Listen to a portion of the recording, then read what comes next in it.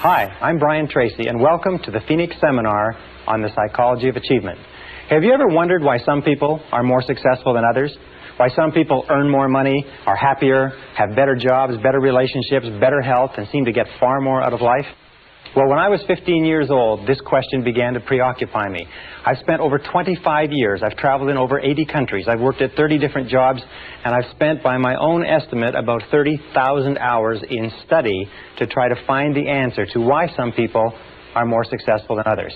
And you know something? I have found that this is one of the most studied subjects in the world, that there's more information available on it today than has ever been available before, and that today we can say with complete confidence that success is as predictable as the sun rising in the east and setting in the west. Today you can be more successful faster than you ever dreamed possible if you will do two basic things. Number one, make a decision to exceed all your previous levels of accomplishment. Make a decision to be successful and to achieve your goals, whatever you construe them to be. And number two, learn how.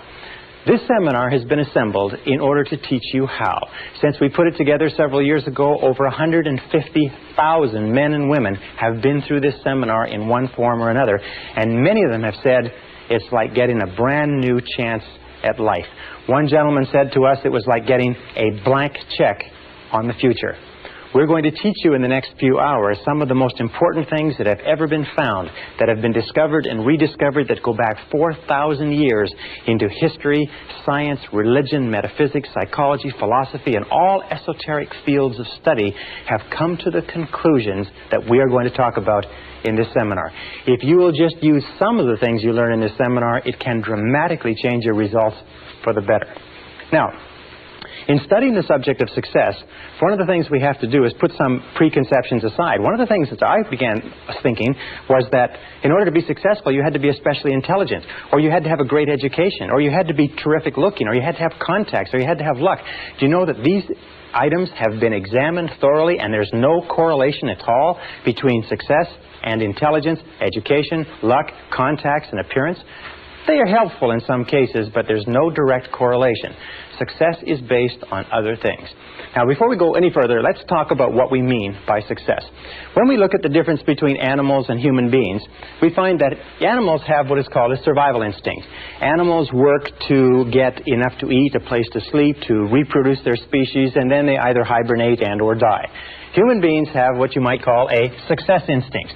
A success instinct means that human beings are driven internally to succeed. That it is as natural for you to be a success and to want to be a success as it is for you to breathe in and breathe out. That success, the drive to be and have and do and more, to fulfill your potential as a human being, is an absolutely essential part of your being. That we never are satisfied as long as we're alive. We always want to have more. We always want to be more. We always want to do more. The question, of course, is why is it that so few people achieve things in life? Let's talk about what the success instinct embraces. Now, I have looked at this for years and years, and in my estimation, success can be broken down and put under 7 categories. There are 7 ingredients of success, and if you have these 7, everything you could ever want in life can be put under one of these categories. So let's look at what we're talking about. Number 1, starting point of success, top of the hit parade throughout all of human history, is peace of mind. Peace of mind means that you feel content, at peace, relaxed inside. Peace of mind to a great degree means freedom. It means freedom especially from fear. Freedom from fear, freedom from stress, freedom from anxiety, freedom from want, freedom from lack, freedom from negative emotions, freedom from guilt, and so on. But peace of mind is the first and most important ingredient of success. Why? It's because if you get anything else in life and you don't get your peace of mind, you won't even enjoy it. Number 2 ingredient of success, health and energy. Health and energy. Health means that we have the health, we are freed from sickness, freedom from disease, freedom from pain, freedom from ailments, and so on, but also energy. We mean vitality. And today we know, as a result of exhaustive research in medicine and psychology, that there's a very close correlation between peace of mind and health and energy. Is that 80 to 90% of all the ailments that the human body suffers, including most of the reasons why we die before our time, have to do with disrupted peace of mind. Psychosomatic medicine is based on the discovery that psycho, the mind, makes soma, the body, sick. So therefore, as we strive for higher levels of peace of mind, we almost automatically have better levels of health and energy. Now, the third ingredient of success is loving relationships. Loving relationships means that we have the ability, the capacity to enter into long-term loving relationships with other men and women. It means that we have the ability to give of ourselves, to love, and to be loved. And the ability to enter into loving relationships is an essential part of being human. It is the one essential characteristic of our humanhood. And when we look at loving relationships, you'll find that almost all of the problems you have in life, about 80%, 85% of our problems in life, as they say, talk back. That 85% of all the success you'll ever enjoy in life is going to be determined by how well you get along with other people. The quality and quantity of our relationships is the true mark of how well you're doing as a human being. And as you know, that problems within your relationships, starting from early childhood all the way up through our adult lives, disrupt our health and energy, disrupt our peace of mind. If our loving relationships are stable, usually our health and energy is stable and we have great peace of mind. Now, how do you measure loving relationships? Well, one of the simplest measures that you can use is simply this. It is to ask yourself how much you laugh with another person. How much do you laugh? Because you'll find that the first thing that enters into a happy relationship is laughter, and the first thing that leaves when the relationship starts to go sour is the laughter. Laughter, because it is a completely spontaneous expression of life, is the true mark of a healthy personality and a healthy relationship, as you know from your own experience. Now, number 4 ingredient of success is financial freedom. Financial freedom means that you have enough money so that you don't worry about money. Now, some people have a tendency to say, well, success is just simply a matter of money and they're not interested in money. But the fact of the matter is that money is important. It takes money to buy clothes and books and to go to school and buy medical attention and to travel and to have all the good things in life. And every one of us, in order to be a success, has to reach the point where we know we have the capacity to earn enough money so that we don't worry about money. We have to reach the point where we can turn our minds to other things, higher things, to our relationships, to our health, to the improvement of our minds, to the expansion of our emotional and our spiritual life. But we all have to have the ability to earn more money. And the great majority of people, unfortunately, don't earn enough by their own estimation. In this course, you're going to learn how you can earn virtually all the money that you want in the course of your lifetime if you're willing to make the efforts and to pay the necessary price. Now, the 5th ingredient of success is worthy goals and ideals. Worthy goals and ideals. Sometimes when we talk about ideals, we mean values. And we know that values really lie at the core of the human being. What your values are determines almost everything that happens to you. Worthy goals and ideals are what give us a sense of meaning and purpose. Dr. Viktor Frankl, the founder of logotherapy, concluded after a lifetime of research that we as human beings need meaning and purpose. We need significance. You need to know that you're doing something that's important. You need to know when you get up in the morning why you're getting up. You need to believe in what you're doing. You need commitment. You need involvement. You need dedication. You need excitement in life. So therefore, worthy goals and ideals are critical. And worthy goals and ideals, of course, that are consistent with your values. What we have found, unfortunately, is probably 80% or more of people have little or no values. They have no sense of direction. They just wander. They do whatever someone else wants them to do. And this is a major problem that contributes to unhappiness. The 6th ingredient of success is self-knowledge, self-understanding. Self-knowledge, self-understanding. What does this mean? Well, it means that you know and understand who you are, why you do the things you do, what makes you tick. It also means that you have self-honesty. It also means that you have the character and the courage to face yourself honestly and squarely. As Shakespeare said, warts and all. You have the honesty to face your strengths and weaknesses. You have the honesty, if you like, and the integrity to look into yourself to fully understand why you do what you do. What makes you tick? And in this seminar, by the way, we're going to give you an enormous amount of information on why you are the way you are and how you can change it in a very positive way if you're not happy with it. Now, the 7th ingredient of success is really a result, and it is a sense of personal fulfillment. It is a sense of personal fulfillment, what Abraham Maslow called self-actualization. Self-actualization is the feeling that you are becoming everything that you're capable of becoming. Self-actualization means that you feel every single day that you're moving toward the fulfillment of your inherent possibilities. And self-actualization comes as a result of having worthy goals and ideals, having loving relationships, having a high degree of self-knowledge and self-understanding, which generates health and energy, peace of mind, loving relationships, and so on. Now, the interesting thing is, the tragedy is the great majority of men and women today achieve so little. On a score of 1 to 10 in terms of human potential, the average person is functioning at far, far below what they're capable of.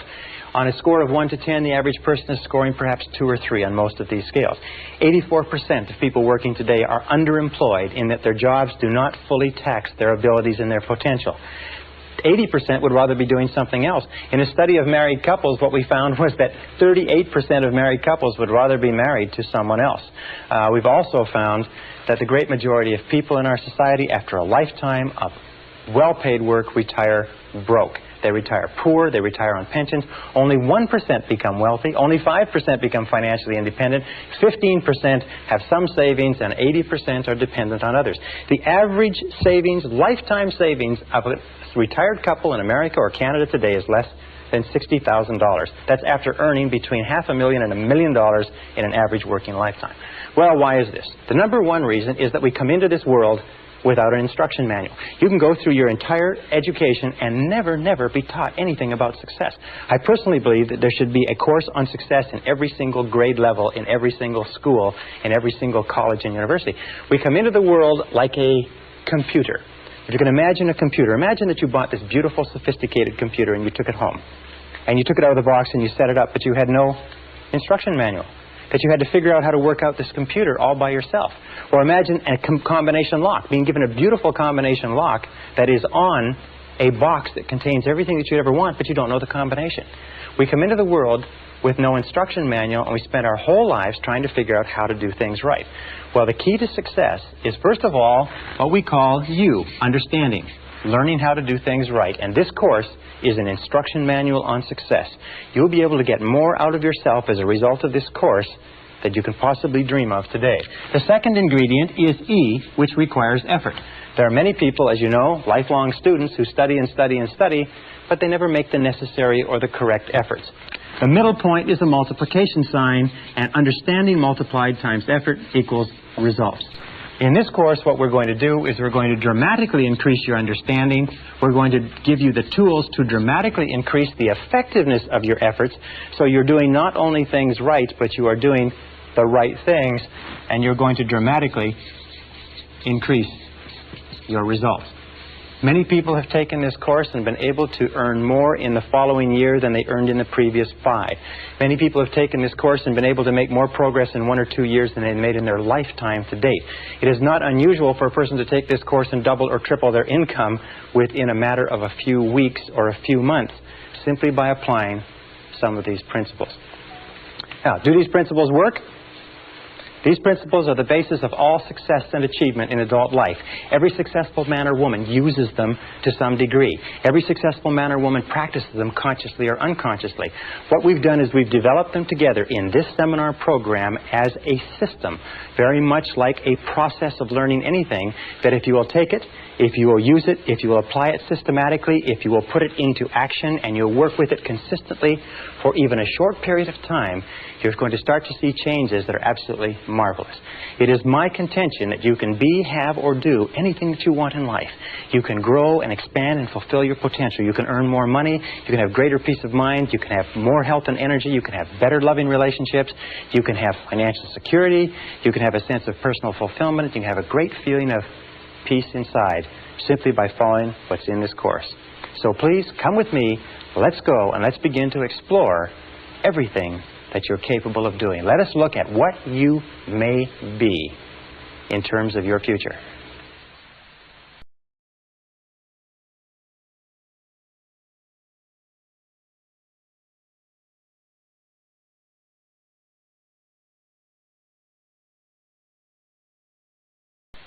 Session 2, 7 Mental Laws. The starting point of self-knowledge is to recognize this wonderful fact is that you are extraordinary. You are unique. The odds against there being someone exactly like you are over 50 billion to 1. That every single part of your body, and anatomists and physiologists and doctors have demonstrated that your blood composition is different from any other person that has ever lived. Your fingerprints are different. Your lip prints are different. Even your ear prints are different. Even your toe prints are different from anybody that has ever lived. You are different from anyone else, and self-knowledge begins with accepting that you are a unique and special individual and that you have the capacity to do something wonderful with your life.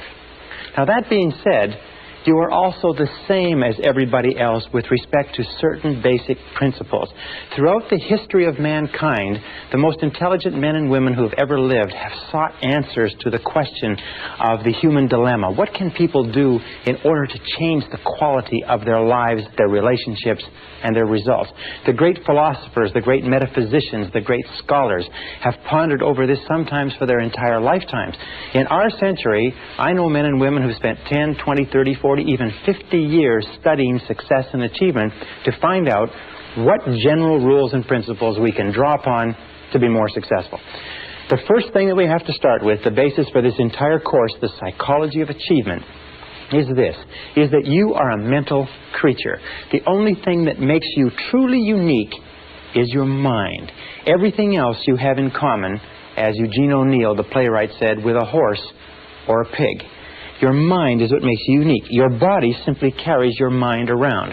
And just as electricity works on laws of electricity, and physics works on laws of physics, and nature works on laws of nature, there are certain mental laws that determine everything that happens to you. And these mental laws are as inexorable as the laws of gravity. They work 100% of the time. And every single success you have in life comes from living your life in harmony with basic mental laws, and every problem or difficulty you ever have in life comes from living your life out of harmony with those basic laws. Now, mental laws work 100% of the time, like gravity works 100% of the time. What it means is that if you step off a 10-story building in the city where you're living, or in London, England, or in Lima, Peru, you're going to go splat on the sidewalk, whether you know about gravity, whether you believe in gravity, whether you agree with gravity, or whether gravity is convenient for you, it's going to work on you nonetheless. The mental laws are exactly the same, and in this course I'm going to introduce you to about 20 mental laws, some of which are more important than others, but all of which it is critical for you to understand. Now let's start with the first of the mental laws. The first mental law, and by the way, these laws have been written about and studied for century after century, and many of them have been tested in our leading universities, research institutes, and think tanks in the last few years and found to be as true as they've ever been imagined to be. The first law is what we call the law of control. Now, the law of control is very simple. It's the basic law, and we'll come back to it over and over again. It says simply this. It says that you feel good about yourself, you feel positive about yourself, to the degree to which you feel you are in control of your own life. Or you feel negative about yourself to the degree to which you feel you are not in control of your own life. All you have to do is look at your life today and ask yourself, what parts of your life do you feel the best at? What parts of the life do you feel most in control? You'll find those are the places where you are the happiest. And since the supreme human good is to achieve a state of happiness, which is expressed in peace of mind and health and loving relationships, control is absolutely essential. Psychologists today call this the difference between an internal locus of control, which is feeling that you're in charge of your own life, versus an external locus of control, which means the feeling that something outside of you, your bills, your relationships, your job, your health, are somehow controlling you. As a matter of fact, locus of control research, and there are many tests that you can take to determine where you are on this chart in terms of locus of control and what areas of your life you feel more in control and less in control. People with a very high internal locus of control are high achievers, they are more successful, they're more self-determined, they're happier. And many of the things we're trying to do in this course is to give you a far greater sense of control, of being in charge of every aspect of your life. Now, control begins with, first of all, your thoughts. Interestingly enough, your thoughts, what you think about things and how you think, determines your values. It determines what is going on inside you. Once they are stored away, your thoughts determine your feelings. It's how you think about something that determines your feelings, whether you are happy or unhappy, whether you are scared or confident. Your feelings then determine your actions. So we start off with the law of control, saying that the key to success is to feel that you are the master of your own destiny, that you're behind the steering wheel of your own life. You're in charge of your life by taking full and complete control over your thoughts. Your thoughts will control your feelings will control your actions, and your actions, remember, it's always your actions, will determine your success or your lack thereof. So the law of control is important. Now, as opposed to the law of control, we have what is called the law of accident. Now, the law of accident is really a metaphysical principle. It is only a law, like a traffic law or like a legal law, to the degree to which we live by it consistently. The law of accident is what about 80% of the population live by, plus or minus. The law of accident simply says that by failing to plan, you're planning to fail. Failing to plan is planning to fail. Now, the majority of people don't believe that they're living by this, but if you look at their lives, you see that that's true. Failing to plan means planning to fail. These are the sort of people that say, well, it's not what you know, it's who you know. It's being in the right place at the right time. It's luck. It's the luck of the draw, and so on. These are people who, as a result of feeling that their life is controlled by forces outside themselves, don't have clear plans, don't have clear goals, are not working persistently and consistently day by day toward accomplishing something they want, and their lives just seem to drift and go around in circle like a ship without a rudder. Now, a person, just like a ship without a rudder, a person with no central plan is a person who has very little control. Is a person who feels that, in fact, they are out of control of their lives, like they're falling through space with no place to stop. And these people are invariably unhappy. The reason why people are negative today, the reason why people are unhappy, the reason why people are sick and frustrated, the reason why people underachieve in life is most of them are living by this law of accident. And in so doing, they have no sense of control over their lives, they have no sense of inner peace, they have no sense of happiness, and so on. So we are going to show you how to free yourself from the law of accident personally or permanently. Now, the next law is what is called the law of cause and effect. The law of cause and effect says that for every effect in your life, there is a specific cause. That everything that happens in the universe happens for a reason. That nothing happens by accident. That failure does not happen by accident and success does not happen by accident. That happiness or lack of happiness are a result of cause and effect relationships. That if you have an effect in your life that you want to have more of, more success, more money, more happiness, better health, you can trace it back to a cause. And what you do is you repeat and duplicate the cause. If you have an effect in your life that you want to have less of, if you have problems, difficulties, and so on, you can also trace that back to a cause. All progress in human life and human society stems back from identifying the causes of what we want more of or less of and changing the causes. Now, the law of cause and effect, of course, is the iron law of the universe. This is the law, if you like, that we can come back to over and over again, and many of our laws are paraphrases of the iron law. It's also called the law of sowing and reaping, that wherever you sow, that also shall you reap. But the iron law, the law of cause and effect, gives us a complete sense of control. If we believe that there's a cause and effect relationship, that everything happens for a reason, then we have a tremendous feeling of control in our lives. We can identify the causes, we can duplicate the causes, we can make our lives anything we want. The most important application of the law of cause and effect is this. It is that thoughts are causes. Thoughts are causes and conditions are effects.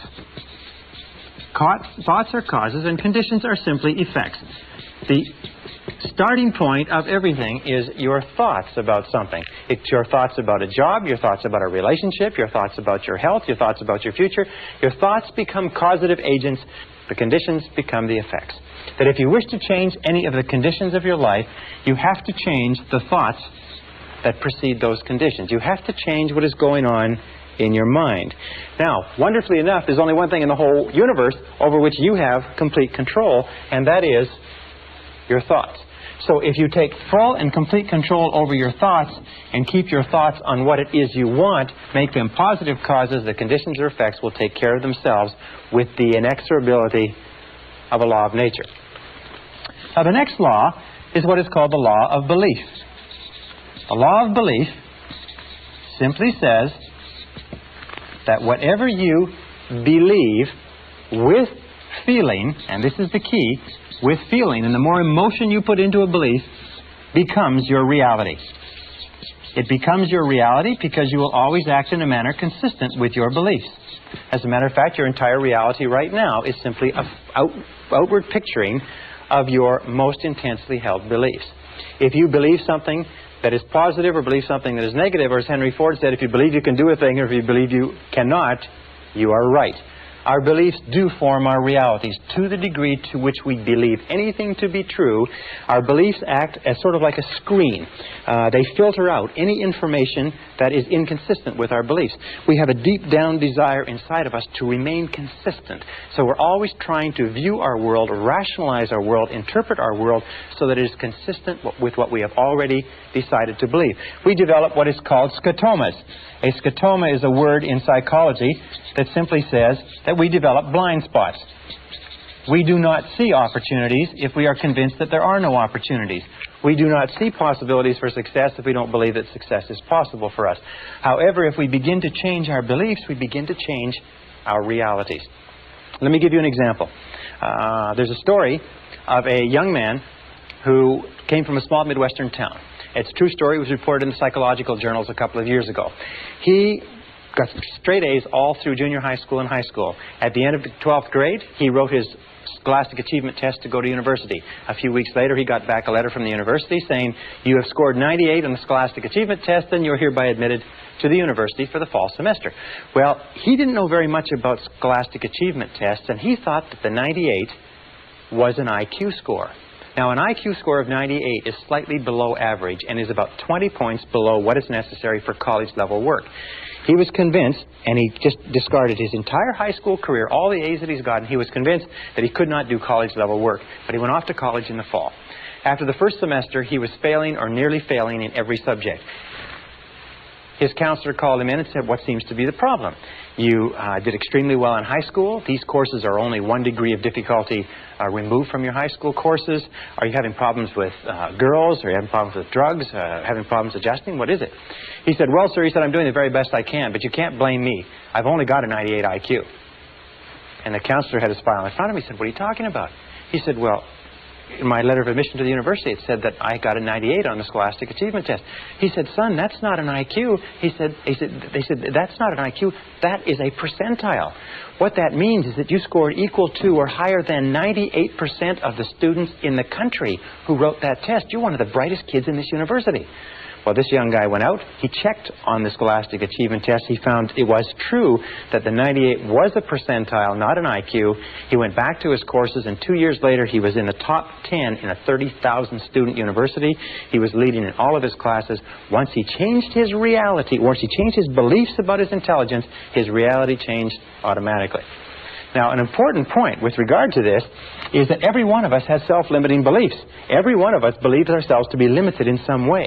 Every one of us believes ourselves to be limited in intelligence, creativity, money-making ability. I can't sell. I can't speak in front of audiences. We tend to think that we are not capable of being on time. We're not mechanically inclined, and so on and so forth. But exhaustive research demonstrates that talents are pretty evenly spread throughout the population. That most of the limitations we have do not exist in reality. They exist only in your own mind. And one of the starting points of great achievement is to start questioning those self-limiting beliefs and throw them off and act as if they did not exist. And when you act as if they didn't exist, lo and behold, they simply disappear. Okay, the next law is what is called the law of expectations. Now, the law of expectations is a law that has been talked about throughout all of human history. Just like in the law of belief, William James of Harvard said, "Belief creates the actual fact. As a man thinketh in his heart, or as he believeth, so is he." The law of expectations over and over says, what you expect, you get. You get not what you want, but what you expect. That your expectations, especially your expectations about outcomes, how you think things are going to turn out, become your own self-fulfilling prophecies. And Dr. Robert Rosenthal of Harvard University has done something like 300 experiments on expectations theory, on what is called experimenter theory, and he finds that your expectations have an effect on other people and events and circumstances, even if your expectations are based on totally false information. Whatever you expect with confidence. In other words, if you confidently expect good things to happen, surprise, surprise, good things happen to you. If you confidently expect negative things to happen, then negative things are going to happen to you. That most successful people have developed an attitude of confidently expecting good things to happen. It's called the attitude of positive self-expectancy. It is the attitude of the winner. The winner looks for good things to happen. The winner expects to win in advance, and lo and behold, whatever you expect with confidence tends to come true, even if the information upon which your expectations is based is totally false. Now, let me give you an example of expectations. Some years ago, Dr. Rosenthal, after conducting a variety of different experiments, came to the conclusion that the expectations that teachers had of students was having a tremendous effect on their ability to learn and their grade level averages. So he put together a series of experiments, and then one major experiment which was tremendous. He went to the San Francisco Bay Area, and at the beginning of the school year, he had the principal call in 3 teachers. The 3 teachers were told that by the principal, as a result of teaching excellence, they had been singled out as the 3 best teachers in the school, and that they were going to be given 30 students each of the brightest students in the school, identified by IQ tests at the end of the last semester. They would be able to teach these students for the entire year, and it was estimated by experts that these students would jump in scholastic achievement an average of 20 to 30% over the course of that school year. Now, the teachers were told that one of the conditions was that they mustn't tell the teachers, they mustn't tell the students, and they mustn't tell their parents. They must continue to teach the same way, and classes were carefully monitored to make sure that they taught the same way they taught before, but only they would know that they had been given 30 bright students each to teach for the whole year. The teachers were delighted. The teachers went out. They were excited about this. They worked hard with those students. They spent time after school with them. They got really, really involved in teaching more than they ever had before. And at the end of the school year, lo and behold, those 3 classes led not only the school, but the entire school district in academic accomplishment.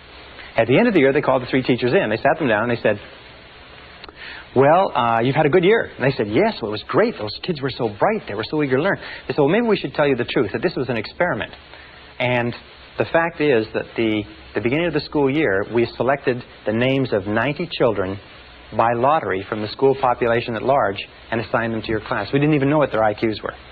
They said, well, that's remarkable. Well, how could it have happened that they did so well? And then they looked at each other and said, well, of course, it's because we are the 3 most excellent teachers in this school. They said, well, the other side of it was simply this, is at the beginning of the school year, we put all the teachers' names in a hat, and yours were the first 3 names that were drawn. So this is what is called a double-blind experiment. They held constant for everything but expectations. Now, the expectations on the teachers were explicit. We believe that you are excellent teachers. The expectations of the teachers on the students were implicit. They were never spoken. The teachers just treated those students as though they were really intelligent, and the students bloomed and blossomed. And in one of the classes, a student from beginning of the year to the end of the year jumped 25 IQ points. In a subsequent experiment, a student jumped as much as 27 IQ points, which is to prove that high expectations teachers bring out intelligence in students that is completely unheard of. Marva Collins, the famous teacher in the Chicago inner city, has found that if you treat students as though they're intelligent and talk to them and work with them as though they are really bright, they will absolutely astonish you in terms of academic accomplishment. All right, this brings us to the critical role of expectations in your life. First part of expectations in your life, number 1, and where expectations affect you. Expectations of your parents. We have found that we have a tendency as adults to try to live up to or down to the expectation of our parents all our lives. If our parents were strong and supportive and loving and kind and encouraging and really believed in us, all our lives we will strive unconsciously to live a life consistent with those expectations. If our parents were critical and condemnatory and bitched and complained and griped about our grades and so on and so forth, we will find that all of our life we'll have a tendency to hold ourselves back. So be alert to that. What were the expectations of your parents? Were they positive? Were they negative? Were they boosting or were they discouraging? And how much are they affecting you today? Second area of expectations is the expectations of your boss. In all of our studies, we have found, especially in the studies on excellence in organizations, we have found that high expectations, bosses have high performance work environments. Now, if you work for a boss who's negative, critical, and condemnatory, if you work for a boss that has negative expectations or a negative attitude, chances are your performance will be at the very lowest. As a matter of fact, if you look at the course of your working career, you'll find that the times of your life that you've enjoyed the most is working under a boss that has high positive expectations of you and your ability. Isn't that correct? The third area of expectations is the expectations you have of others, especially of your children, especially of your spouse or your mate, especially of your subordinates or the people who look up to you. You see, we are profoundly affected by the opinions of anybody we respect, by the attitudes toward us of anybody we respect. And if you have high positive expectations of the people around you, especially your children, they will rise to fulfill those expectations. So the basic rule with regard to this is always expect good things of other people. In word and deed, tell them continually, I believe in you. And number 4 area of expectations is the expectations you have of yourself. In the final analysis, these are the most powerful. If you have high positive expectations of yourself, you'll be astonished at what it will mean to your life. Always expect the best. Always expect the best. And here's a little exercise which I learned from one of my graduates, one of our live seminars. He found that by starting off every day with this simple little exercise and saying to himself, I believe something wonderful is going to happen to me today. I believe something wonderful is going to happen to me today. I believe something wonderful is going to happen to me today. That this little exercise changed his whole attitude. That he went through the whole day with the attitude of somebody with a confident self-expectancy. That everything that happened during the course of the day, he thought, maybe this is something wonderful that's going to happen to me. And you know that if you will do this, if you will say before you go to sleep, I believe something wonderful is going to happen to me tomorrow. And if you'll say when you get up in the morning, I believe something wonderful is going to happen to me today. And if all day long you say, I believe something wonderful is going to happen to me, you'll find that as you go to sleep the next night, and try this today, it's a very powerful exercise. It sounds a little bit corny, but it's a very powerful exercise. If you'll try it, you'll find that when you go to sleep, you will not be able to think of all the wonderful things that happen to you. You'll just be surprised that your parking spaces will open up and friends will call and you'll get checks in the mail. Just your life will be a series of really positive, happy experiences. So always expect the best. I believe something wonderful is going to happen to me today, and by the inexorability of a law of nature, it's going to happen to you. I can assure you it's happened to thousands and thousands and thousands of our graduates who will literally astonish you the effect of this corny little exercise. All right, the next law is what is called the law of attraction. Now, the law of attraction simply says that you are a living magnet. You are a living magnet. And that you inevitably attract into your life the people and circumstances that are in harmony with your dominant thoughts. In the universe, we know that all of energy is in a state of vibration. That everything is vibrating. Even this board is vibrating. Your skin is vibrating. Every substance is vibrating because of its molecular structure. And we also know there's a law of radiation. That everything is vibrating outward. The process of entropy. And we find that whatever you are thinking, your thoughts are also a form of energy that is vibrating and radiating out from you and that travels at the speed of light so that you can affect people and circumstances at great distances. Have you ever had an experience where you're thinking about somebody and the telephone rings and it's them? Have you ever had an experience where you phone somebody else and they say, we were just talking about you? It just leaps into your mind? Have you ever had an experience when you're in tune with your husband or wife and you think, you know, I'd like to go out to dinner at such and such a place tonight, and you call home and they will say, why don't we go out to dinner at such and such a place? These are all examples of this law of attraction. The law of attraction is considered by many to be one of the most important laws of human existence. In this, you will always attract to yourself, positive or negative, people and circumstances that harmonize with your dominant thoughts. That whatever you're thinking on a continuing basis, you're attracting into your life. You're drawing it into your life like a magnet. That's why it's so important that you keep your thoughts on what you want, keep your thoughts on what you desire, and keep your thoughts off of what you don't want. And by the way, as you advance and develop and become more proficient and more sharp with these methods, the law of attraction will work faster for you and with greater accuracy. So be careful. Use it right. The last law we'll talk about in this session is called the law of correspondence. The law of correspondence is a law that says, and it's quoted by Jesus, as within, so without. As within, so without. And what it simply means is this. It means that your outer world is a mirror. And that's probably the best word. Your outer world is a mirror, and it simply reflects back to you what is going on in your inner world. That your outer world is the result of your inner world. That what is going on within determines what is going on without. That if you want to change your outer world, you have to change your inner world. Now that means that you can look at your words, you can look at your level of health. What is going on in terms of your physical health is largely determined by what is going on in your mind. What is going on in your relationships is the most perfect example, because you find that when you are feeling good inside, your relationships go smoothly. When you're feeling negative or stressed inside, your relationships go poorly. Your relationships are the mirror image reflection of the quality of your own personality. You can tell how healthy your personality is by looking at the relationships around you. Your wealth is a very important thing. The level of financial wealth, the level of comfort that you have, is a direct relationship of what you have put into your mind in terms of thought and preparation for achieving wealth and affluence. If you wish to be more successful on the outside, you have to be more successful on the inside.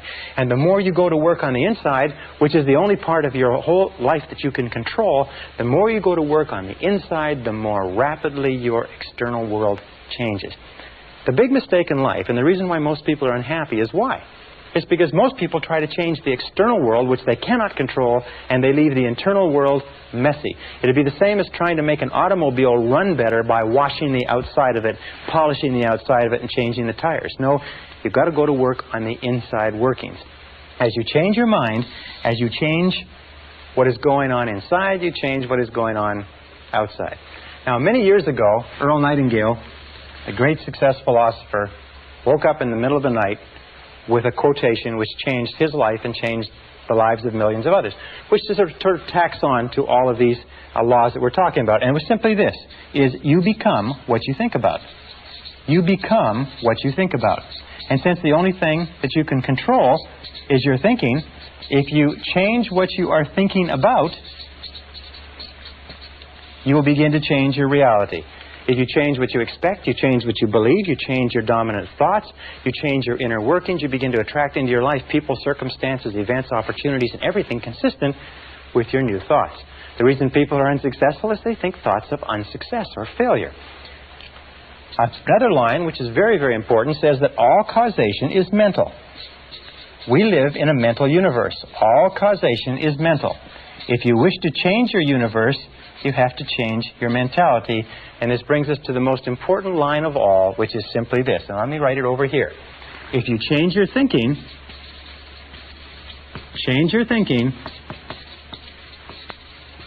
and you change your life.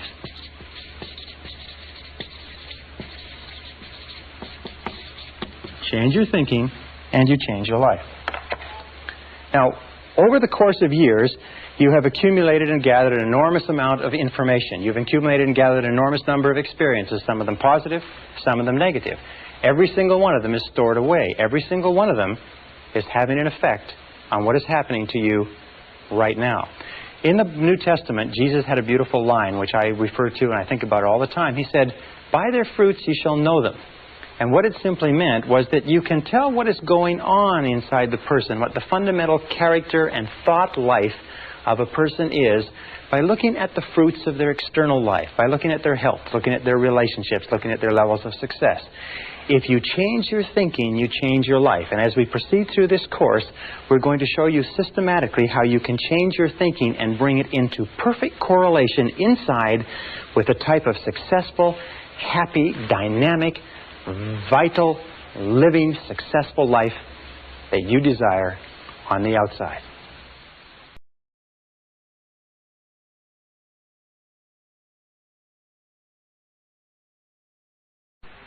Session 3, Unlocking Your Potential. When we talk about human potential, have you ever wondered what accounts for the huge disparity in results and performance between one person and another? You know, a person who's making $250,000 a year is not 10 times smarter or better than a person who's making $25,000 a year. Why is there 10 times the difference in income? And you go all the way up the ladder to a person who's making $2.5 million a year. Is that person 100 times better, smarter than the person making $25,000 a year? Impossible.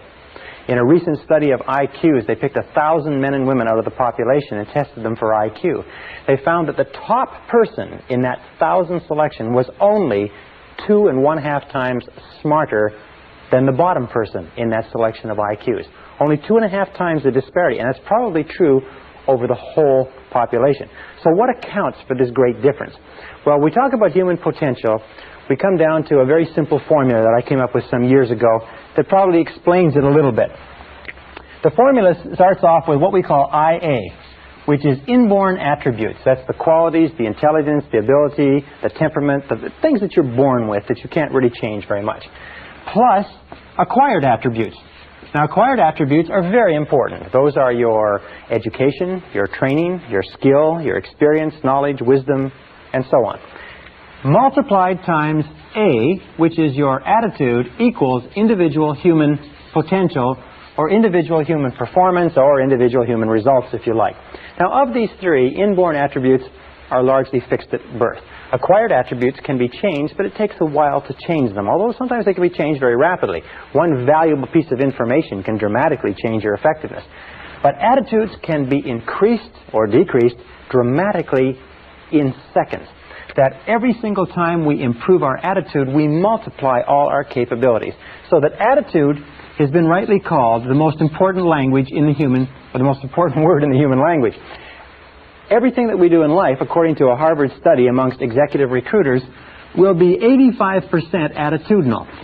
85% of your success will be determined by your attitude. That means determined by how positive or how much of a positive mental attitude you have. People with positive mental attitudes tend to advance more rapidly, move to the top of valuable organizations, earn more money, get more life satisfaction, and so on.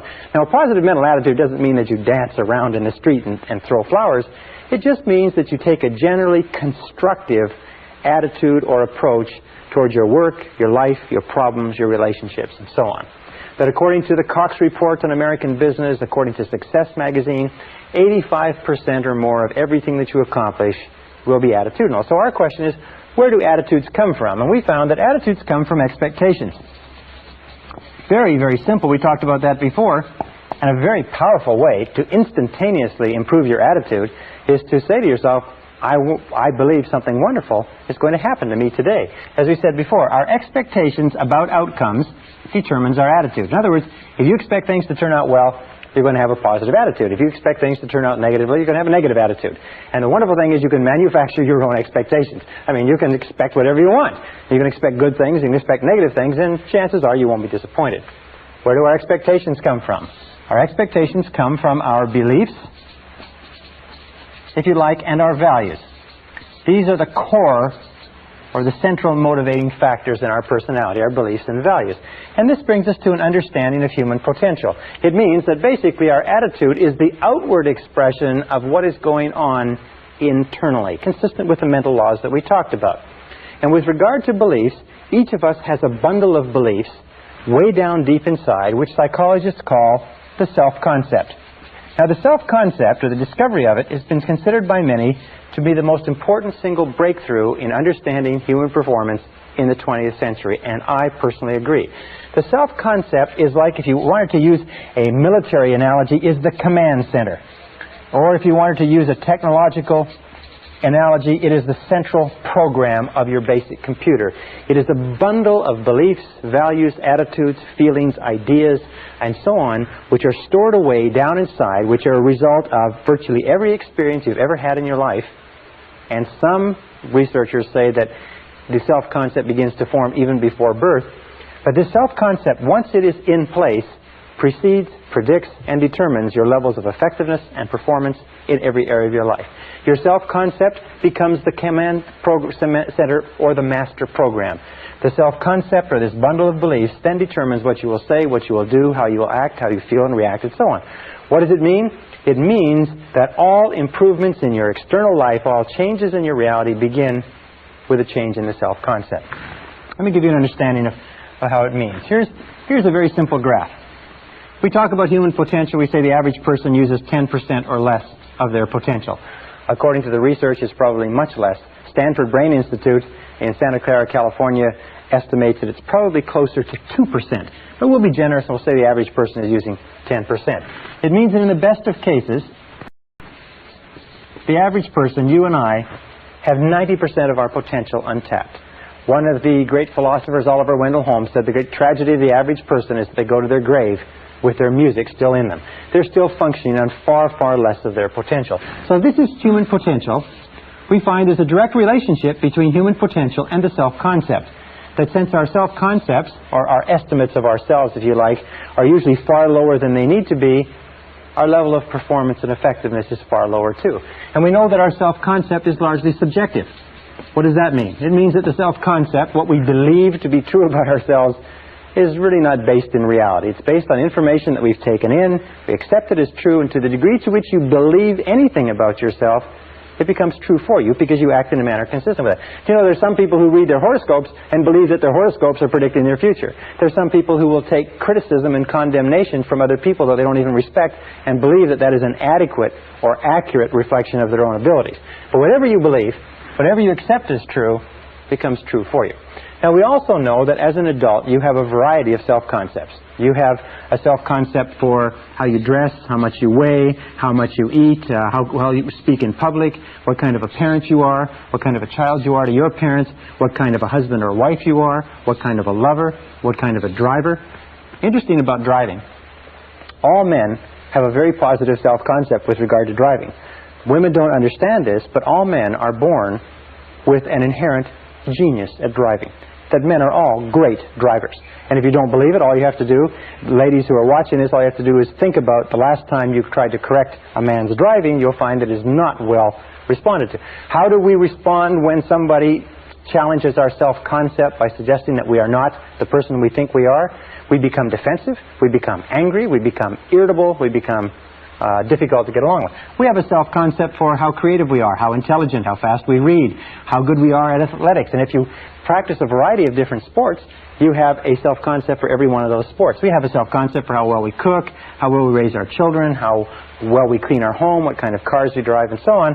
We also have a self-concept for what it's worth, for how much money we earn. Interestingly enough, you can never earn more than 10% above or below your self-concept level of income. That your self-concept determines your income level. This self-concept level is called your comfort zone. And even if you want more money, you will find that the natural human tendency of all action is to struggle and strive to get into a comfort zone and then to stay there. That if you earn 10% or more above your self-concept level of income, you will have an irresistible urge to get rid of the money. You'll give it away, you'll spend it, you'll blow it, you'll spend it extravagantly, you'll even lose it if you get enough. That's why people who win lotteries are often flat broke 2 or 3 years later. They just burn the money because the money is far beyond their self-concept. If you go 10% or more below your self-concept level of income, you find yourself scrambling. You work harder, you work longer, you think more creatively, you look at different ways to increase your income or second income opportunities. The only way to improve any part of your life, including your income, is to raise your self-concept level of income by beginning to think about yourself continually in terms of earning more money. If you want to lose weight, the only way you can lose weight is what? Is to think thin, by beginning to think of yourself as a thinner person. If you want to become a more popular, a more loving, a happier person, a healthier person, you have to begin to think over and over about those things until they become part of your new self-concept. And we'll talk about that a little bit later. It's an essential part of programming your mind for success. Your overall self-concept is determined by the average of your self-concepts in all the areas that you consider important. Now, your self-concept is made up of 3 critical parts. The first part of the self-concept is the self-ideal. The self-ideal is the person you would most like to be. It is your idea of what constitutes a winner. It is your vision or your mission or your ideal of the very best you that you can be. Now, one of the things that we know about successful people is this, is successful people have very clear self-ideals. They have very clear ideas of who they want to be in the future. Unsuccessful people have very vague ideals. Number 2 is your self-image. Your self-image is a picture of the way you see yourself and the way you think about yourself. Your self-image, the inner mirror, is how you perceive yourself now and determines your current performance on a day-to-day basis. The third part is your self-esteem. Now, your self-esteem is how you feel about yourself. How you feel about yourself is the engine force, it's the motor, it's the power force within your subconscious. It's the power force within the self-concept, and it determines virtually everything that happens to you. The best definition of self-esteem is how much you like yourself. How much you like yourself as a parent, how much you like yourself as an employee, how much you like yourself as a boss, how much you like yourself as a money earner, a professional speaker, an athlete, and so on. How much you like yourself, your level of self-esteem, your overall emotional feeling about any area of your life determines your performance and effectiveness in that area. Wonderfully enough, since you become what you think about, your self-concept is malleable, your self-esteem can be built by repeating over and over again, I like myself. I like myself. I like myself. I like myself. I like myself. I like myself. The more you say, I like myself, I like myself, I like myself, the more you repeat that over and over again, the more your self-esteem goes up. The more your self-esteem goes up, the more your overall self-concept goes up. When your overall self-concept goes up, you perform better at everything else that you attempt. That every single time you say, I like myself, I like myself, I like myself, I like myself, I like myself, it's like pumping yourself up psychologically. Everything that happens that causes your self-esteem to go up causes you to perform better. Everything that happens that causes your self-esteem to go down causes you to perform worse, make more mistakes, be unhappier, and so on. Now, a critical point about liking yourself, about self-esteem and self-liking, is that number one is you can never like or love anybody else more than you like or love yourself. That your level of self-esteem is the determinant of the quality of the relationships you have with others. And number two is you can never expect anybody else to like or respect you more than you like or respect yourself. That how much you like and respect yourself determines their attitudes toward you.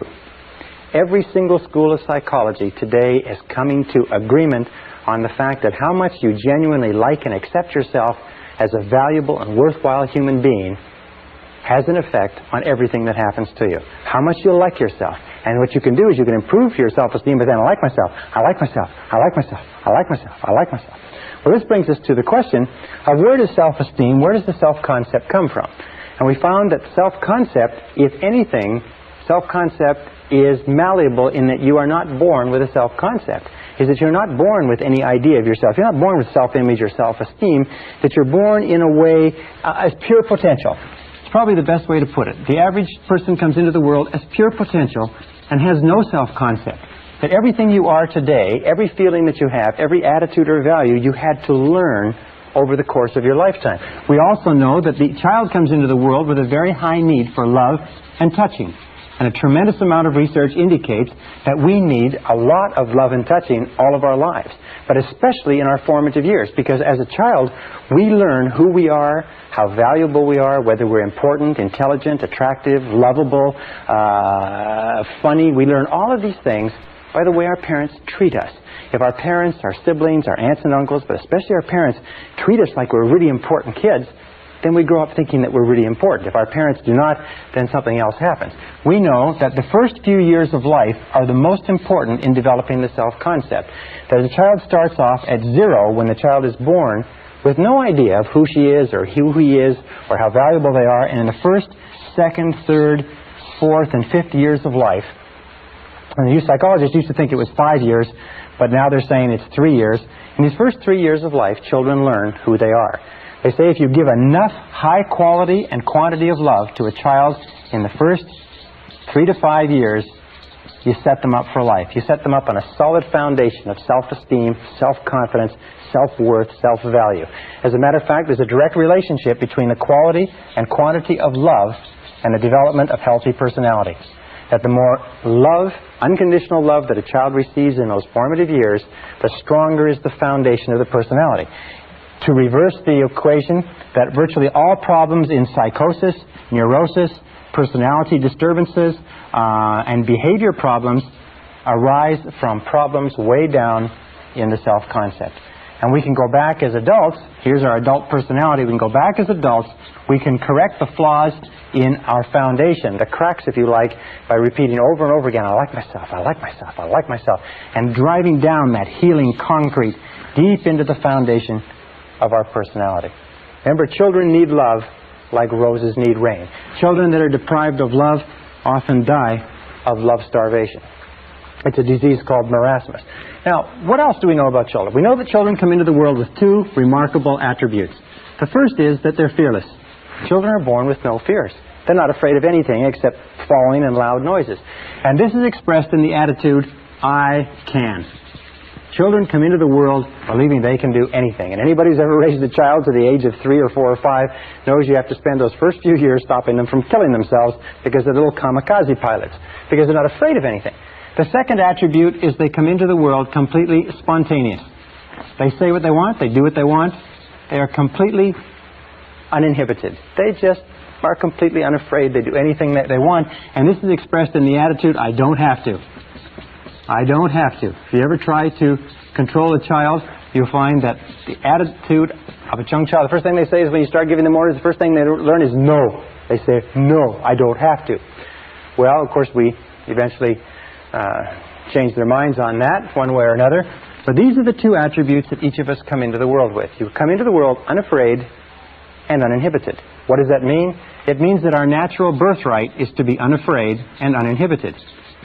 And that only when we can create the same situation in adult life where we are unafraid and uninhibited do we feel truly great about ourselves. The very best organizations, the very best companies are those that create an environment where people who feel unafraid and unreserved to be themselves and to do the very best they can. Well, as we grow up, we know that children learn two ways. The first way they learn is by imitation. They imitate one or both parents, especially the dominant parent. And sometimes the dominant parent will change as the child is growing up. Sometimes children will imitate the father, sometimes the mother, but they learn by imitation. Many of the characteristics and habits that we have as adults, we learn from our parents. Have you ever had the opportunity or the occasion to scream at one of your children or shout at one of them and find yourself saying the same things your mother or father said to you when you were a child? Well, we imitate. Sometimes we imitate their walk. Sometimes we imitate their talk. Sometimes we imitate their values, their beliefs, and so on, even if those values and beliefs are of no value. Why? It's because our parents are like gods to us when we're children. The second way that we learn is by moving from discomfort, from what doesn't feel good, toward comfort. Now, Freud called this the pleasure principle, is that we move toward what makes us feel comfortable, what gives us pleasure, what makes us feel good about ourselves. We move from discomfort toward comfort. That's how we learn to become toilet trained. We say it's no longer fun to walk around with pee and poop in our diapers. So we watch what our parents do. We watch what our older siblings do. And we see, those people aren't doing this. And that's how we learn to walk. That's how we learn everything. So we move from discomfort toward comfort. Throughout our lives, by the way, that's how we learn. We imitate by reading what other people have done, by studying books, at our work. We imitate when we go to school. And we do what gives us a positive payoff, what gives us positive reinforcement, what gives us pleasure. And we do less of those things that give us discomfort or pain. Now, very early in life, as a mistake or as the result of mistakes that parents make in upbringing, children begin to learn just negative habit patterns. And negative habit patterns have their root primarily in destructive criticism. Destructive criticism begins very early in life, sometimes in the first few months. And destructive criticism is used by parents to direct and control their children. Unfortunately, it has a very, very dangerous and damaging effect on children in that destructive criticism begins to undermine the integrity of the child's personality, and more of us, including myself and including most of you, have been undermined and hurt by destructive criticism probably more than all the wars in history. Now, as a result of destructive criticism, we begin to develop negative habit patterns. Negative habit patterns are conditioned responses to stimuli. Negative habit patterns develop very early in life. They're developed as a result of a repetition of fear and pain over and over again. They're developed as the result of destructive criticism, physical punishment, and so on. And very early in life, we begin to develop two major manifestations which follow us throughout our lives and, more than anything else, inhibit our potential as adults. The first is what is called the inhibitive negative habit pattern. The inhibitive negative habit pattern is learned when the child is told over and over again, don't. get away from there. Stop. Leave that alone. And the child is punished. Whenever the child tries something new or gets into something or smells something or pours something over or breaks something accidentally, the parent blows up and gets angry and upset. You see, the child is driven by an insatiable curiosity to explore his or her world. And what happens is when they do explore it and they get into something, they tip something over, if the parent overreacts and spanks the child soon begins to think that every time I try something new, every time I try something different, every time I go beyond my boundaries, every time I move out of my comfort zone, every time I don't play it safe, I get spanked, I get punished, I get hurt, I get sent to my bedroom, and I feel terrible. And pretty soon the child develops the feeling of, I can't. Every time I try something different, I get punished. I can't. This is like the Pavlovian response, where the Pavlov would ring the bell and feed the dog meat, and the dog would salivate, and Pavlov would ring the bell while he fed the dog meat, and the dog would salivate. They would keep doing that. Pretty soon, Pavlov would just ring the bell, and the dog would salivate. What happens in adult life is that this creates what we call the fear of failure. The fear of failure is a conditioned response to a process of destructive criticism that occurs in the first 5 or 6 years of life. The fear of failure automatically triggers us. We feel anxious, tense, uneasy. We feel tension and stress in our solar plexus. We feel like withdrawing and getting away from the event. And the fear of failure is the major reason for failure in adult life. It's the major reason why we hold back from fulfilling our potential. As a matter of fact, all negative habit patterns are experienced in the physical body. That you can tell a negative habit pattern because you actually feel it in your physical body. The inhibitive negative habit pattern, the fear of failure, the I can't, is experienced first of all in the solar plexus. You ever have an occasion where you have to speak in front of a group, or you have to go into a performance review, or you have to make a cold call? First of all, the solar plexus tightens up. If the fear situation continues, you start to breathe harder, and your heart starts to beat faster, your respiratory rate. And sometimes you get a headache, like a migraine headache in the front of your head. Sometimes your throat will tighten up, and you won't be able to speak. You'll go completely dry. Sometimes you'll get so tense and so frightened that you'll have to run and go to the bathroom. These are all manifestations. There's no physical danger, but there's a psychological danger, a conditioned response.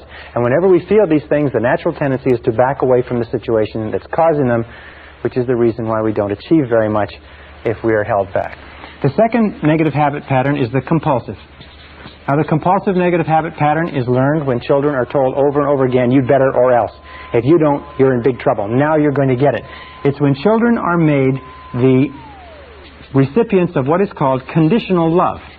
Parents don't mean to do this, but what they do is they suggest to the child that you are not loved, therefore you're not safe, unless and until you do what we want.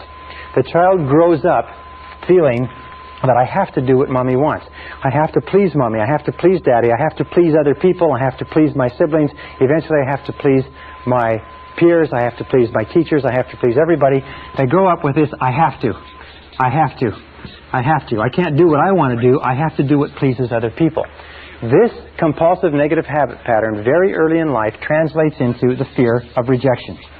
The fear of rejection is experienced by men as adults as type A behavior. We'll talk about type A behavior later on in the course.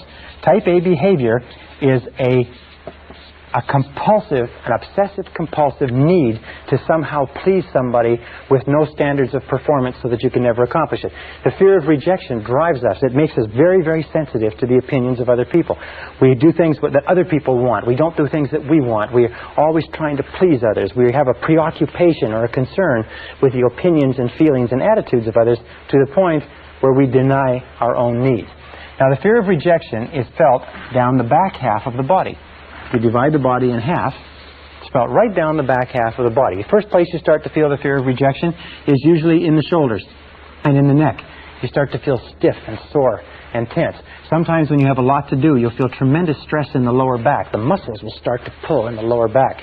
Sometimes it'll manifest itself in phlebitis and varicose veins.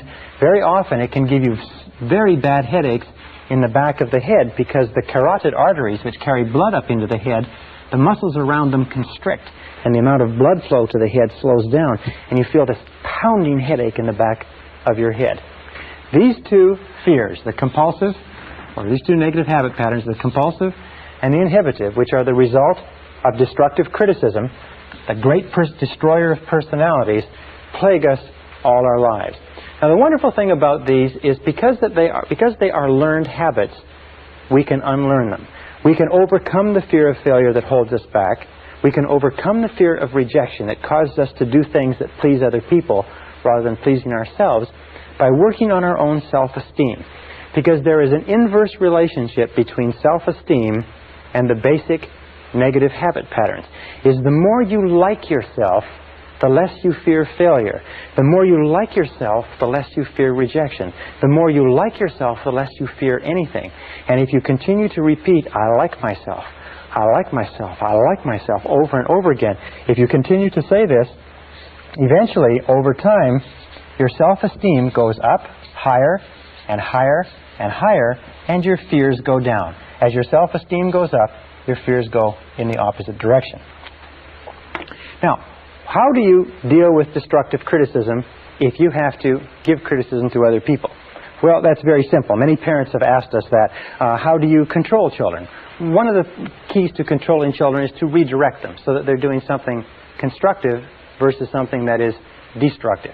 Another thing to remember is that what you want to do is you want to give informational criticism or constructive criticism, which means that you tell children what they can do, or adults, what they can do to be better. Remember, the whole purpose of giving feedback of any kind is what? It's to improve performance. If you are a parent, or if you are a boss, or if you are a person in a relationship, if a person is doing something wrong or inappropriate, the whole purpose in giving them any kind of feedback at all is so that they'll do it better next time. However, there's a direct relationship between self-esteem and destructive criticism. Every time you criticize a person, their self-esteem goes down. Every time their self-esteem goes down, their ability to perform goes down too. Well, if you destructively criticize a person often enough, long enough, and hard enough, they reach the point where they won't try anything at all. They become what we call hypersensitive. And a hypersensitive adult is a person who cannot take criticism from anybody. A hypersensitive adult is a person who is very, very tense and anxious if you even suggest that they're not doing the right thing. If you have to deal with a hypersensitive adult, the key is to sit them down and remember 4 things. Number 1, always begin with praise. Number 2 is protect the person's self-esteem at all costs. Number 3 is discuss the performance, not the person. Talk about the behavior rather than the person.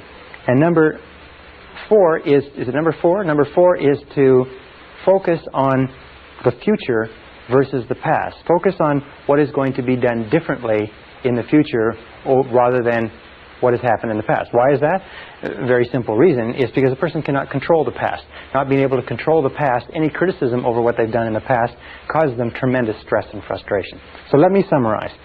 The key to success in life is a positive mental attitude. A positive mental attitude is based on expectations of success, of a positive set of expectancies.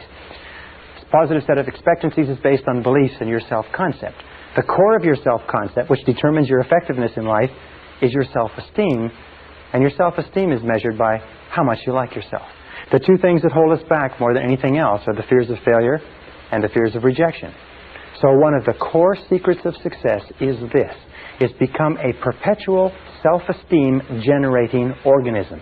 Continually be doing things for yourself, to yourself, in your life that cause you to like yourself, to love yourself, to accept yourself, to respect yourself, that cause you to feel terrific about yourself.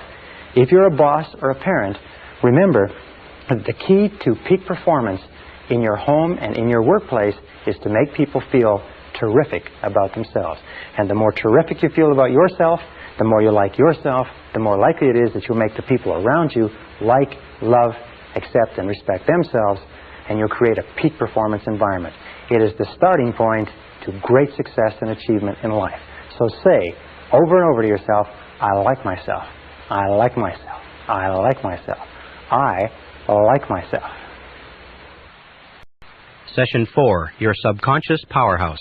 In order to unlock your full potential, it's absolutely essential that you understand the relationship between the conscious and the subconscious mind.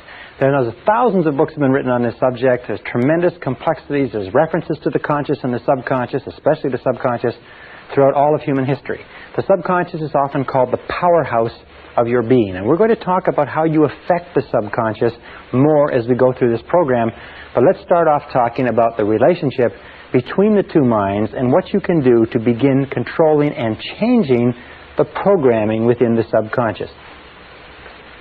The conscious and the subconscious minds are very beautifully designed by a master designer, if you know what I mean, in that they have very separate functions and they work perfectly in tandem with each other.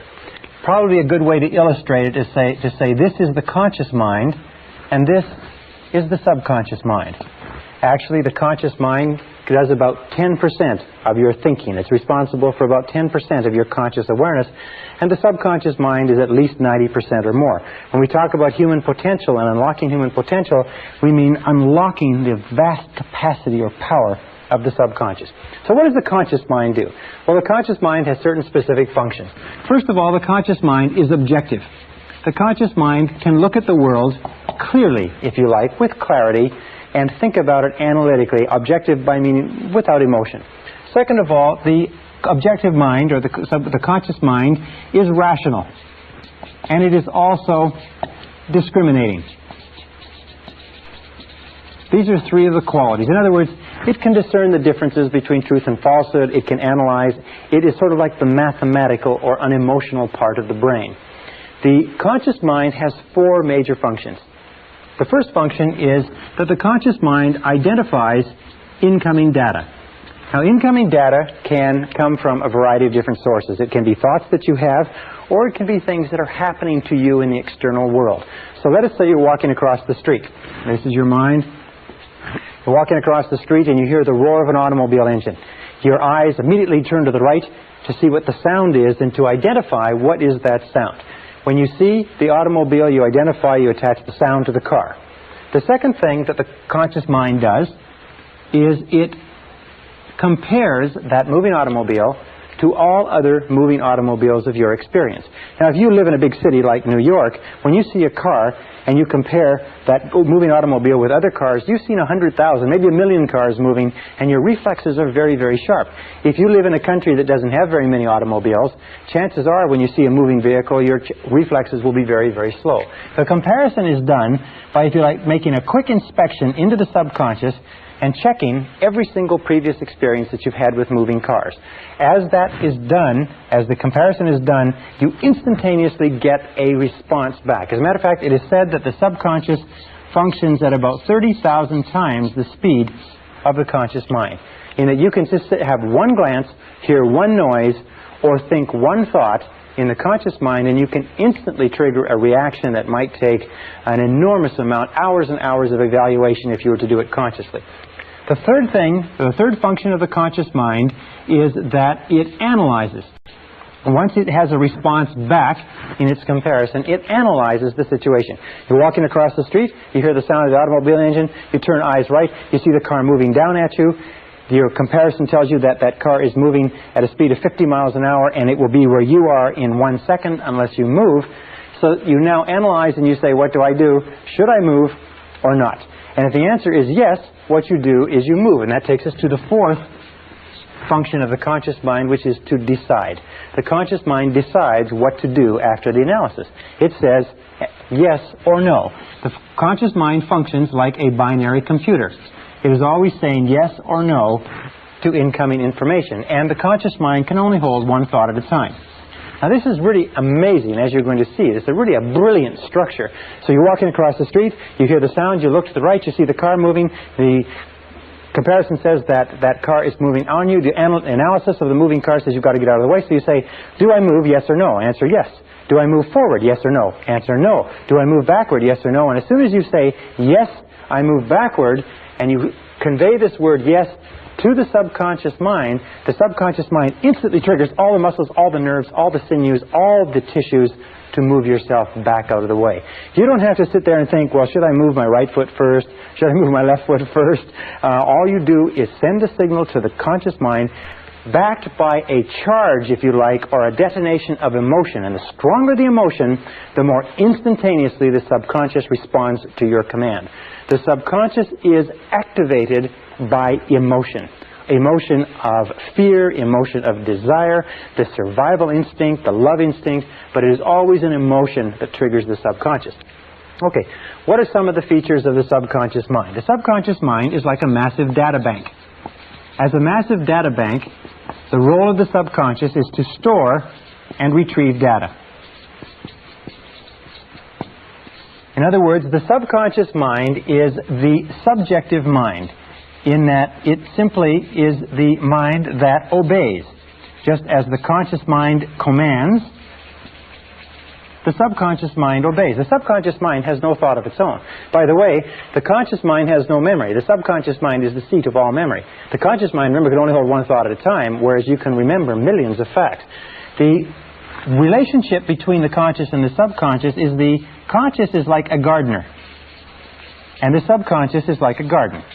Whatever seeds you plant in your subconscious mind, the subconscious mind goes to work to grow. In the subconscious mind, you have a whole series of different programs, the self-concept, which contains all the information on all the subjects that are important to you and all of your previous experiences and responses to those situations, so that if you have a new situation similar to it, one of the roles of the subconscious is to keep your behaviors consistent with your previous behaviors. So that if you've always been fearful in a situation, you see the situation, you'll instantaneously be fearful without thought.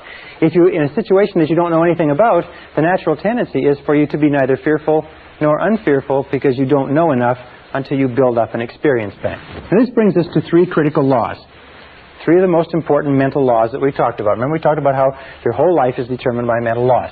The first of these three mental laws is the law of subconscious activity. The law of subconscious activity says that whatever you plant into your subconscious mind, it immediately goes to work to bring into your reality. And your subconscious mind makes all your words and actions, it makes all your words and actions fit a pattern consistent with your self-concept. In other words, it keeps all your words and actions in a pattern, fit a pattern consistent with your self-concept, or consistent with all previous information that you have put in. Also, it keeps your words and actions consistent with your dominant goals, which eventually, if you like, become part of your self-concept. So that means that your body language, your attitude, your level of energy, your level of self-confidence, the way you get along with other people, your social skills, everything is consistent with your self-concept. The subconscious, simply without you thinking about it at all, keeps everything consistent with it. So when you feel really good, when your self-concept is positive, you have a bounce in your step. Your body language is confident, it's courageous, it's outgoing, and so on. And when you feel negative, your self-concept is negative, and you will act in the same manner. Which brings us to our second law. The second law is the law of concentration. Actually, this is the ninth law that we've talked about since we began. The law of concentration is very, very, very important. It's so important, as a matter of fact, each of these laws is so important in their place as to be enough in themselves to control your destiny. The law of concentration simply says this. It says that whatever you dwell upon grows. Whatever you dwell upon grows. Whatever you think about over and over again grows in your reality. It's very simple. I used to do a course on creative thinking, and the way that you explain it is you imagine that this is the total mental capacity that you have. And when you send a thought into this, it takes up this amount of space, and all the rest of the mental capacity is used to, this is your thought, is used to think about all of the other things in your mind. But the more you think, from the conscious down to the subconscious, the more of your mental capacity is committed to thinking about this one idea, until you reach a point where if you dwell upon something consistently, you reach a point where you think of nothing else. And as you think of nothing else, you begin to set up this vibratory field. The subconscious mind is the core of the law of attraction and the law of vibration and the law of radiation. You begin to set up this vibratory field that sends out thought energy from you consistent with what you are thinking about, and draws back into your life people and circumstances in harmony with those thoughts. So you just have to look around you and you have to say, What are you thinking about all the time? What are you dwelling on all the time? And the basic rule with regard to the law of concentration is to dwell upon, think about what you want to happen, not about what you fear. And this brings us to the third law in this series, and that is the law of substitution. Now, the law of substitution, I've had many of my graduates tell me this has been the most important law they've ever learned. It's a very simple law, and it's based on a fact that the conscious mind can only hold one thought at a time, positive or negative. If you want to get rid of a negative thought, the mind is not like a vacuum. It doesn't stay empty. If you want to get rid of a negative thought, you have to knock it out, if you like, with a positive thought. Is that you can replace one thought with another. You can replace one thought with another. And if you do that consistently, and if you replace any negative thought, any fear thought, any anxiety thought, any self-limiting thought, any negative expectations, anything that's holding you back, any fear of failure, lack, poverty, rejection, loss, or anything else, if you replace it with a desire thought, and this is the key, fear versus desire. If you keep your mind on what you want and keep it off of what you don't want, as you dwell on your desire, your fears diminish and get smaller. As you think about what you want, eventually, because of the law of substitution, you have less and less time, less and less emotion to think about what you don't want. Why is it that people are successful? It's simply this. In the Bible it says, to them that hath shall more be given, and from him who hath not, even that which he hath shall be taken away. What it means is simply this. The rich get richer, the poor get poorer. Why? It's because the rich think about wealth and affluence all the time. And what do the poor think about? The poor think about lack, loss, and limitation, risk, danger, fear, failure all the time. So if you want to unlock your potential, if you want to go straight to the stars, you have to use the law of substitution to keep your mind on what you want. Use the law of concentration to dwell continually on the results you desire.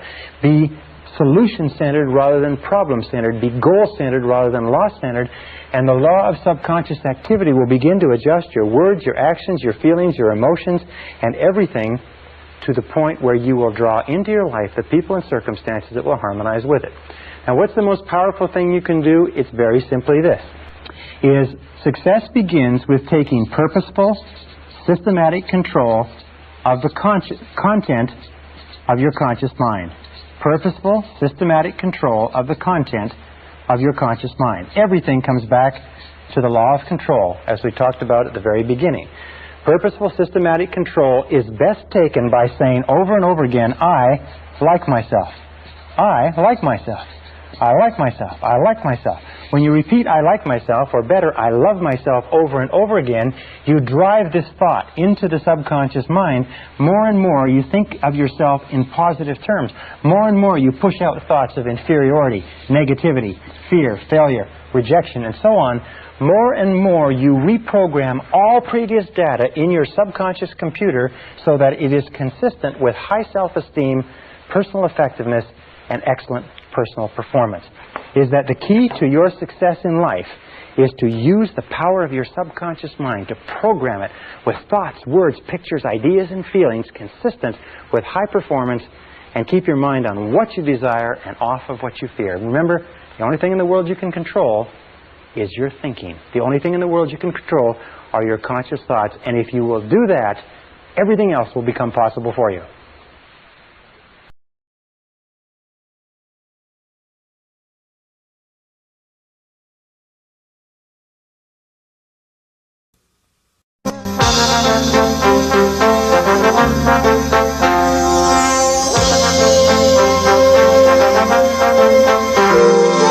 Brian Tracy presenta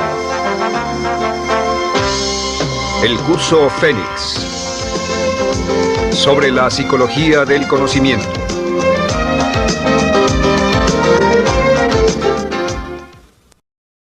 Session 5, Taking Charge of Your Life.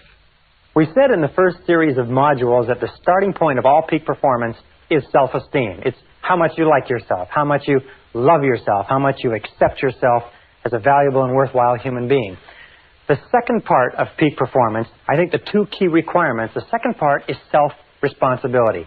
Self-esteem plus self-responsibility, each reinforcing themselves. And what self-responsibility says simply is that you are the architect of your own destiny, that you are the master of your own fate, that you are totally self-responsible, that everything that you are or ever will be is up to you and you alone. Now, you can believe in a higher power, as I do, and you can say that the higher power is responsible, but God helps those who help themselves. And for this earthly life, you're in charge of your life. You're in charge of what happens to you. If you don't like the way things are going, it's up to you to change it. But there's no way that you can ever give away responsibility. And this whole subject of responsibility is one that is very controversial. And as you will see as we talk in this session, it's one that you have to understand with crystal clarity if you want to achieve your full potential as a human being. Now, we go over here. One of the things that we know is we start off as infants, if you like, when we're born. I'll just write I for infant. We start off as infants, and as we grow to become adults at the age of 18 years, we start off with zero responsibility.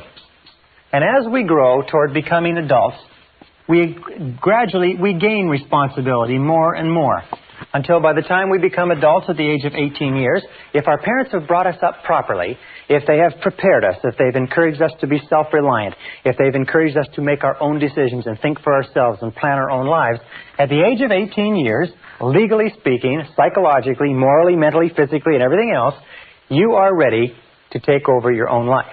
Now, if your parents have not prepared you as an adult for total responsibility, it doesn't matter.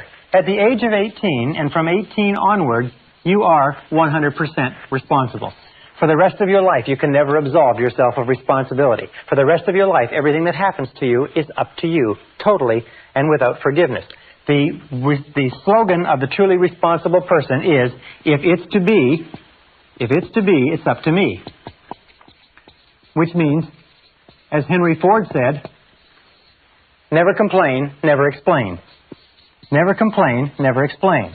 What that means is if you don't like the way things are, then it's up to you to change them. And if you're not willing to take steps to change them, then don't complain about them. Just simply accept them. Men who are men and women who are women don't complain about the difficulties of life. They just accept them as the difficulties of life, and they either do something about them or they don't say anything. So if it's to be, it's up to me. If it's to be, it's up to you. This is one of the hardest things to understand, because when we're children, at this stage, we're totally dependent. And being totally dependent, we develop, if you like, a habit pattern or a conditioned response, and we look for the reason that things happen outside of ourselves. As we become adults, if we're not careful, we will still retain this dependency, and we will long for what is called the pseudo-security of childhood. That time in childhood when someone took care of us. That time in childhood when we were fed and clothed and our home was taken care of and our school and everything. We didn't have to worry about a thing because they took care of it. As we grow up, we go off to school, and the people at school, they take care of things. And if we're not careful, we get into the work world, and then again it's they. It's always someone else outside of ourselves who is ultimately responsible for ourselves. One of the things which I'll talk about later is the whole idea of self-development. Most people, because they've been taken all their education in the public school system, think that it's up to them when they're adults to continue their education. If nobody comes along to continue it, they just simply don't do it. Now there's another point, and that's the difference between maturity and immaturity. And here's a very simple example. Imagine that this is the course of life, again from infancy to adulthood. And everybody reaches the stage, sooner or later, where they come to this great cliff and this great canyon. And this is the side of immaturity. This is the side of childhood. This is the side where we are dependent upon others and where we look to others for our answers and our solutions. We look outside of ourselves. At this point, we come to the edge of this canyon. At the edge of this canyon, we look across into the land of maturity, the land of adulthood. And each one of us has to make a decision to jump in one great leap from being a child to being an adult. Now, sometimes this is forced on us. Sometimes it happens in an evolutionary way. But sooner or later, we have to make the decision to accept the fact that we're in charge of our own lives, we're the architects of our own destinies, and then get on with it. What do most people do? Unfortunately, what most people do is they turn back at this point They slip into marriages where somebody will take care of them. They take jobs where they expect their bosses to take care of them and so on.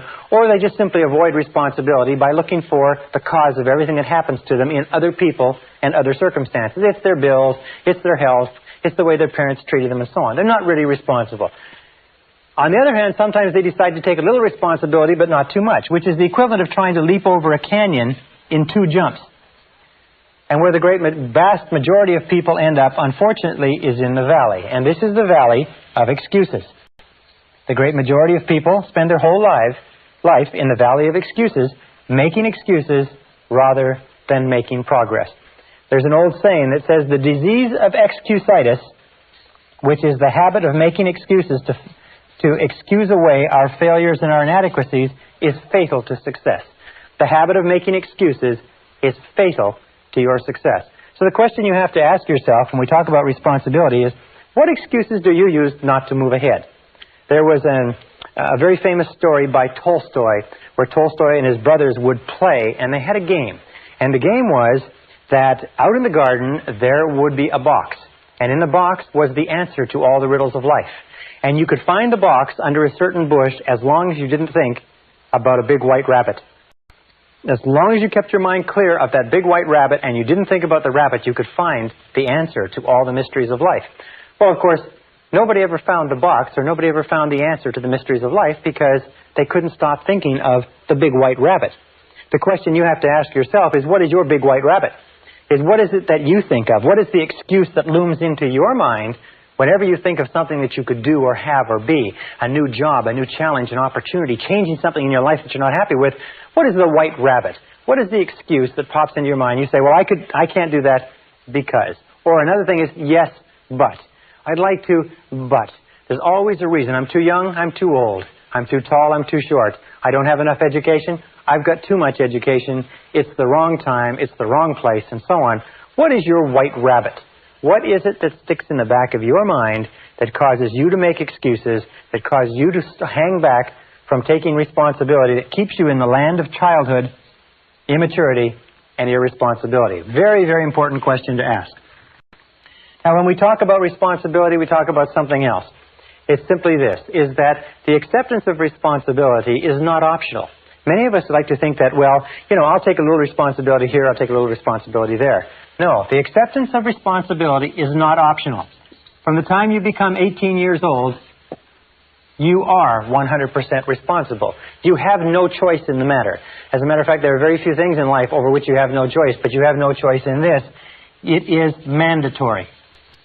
It is mandatory if you wish to fulfill your potential, if you wish to become everything you're capable of becoming, you must take full responsibility for bringing about the circumstances, for making the changes, for making the hard decisions necessary. If you take the word responsibility, you can break it into 2 words, response and ability.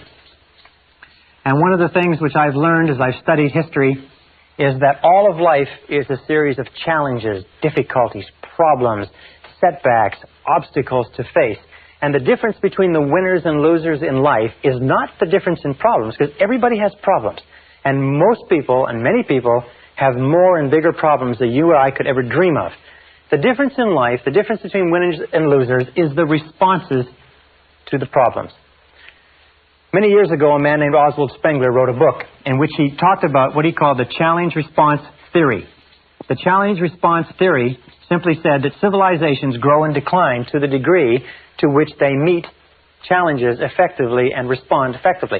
A small society starts out small, and almost invariably it will be challenged by either an external enemy or nature or weather or something else. If the society responds in a positive and constructive way to the challenge, the society grows. As it grows, it triggers additional challenges, difficulties. If it responds to them effectively, it grows some more. Oswald Spengler studied the 21 great empires of human civilization and found that every single one followed this cycle. As long as the civilization continued to rise to the challenge, it continued to grow stronger and stronger. The reason why this analogy is so important is that we as human beings are exactly the same. We grow to the degree to which we respond effectively, to the degree to which we rise to the challenges without making excuses that life throws at us. And when we look at the great men and women of history, whether it's Albert Schweitzer or Winston Churchill or George Washington or Abraham Lincoln or Franklin Delano Roosevelt, we look at those great people, we find that they were always people that rose to the challenges of the time. If ever you wish to be capable of rising to great challenges, what you have to do is you have to start off on a daily basis rising to small challenges, which means no matter what happens, you accept the challenge, you accept the responsibility, you refuse to make excuses, and you go forward. Now, there's three areas in life, in our modern life, which you must be very, very aware of. The first area is the political area. If you look around you, you will find that there is a great drive toward the government doing it, the government being responsible. Make the government responsible. What people are doing is they want the government to be their parent. They want the government to protect them and take care of them. But as the more you vote for politicians to do things for you, the more you give politicians control. You see, you can never give away responsibility. You can only give away control. How do you give away control? You give away control in terms of voting for them to spend more of your money, regulate more of your businesses, tax away more of your income, and so on. The second area, so let me just finish this. The urge towards statism, collectivism, socialism, large government, and so on is all aimed at somehow making the government, that faceless bunch of bureaucrats, responsible for the challenges of our own lives. Now, the second area where this is prevalent is in the criminal justice system. In the criminal justice system, you will find that the one characteristic of all criminals is that they refuse to accept responsibility for their crimes. It was always someone else or something else. It was always their childhood or the background or the other guys. That the way that people get out of the criminal justice system is they accept responsibility for the crimes they've committed. And they say, I did this. Nobody made me do it. I am responsible. And they stop going back to jail. The third area is in medicine. Today we know that almost all of our problems in medicine are psychological in origin, or we inflict things on ourselves. The average American or Canadian is about 10 to 20 pounds overweight. In medicine, we expect the doctor to be responsible. Just imagine how we would take, what kind of care you would take of yourself if you were on a desert island for life, with no doctors, no nurses, no hospitals, no medicine, no nothing, where you had nothing to fall back on. Very, very important point. So all around you in society, you're going to notice this clamor, this demand, I am not responsible. Make somebody else responsible. But this is the key. Remember, you are always free to choose. You are free to choose your responses. You are free to choose the quality of your emotional life. Do you know that you decide how you're going to feel by how you are going to respond? You decide when to get angry, when to be happy, when to be unhappy. You decide what your attitude is going to be when you get up in the morning. You decide the quality of your physical life. You're the one who decides what you eat, what you drink, what you don't eat and drink. You determine the quality of your financial life. You're the one who determines the quality and quantity of the work that you contribute. In every case, you're free to choose what you want. If you want things to be different, the starting point is to accept full, unqualified responsibility for your life. I first discovered this whole concept of responsibility when I was 21 years old.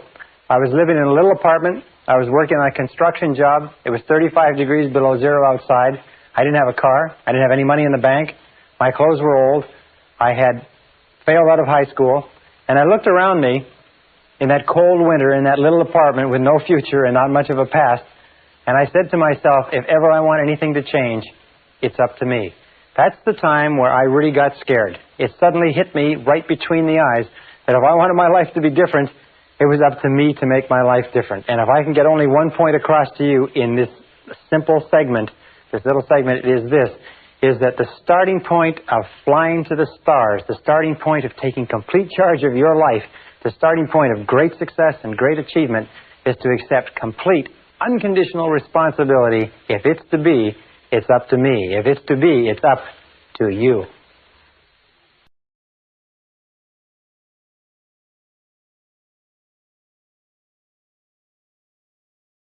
Session 6, Eliminating Negative Emotions. Continuing on the subject of responsibility versus irresponsibility, many years ago, back in 1972, I began a study in an area of metaphysics that dealt with the psychology of the evolution of human potential. And one of the things that leaped out of those pages at me, and I've never really have recovered from it, was the discussion of the connecting link between irresponsibility and negative emotions. And the fact that negative emotions are the great blocking emotions or crippling emotions of your life and my life. If the whole purpose of life, if you like, is to achieve higher levels of peace of mind, happiness, contentment, satisfaction, and so on, we have to sit down and we have to look and say, what stops us, or what is blocking us, or what gets in the way of us really enjoying our lives? And you find invariably it's negative emotions of some kind. Now, I'm not talking about the negative emotions that are associated with someone dying or with a great loss. I'm talking about the negative emotions that we experience on a day-to-day basis that rob us of peace of mind, rob us of health and energy, affect our loving relationships, get in the way of our financial independence, rob us of a feeling of fulfillment, and so on. So we're going to talk in this session about eliminating negative emotions, and I want to bring us back to this whole discussion of responsibility. This is one of the most important things that I've ever found in my life. It's simply this, is that if we take a graph or chart, and come with me for a second and let's chart this, and we take from the highest to the lowest, and up here we have a totally responsible person. This is a person who is completely self-assured, completely self-responsible, makes no excuses at all. And down here at the other end we have an irresponsible person, a person who makes excuses for everything. Now, this is the positive end of the scale, this is the negative end of the scale. Every one of us, you and I, are somewhere on this scale moving up or down with every decision that we take. Now, we've found, and this is what got to me, and I said a little bit earlier, that there's a one-to-one relationship between how much you feel you are in control of your own life and how positive or how happy you are. Well, there's a one-to-one relationship between the amount of responsibility you accept and the amount of control you experience in your life. And there's a one-to-one relationship between the amount of responsibility and control you accept and the amount of freedom that you feel that you have.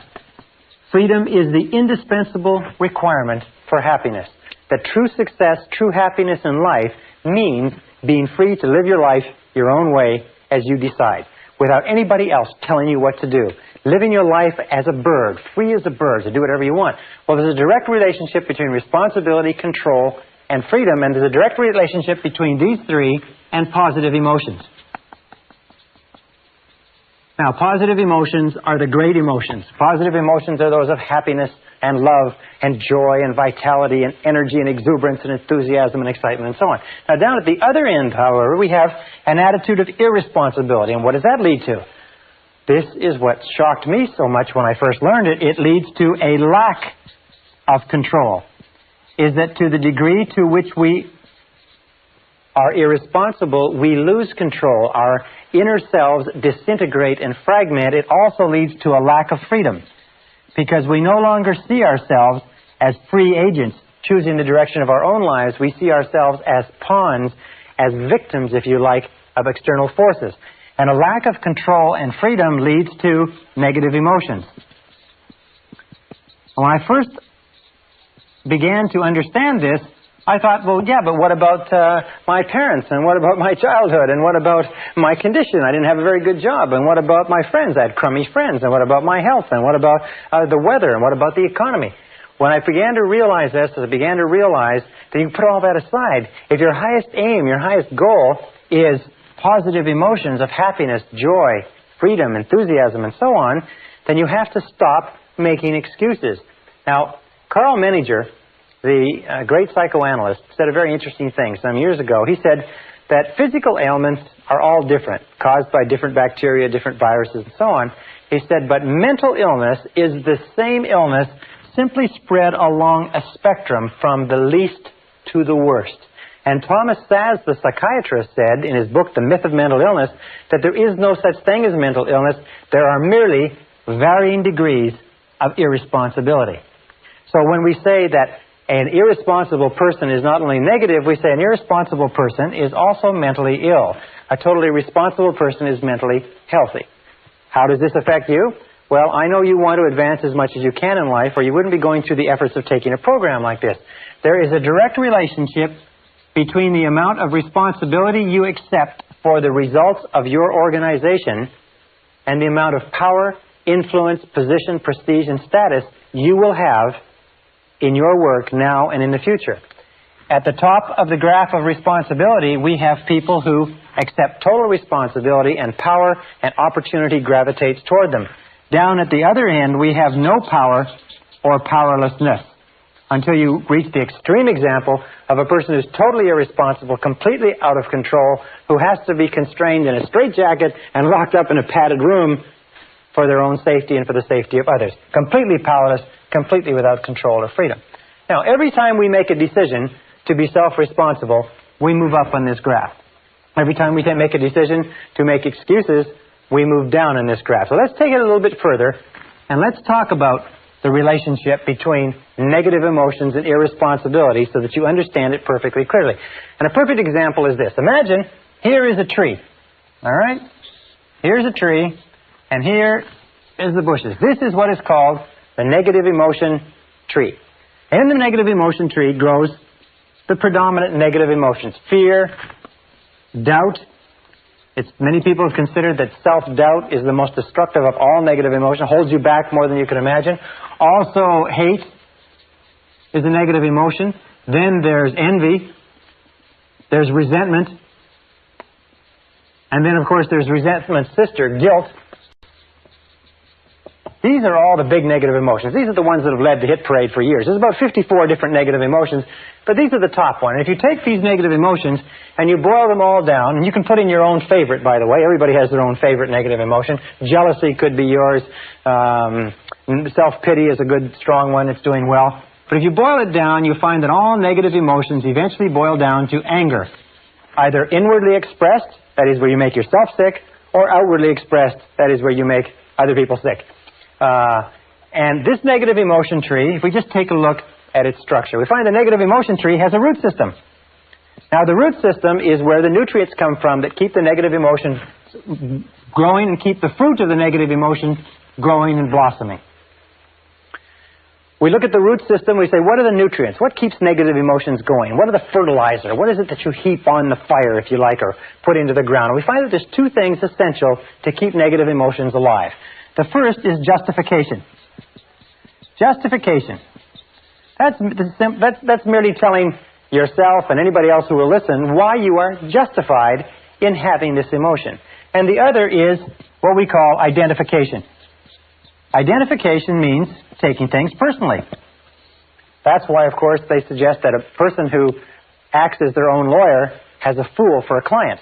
Probably a person who acts as their own doctor has a fool for a patient, too. Because we become so personally identified with our own situation, and so do you, we take it so personally that we get all emotionally involved and wrapped up in it. So we find that it's not possible for you to be negative about anything for very long unless you can justify or have a reason for it and explain it to other people, or unless you can identify and take it personally. For instance, if somebody comes in from the parking lot and says they just ran into a car in the parking lot, it doesn't bother you at all, because you don't identify with it. Now, if they said they just ran into a car in the parking lot and it's your car in the parking lot and the person's gone, now you can become extremely upset. Remember this, however, that we always choose these responses. I'll come back to this in a second. So how do we get rid of justification? How do we starve the root system of the negative emotion tree? The way that we get rid of justification is by becoming non-judgmental. In the Bible it says, "Judge not that ye be not judged." And since the Bible is, amongst many other things, a book of philosophy and metaphysics and how to live, being non-judgmental means that you just refrain from judging. Hold back from judging. Instead of casting a judgment that somebody is guilty of something, somebody has done something, just remain open and neutral. Just remaining neutral, and that's the key, stops the negative emotion from getting going. One of the things that we know about negative emotions, and I've studied them for years, is that negative emotions start off like a spark. And as they are fed, as we dwell upon them, as we justify them, as we become judgmental about the situation, they start to grow and grow and grow until they absolutely consume our minds. Now, with regard to identification, which is taking things personally, what we do is what is called, we disidentify.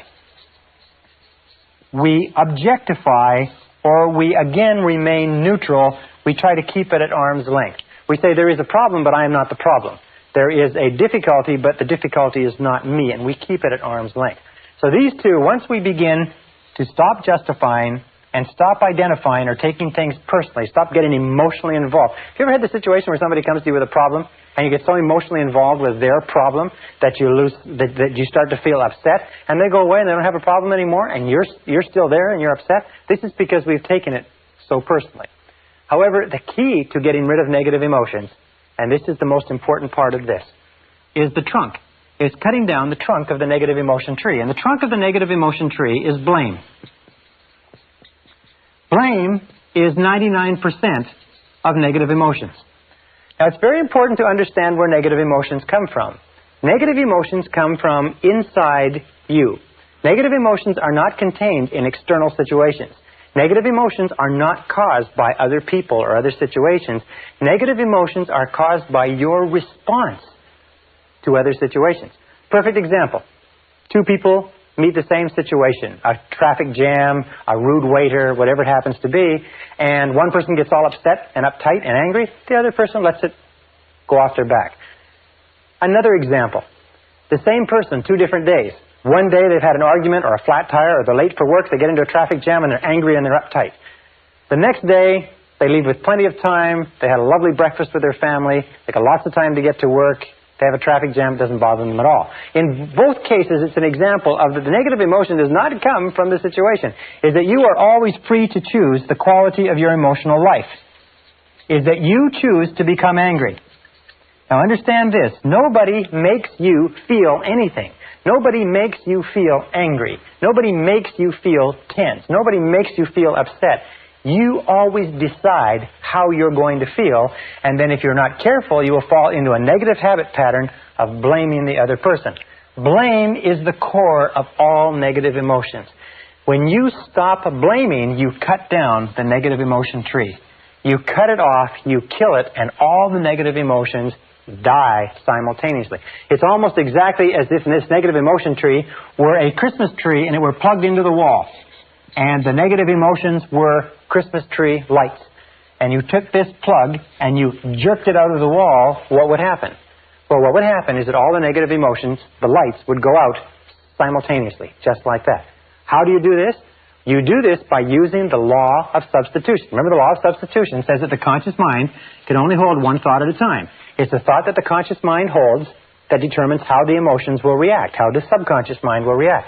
Since it can only hold one thought at a time, what you do is you knock out the thought that is causing the negative emotion, the blame thought, and you replace it with this affirmation. I am responsible. I am responsible. I am responsible. This, in conjunction with I like myself, I am responsible, is the most powerful, positive affirmation you can use, because the instant that you say, I am responsible, you exert complete control over your emotional life. The instant you say, I am responsible, suddenly you are back in the driver's seat. You cannot say, I am responsible, and feel a negative emotion simultaneously. The one knocks the other one out of your conscious mind. And you can start off, for instance, each one of us has a situation that causes us a lot of aggravation. You have a situation, maybe a person, but every time you think about it, you get angry. Every time you think about it, you get cross or you get distracted. What you do is whenever you start to think about that situation, neutralize it by saying, I am responsible. Wait a minute, I am responsible. Is it a relationship? Who got yourself into the relationship? Did somebody put you there at gunpoint, or did you get into it by yourself? Is it a job? Is it an investment? Is it a health problem of some kind? In every case, accept responsibility. Now, there's a big difference between acceptance and responsibility, and let me just write this up. It's responsibility versus blame.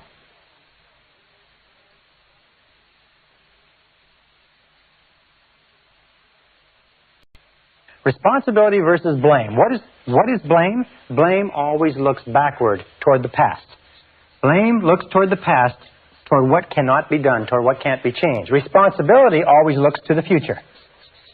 So people say, well, when you accept responsibility, isn't it the same as saying you're to blame? No. It's the same as saying that you are in charge of the quality of your thinking from this moment onward. So let us say that you come out to the parking lot and somebody's run into your car. Now, you have two choices. You can become angry and upset and run around and scream and shout, or you can act in a responsible manner. You can do everything possible to trace the culprit, and other than that, you can live with it maturely. So responsibility always looks to the future. Responsibility always asks this question when faced with a problem. What can we do? Not who did it, but what can we do from here? Where do we go from here? What can we do? This is the question of the responsible person. We don't cry over spilt milk. We just say, all right, what's the solution? And we get on with the game. The irresponsible person always says, who did it? And is obsessed with finding out who did it and then taking whatever blame there is and apportioning it so that everybody gets their fair share of the blame, which of course does nothing to resolve the difficulty. So the key to cutting down the negative emotion tree is using the axe and eliminating blaming. The day that you begin to eliminate blaming from your life is the day that your life starts to take off. Because the day that you start to eliminate blaming and negative emotions, suddenly most of the problems, most of the things that stand between you and the happiness you desire vanish. Why am I making such an emphasis on negative emotions? Well, let me make that clear for just a second. What I found, and this is what was staggering to me, because I've always been committed to realizing my potential as a human being, is that you cannot advance in life except to the degree to which you get rid of your negative emotions. You cannot make any progress. You cannot go any further than where you are right this minute except to the degree to which you leave your negative emotions behind. Now, by the way, with regard to the negative emotion that you have that's associated with another person or situation, it's difficult to accept responsibility. It's difficult to say, I am responsible initially, because you've been blaming that person for so long. So sometimes you have to say it with gritted teeth. You have to say, wait a minute, I am responsible.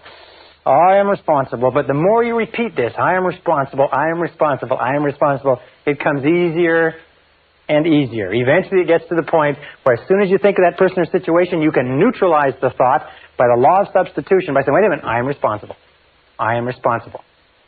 There's a beautiful line that you can use also in dealing with difficult people that goes back to self-esteem, and it also has to do with eliminating negative emotions, is say something like this: no matter what you say or do, I'm still a valuable and worthwhile person.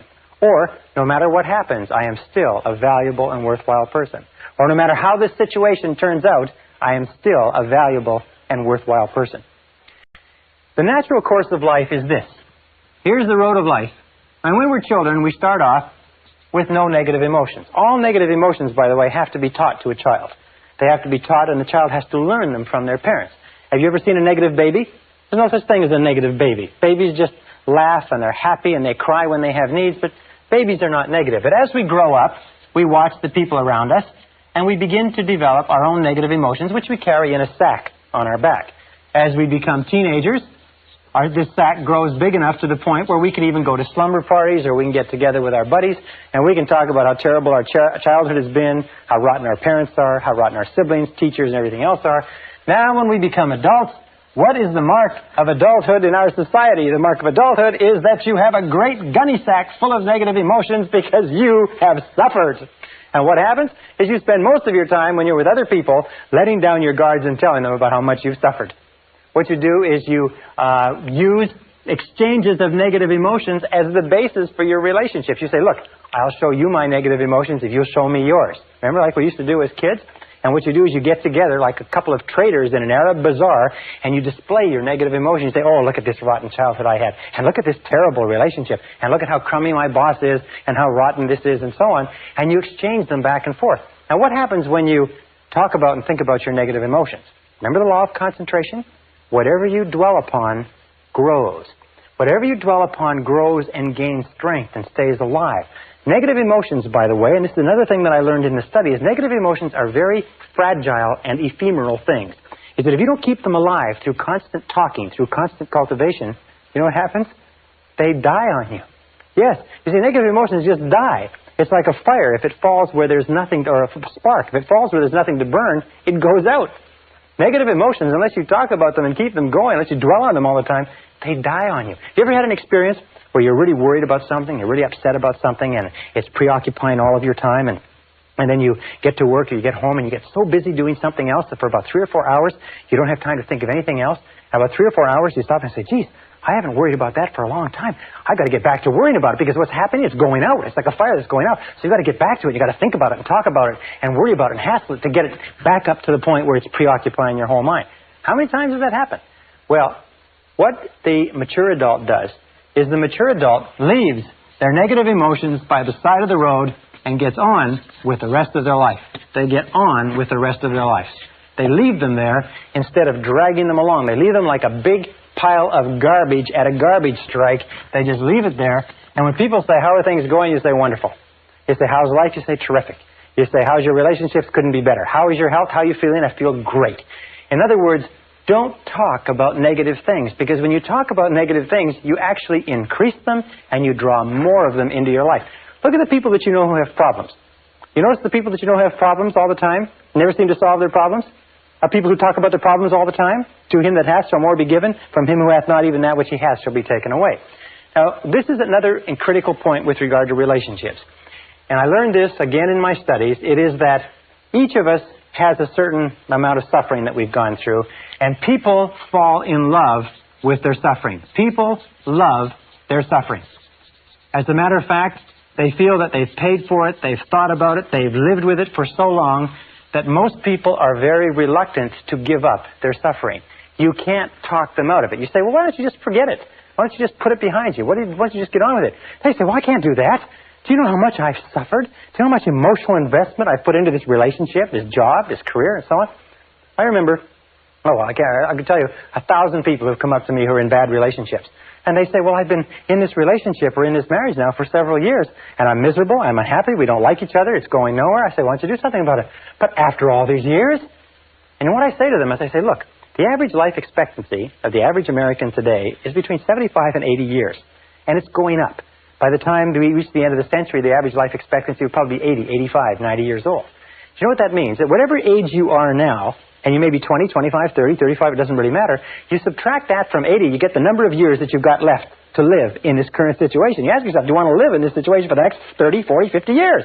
And the answer, in all honesty, has to be no, because it's probably not going to get any better. People love their suffering. They hate to give up their suffering. So what we've devised is a very simple bit of advice. And this advice, I just recently discussed this with a consulting psychologist, and he said it's the simplest advice he's ever heard to give to people who need it. It's when somebody comes up to you and wants to talk to you about their problems. You say yes, and you be sympathetic and empathetic. It's very good to hear people and let them talk out their problems, except there are some people who do nothing but talk about their problems. Every time you see them, they talk about their problems. Very often, they talk about the same things they talked about last time. What you do is you say, yes, I hear what you say, and I'm very sympathetic. However, you're responsible for your own life. You are responsible. What are you going to do about it? You are responsible for your own life. What are you going to do about it? Now, what will happen is this, is that your good friends will say, yes, you're right, I am responsible. I have to make a change. I have to do something about it. And they'll go out and they'll do it. As a matter of fact, they'll come and they'll lay out all their problems to you, and all you say to them is this. You say, well, what do you think you should do about it? Now, your good friends can use that conversational time to get their own thoughts in line, to come up with their own conclusions and go out, and they don't need your advice. Most people don't need advice.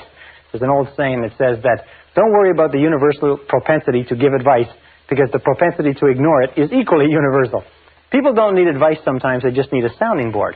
However, there are some people who don't have any intentions of doing anything about their problems. All they want to do is they want to use their problems as an excuse to get you to talk about them. You understand that? It's a very common neurotic tendency in our society is to use their problems as the basis for the discussion. Here's my problems, let's you and me talk about them. And the person in himself or herself has no interest in you at all. All they have an interest in is having you listen. As a matter of fact, we say this as a joke. We say that this is what these people look like. Is these people look upon you as being a person, and this is your face, and this is your eyes, and these are your ears. See? And here is your eyes, preferably wide open and sympathetic. Here's your mouth, preferably shut. And here's your ears, preferably wide open. These people don't even look upon you as a person. They don't care about your problems at all. All they care about is you sitting there listening and nodding sympathetically and giving them advice which they have no intention whatever of following. When you run into people like this, it's a very simple way to test the friendship. Just start talking about yourself.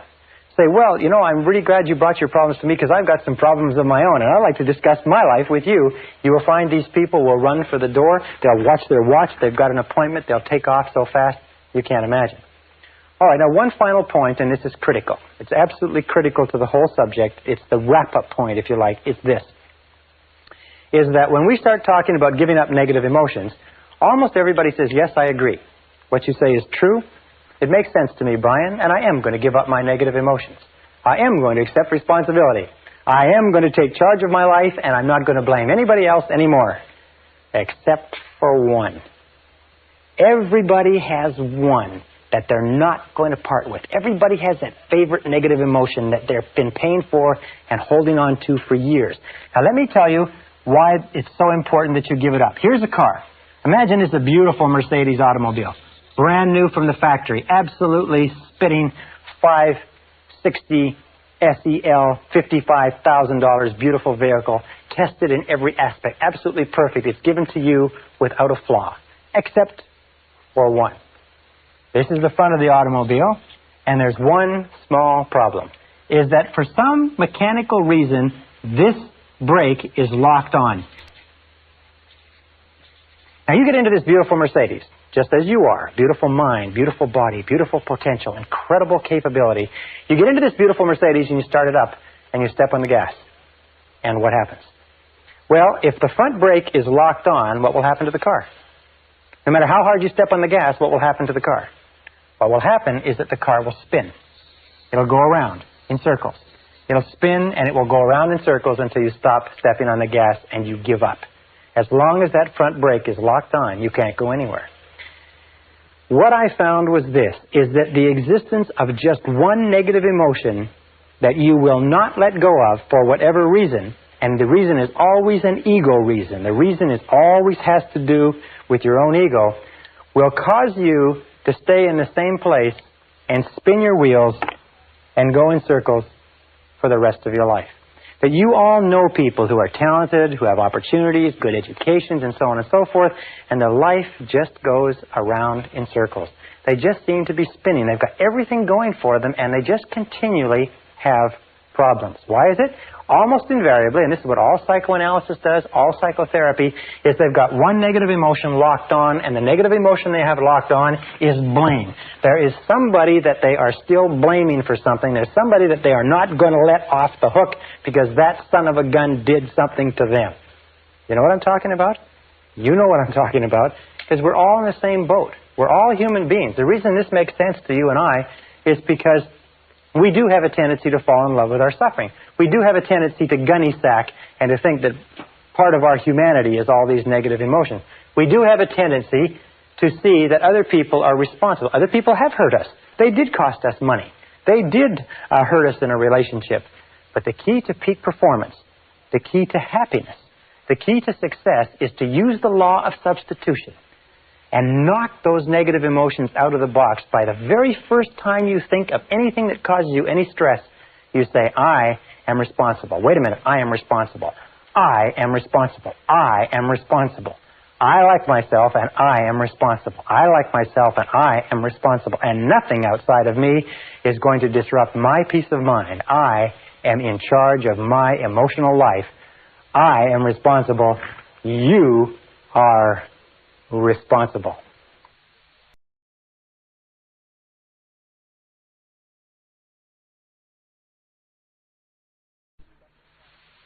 Session 7, Releasing Your Brakes. When I began studying negative emotions many years ago, the most critical point I discovered was that you cannot make any progress toward health, happiness, love, and fulfillment of your potential as long as you insist on keeping your negative emotions intact. Now, the only good thing about negative emotions, if there is any good thing at all, is that negative emotions are not permanent. Even according to Sigmund Freud, there is no permanent place for negative emotions in the subconscious. In other words, they are unwanted visitors. They are negative habits or negative response patterns that can be eliminated. And the starting point of eliminating them is understanding where they came from. Understanding what were the causative factors going back to early childhood that have triggered the development of negative emotions and have given us as adults a propensity to be negative in one way or another. That takes us to early childhood conditioning. Remember we said before that the starting point of inhibitive and compulsive negative habit patterns was destructive criticism.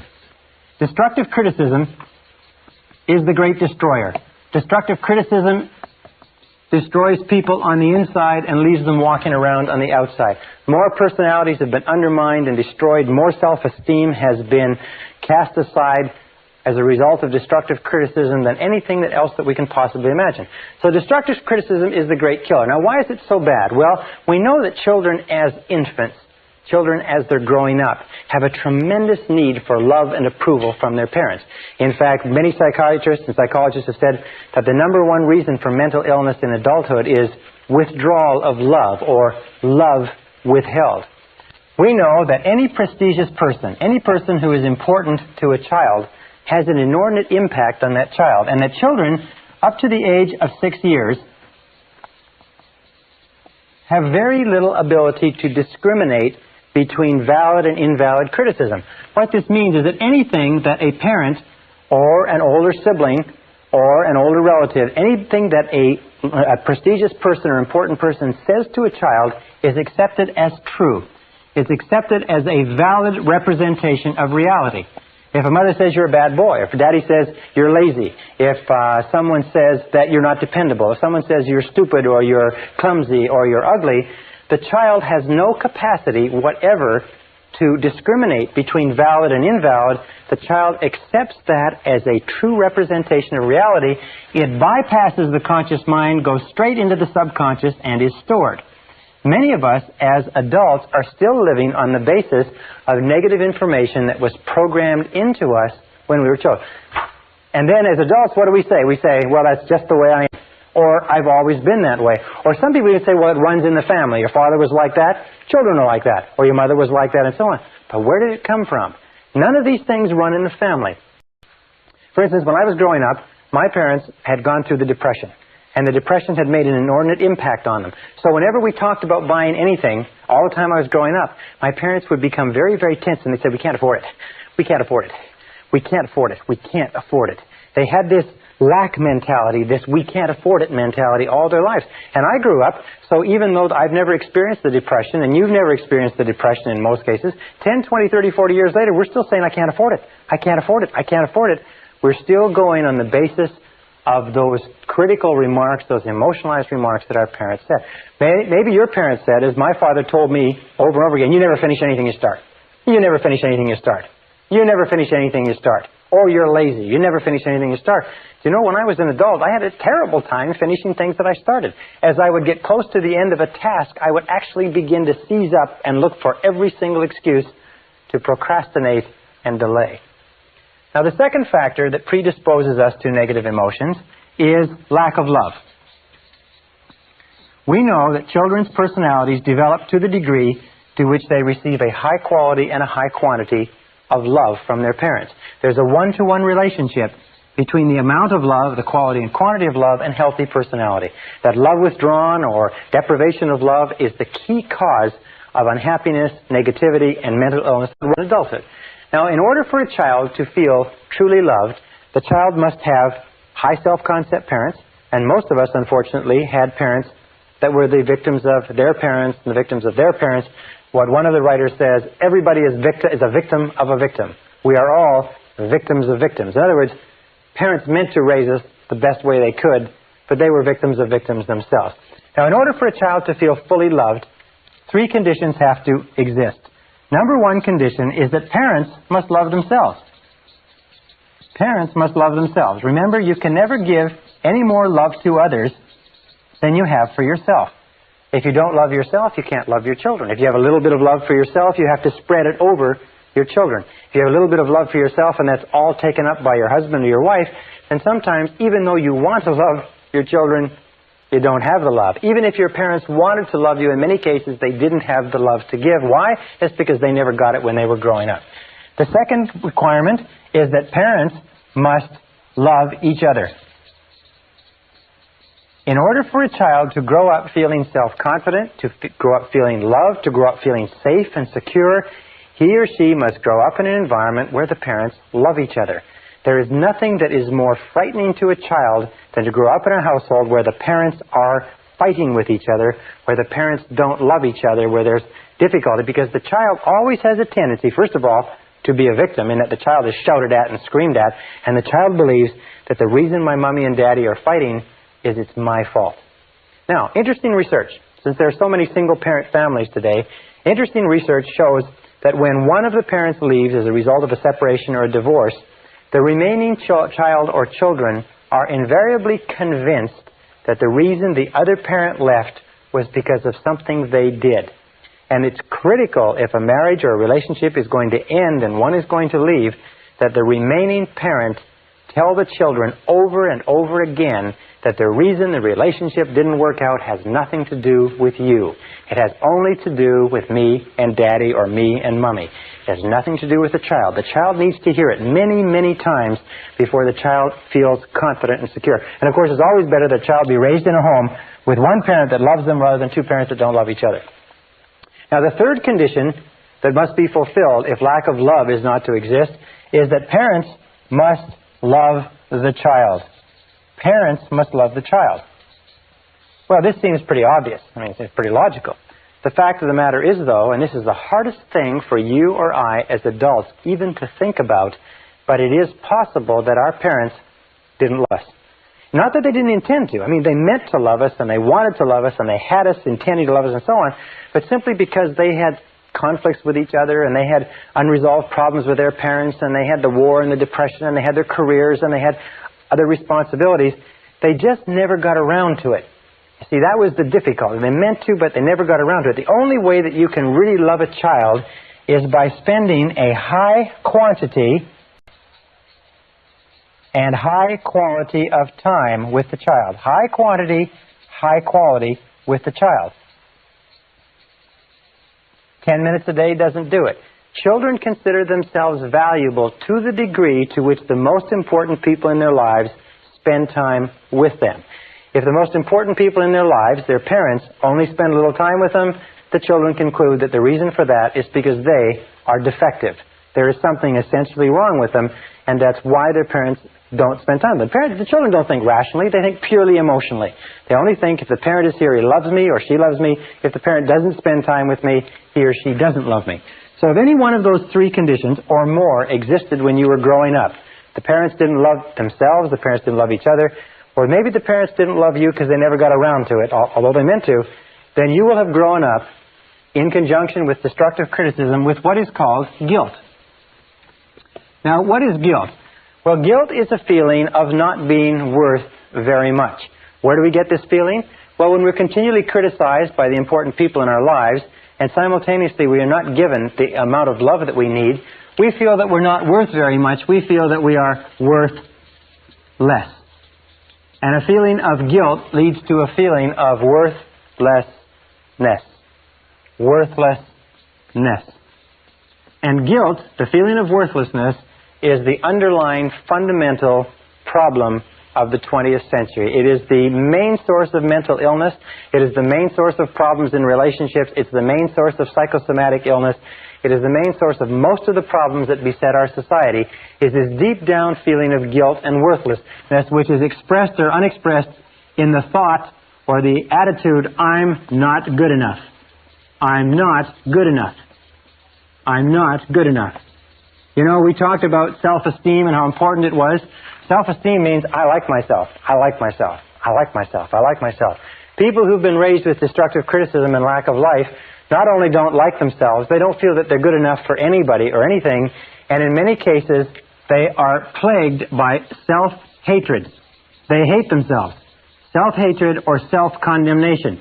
And you'll see this will come out in their conversation, and it will come out in their relationships with other people. People who hate themselves, even though they want to have good relationships with other people, are simply not capable of it. People who don't feel that they're good enough for anything will always bring it to the surface. It will always be a problem. Now, what are the main reasons for guilt? Actually, where does guilt come from? Guilt comes from three negative sources. Negative parents, negative influences, or negative religion. One of the three. Any one of the three uses guilt, and guilt is used or practiced, especially by parents and by some religious denominations, for two reasons. One is punishment. Guilt is used to punish us. When we're growing up, it's the easiest way to punish a person is to make them feel bad. So our parents make us feel bad by physically punishing us or by verbally abusing us. And punishment is a very good way to gain conformance. Punishment is a very good way to get people to do what you want. The second reason why guilt is used when it's consciously practiced, and some organizations practice it consciously, is for control. Emotional control especially, because if you can emotionally control a person with guilt, you can manipulate their behavior. And there are many organizations that use guilt as a tool of control and manipulation. If you can control people strongly enough, especially emotionally, you can get their money, you can get their time, you can get their commitment, you can demand their resources, and so on. And many organizations use punishment, use guilt as a tool for doing this. Many of the charities that advertise on television, especially charities for very needy causes involving children or disabled people, use the feeling of guilt. You're doing so well, you should feel guilty for these people who are suffering, therefore send us some money, and that will take care of your guilt for a little while, until we get you on our mailing list, and so on. So guilt is a standard. Why is it that guilt is so commonly used? Well, first of all, because almost all of us have it to a greater or lesser degree, and number two, it's easy. Guilt is the easiest. Why do our parents use guilt on us? Why do our mothers use guilt on us? Because a mother can control us with guilt across a crowded room. She can control us over 1,000 miles of telephone line. Parents can use guilt on their children because their parents use guilt on them, when their parents use guilt on them, because it's the easiest. There's no physical effort. You can do it with a look, a glance, and a word. And people always do the easiest thing, as you know. So be alert to it. Now, if you've been brought up in an environment where you've been made to feel guilty, and almost all of us have, you must understand that guilt is like a cesspool of negative emotional bacteria that sits at the core or the root of your psyche or your subconscious, and it springs forth all other negative emotions: anger, hatred, envy, resentment, frustration, and doubt and fear, and so on and so forth. It controls, it creates them all. And the way to really, really get rid of that core is to excise it and cut it out completely.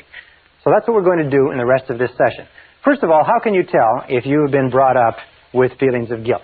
All right, we'll call this the adult manifestations of guilt. Adult manifestations of guilt. You can tell, and you can just test yourself, how many of these do you have? Number one, adult manifestation of guilt, is you have feelings of inferiority. Feelings of inferiority, feelings of inadequacy, and feelings of undeservingness. In other words, you don't feel that you deserve good things to happen to you. If a person has been brought up with destructive criticism, made to feel guilty, then when they do succeed, even with tremendous effort later on in life, they have a terrible tendency to feel that they don't deserve it. This is called, by the way, fear of success. Fear of success is just another way of saying that a person who has been conditioned to believe themselves to be unworthy or not good enough feels very, very uncomfortable when they experience success. They feel very, very tense and uneasy. As a matter of fact, if they feel too much tension, they'll start snorting coke, drinking too much alcohol. They'll engage in self-destructive behaviors. They'll have a tremendous, overwhelming feeling of anxiety, like somebody's going to find them out. There's a book on the bookstands that says, if I'm doing so well, how come I feel like an imposter? They have what is called the imposter syndrome. Have you ever been successful at something and people come up to you and say, boy, you did a great job at that, or that's wonderful, even if you had worked hard at it, and you felt like they were going to find you out?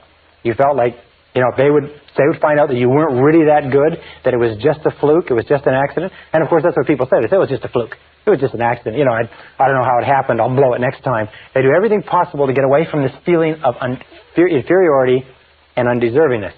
So be alert to that. Now, the second adult manifestation of guilt is destructive self-criticism. There is a line from one of the poets that says, those to whom evil is done do evil in return. Children at a very early age, sometimes at the age of 2 or 3, begin to run themselves down, tear themselves down, even to hit themselves and physically punish themselves if they're criticized enough.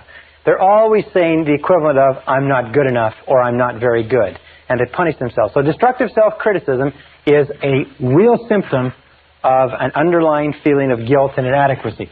Number 3 is easily manipulated by guilt. People can pull your guilt strings. Very simple. As a matter of fact, we find that there are two types of people in the world. There's guilt throwers and there's guilt catchers. And these people are invariably attracted to each other. And of course, the guilt thrower is the person who identified with a parent who threw the guilt. The guilt catcher is the person who identified with a parent who caught the guilt. But the guilt throwers and the guilt catchers then get together. They balance nicely. They settle down. They raise new generations of little guilt throwers and guilt catchers. But you can tell that you're easily manipulated by guilt. Because you've been conditioned to be responded to. Your boss can pull your guilt string. A person on a bus can pull your guilt string. The airline flight attendant can pull your guilt string. Be very, very alert to this. The third manifestation, or the fourth manifestation of guilt, is that you use it. You use guilt and blame generously. Why? Well, it's been worked on you, you work it on them. I mean, if exchange is a fair deal. You use guilt and blame generously. It becomes the basis of your relationships with other people. Is when something goes wrong, you pin the rap on them. Something goes wrong, you blame someone. Instantly there's a problem, you look around to see who's to blame. They did an interesting experiment in Candid Camera a few years ago where they took and they put a patch of ice on a sidewalk where it shouldn't be. It wasn't that cold, but they froze the ice. And then they watched how people would react as they walked along. And they'd be walking along, and they'd hit this patch of ice in it, and they'd grab their balance, and they'd turn around. The first thing they'd do is they'd look at the person closest to them, and they'd glare at them, as if they're furious. In other words, they looked at somebody to blame. Now, if there wasn't anybody within 10 or 15 feet, they would get their balance back again. They'd look around. There'd be nobody around them, and they'd kick the ground and stomp on the ground and walk away. See, our natural tendency whenever anything goes wrong is to look for someone or something to blame, especially if we've been brought up being blamed continuously. And the fifth manifestation is what is called victim language. Now, remember we talked about the law of concentration. It says whatever you dwell upon grows. It also says that if you use victim language, you keep the guilt alive. You reinforce it, you build it, you grow it, you fertilize it. Victim language is language like I can't, I can't, I can't. Whenever you say I can't, I can't, I can't, you're sending a message to the subconscious mind. The subconscious mind picks up that you are helpless, that you're not in control, that you're a victim. And so when you actually come to want to do something, the subconscious mind just feeds back your own command and says, you can't, you can't. The second thing is you say, I have to, I have to. Again, I have no control, I'm not in charge. But here's two other expressions of victim language that you've got to be careful of. And it's this one, I'll try. I'll try. Whatever it is, I'll try. What does the words I'll try mean? Well, let me tell you what they mean. They mean I'm going to fail, and I'm telling you in advance so that you can't come back on me. In other words, you say, well, I'll try to be there on time, but what you're saying is I'll probably be late, and there's no point. You can't come back on me because I said I'd try. Whenever a person says I'll try, they are excusing failure in advance. If you went to the doctor and the doctor did an examination and checked you all over and looked at you and came back and said, well, geez, you're in terrible condition. We're going to have to do triple bypass surgery and get you over to the hospital right now. I'm surprised you even made it in. And you say, well, geez, doctor, I sure hope you'll do a good job. And he says, I'll try. And he says, I'll try. He said, wait a second. Maybe I got to get a second opinion. You go to a lawyer. You're charged with something. You go to a lawyer and you present your case to the lawyer and say, look, will you defend me? He says, I'll try. What is he saying? He's saying, look, I've looked at the case, and from what I see, there's not much hope, but I'll take it on anyway. I'll try. And they're the ones that try to get you to pay in advance, too. Another set of words that you mustn't use. By the way, with regard to I'll try, what you do is you say, I'll do it or I won't do it. Not I'll try. If ever, in our business, we run a very, very active business. Whenever we call somebody up and we ask them, can we get this or that? And they say, well, I'll try to have it to you by Friday, or I'll try to get it done on time. We instantly know that they're telling us that they want off the hook, they're not going to do it. And so we never let anybody get away with I'll try. We say it has to be done or not, and we want a guarantee. And if necessary, we'll go and pick it up. But whenever they say I'll try, what they're doing is they're sloughing you off. So be alert to that. And the other words are I wish. A wish, as they say, is a desire or a goal with no energy behind it. I wish. What does I wish mean? I wish means that I would like to have something, but I know I never can. When you say, I wish I could lose weight, what does it mean? The unspoken words are, but I know I can't. Why can't you? Because of the excuses that you have and the metabolism that you have and the problems and so on. There's always reasons because you have to go out and so on. I wish I could quit smoking. I wish I could get fit. I wish I wish, I wish. Whenever you use the words I wish, you signal to the subconscious that this is something that you do not believe it's possible for you to achieve or acquire. The subconscious then completely discards it as a goal and gives you no energy, no motivation, no drive, no desire to accomplish it. So be very, very alert to victim language. Be alert to the expression, yes, but. Oh, I do it, yes, but. Oh, someone says, why don't you do this? You say, yes, but. The word but, by the way, is the great eraser. When a person says, you know, you could certainly increase your income or increase your output or be a better person or happier or lose weight or whatever else had happened to me, and you say yes, but, what you're saying is you're erasing the whole statement that has gone before.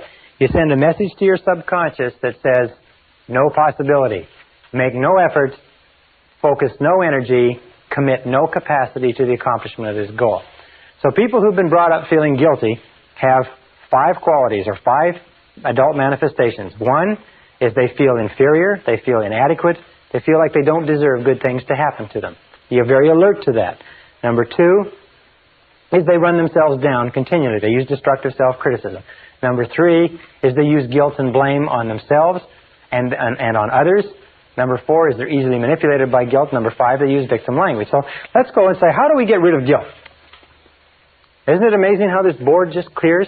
Isn't that amazing? It's absolutely vanishing. We have a sort of a magic wand that we wave when I go over and sit on that desk. Okay, how do we rid ourselves of guilt?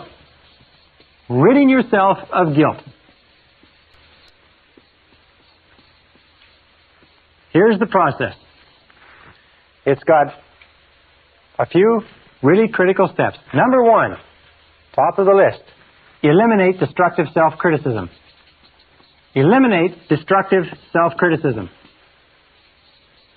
In other words, never say anything destructively critical about yourself. Just don't say it. Here's the basic rule. Since your subconscious accepts whatever you say as true, as being a command, what you do is you don't say anything about yourself that you do not sincerely desire to be true. Don't say, I'm fat, I'm tired. Don't say, I can't, or I have to. Don't say anything unless you want it to be true. Remember, the words that come after the word I are the words that your subconscious records as commands, except for when you say, I wish or I'll try. So eliminate destructive self-criticism. Only speak in positive terms about yourself. I like myself. I like myself. I can do it. I will do it. I choose to do it. But not I can't or so on. Number 2 is refuse to be manipulated by guilt. Refuse to be manipulated by guilt. Because every time you allow somebody to manipulate you by guilt, you know what happens? You reinforce and make stronger the effect or the influence of guilt in your life. Now, when I grew up in a family that was greatly influenced by negative religion. As a matter of fact, my mother, God bless her, had a black belt in guilt, and she did a superb job on it. And it took me years to get over it. When I got married to Barbara, she'd also come from the same sort of family. So we have to come back, and we have a beautiful response. Whenever the other of us falls back into old patterns, we say, you're not trying to make me feel guilty, are you? You're not trying to make me feel guilty, are you? That's a beautiful way to do it. Just say, you're not trying to make me feel guilty, are you? And refuse to let people manipulate you using guilt. Number 3 is refuse to use guilt and blame. And announce that you're not going to use it. Refuse to use it on other people. And let your children and let your spouse say the same thing. You're not trying to make me feel guilty, are you? And just keep repeating it over and over again. And say, well, and sometimes they say, yes, I am. You say, well, it's not going to work. It's not going to work anymore. You see, guilt only works as long as you don't know that it's being used on you. Number 4 is what we call the law of forgiveness. This is the most important of all. It's really the core, it's the guts of this whole session. The law of forgiveness simply says that you are mentally healthy to the degree to which you can freely forgive and forget grievances against you. That your ability to forgive others is the key determinant of your happiness and success in life. Your ability to forgive others is the key way to eliminate guilt. Your willingness to forgive others and to let go past grievances is the single most important determinant of whether or not you are a fully integrated, fully functioning adult human being. Because the tendency to blame and to hold grudges is a childlike pathological tendency that is possessed by all people who are mentally ill. The ability to let go of grudges, to forgive freely, is the mark of the truly enlightened human being. Now, if you accept that as true, there's 4 people that you have to forgive. Number 1 is forgive your parents. Forgive your parents for everything that they've ever done that hurt you. Most of our research shows that almost all of our adult problems trace back to being unwilling or unable to forgive our parents for something that they did that hurt us. Forgive them 100%. Write to them, telephone them, tell them, or at the very least, forgive them in your heart, but forgive your parents. Number 2 is forgive others. Forgive everyone else. Forgive everyone who has ever hurt you in any way for anything. Just let it go. Now, some people say, well, I can't forgive that person because what a terrible thing they did to me. Remember this, that forgiveness is perfectly selfish. Forgiveness has nothing whatever to do with the other person. It has only to do with your peace of mind and with your assuring your own mental integrity. Number 3, forgive yourself. Forgive yourself for every wicked, senseless, brainless, foolish, stupid thing you ever did. Because every single person has done wicked, senseless, brainless, foolish, ridiculous things. But forgive yourself 100%. And finally, the last part of this is if you have done something to hurt someone else, go and apologize. It's amazing how many lives are ruined year after year by people who do not have the intestinal fortitude, the guts, the courage to go and say, I'm sorry. One of the most important things in life is to develop character. We develop character to the degree to which we do things which are hard for us, to the degree to which we do things which we know are right, even though they're difficult, and especially when they're difficult emotionally. And the key to getting rid of guilt, the key to being a totally, fully functioning person, is to forgive others. Forgive people that you've been in relationships with. Forgive previous employers. Forgive friends who've hurt you. Forgive investments that went wrong. Forgive bosses that fired you. Forgive your parents. Forgive everybody. Develop an attitude toward life that you refuse to hold a grudge against anybody. Just repeat over and over again, I forgive him or her for everything. I forgive him or her for everything. I forgive them for everything. And let it go. The key to freeing yourself from negative emotions is to absolutely refuse to carry any negativity forward. Remember, it's a perfectly selfish act. You can be as selfish as you want. The act of forgiveness frees you and liberates the other person and guarantees that you will move rapidly toward the fulfillment of your potential.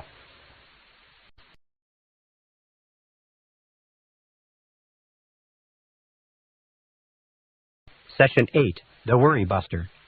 One of the great aims of life is to achieve your own peace of mind. And the reason why so few people have peace of mind is because they don't set it as an important enough goal. And if they do, they don't take the time to understand what stands between them and peace of mind. Now, we talked earlier about one of the major obstacles or major pairs of obstacles are negative habit patterns, the fear of failure, the fear of rejection. Those rob us of an enormous amount of peace of mind. We also talked about feelings of guilt, feelings of inadequacy, feelings of worthlessness, feelings of undeservingness, and so on. They also rob us of peace of mind. And I want to talk in this session about the last, if you like, key to this discussion on negative emotions, what we call negative imagination. Now, the word negative imagination comes from an extensive body of literature that was written at the beginning of the century, but they found that negative imagination is something that we create in ourselves that causes us an enormous amount of stress and distress, if you like. Negative imagination creates fear. And one of the best definitions of fear that I've seen lately is what is called fantasized experiences appearing real. Fantasized experiences appearing real. In other words, these are experiences which we create in our minds and our imaginations, and we dwell upon them, and the more we dwell upon them, the more real they become to us. It's like I have 3 little children, and if I let them watch a scary movie, even if they insist upon it, they begin to feel that there are scary creatures under their beds and in their cupboards and so on. Is these fantasized experiences become real, and at one time, with little Michael, we couldn't get him to sleep in his bedroom at all because he was convinced that there were monsters in there. What do we call negative imagination? Well, another word for it is worry. Worry is a sustained form of fear caused by indecision. Worry is a sustained form of fear caused by indecision. Now, what does that mean? It means that when we make decisions, we do away with worry. A study was done some years ago where many thousands of people were surveyed and asked what were they worrying about at the current time. And they accumulated it all up and they found this is what people worry about. 40% of the worries that people had were things that never happened. When they went back later, they found that the things they were worried about would never happen. They were going to be late, or they'd lose a job, or they wouldn't work out on a date or a relationship. The next figure, 30%, were things that were in the past, that had already happened and nothing could be done about. There were 12% of worries were worries about health. In most cases, needless worries. The thought that they had a pain or an illness or an ailment or something else that didn't turn out to be true. 10% of the things people worried about were petty worries. They were worried about whether or not they had enough change in the parking meter, whether or not someone would phone them. Really irrelevant worries. Only 8% of the worries were about anything substantial at all, and of those 8%, half, or 4%, were totally outside the control of the person. They were worried about whether Red China would invade northern Vietnam and things like that. I think things that the person could have nothing to do about anyway.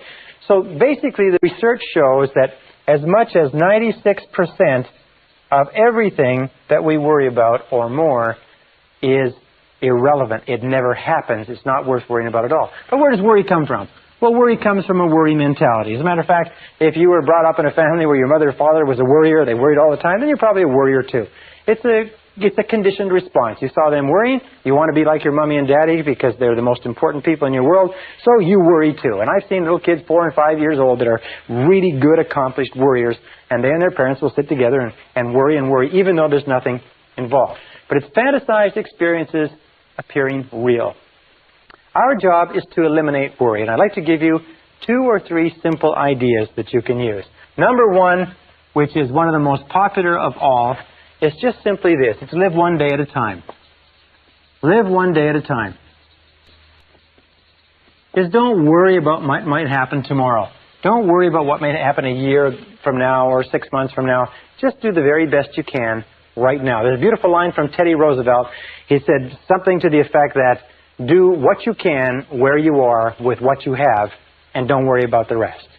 Do what you can where you are with what you have and don't worry about the rest.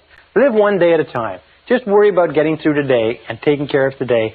And as the Bible says, let the morrow take care of itself. Sufficient unto the day are the cares thereof. Number 2 key to dealing with worry, and I have an enormous number of challenges that I face in my business life, is get the facts. This is so important. Get the facts. Not the apparent facts, not the quick facts, not the facts that seem obvious, but get the real facts. Take the time to look into a situation and find out what the real truth of the matter is. I have found that most worry situations evaporate if you get enough facts. You hear that somebody has done something or not done something. You hear about a change in your business or your personal life or change in one of your relationships. Find out. Call the person.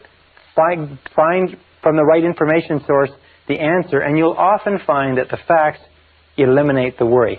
Most people who worry are people who would much rather worry than take the time to ask and find out what exactly is going on. Ask people, do your research, do your reading, do your homework, get the facts. One of the most important requirements, by the way, for your success in business or any other thing, any other field of endeavor, is to get the facts that you need so that your answers are accurate and up to date. Now, the third method is what I call the worry buster. The worry buster is a word or an expression that came from one of our graduates. He said this expression literally saved his business and saved his mental health. It's one of the simplest of all techniques, and it is just dynamite. It consists of 4 steps. All right, step number 1 is when you have something on your mind, define it clearly in writing. Define it clearly in writing. Sit down, take the time to write it out. and say, what exactly is it that I'm worried about? And sit down and write it out. I am worried about this, and describe the situation exactly the way you see it. In medicine, they say that accurate diagnosis is 50% of the cure. Accurate diagnosis, defining it clearly in writing, is 50% of the cure. Now, an important point here is sometimes when you have what seems to be an overwhelming problem, you have more than one problem. You have what is called a cluster situation, where you have 2 or 3 or 4 problems all together. If you define it clearly in writing, sometimes you can write it out, 1, 2, 3, 4, that there are several little problems that are all together that are worrying you. And sometimes if you eliminate one of those difficulties, the rest of them evaporate. Sometimes one problem in a cluster of problems is the key, and all the others become irrelevant. So be alert to that, but define it clearly in writing. Number 2 is, once you define it clearly, this is the key. Determine the worst possible outcome. Determine the worst possible outcome. In other words, ask yourself, what is the worst possible thing that could happen as a result of this situation? Left to itself, if the worst happened, what would it be? Determine the worst possible outcome. Now, an interesting thing happens here. We find that in worry, we are not worried or stressed by the event. An event does not trouble us. What troubles us is anticipation of an event, and the resistance that we put up psychologically, wishing, hoping, praying that it doesn't take place. If psychologically we determine the worst possible outcome in writing, and you say the worst possible thing that can happen is this, and we make it concrete and we put it down on paper, you will find a remarkable thing. Your worries disappear. They just seem to evaporate as soon as we define the worst possible outcome. The stress comes from not wanting to face what it could be. We talk about this later, but it's the psychological phenomenon of denial. We deny, we don't want to put off. For instance, you have an investment, and the investment is getting worse and worse. So you have to say to yourself, what's the worst thing that can happen with this investment? And the worst thing is that you lose it all. Once you say, I lose it all, suddenly you're not so worried about it anymore, because, it just may happen. The third step, or let me go back a second, with regard to a relationship. Sometimes we're in a relationship that's very unhappy, and we say, well, what's the worst thing that can happen here? The worst thing that can happen here is that you lose the relationship. The relationship disappears. Then you have to ask yourself, will that kill me? Will the loss of the investment kill me? Will the loss of the job kill me? Will the loss of the relationship kill me? And the answer, of course, is no. You will recover from the loss of almost anything. So number 3, by the way, there are many people who get and have the signs of cancer, but they won't go to a doctor because they don't want to know. The stress of not knowing actually exacerbates the course of the disease, and finally, when they do have to go to a doctor, it's gone so far the doctor can't save them. But the stress of not facing the possibility keeps them away from a doctor long past the point where a doctor could help them. Number 3 is resolve to accept the worst should it occur. Resolve to accept the worst should it occur. This is not passive, and this is not fatalistic. Just say, if nothing could be done, and this were to happen, I will accept it. I have a saying which I use that is, what cannot be cured must be endured. What cannot be cured must be endured. So you say, well, all right, if this happens, I'll accept it, and I'll learn to live with it. I'm not going to let it break me. I'm not going to let it kill me. And then number 4 is begin immediately to improve upon the worst. Begin immediately to improve upon the worst. What does that mean? It means you've now accepted that it might happen, and you've now decided that you will live with it should it occur, and now you do everything you possibly can to work back and make sure that the worst doesn't occur. In business, by the way, this is called the minimax regret analysis. It's minimizing the maximum regret. In other words, it's saying, what is the worst thing that can happen, and how can I minimize that maximum regret? This minimax technique is a tremendous technique because it clears your mind considerably. And one of the best ways to use it is this really neat method. Take a piece of paper, draw a line down the center and a line across the top, and then work down the page. And right on this side, write WPO. Right on this page, your definition. In other words, this is a clear definition of what's bothering you. On the top of this page, you write WPO. Worst possible outcome. And then you write 1, and you say, I'm worried about this. And you write it out clearly, and then you write 1, you say the worst possible outcome is this. 2, I'm worried about this. 2, worst possible outcome is this, and so on. You'll find that every single time you do this, the problem just evaporates. And most, not all of course, but most of the stress or strain disappears. Your mind goes clear, and with a clear mind, you can then deal with it effectively. Now, the final point with regard to this whole idea of worry and negative imagination is, what is the antidote? What is the antidote to worry? What do you think it is? Well, it's simply this. It is purposeful action. The only real antidote to worry is purposeful action. Everything that gets you to the point where you can take purposeful action, where you can move, and as Shakespeare says, take arms against the sea of troubles, and by so doing end them, anything that gets you to the point where you can take purposeful action will eliminate the worry. Why? Because of what we call the law of substitution. You cannot be working on a problem or a situation and thinking and acting purposefully to resolve it and still worry about it simultaneously. Worry almost always comes when you have too much time on your hands. Worry is a form of negative goal setting. Remember we talked about the law of concentration? It says whatever you dwell upon grows.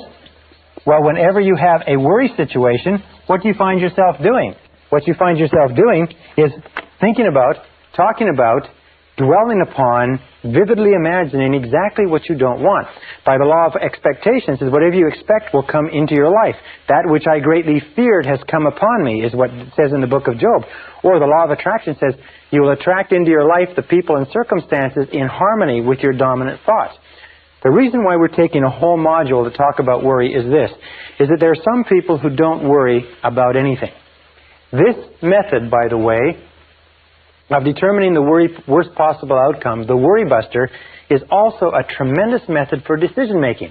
When you go into any situation where you have to make a decision one way or another, the first question you should sit and ask, once you've analyzed it, is what's the worst thing that can happen? I remember the great J. Paul Getty, who at one time was one of the richest men in the world, said that this method of determining the worst possible downside was used by him as a decision-making method into every business deal he went to. What he would do is he would say, no, what's the worst thing that can happen? And then he would make sure that the worst didn't happen. So make the decision right now that you're going to eliminate worry, fantasized experiences appearing real, that you're going to accept the worst possible outcome should it occur, and now get busy, do everything humanly possible to take constructive action to eliminate the worry situation and do away with it. That's the key to eliminating the final of the worst of our negative emotions. This is the end of Side 2. Please fast forward the tape to the end to cue up Side 1 for your next listening.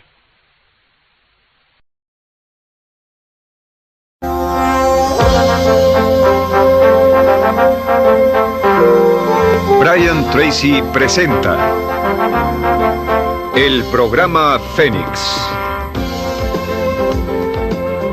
La psicología del logro.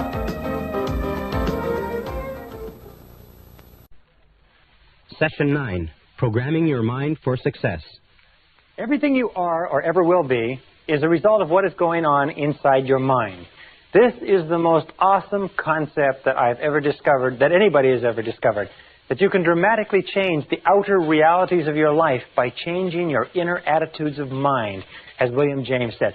We talked earlier about the various laws, the law of belief, that your beliefs do become your realities, that you actually see the world in terms of what you believe to be true about it. Beliefs create the actual fact.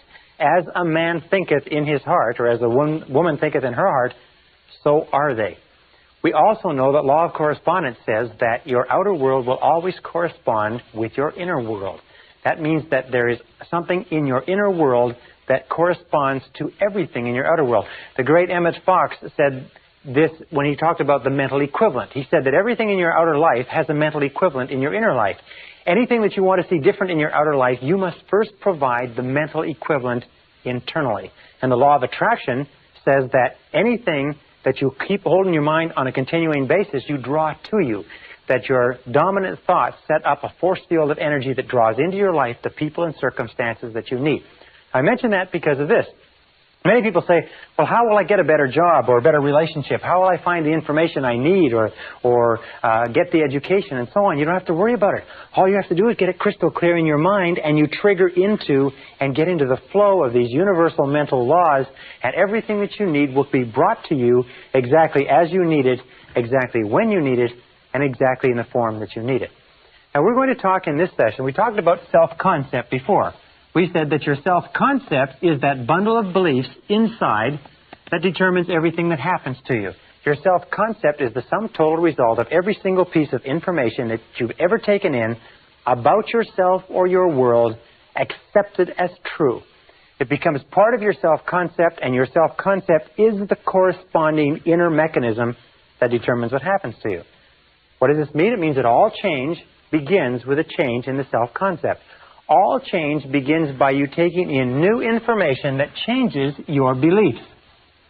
Now, beliefs are the hardest of all things to change because we defend them so vigorously. We have to be willing to give up some of our self-limiting beliefs.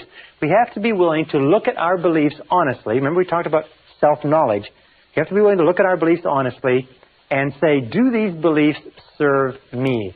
Is this what I want to be? Is this what I want to do? Is this the best that I can have? And you begin to question your beliefs and change your self-concept by taking in new information that develops a new self-concept. And that brings us to a concept called the psychology of becoming. The psychology of becoming says that each one of us is in a continuous state of growth and change, that your self-concepts and your beliefs are changing all the time. For instance, when you were a child, you believed one set of things about the adult world. When you were a teenager, another. When you were in your early 20s, you believed another. And as we grow and evolve, we change our beliefs and our self-concept. We change our self-image. We change the way we see the world. So we're in this process of becoming all the time. It's going on. It's almost like this.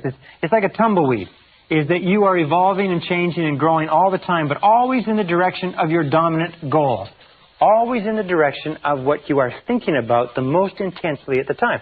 For instance, an alcoholic or a drug addict is also evolving and changing in the direction of his or her dominant goals, because that's what they think about all the time. And if you want to evolve and grow rapidly, you have to make those goals clear, you have to make them sharp, you have to make them intense, and you have to dwell on them all the time. Sometimes you see people who are very successful at an early age, but you'll find that those people had an obsession, a total preoccupation with a particular area or field for a long time, whereas other people who may be much older have never had an intense feeling or have never dwelled on anything they want to accomplish.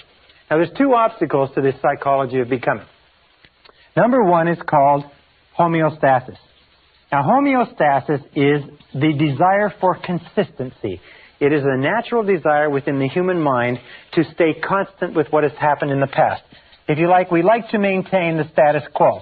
These are the people who say that's the way we've always done it, this is the way we do it around here, etc., etc. You must watch out for homeostasis, because what it does is it causes your thinking to become rigid and inflexible. And the other is called psychosclerosis. Psychosclerosis is simply a hardening of the attitudes. A hardening of the attitudes. People with psychosclerosis develop what is called fixed ideas.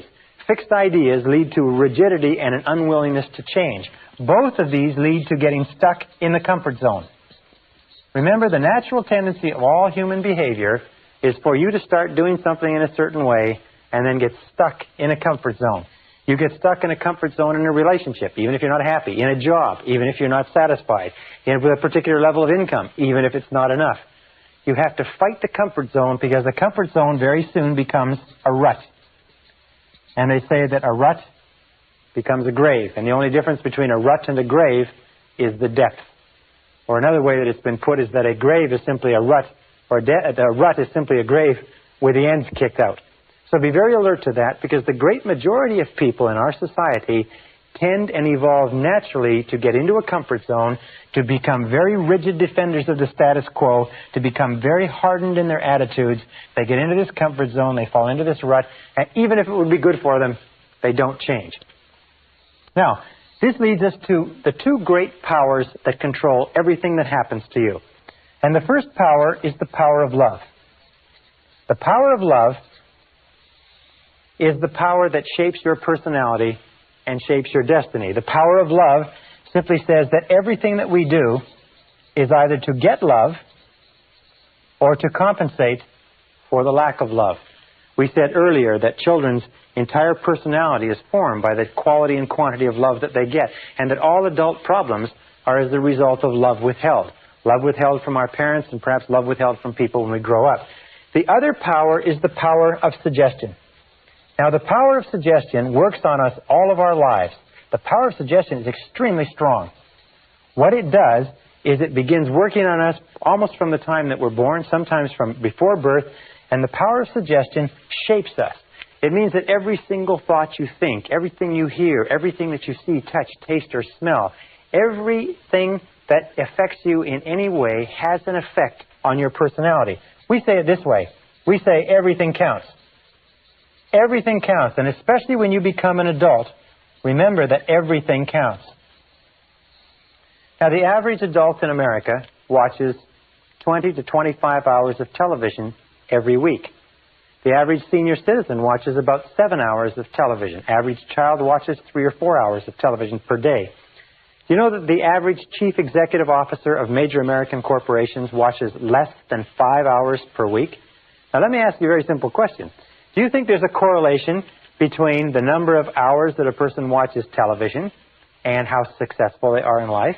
Do you think that the suggestive influences, books, magazines, tapes, courses, seminars, people, television programs, and so on, that you watch, listen to, read, associate with on an ongoing basis, do you think these suggestive influences are having any effect on your future?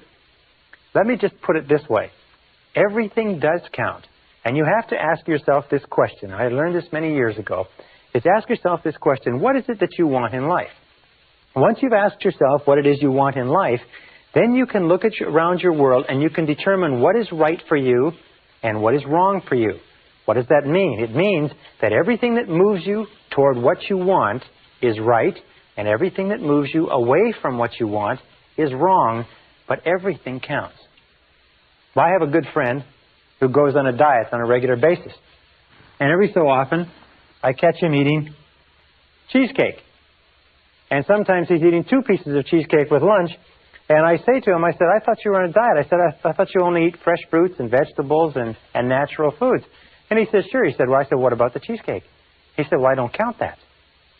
Do you know how many people sit at home and watch television 3 or 4 hours a night, who want to be successful, who read the comic strips and the sports pages, who read junky magazines or nothing at all, listen to the radio, don't do anything with their time or their minds, and they say, but I want to be successful, I want to be more successful. I said, well, what about all these things that you're doing to waste your time? They said, well, I don't count that.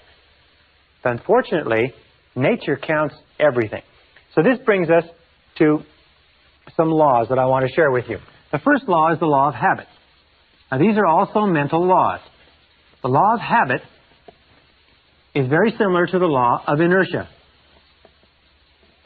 The law of inertia says that a body at rest tends to remain at rest unless acted upon by an outside force. It also says that a body in motion tends to remain in motion unless acted upon by an outside force. The law of habit says that in the absence of a specific decision on your part to change some aspect of your life, the natural tendency will be to go on the same way indefinitely. As a time management specialist once said, the more you do of what you're doing, the more you'll get of what you've got. So you have to look at what you've got and look at what you're doing and say, is this what you want? You will go on indefinitely in the same direction unless you make a very concrete, specific decision to change. Also, there's another law. It's called the law of emotion. And by the way, before I get into the law of emotion, let me say this. That about 95% of everything that we do is by habit. That the only major difference between successful people and failures is that successful people have success habits and failures have failure habits. You've heard, for example, you've heard the old saying, early to bed and early to rise? They say, makes a man healthy, wealthy, and wise. Well, why is that? Why is it that so many successful people get up early in the morning? It's because they get a jump on the day. It's also because it forces them to go to bed earlier at night so they don't waste the evenings when they're the tiredest and least productive. So you find that over and over again, successful men and women are early to bed and early to rise. They have a success habit. Why is it that people don't go to bed early or don't get up early? Because they're too lazy, they're too undisciplined, they don't have goals that they want badly enough, they do not have success habits. 95% of your success is going to be determined by the type of habits you develop. And if you have good habits, you're going to be successful in spite of anything else. The law of emotion says simply this. It says that every decision that you make is based on emotion. Is that we used to say over and over again that people are 90% emotional and 10% logical. Well, one of the great discoveries that I've made in the course of my research is the discovery that we are 100% emotional, that we're not even 99% emotional. Every single decision we make is an emotional decision. If somebody says, well, it's the logical thing to do, what it simply means is they have more emotion invested in that, even though it sounds logical. The law of emotion says that every decision that we make is emotional, and it says this. It says that stronger emotion will dominate a weaker emotion. Stronger emotion dominates a weaker emotion. So whichever emotion is stronger will be the dominant emotion and will determine what you do. All action is determined by the emotion that is predominant at the time. And with whatever the stronger emotion, if it is fear, fear will determine what you do. If it is desire, desire will determine what you do. The two major emotions that wrestle within us all the time are fear versus desire. World Championship goes on over and over again. Your fears that hold you back, your desires that propel you forward. Now, how do you turn this equation so that your desires win? It's very simple. You use the law of concentration, and you think about what you want all the time. You dwell on what you want all the time. You keep your mind fixed on your desires. You become totally preoccupied with what you want, and as we said before, your fears have a tendency to dwindle. But whichever thing you think about, if you think about your fears or you think about your desires, whichever one you think about, by the law of emotion is going to determine your actions, and your actions will determine your outcomes. This brings us to another law, which is called the law of expression. And this law of expression is very interesting. This law of expression goes back many, many years, and it predates even a quote from Aristotle, which says, whatever is impressed is expressed. Whatever is impressed is expressed.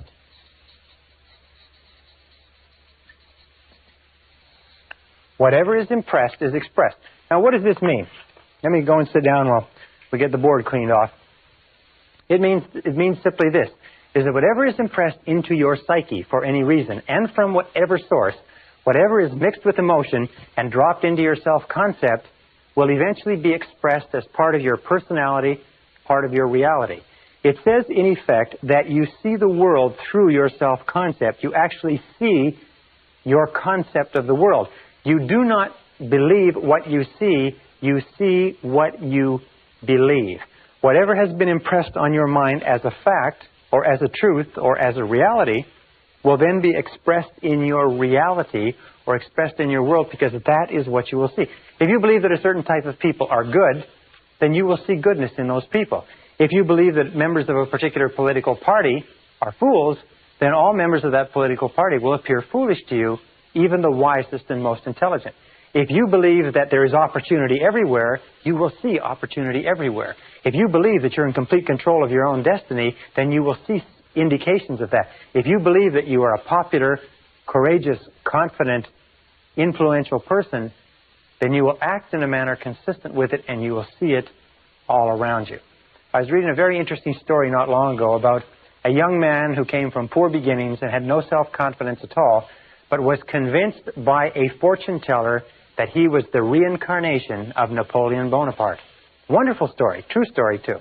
And he began to believe that he was the reincarnation of Napoleon Bonaparte. And he went to the library and he studied Napoleon. He read all about Napoleon, and he began to walk and talk and act like Napoleon. He began to think like Napoleon. He began to imagine great plans like Napoleon would have imagined. He began to act with courage and confidence in the face of uncertainty as Napoleon would have. Over time, he became absolutely convinced that indeed this person who was shy and retiring was truly the reincarnation of Napoleon. And as he did, his career improved. He was promoted. He was advanced. He changed the way he dressed. He spoke more confidently. And by the time he found out that he had been misled by the fortune teller, he was already an extremely successful businessman. Very interesting. Whatever is impressed and accepted becomes expressed. And this brings us to another critical mental law. And it is this. It is what is called the law of reversibility. When I first learned about this law, I was so excited I wanted to wrap it up and tie it up and not tell anybody. This is the first time in any form that I've ever explained this law to other people. The law of reversibility says simply this, is that if you achieve a certain level of success, a certain level of health, a certain quality of relationships, then that quality of relationships will create a subjective state. A subjective state means a feeling or an emotional state. In other words, if you win a prize, you will feel like a winner. If you fall in love, you'll feel like a lover. If you succeed in business, you'll feel like a success.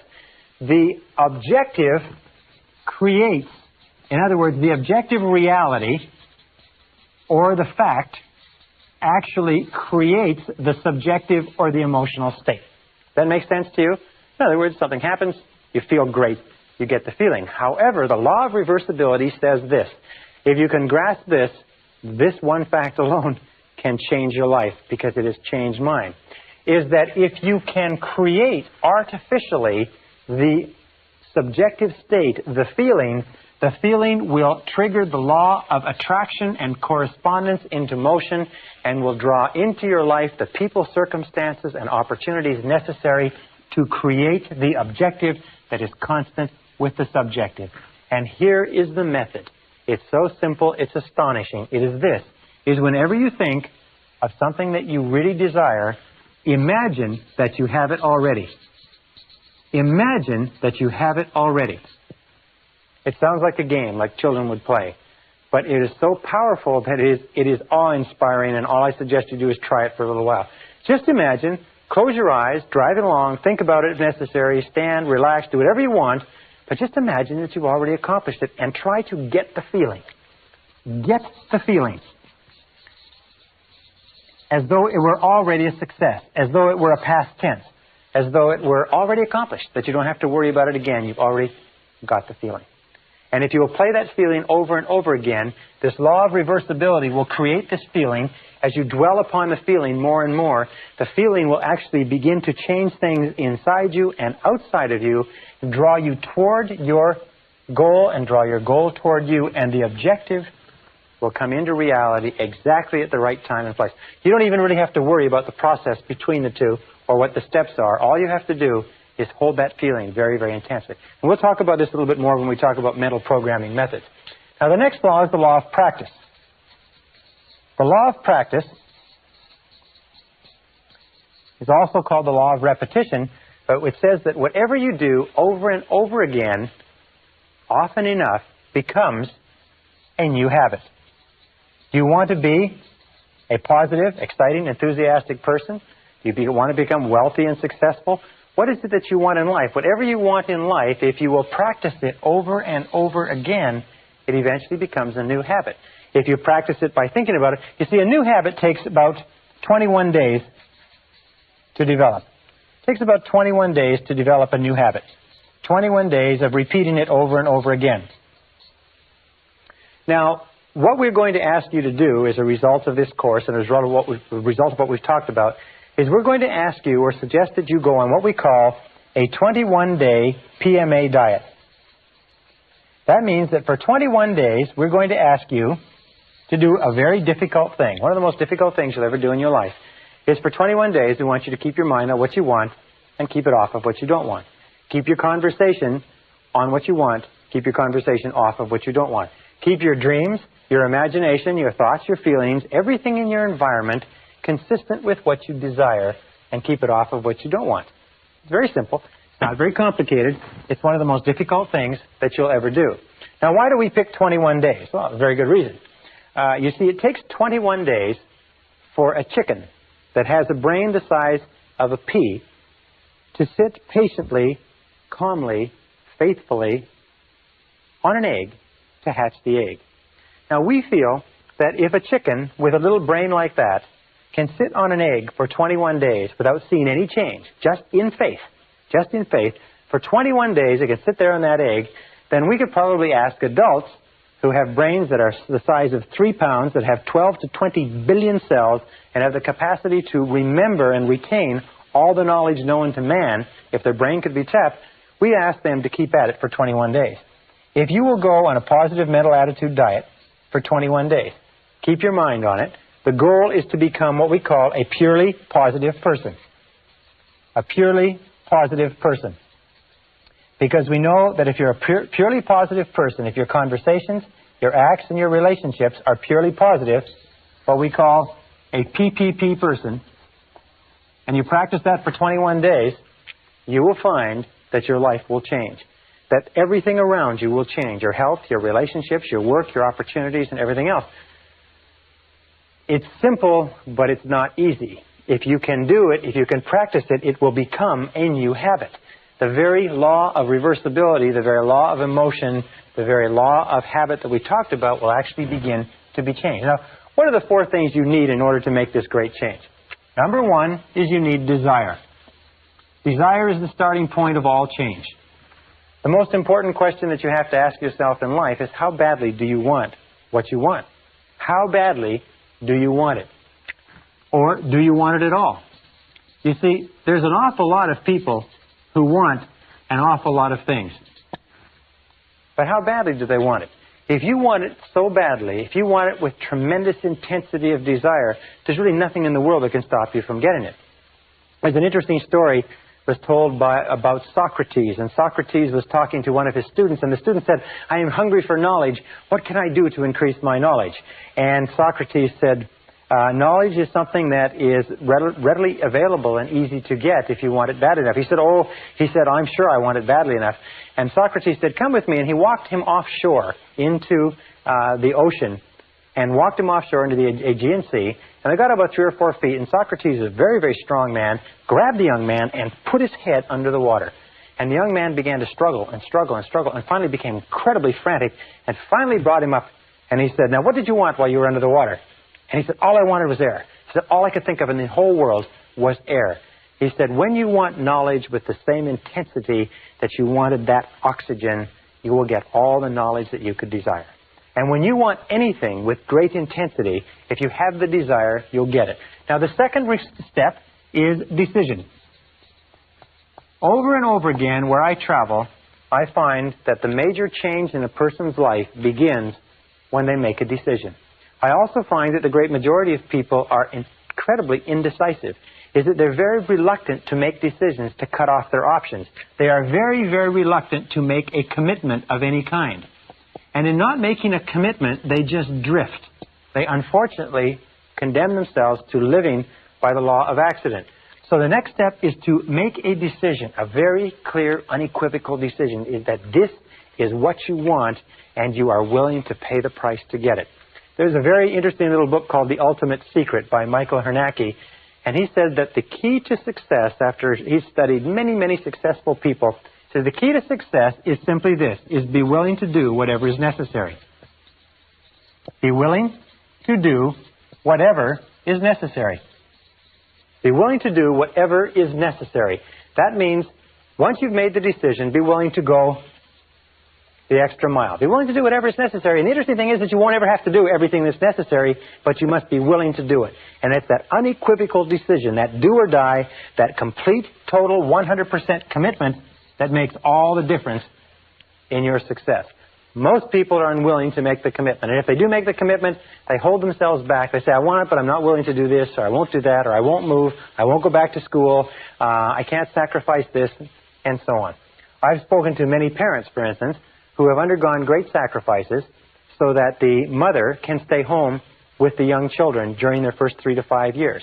And people say, well, you're crazy, you need the money, you can't take trips, you don't have enough money to pay bills when you're not one or two people working. They say yes, but our decision is to give our children the finest grounding and the finest emotional basis possible. And we feel that the way to do it is for the mother to be home with the children. So they are willing to make the sacrifices. And of course, everybody has to make their decisions with regard to what sacrifices they want to make. The third is determination. Determination means to back your plan with, if you like, iron willpower. Again, every single study that I've looked at, and I spent, in the course of my lifetime, I spent almost 30,000 hours studying the subject of personal and corporate success, is that iron willpower is absolutely critical. Determination, the willingness to stick in when the going gets tough, the willingness to persist in the face of adversity. That kind of determination is absolutely critical to developing the new habit patterns of thought that will guarantee your success. And finally, discipline. This is my big favorite. It's usually the only place in this course where I mention this, but discipline is the master key to riches. Discipline is the master key to riches. Discipline, the willingness to do what you know you should do, when you should do it, whether you like it or not, is the critical key to your success. Why is it that people fail in life? It's no miracle. It's no mystery. The reason people fail in life is that they're not willing to do whatever is necessary. They're not willing to pay the price. Half the time, three-quarters of the time, they don't know what they want, and the ones that do know what they want are not capable of disciplining themselves. So the next time you sit there watching the television, next time you drive along listening to the radio instead of listening to an audio cassette program, you have to ask yourself quite honestly, in terms of the wonderful life that you are capable of enjoying, in terms of all the things that you want, is this moving you toward it, or is it moving you away from it? Because the truth of the matter is that everything that does not move you towards your goal moves you away from your goal. That nothing is neutral. That everything counts. That the sands of time are running. The clock, the meter is going right now. A very good friend of mine said, remember, this life is not a rehearsal for anything else. This is the real one. And the question you have to ask yourself is, are you serious about being and having and doing everything that's possible for you? If you're going a 21-day mental attitude diet, a PMA diet, if you will keep your thoughts on what you want for 21 days, if you will practice the law, develop new habits, practice repetition over and over again, practice the law of reversibility, and visualize and imagine yourself as the person you want to be, and practice the law of expression, that whatever is impressed on your mind will be expressed in your reality, you will see dramatic changes start to take place in your life, and sometimes far faster than you can currently imagine. Believe me, I know I have tried and practiced everything that I recommend to you.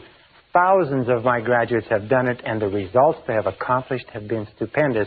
They will be stupendous for you, too, and we'll talk about more of that in the next module.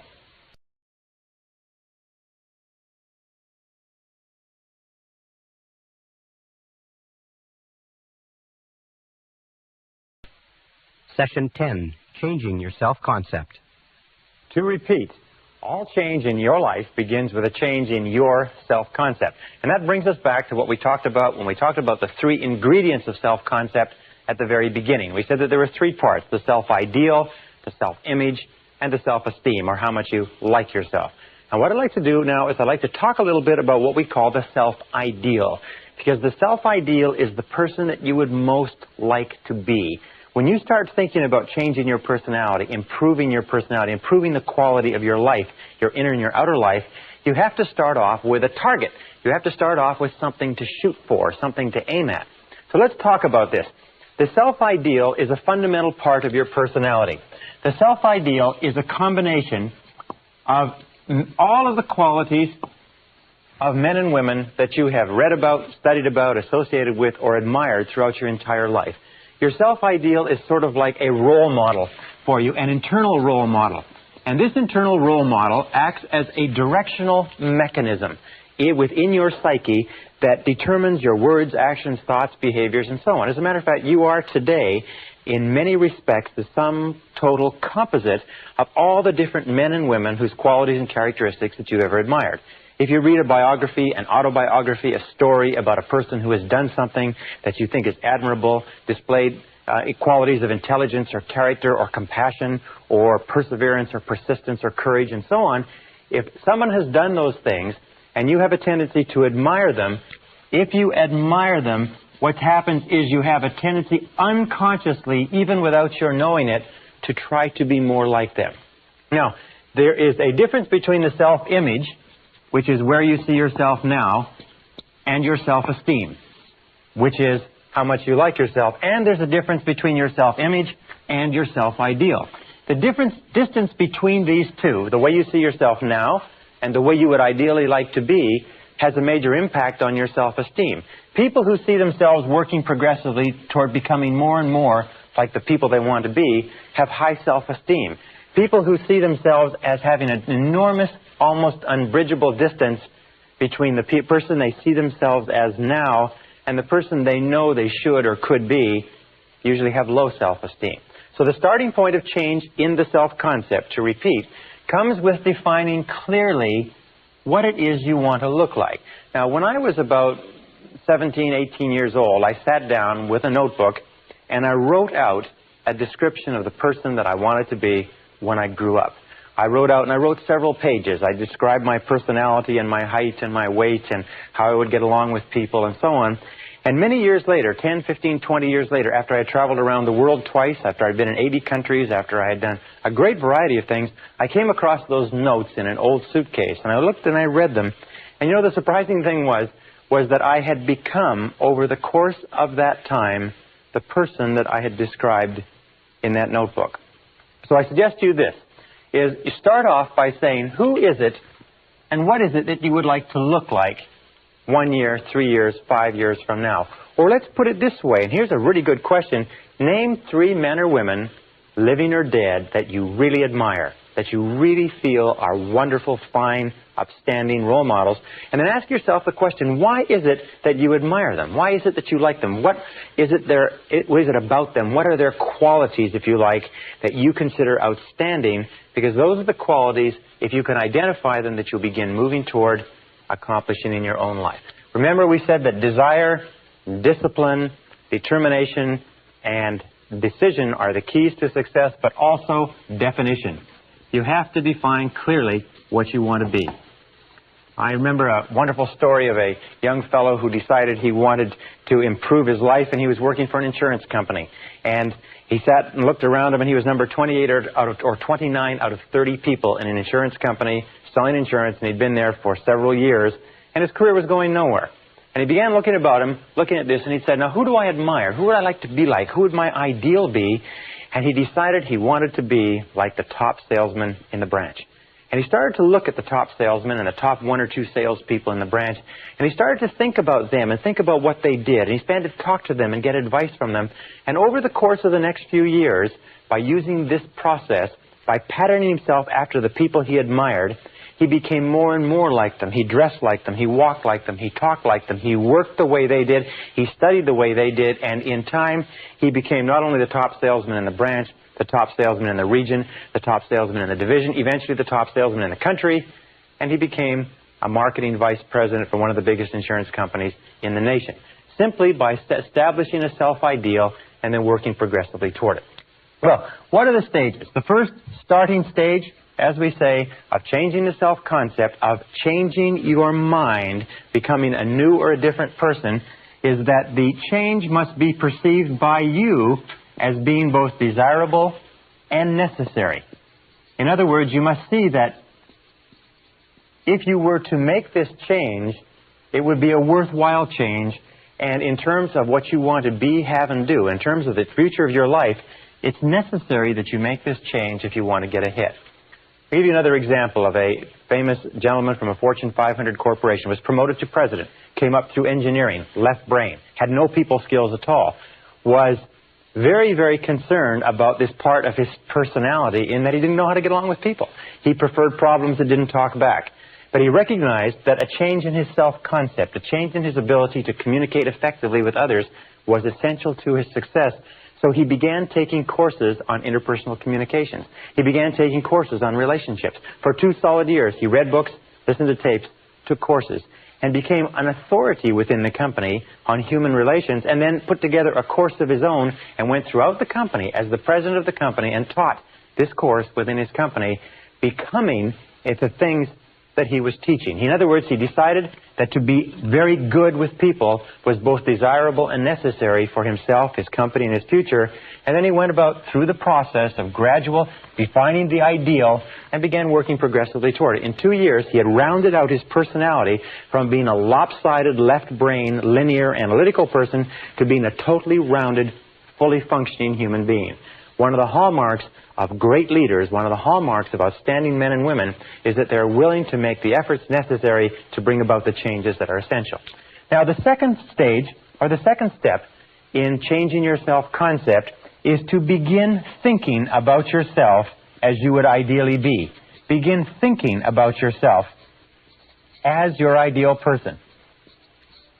For instance, if you wanted to be an outstanding person in human relations, you'd begin thinking about yourself as you would be as a human relations specialist. But let us say you want something very simple. Most people say that their major weakness is that they are too impatient, too intolerant, they get angry too quickly, irritable, so on. Maybe what you should do is start with something very simple. Very important to start with something simple, because if you can change something simple, it proves to you that you can change something large. So you begin thinking about yourself. Let us say that you tend to be a little bit impatient or short-tempered when you're tired, or you're a little bit irritable with your children or your spouse at the end of the day.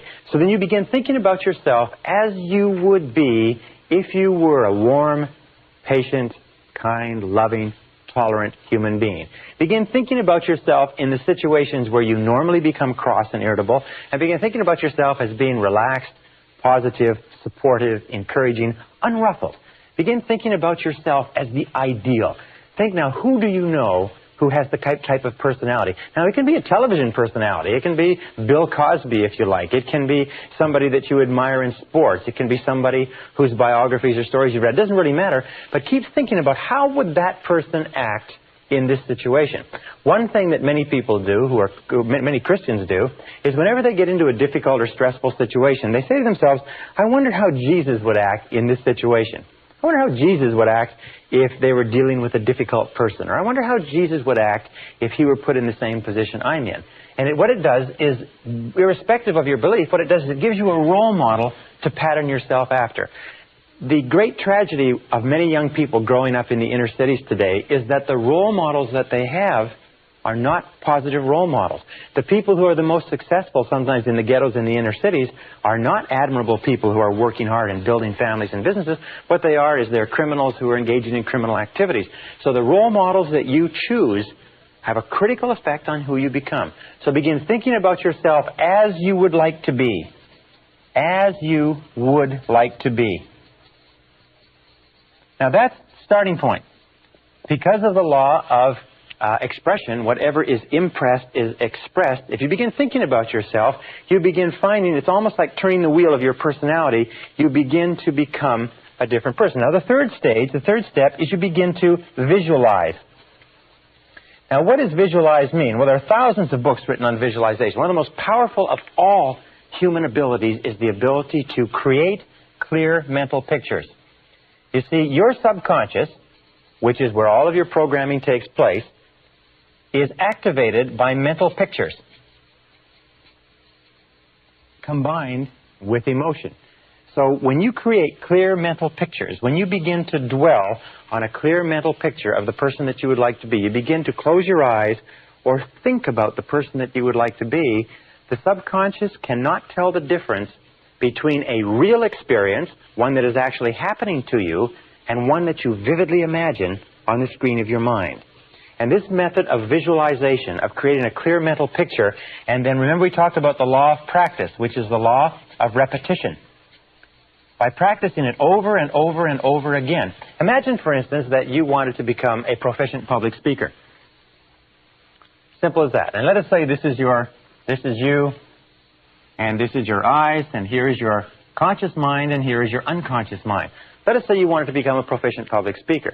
Well, if you went out and you gave a whole series of talks, and you got positive response, and people applauded and told you that it was a good talk, and you did this over and over again, no matter how terrified you are of public speaking right now, if you did it often enough, gradually you would store up enough memories to the point where you would feel no uneasiness at all about speaking publicly. Now, the reason I mention speaking publicly is that something like 54% of the American public would rather die than give a talk in public. They put the fear of public speaking ahead of the fear of death.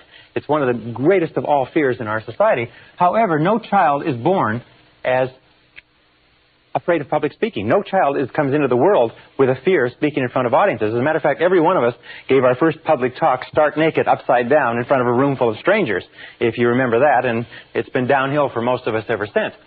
If you have a series of external experiences, however, and all of those experiences are positive, then they're stored away as positive reports in the public speaking file.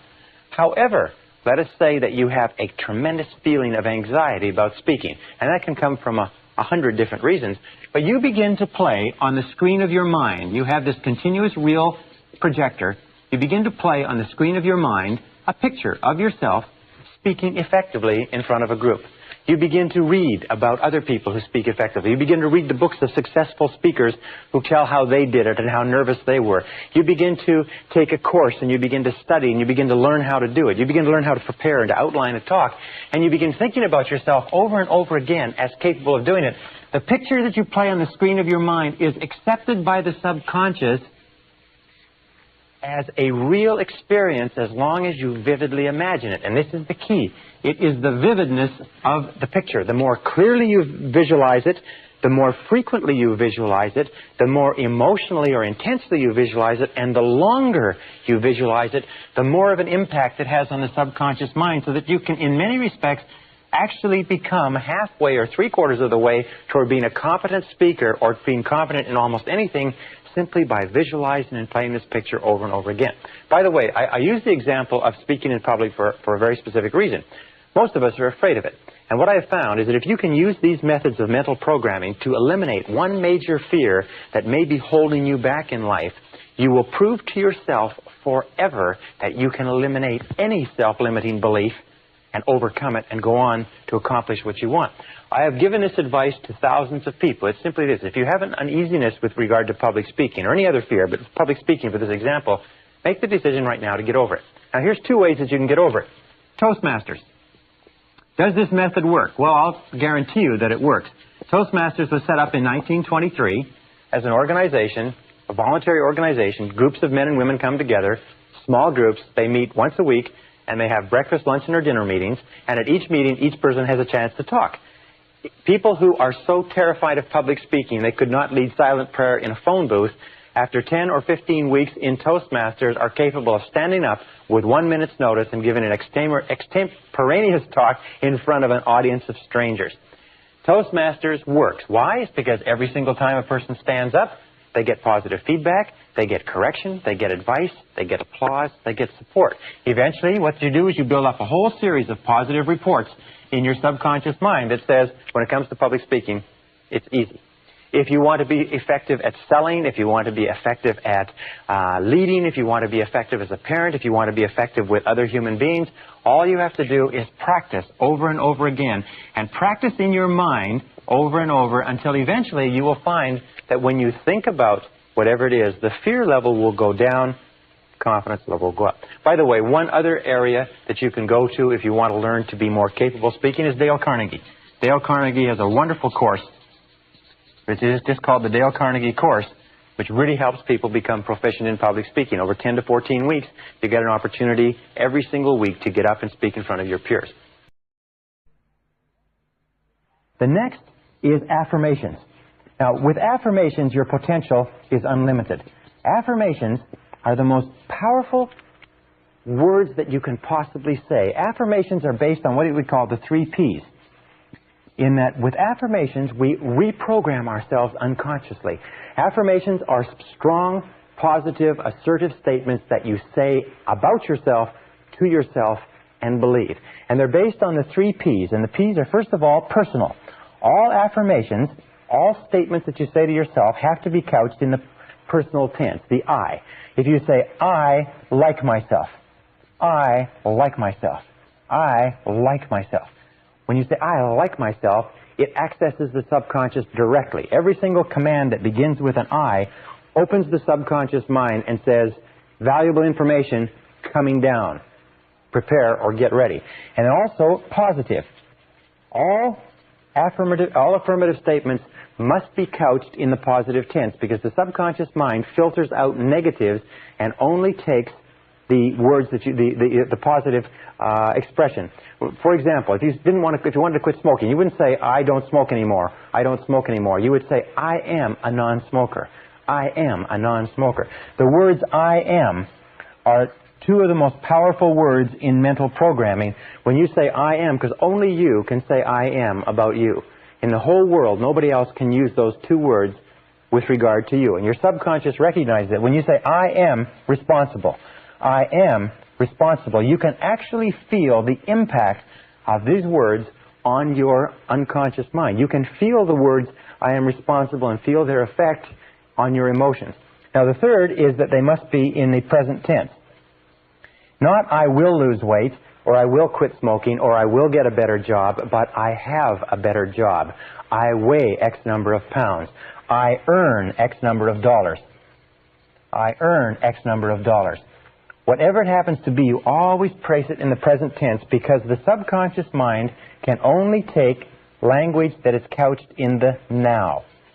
This is very, very important, that when we are reprogramming the subconscious mind, when you visualize, it's in the now. When you affirm, it's in the now. When you think about yourself as you would like to be, it is always in the now. The subconscious mind is, by the way, it's very literal. So when you create affirmations, and you can recreate affirmations for every goal that you can imagine. I earn X number of dollars. I weigh X number of pounds. I am a kind, loving human being. I am disciplined and industrious and fastidious. I am a good driver. I am punctual. I like myself. I am responsible. I feel great. I feel happy. I have health. I have energy. Interesting affirmation. If you repeat the affirmation over and over again, I have health. I have energy. I have health. I have energy. You can actually build up your body's resistance to things like colds and flus. We'll talk about this a little bit later, but very often we get sick because we decide to get sick, or we get sick because we let our minds and bodies coast, and we can actually drive a cold out of our systems by repeating the affirmation over and over again. I have health. I am healthy. I am strong. I feel great. I feel wonderful. So couch your affirmations and your visualizations. When you close your eyes, see yourself as though you had the characteristic or quality right now. Speak in terms of having the characteristic or quality right now. And as we said before with regard to emotion, imagine the feeling that would accompany the mental picture. Imagine the feeling that would accompany the words. When you say, I like myself, you don't say, I like myself. You say, I like myself. I like myself. I like myself. Imagine when you say, I am responsible, you don't say, I am responsible. You say, I am responsible. I am responsible. In other words, emotionalize it. Wrap it up with emotion. Drive it into the subconscious mind like a detonator, and the effect that it will have on your personality and on your feelings will be tremendous. Now, again, with regard to affirmations, what I use is a series of index cards. And you can put your affirmations, your positive, present tense, personal statements on affirmations, and review those affirmations over and over again. Every time you review them, every time you think about them, every time you repeat them and drive them into the subconscious mind, every time you impress them, you increase the potential for them to be expressed externally. Now, one final thing is when you use affirmations, try to keep your daily words and actions consistent with your affirmations. Try to keep the things that you say when you're walking around and the things that you do consistent with the words that you say to yourself in private. All right, the next thing that we do is what is called verbalization. Verbalization is speaking aloud, speaking your affirmations aloud. Now, there's two ways that you can do this. Best to do it in private, but basically you increase the impact of an affirmation by as much as 80% and even more when you say it out loud. If you say to yourself, I like myself, but if you say, I like myself, or I feel terrific, or I feel wonderful, or I am responsible. I earn $50,000 a year. When I first learned about this process, my goal was to earn $50,000 a year, and I realized that the only way I could ever earn $50,000 a year was by repeating this over and over again. And surprisingly enough, when I began doing it, I was not making anywhere near $50,000, and I was very, very skeptical of whether or not it would work. I can only tell you from the bottom of my heart that it does work. So verbalize it. Another thing that you can do is in front of a mirror. If you verbalize in front of a mirror, you have two impacts working simultaneously. You have the impact of what you can see, plus what you are saying, plus if you emotionalize what you are saying, you have three access points to reprogramming the subconscious working simultaneously. So you stand in front of a mirror, you can say, in front of the mirror, you can say, I feel terrific, or I look great, or I look great, or you can say, you look great. Because when we talk to ourselves in front of a mirror, now you mustn't do this in a public washroom when there's other people around, because they may think you're a little bit strange, but nonetheless, verbalization is a very important part of driving this message into the subconscious. Remember, the key to this is whatever you can hold in your mind on a continuing basis, you can have. The only question is, can you repeat it long enough and hard enough, often enough, to impress it permanently in the subconscious mind? Once you impress it permanently in the subconscious mind, it takes on a power of its own that will eventually bring it into your reality at exactly the right time and in exactly the right way for you. And this brings us to the next method, which is the method of assume the role. Assume the role. Assume the part. You see, one of the most important discoveries that we have made in behavioral psychology is this, is that if you feel a particular way, if you have particular emotions, the feelings will lead to actions. We've talked about this before, that we act in a way consistent with our feelings.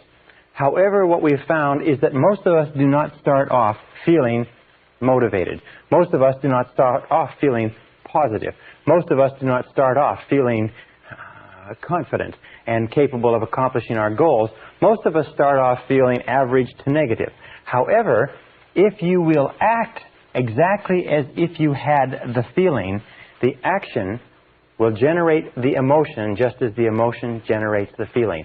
In other words, you can act your way into feeling.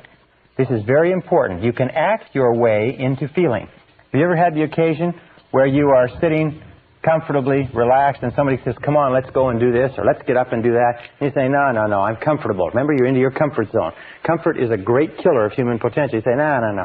They say, oh, come on, just get up and do a little bit. So you get up just a little bit, and you move just a little bit, and as you begin to move, you start to get into the swing of it, and pretty soon you get into it completely, and you totally forget about going back to the couch or the chair that you were in. Well, you can act your way into feeling. You can act your way into feeling almost anything. We call this, if you like, pretending. Pretend that you have the quality already. For instance, if you want to be courageous and unafraid, pretend that you're courageous and unafraid already. If you want to be confident, pretend that you have the confidence. There's an old saying that says, fake it until you make it. Fake it until you make it. Remember we talked about the gentleman who was told that he was the reincarnation of Napoleon?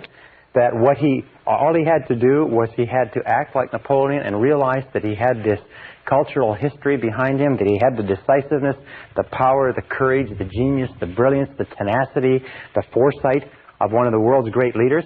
Well, this acting, this pretending, this assuming the role is a critical part of actually becoming that person.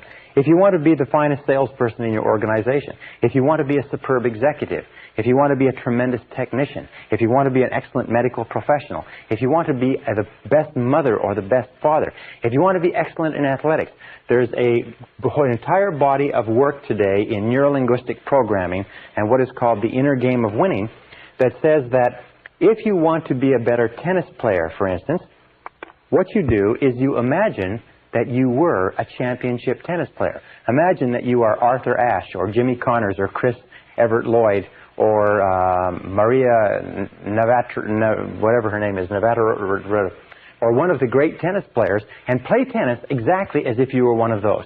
Play tennis as though you were them and in their body and on the court. And you know what will happen is that judges and people observing a person doing this find that you will hit more accurately, you hit with more force, you are better, you are more confident, you're more capable. Golfers. Another example is if you want to be a great golfer, is imagine that you are already a great golfer. If you want to be a great salesperson, imagine that you are already a great salesperson and walk, talk, carry, act as though you had the part already. Dress the part. Look at yourself in the mirror and say, do I look the part of a great golfer? Do I look the part of the executive, the salesman, or the saleswoman, or whatever it happens to be that I would like to be? These four, we call this the VAVA. V-A-V-A. V-A-V-A. Well, actually, I should do it this way. V-A-V-A. These are the keys to rapid personality change. The V is for visualization. Visualize and play the picture of the desired person you would like to be over and over again until it is accepted by the subconscious as a reality. Remember, the subconscious obeys your conscious commands. If you command the subconscious, and you command the subconscious by the thoughts you hold in your conscious mind, by the thoughts that you dwell upon, the law of concentration. If you hold that thought in your mind on a continuing basis, eventually it clicks into the subconscious and it takes on a power of its own. The second is to affirm, and affirm over and over again. There are many people who say that they would rather go without breakfast than go without their affirmations each morning. Speak to yourself positively. Use positive self-talk all the time. Remember, you talk to yourself at the rate of almost 1,500 words a minute. Most people talk to themselves in terms of doubt and fear and worry and anxiety. Talk to yourself positively. I can do it, I can do it, I can do it, I can do it.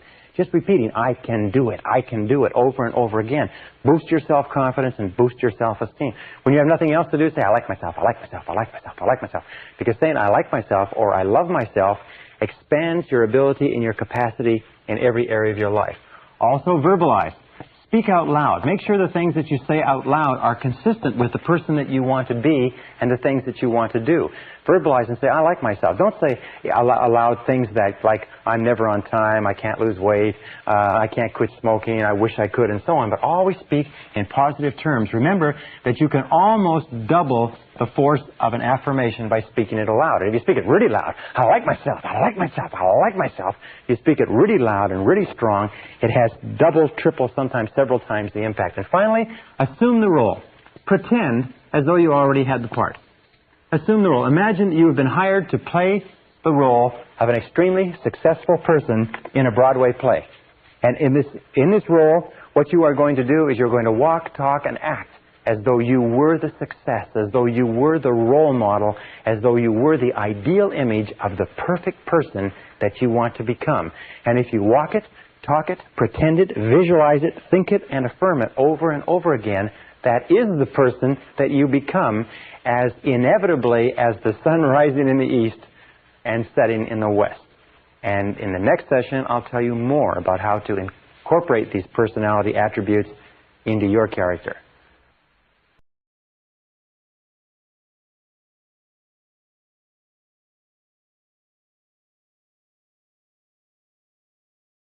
Section 11, the new mental diet.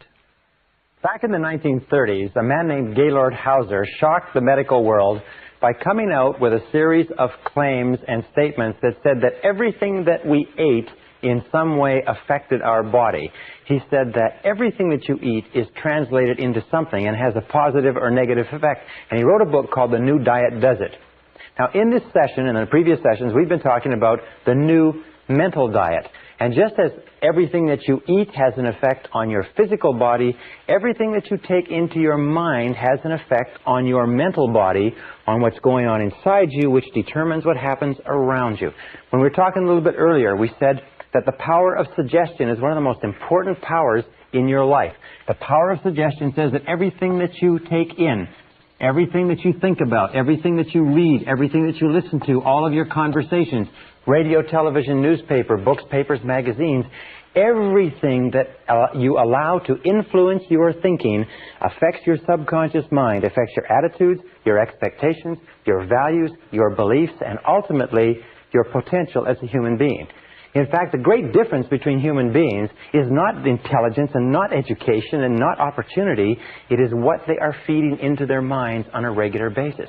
Now, we also said And it's the same thing. If you were to say, well, yes, I eat good food a lot of the time, but some of the time, or 50% of the time, I eat junk food. I eat food that's high in salt, high in sugar, low in nutrition, inert foods, dead foods, white flour, French fries, grease, and so on. But it doesn't bother me. It doesn't have any effect on my body. You would know that that is nonsense because everything counts. Everything counts. One of the marks of a truly honest person is that they accept reality. And reality is that everything that you do, mentally or physically, counts. And it's either positive, it's either helping you, moving you toward what you want to be and have and do, or it's negative, it's moving you away, but nothing is neutral. Everything counts. So with regard to the power of suggestion, let's go on and talk about how we complete this process of reprogramming ourselves so that inside we are totally successful human beings, so that outside we will be totally positive, enthusiastic, successful human beings. Feed your mind the same way you would feed your body. Feed your mind carefully. If you were concerned about physical health and longevity, you would measure and calculate and look into the foods you eat. Look carefully into the mental foods that you eat too.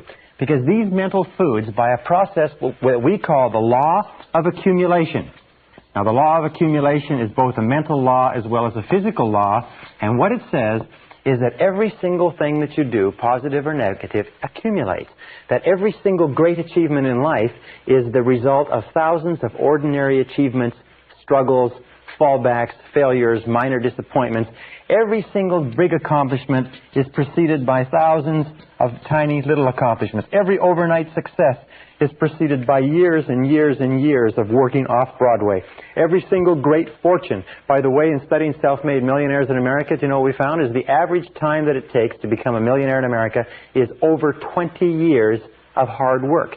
In other words, we see a person who is wealthy, got a beautiful home, beautiful car, financially independent, but we don't realize that there are years and years and years of hard work, struggle, and sacrifice that preceded it. We see the person, we see the end result, and we say, isn't that person lucky? Well, the fact of the matter is that there's no luck. There's just this long process of accumulation, and everything counts. Every single honest effort that you make toward becoming a better person accumulates like a snowball and has an effect. Every single time you do something that takes you away, that wastes your time, wastes your mind, wastes your thought, and so on, that has an effect too, and that accumulates. Now, the great mistake that many people make is they go a little bit forward and a little bit backward. They do a few things that are good for their mind and a few things that are crummy for their mind, and a few things that are good and a few things that are crummy. And you know where they end up? Exactly where they started. The good offsets the bad. What you have to do is you have to put yourself on the side of the angels so that your predominant intakes of mental food are positive and constructive and moving you in the direction that you want to go in. So, we say feed your mind. Number one is read. Only reading is reading. Many people today don't like to read, but all leaders are readers. All leaders are readers. Read, and try to read an average of 1 hour per day. We know that if you read 1 hour per day, over the course of the day, in something that builds your mind, something positive and constructive that builds your mind, not newspapers, not wasted things that just preoccupy your mind, but something that builds you and develops you. 1 hour per day can change your life. Research shows that 1 hour per day, in 2 to 3 years, you will be an authority on your subject, on studying any subject, from time management to nuclear physics. 1 hour per day will make you an authority. 3 to 5 years will make you an expert, and 5 to 7 years will make you an international authority, make you one of the most knowledgeable people in that field in the world, in just 1 hour a day in any subject. And you can pick anything from medicine to molecular biology. So read an hour per day. Recent study shows that the average adult in North America reads less than 1 book a year. That 58% of adults in the United States and Canada never finish a non-fiction book after they leave high school. When they leave high school, you know what they say? Or they leave university, they say, thank heavens this is over, I'll never read another book as long as I live. And they can't understand why they stop growing. It is only reading that causes your mind to stretch and grow. Conversation is good. Listening is good. Courses and classes are good. Watching videotape instruction is good, of course. But Only reading is reading, and there's no substitute. People say, well, I'm not a good reader. I didn't learn to read well in school. Good.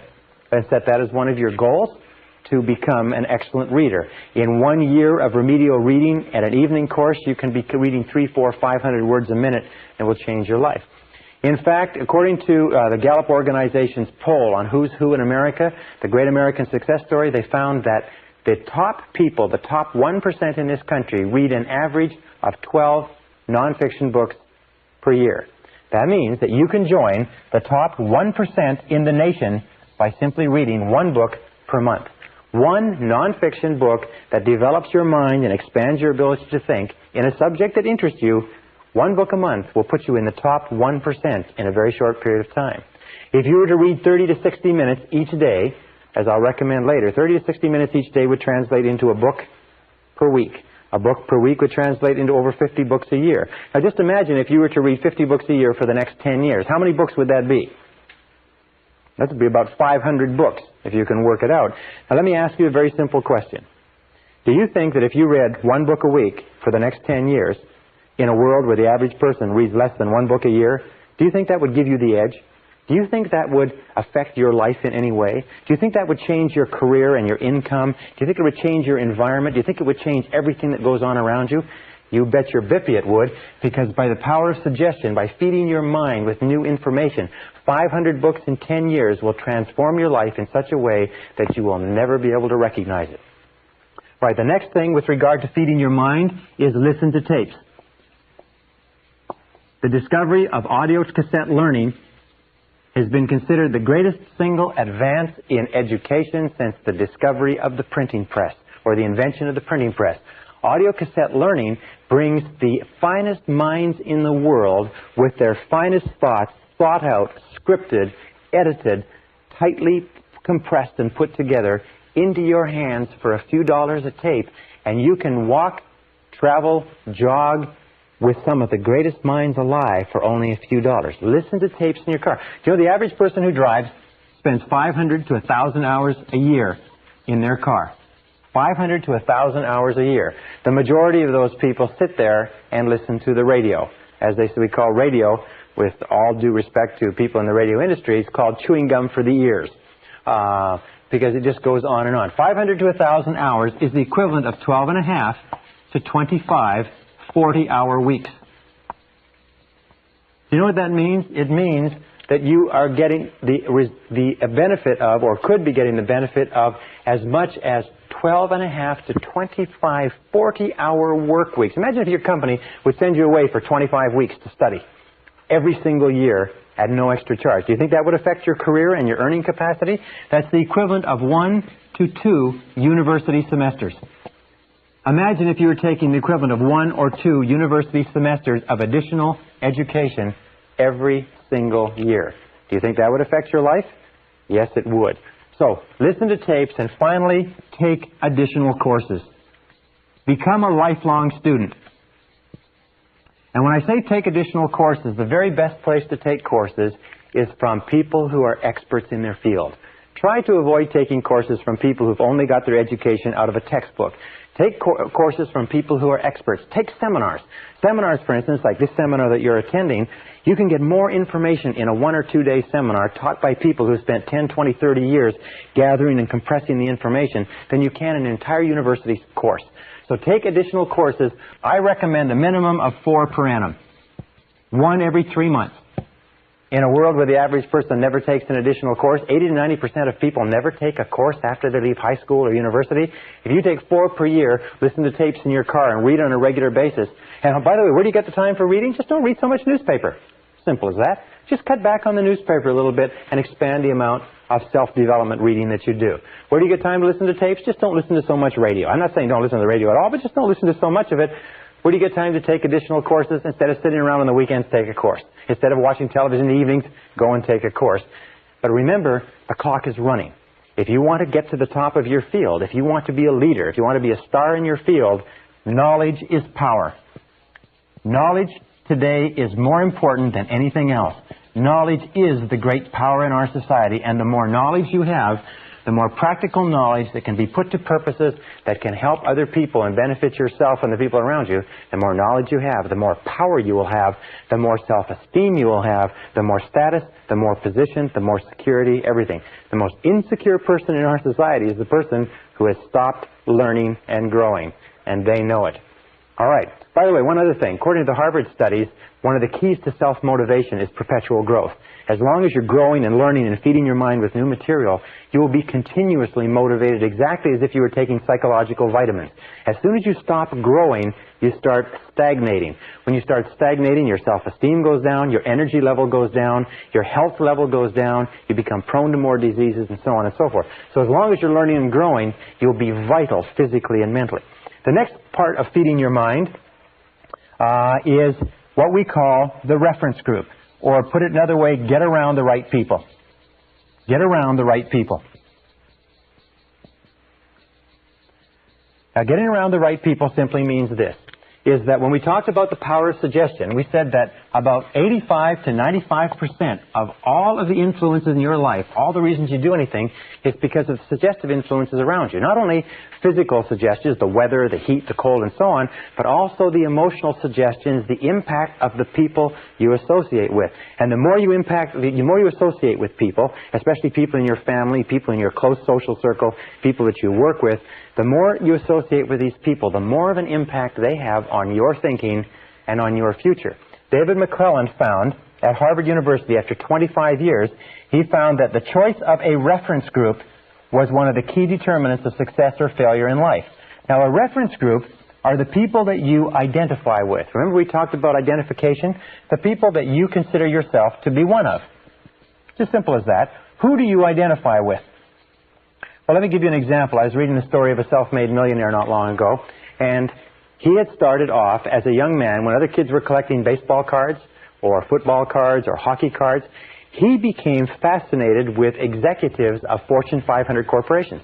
So he began reading his father's Business Week, Newsweek, Fortune magazine, Wall Street Journal, and he began keeping files on executives who were in the news. And he began to identify with those executives. He began to think about being in a Fortune 500 corporation, and he began to think about being an executive in a Fortune 500 corporation at a time when some people were thinking about being hockey stars or baseball stars. The interesting thing was that as he grew up, this directional mechanism, this role model, this reference group that he identified with began to affect what he read in school, what he studied, how much he applied himself, how hard he worked, what companies he went to work with, what company he went to work with when he came out of high school and university. And by the time he was 25 years old, he was an executive of a Fortune 500 corporation, one of the youngest executives of a Fortune 500 corporation in business history, but it's because he started at the age of 12 identifying with those. Question, who do you identify with? Now, whoever you identify with today, one of the things you have to ask yourself is, who would you like to be like? Who do you want to identify with?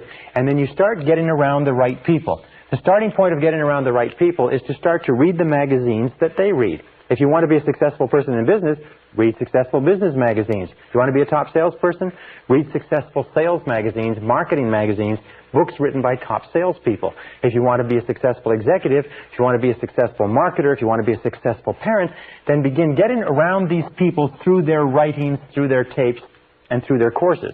The other thing is to seek them out and begin to associate with winners. As we say, fly with eagles. Now, let me make one point here that's absolutely critical. It is simply this, is that if you scratch with the turkeys, you can't fly with the eagles. That if you spend time with losers, you will be a loser yourself. That David McClelland of Harvard found that 99% of the failure rate in life could be attributed to associating with people who were going nowhere. Because we're so strongly influenced by the people around us. We talk like them, we walk like them, we take on their attitudes, their values, their beliefs, their expectations, even their self-concepts. If we associate with negative people, critical people, cynical people, lazy people, people who waste their time, we will become exactly like them. Every one of us has the tendency to be like a chameleon. We take on the colorings and the behaviors of the people around us. So it's very important that you make a decision what you want to be like, and you begin to associate with people who are like that. And especially get away from the losers. Get away from the no-hopers. Get away from the negative people, because these people will drag you down as surely as an anchor would drag you down if it was tied to your leg. Many people come to me and say, well, I'm working for a negative boss, or I'm in a negative relationship. And I say this, if you're working for a negative boss, you'll never realize your potential working for that boss. You'll never be happy, and you'll never accomplish everything you're capable of accomplishing. They say, well, if I'm in a negative relationship, what do I do? I say, you have to ask yourself this question. Do you want to fulfill your potential as a human being or not? If you want to fulfill your potential as a human being, here's the facts. I'm not making the facts up. I'm just telling you, here's the facts. But if you associate with losers, you'll be a loser. And it's been worked out for 25 years, and they can't find any exceptions to it. And I've spoken to thousands of people who've told me that coming to terms with this is one of the hardest things that they ever did. Because sometimes it means that you have to say goodbye to family, say goodbye to friends, say goodbye to relatives, say goodbye to relationships. But if that is the fact, the sooner you do it, the better. It's almost like taking out a rotten tooth. The sooner you do it, the less pain you suffer. Now, with the next part with regard to reference group is this. It's what is called the Mastermind Alliance. And that is to pick one or two or more people in your environment whom you admire, who are positive, who are going places, who are ambitious, and start to get together with them at least once per week for breakfast or lunch just to talk. Get around them. Something about the fertilization and the synergy of positive minds coming together, talking about your problems, talking about your challenges, talking about the future, talking about what's going on. Try to get together with a mastermind alliance once a week.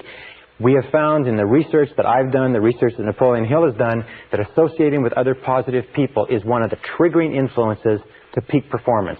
It's one of the guarantors that you will become a great success. You can't do it by simply associating by yourself. All right, now another way to influence your mind, very, very important, is start each day right. Start each day right. Now this is based on the fact that there are 2 times of the day when you are most suggestive, when your subconscious mind is most open to new information. And that is nighttime before you go to sleep, just when you fall off to sleep, and morning. These are the 2 times when your conscious mind is most relaxed and your subconscious mind is most alert. So you must use these times as what we call key programming opportunities to put new information into your mind. And this is what I suggest you do, and it's very, very powerful. Before you go to sleep at night, feed your mind with a stream of messages consistent with what you want to be and have and do the next day. In other words, program yourself for the next day, the same way you'd program a computer. And what I do is I lie down and I close my eyes and I say, I wake up in the morning, present tense, and I feel terrific. I wake up in the morning and I feel terrific. I wake up in the morning, I feel wonderful. I feel full of energy. I believe tomorrow is going to be a great day. I wake up in the morning and I feel terrific. And then when you get up in the morning, the first thing that you say, the first thought that you program into your subconscious computer is, I feel terrific. I feel terrific. I feel terrific. I feel terrific. I feel terrific. What you do is you get up and you say it 1, 2, 3, 4, 5 times, and you repeat it over. I feel terrific. I feel terrific. You don't get up in the morning and say, geez, I'm tired. Geez, I'm tired. Geez, I'm tired. Oh, God, I'm tired. You get up in the morning and say, I feel terrific. Somebody says, how you feel? You say, I feel terrific. Even when you feel terrible, say, I feel terrific. You see, your subconscious mind can't tell the difference between a real fact and one that you vividly imagine. And if you repeat, I feel terrific, very loud, I feel terrific. Try it yourself. I feel terrific. I feel terrific. I feel terrific. What happens is the subconscious mind believes that maybe you do feel terrific, and it will actually give you a surge of energy that will wake you up and clear your mind even before you have coffee. Now, the second thing that you do in the morning, this is number 1. Second thing that you do to start your day off well is to read for 30 to 60 minutes. Get up early enough to read for 30 to 60 minutes in something that is motivational, something that is inspirational, something that is educational, something that uplifts your mind, what we call mental protein. Not newspapers, not magazine, not television, not radio. Get up in the morning, sit down, and read something really good for yourself. Read something that makes you feel really good about yourself and your day. I read spiritually oriented material every single morning. And this is called, by the way, the golden hour. If you will do this as a result of attending this seminar, if you will begin to read every morning for 30 to 60 minutes in something that uplifts your mind, This alone will be worth all the time you spend in this seminar. This habit of using the golden hour, the first hour in the morning when your mind is wide open to new information, using it constructively is one of the most powerful success techniques I've ever found in my entire life. I've had hundreds of people come back to me and say this has changed their life. Just getting up a little bit early so you can sit and read quietly. You will become so addicted to using that golden hour that you will not be able to do without it. Even if you have to get up tired, even if you have to get up long before you have to go to work, get up and milk that golden hour. Fill your mind full of rich mental protein, beautiful thoughts and ideas. Uplift your mind and you'll find that your whole day will go better. And the third step is review your goals every morning. Review your goals every morning. Every morning before you start out, review your goals. Just the same as if you were on a long motor trip, or if you were at sea, you'd look at the map. You'd shoot the stars and the moon. In other words, you'd take a look at where you are and you would plot your destination and you would think about it, because when you review your goals, you program them into your subconscious mind. Well, programming them into your subconscious mind by repeating them every day and using that wonderful technique, that golden hour.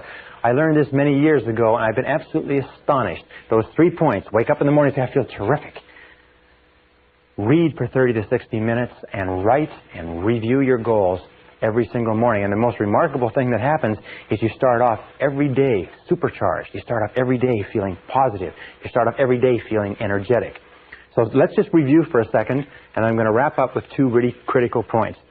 We talked about the power of suggestion. Remember that everything counts. Everything that you read, everything that you listen to, everything that you watch on television, every magazine that you pick up, every conversation that you have, positive or negative, is affecting your subconscious mind, which is programming your future.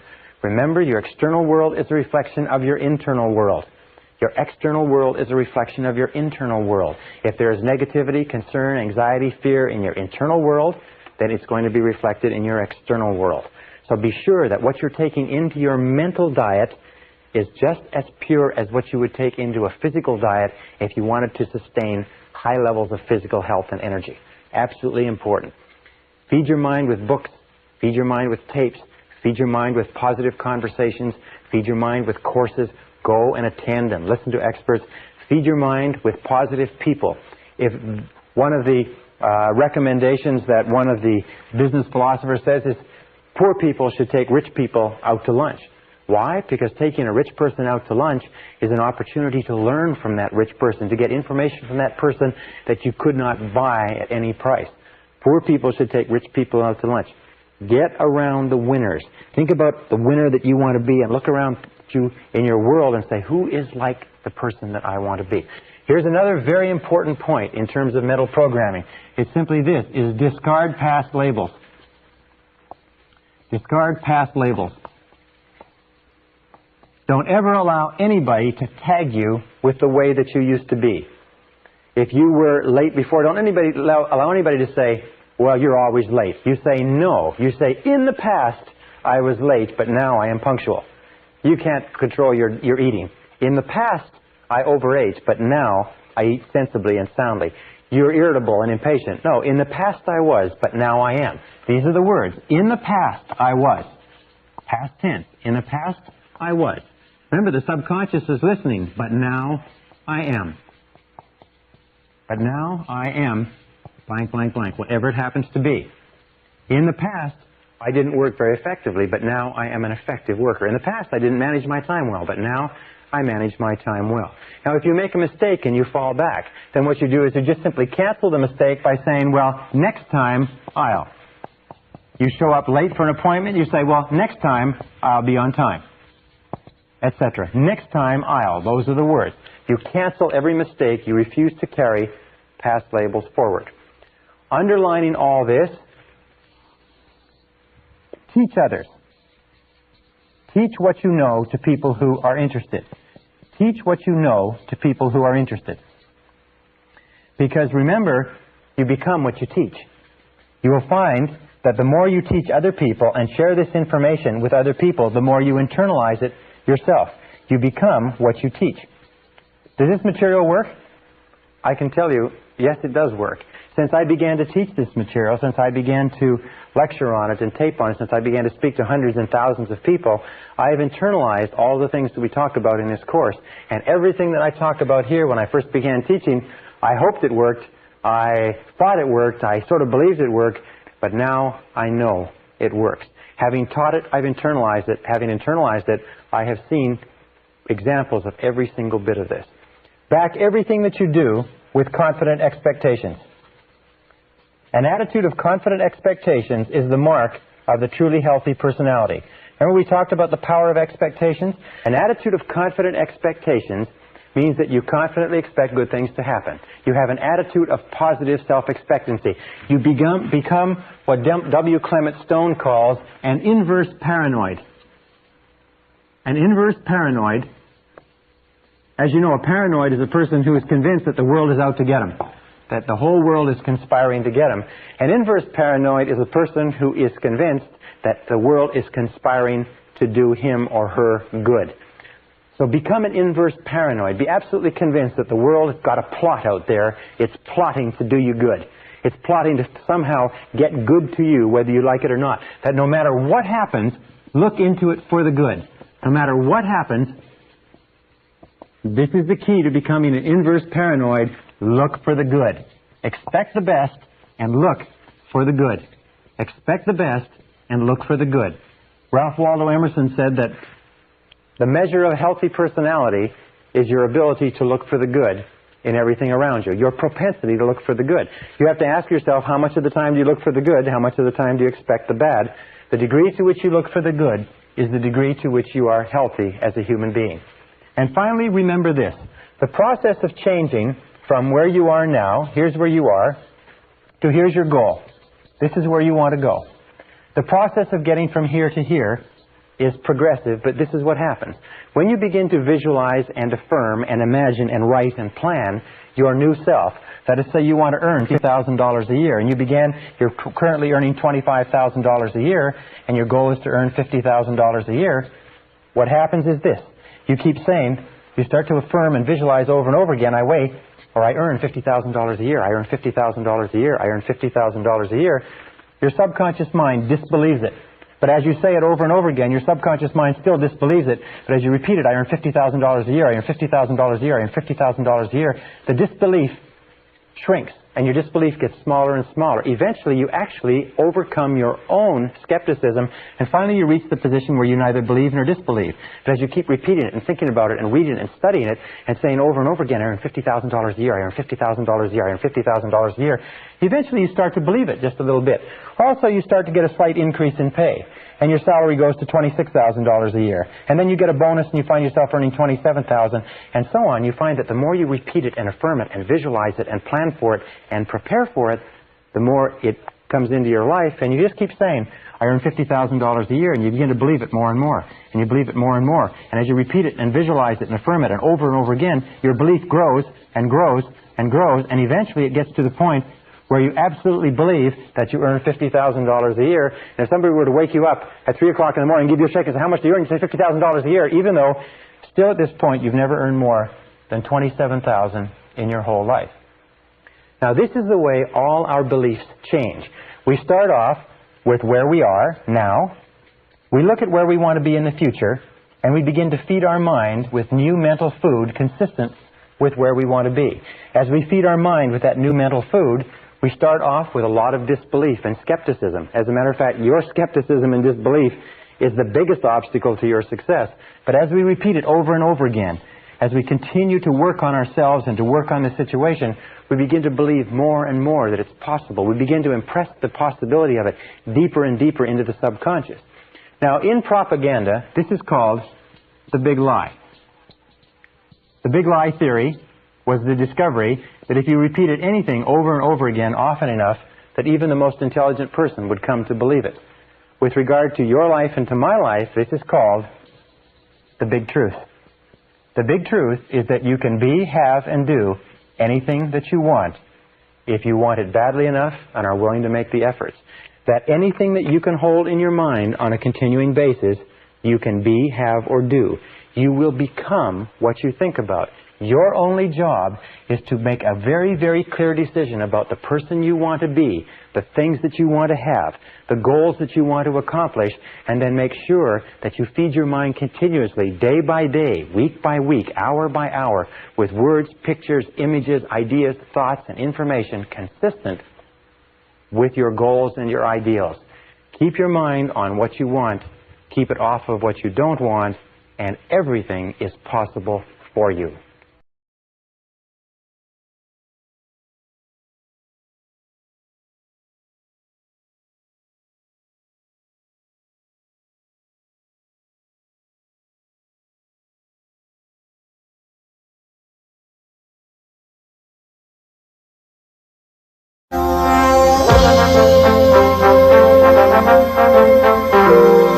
Brian Tracy presenta el programa Fénix.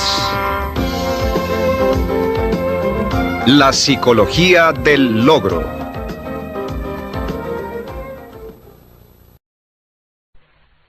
Session 12, Software for the Brain. What is the most precious resource in your life? Well, if you're like I am, your most precious resource is time. And according to all the recent studies that have been done lately, adults in America and Canada and other countries value time ahead of money in almost every instance. Now, as a result of what we've talked about in our previous sessions, with the fact that if you change your internal world, you change your external world, one of the things that begins to well up inside of you is impatience. If you believe that if you do change your internal programming, your external world will change to conform with it, then you're probably in a hurry to change that internal programming. And in this session, we're going to talk about how you can bring about rapid and permanent internal programming change.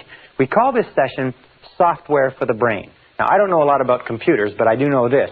I do know that a computer has a certain amount of utility as a piece of hardware, but what makes a computer work are the programs that you run in it. And the more sophisticated and complex and productive the programs, the more valuable is the computer. So what we're going to do today is we're going to take the things that we talked about in terms of mental programming, visualization and affirmation and so on, and we're going to combine them into a series of techniques that you can use to multiply or to speed up the process at which your new thoughts and ideas are accepted by your subconscious mind and then go to work and attract them into your reality.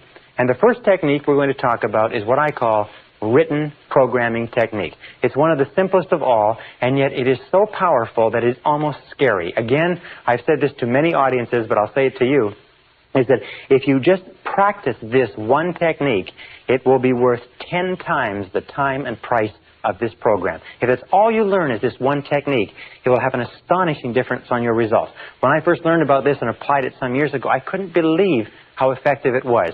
And all it requires to use is discipline plus one of these. Now, this is what I use. It's a spiral notebook. It costs here $1.99, Walgreens Drugs. All it has is lined pages. And what you do is you use this to write and rewrite your goals. It's very simple. You buy one for $1.99, and you use this as the basis of written programming technique. Let me explain to you how it works. Written programming technique is based on the fact that we learn or take in information three ways. We take in information auditorily. In other words, we hear the information or we speak the information. We take it in visually. We see the information, and we take it in kinesthetically as we feel the information. Now, any one of these is a good way of learning, or if you like, bringing in information to the unconscious mind. However, the more of them you can combine simultaneously, along with some of the other mental principles and programming techniques that we've talked about, the more rapidly the information is accepted. Sometimes, if you combine information in the right way, it's accepted instantaneously as a permanent change in your unconscious programming. Written programming technique is based on this, as are some of the other programming techniques which we'll talk about in the next few minutes.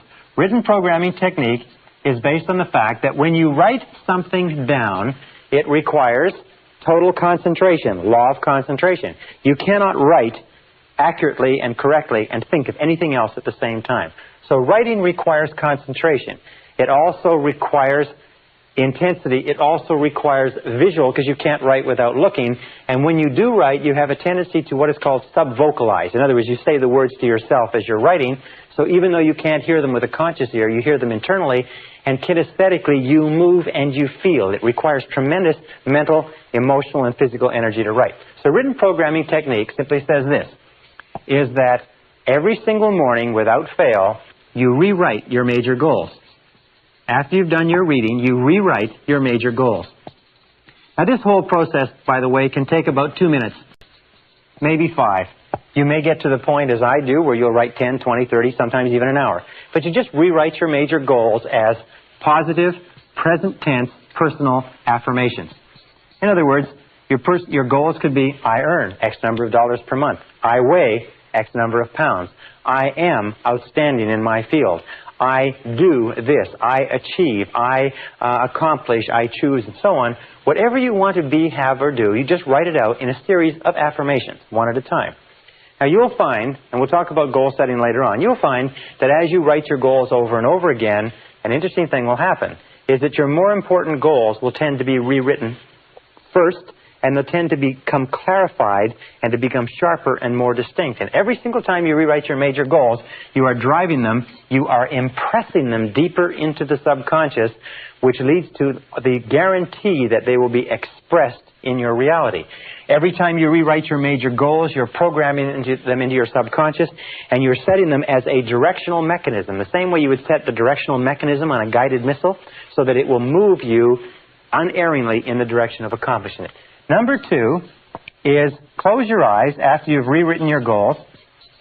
Close your eyes and visualize your major goal or goals of the day as accomplished. Visualize them as a reality. What would they look like? Now, a very valuable thing to do, by the way, is cut out clippings from magazines and books and put them in your notebook so that you can actually look at a picture. Do you want to own a brand new car or a beautiful house or something like that? Well, then get a picture of it and make a very clear picture, so when you write out the goal, you can look at the picture and then close your eyes and feed that picture into your subconscious mind. And then the third part, which is most important, is imagine the feeling of pleasure you would have. Imagine the feeling of pleasure you would have if you already owned it. Just imagine that it is already a reality.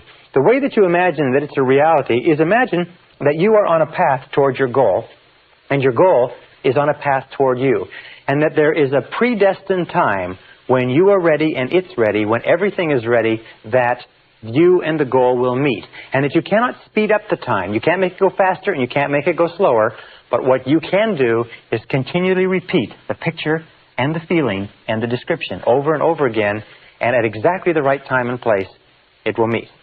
Someday you'll probably write me a letter and you'll tell me how remarkably this has worked in your life, because it's worked remarkably in my life and the life of many other people. Now, the second point, and before we go on with this, let me give you a key point. It's called the law of relaxation. The law of relaxation is one of the most important mental laws.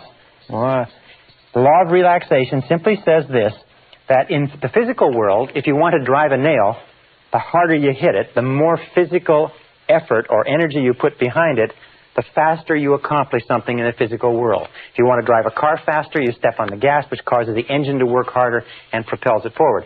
However, in the mental realm, it's exactly the opposite. The law of relaxation says that in all mental working, effort defeats itself. In all mental working, effort defeats itself. What does this mean? It means that the harder you don't try, the better it works. Now, it's interesting. I'll give you a perfect example. Relationships. You will notice that in any relationship of yours that works, the harder you try to make a relationship work, the more difficult it is. Because a relationship is basically a meeting of minds. And whenever you just relax and let the relationship flow, the relationship unfolds exactly the way it should. If ever you try to speed something up or slow it down out of its own time, you create a crisis. You create tension, stress, and anxiety. So anything that has to do with mental working, anything that has to do with minds, and all interactions between people have to do with minds, anything that has to do with goals and dreams and plans requires that you just relax and let it unfold. That's why we say, close your eyes, visualize, imagine the feeling, and just relax. without making any effort. And the more relaxed you are, the more rapidly the idea is accepted by the subconscious mind. Now, the next technique is what is called the quick affirmation technique, or quick programming technique. Quick programming technique is used specifically before any non-recurring event of importance. Before any non-recurring. That means an event that happens only once. For instance, if you're going to be in a sports event, or if you're going to go into an interview for a job or a raise, or if you're going to make a sales presentation. By the way, all top salespeople use this quick programming technique. Very, very powerful. What it does is it has a temporary effect, but it sets you up psychologically, physically, mentally. It programs your self-concept and your subconscious to give you the words and actions and behaviors that are perfectly appropriate to the situation.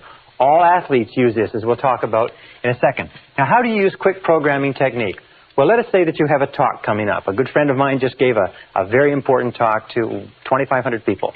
And he was very tense and worried about it. I said, look, this is all you have to do is each time you think about this talk that's coming up, just close your eyes and use this technique and just think like this. First of all, visualize the perfect outcome. Visualize the perfect outcome.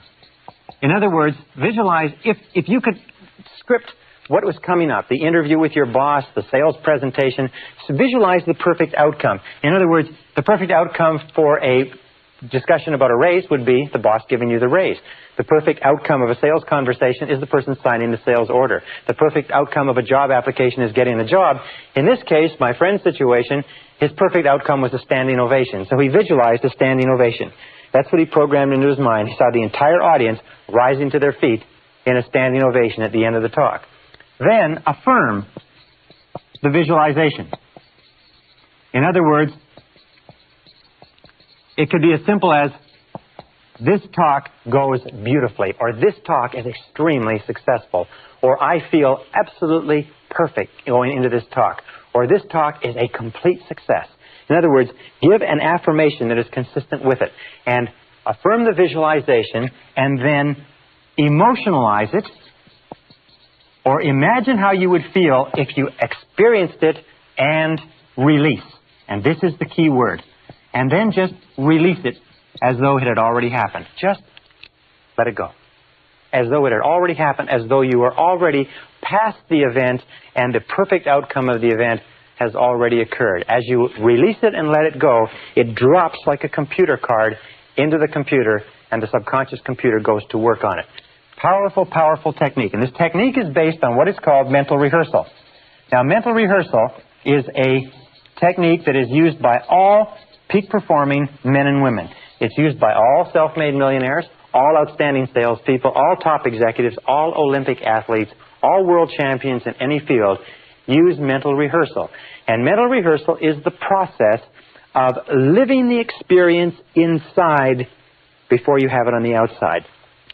That means before any event of importance, long, short-term, or short-term, what top performers do is they recall and relive excellence.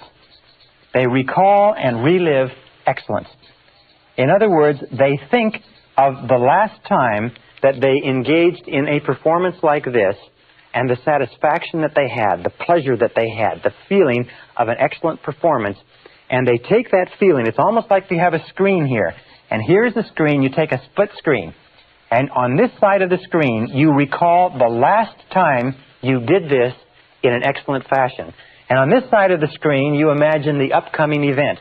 And then when you get this perfectly clearly in your mind, and you can see it with perfect clarity, that last triumph, that last success, the last sale that you closed, the last interview that went well, the last successful party or meeting or social engagement, then you transfer this into the new situation that's upcoming, and you transfer the feeling and the experience, and you overlay the two, so that as you anticipate the upcoming experience, you combine it with the feelings of success and pleasure and joy of the previous excellent experience.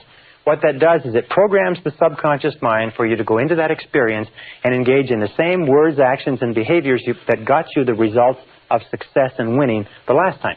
Now, what is the difference between winners and losers? Major difference between winners and losers.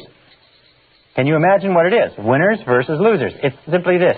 is that we all engage in mental rehearsal. You, me, everybody. The difference between winners and losers is this, is that prior to every event, upcoming event, losers think of the last time they went into an experience like this and it didn't work out. They think of their previous failures. They vividly imagine and think about how embarrassed, humiliated, unsuccessful, how badly they felt. And the losers relive and recall failure and poor performance. The winners insist upon reliving and recalling excellence and success. So you can tell if you're destined to be a winner or a loser simply by looking at what you think about in each upcoming event. And if you just make the decision right now to think about what you desire, ask yourself, am I thinking about what I want to happen, or am I thinking about what I'm afraid will happen? Remember, the natural tendency is to think about what you're afraid of, not what you desire. So force your mind, using the law of substitution, take your mind off of what you fear and refuse to entertain it. There's a beautiful technique that I learned many years ago. Whenever you start to think about something that's causing you to be upset or anxious or tense, just say this word very, very loud to yourself. Say, stop. Stop. It's very much the same as knocking the side of a record player and joking the needle off the record player, or slamming on a tape recorder, or shouting at a person who's saying something. Just say, stop. And what it will do is temporarily it will stop your mind. And as it stops your mind, then switch your attention onto what you desire. And insist upon thinking about what you desire. And every single time you find your thoughts drifting back to what you're afraid of, say stop and get your mind onto what you desire. Here's a very simple diagram or graph. And it's like this. This is what you desire. This is what you fear. Now, here are you on this slope between what you desire and what you fear, going up or going down. This, however, is easy. The natural tendency of human nature is to focus on what is negative and to slide back into what they fear, what is the worst possible outcome. This requires effort. It requires a consistent effort to keep your mind on what you want. Now, most people are lazy. Most people are undisciplined. Most people are not willing to make the effort. So what they do is they have a tendency to slide into thinking about what is the worst thing that can possibly happen. They slide into negativity. That's why the great majority of people today are negative, and very few people are positive. So be alert to that, is that whenever you find yourself thinking about something that's coming up in advance, it's natural to be filled with doubt and fear. Are natural human tendencies for a variety of reasons that we've talked about before.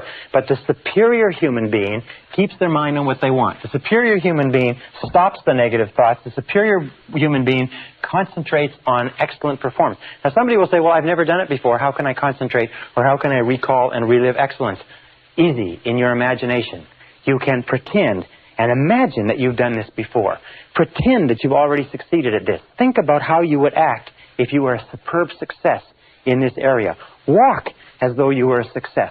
In neurolinguistic programming, they find that there is a physiological state or way of walking, talking, and acting that is consistent with every emotional state. And that if you walk and talk and act the same way you would if you felt confident, as we said earlier, you'll actually feel the feelings of confidence that go with the behavior. Very important. Now, here's another technique. It's called standard programming technique or standard affirmation technique.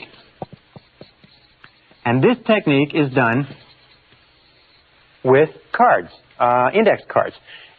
Or you can use just a series of goals on a piece of paper. Very powerful technique. What you do with this is that, and here's the steps to standard affirmation techniques. You set your goals. You can set 10 to 15 goals. Your subconscious mind can work on 10 to 15 goals at a time. Of course, you have to have your goals in priority, but you don't have to worry about that. About 10 to 15 goals. Number 2 is you take twice daily, morning and evening. Twice daily, morning and evening. You take some time off, where number 3, you can be with no interruptions. And then you write out your goals, again in the form of positive present tense personal affirmations. Okay? Goals as positive present tense personal affirmations on cards. Now, many people advise that you use index cards so that you can slide the cards back and forth like this. And just put one on top of the other and write your goal in very, very large, clear letters so that the subconscious mind can see the goal with crystal clarity. And then you sit down with the goals, and you read the goal to yourself. You read the goal or the affirmation to yourself. Read, repeat, and then close your eyes. So let us say the goal is I earn $50,000 a year. So we'll say on the card, I earn $50,000. I earn $50,000 a year. You read it, you repeat it, I earn $50,000 a year. Close your eyes and repeat it 3 to 5 times. Repeat the goal 3 to 5 times. And then step number 6 is visualize the outcome. In other words, if you earned $50,000 a year, what would be the outcome? Would it be a bigger car? Would it be a bigger house? Would it be a trip to Tahiti? Would it be a different wardrobe? Would it be a Rolex watch? In other words, visualize the outcome, not the process so much as what the result would be. Or another thing that you can do, by the way, is you can visualize the work. Let us say that you are going to earn $50,000 a year and you imagine you will earn it in your existing profession.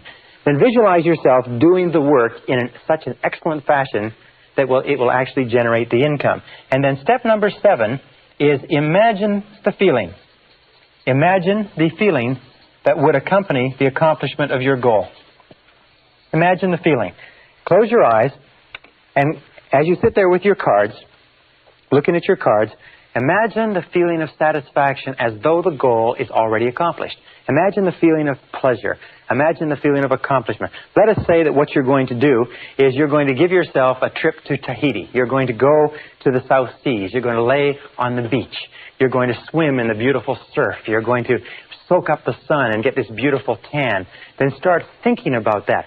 Another thing that you can do, by the way, is get brochures on Tahiti.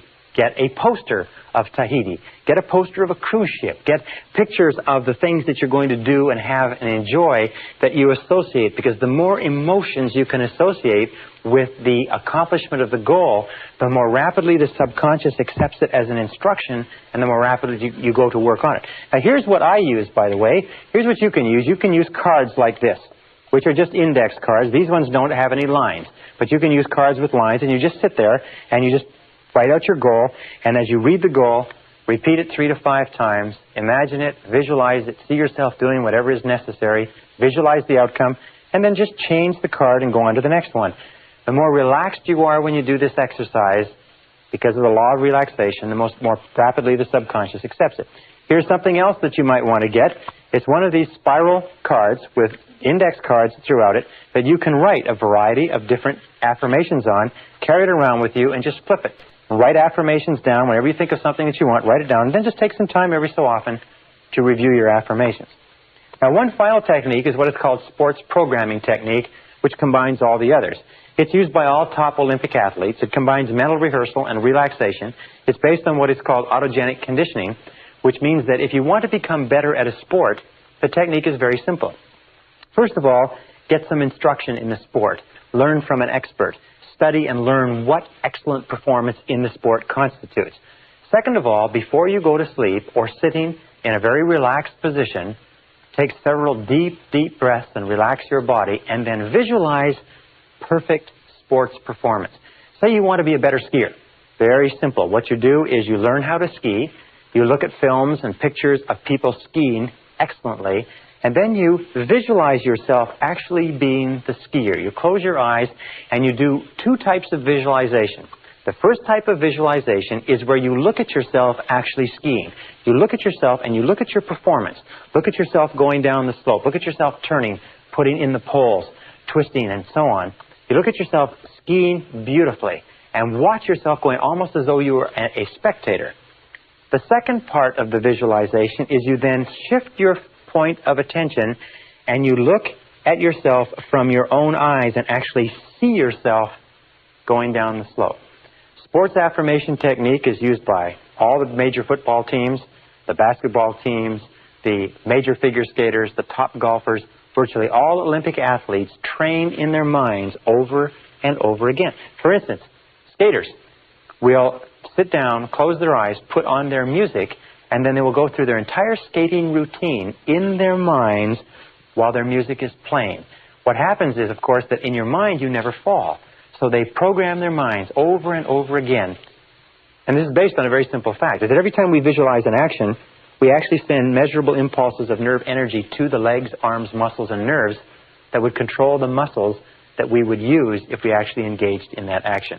If you want to be a better golfer, a better skier, a better tennis player, a better baseball player, swimmer, better public speaker, better anything, you can use sports affirmation technique to bring about rapid programming changes. The key is this: repetition, visualization, relaxation, and clarity of your goals over and over again until they are accepted by the subconscious mind as facts, until they begin to become true in your reality. And if you stick with it, it will work for you.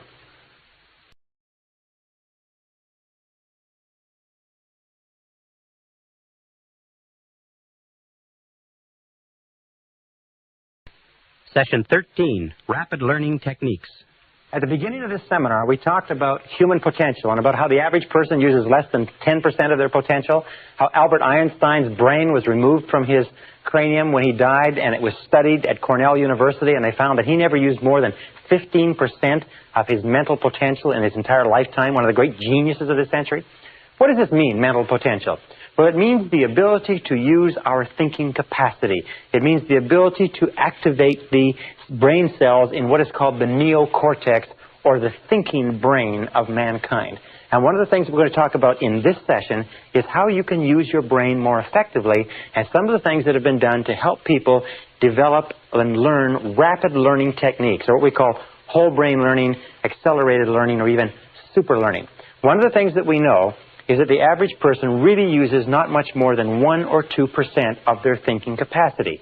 That we don't use 10%, because if you could use 10% of your brain, you could accomplish anything you could dream of on this earth.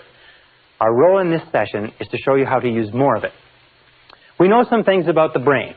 We know one thing with regard to intelligence, is that intelligence is not a matter of IQ. Intelligence is a way of acting and a way of thinking. When we look at people who are apparently extremely intelligent, we find one thing. We find that they are not much more intelligent than you or I, but they have developed their intelligence. So let's put it this way. Intelligence is developed through effort. Intelligence is developed the same way that muscles are developed. A person who has an intelligence with regard to a business or a profession, a lawyer or a doctor or a business person, is not necessarily a person who was born with that genius. It's a person who has developed it as a result of years and years of study and practice. So look upon intelligence like a muscle. IQ is malleable. IQ, or percentage points, or mental ability, is malleable over a broad range. Remember we talked about the case of positive expectations where one student's IQ jumped 25 points in the course of one school year. This is very common. We've had many cases on record where IQ points, in other words, the total thinking ability of an individual has jumped 10, 20, 30 points as the result of a particular way of learning or a particular way of studying. And we'll talk about some of these ideas. So IQ is malleable over a broad range. What I'm saying is that you are far smarter than you know. You are far more intelligent than you've ever given yourself credit for. We also know that IQ is a matter of self-concept. There are many people who have been found to be extremely intelligent, but because they've been brought up in negative environments, had been convinced at an early age that they weren't particularly bright. One gentleman who was encouraged to leave school in the 10th grade because they felt he was a complete academic failure was turned out later to have an IQ of 175 when he tried to enlist in the Army. After he got out of the Army, he started 6 businesses and became a multi-millionaire by the age of 28 because they proved to him that he was brilliant. The reason he didn't pay attention in school was not because he didn't have the intelligence, but because he learned everything the first time it was mentioned and he was totally bored. You find that many people are far smarter than they realize but as a result of previous experiences, their self-concept has them functioning at levels far below their intelligence, and that is true for you in almost every single case. Now, another important point is learning ability is malleable. Learning ability is malleable. What does that mean? Well, malleable means it can be shaped. It can be bent. It's like a metal that can be bent and pounded. Learning ability is malleable in that you can learn to learn. Wonderful thing is that human beings are learning creatures. You can learn to learn whatever you want. And the more you learn, the more we have found, the greater capacity you have to learn. Is that learning ability is like a muscle. The more you stretch it, the more you use it, the greater its capacity becomes. The more you learn math, the more capable you are of learning history. The more you study philosophy, the more capable you are of learning psychology. That your capacity to learn expands as you learn any subject. Now, there's another important point, too, with regard to learning, is that if you want to earn more, you have to learn more. If you want to earn more, you have to learn more. This is one of the most important, simple, trite little expressions that you'll ever hear, is that we live in a knowledge-based world, and your external world of earnings will be a direct reflection of the amount of useful knowledge that you take in. So if you're like me, you're probably impatient, and you probably would like to know how to learn more faster so that you can earn more faster, and that's what we're going to talk about. Our third point, by the way, is a direct relationship between longevity and learning. Is that we find that the more active your mind is, the longer you live. That whenever you see cases of people beginning to develop senility in their early 60s, you see an example of a person who stopped reading a long time ago and started watching a lot of television. Senior citizens in America watch an average of 7 hours of television per day. And what it does is it makes their mind very, very passive. Their brain begins to atrophy. Their reflexes, their intelligence, their ability to respond and to be alert to their environment begins to deteriorate. The longer you learn, the longer you study, the more active you keep mentally, the more energy you have, the more vitality, the healthier you are. In fact, if you look at the lives of the great creative men and women like Goethe, began the composition of the second part of Faust when he was 85. Grandma Moses started painting at the age of 75 and was still painting at the age of 100. Albert Schweitzer, whom I worked with in Africa, was still working a full day at the age of 91, when most of the people, if not all the people he had grown up with, had been in their graves for decades. So, if for no other reason than the fact that you want to live forever, is you must become an active, intelligent learner. You must develop the capacity to learn. You must learn how to learn. Now, a few years ago, back in the 50s in Bulgaria, a man named Georgy Lazanov began some experiments that have had a tremendous Lazanov have had a tremendous influence on our thinking in the Western world in the last couple of decades. A tremendous book has been written on his work called Super Learning, talking about the results of his experiments. And Lazanov began studying the fact that information was exploding at such a rate that nobody could keep current on their field anymore. That no matter what field you were in, tens, hundreds, even thousands of articles were being written every year, that nobody could absorb the information. So he became preoccupied with the need to create a way for people to learn more rapidly. He called his system accelerated learning. We call it rapid learning. Some people call it super learning. It means the same thing. It means how can you take in more information at a faster rate? And what Lazanov found was this. He began as a pioneer of whole brain research. He found that there are really two hemispheres of the brain, and the two hemispheres of the brain perform different functions. And that people who learn the very best are capable of harmonizing and using both hemispheres of the brain.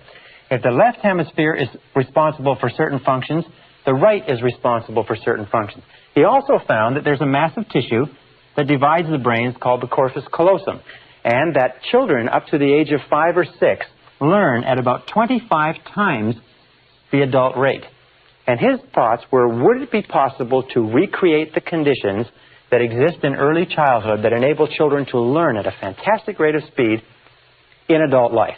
And so he found that in looking at the functions of the brains, he found that the left hemisphere and the right hemisphere were responsible for very different ways of thinking. Let me give you some examples. For instance, the left hemisphere is verbal. It thinks in terms of words. The right hemisphere is pictorial or artistic. It thinks in terms of pictures. The left hemisphere is analytical, whereas the right hemisphere is holistic. It sees all the facts and information. It sees the big picture, if you like. The left hemisphere is pragmatic. It's very matter-of-factual. The right hemisphere is intuitive and is the seat of intuition and feelings. The left hemisphere is concrete. It likes to see things that it can count, touch, taste, and feel. The right hemisphere is abstract. is it's responsible for abstract concepts, scientific concepts, artistic or philosophic concepts. The left hemisphere is linear in that it sees things in an orderly row, and it is also sequential and likes to take things one thing at a time. The right hemisphere, on the other hand, is musical and artistic, if you like, and spontaneous, and is responsible for humor. The left hemisphere is responsible for language, the stringing together of words in a logical order to make sentences. It's also responsible for math. The right hemisphere is responsible for dance and for poetry. And these two hemispheres, in order to work properly, have to be harmonized. But they have very, very different functions. And as Lozanov did his research, he found another thing, is that when he studied the way that people learned, he found that people learned at different levels of brainwave activities and as a result of different things. For instance, he found that the brain functions at 4 different levels. And the first level is what is called the beta level. The beta level is 14 waves per second or above. The beta level is normal waking. This is where you and I are. Whenever our mind is very active, very intense, our brainwave activity, or what is called cycles, our brainwave activity is very frantic. This is where most of us spend most of our time. It's also the time where we learn the least efficiently. He said he found that below that beta was the alpha level. The alpha level was 8 to 13 waves or cycles per second. And this was a more, if you like, modulated wave level, and he found that we have a tendency to learn in this stage. This is the deep relaxation stage. This is the stage that we're in when we're sitting deeply relaxed, when we're daydreaming, if you like, or prior to going to sleep, we drop into this level. Just below the alpha level is what is called the theta level. The theta level is 5 to 7 waves per second. The theta level has, again, bigger waves, and this theta level is where we just are starting to drop into dreaming. It's called the hallucinatory or illusionary area, where we're starting to have dreams just before we fall asleep. Have you ever had the experience of being woken up just as you're falling asleep and being jerked out suddenly from this theta level? You weren't into delta, you weren't sound asleep, and you notice how jarring it is. But what Lozanov found was the alpha theta level. This level in here is where we do our best learning. And that when we are learning at this level, our ability to learn is dramatically increased. And just below theta is delta, and delta is 1/2 to 4 waves per second. And these are long waves, if you like. Now, of course, below 1/2 a wave per second, you are no longer working. As a matter of fact, the cessation of brainwave activity on an electroencephalogram is one of the clinical definitions of death. Now, what Lozanov tried to do was he said, would it be possible to bring people down from beta, where they're awake, into this alpha theta level and somehow activate the right and the left brains so that they work simultaneously? And he came up with a method using music and relaxation. And he began his experiments back in 1965-66 in Bulgaria. One of the most interesting experiments, he started off with language. And the language he chose was the language of French. Now, if you were to take a French course at your local university as an adult, you would be expected in a 3-hour period, and 3 hours seems to be the ideal study period for a language, you would be expected in 3 hours to learn approximately 25 to 40 words. And you'd be expected to have a retention level up until the final exam, with due study and so on, of about 80%, and maybe less. As a matter of fact, what Lozanov found, he said that most of the ways that we learn in our society are so inefficient as to be deplorable, in that the average person who gets a university degree in our society after 4 years and $25,000 to $50,000 of expenses forgets 80 to 90% of everything they learned at the university before the summer after the final year is over. As a matter of fact, as much as 80% is lost in the first 30 days. It was been postulated by a couple of university professors. If you want to clear out most of the universities in the country, very simple way to do it, is call everybody back 48 hours after final exams to rewrite without notice. and you would find that the traditional way of learning, which is to cram the brain with as much information as possible and to rush into the exam room and regurgitate the information onto the exam and then go back and recover and do it over again, this way of learning is so inefficient that almost all the information we take in that way is lost completely. That's why if you took a language course in school and then you ever went to one of the countries where they spoke the language, you found that you probably couldn't remember more than 3 or 4 words, and even those you had wrong. Well, so Lazanov decided to use music and relaxation, and this is what he did. Under very closely controlled conditions, he brought in 60 students. These 60 students were drawn from a variety of occupations. None of them had any knowledge of French at all. They were very closely monitored and screened by people who were not favorable toward this experiment. So it was very rigorously controlled. In 1966, he brought in these 60 people, and he felt that he would have to greatly increase the average level of learning in order to get approval for the establishment of his Institute of Suggestology. The Institute of Suggestology and Suggestopedia was subsequently set up in Sofia, Bulgaria. What he did is he took these people, and we had 60 people, and his goal was to get them to 150 words per session, 100 to 150 words per session with higher levels of retention. What they did is they brought them in, they played gentle, relaxing music, they turned down the lights, and they read them the words on cards with the French on one side, the Bulgarian on the other. And as they read them the words, the students repeated the words in a deeply relaxed state, and they brought them up to a state of full awareness and reviewed the words and then tested them on it. They found from the very beginning 3 sessions. First of all, review in aware state. Second of all, listening to the words in deep relaxation. Third of all, review in an aware state again. They found that from the very first session, they were getting 98% retention. In that, in testing at the end of each session, they were remembering 98% of what they learned. They conducted this experiment for 6 weeks, and every single student in the class got up to a 98% retention rate with no experience in the language at all. Now, before they disbanded this experiment in '66, he called for volunteers and got 15 more. 15 of these students volunteered, and they said, would it be possible to learn 500 words in one day? Well, they came in on a Saturday. They worked all day because nobody in recorded history had ever learned 500 words in a day.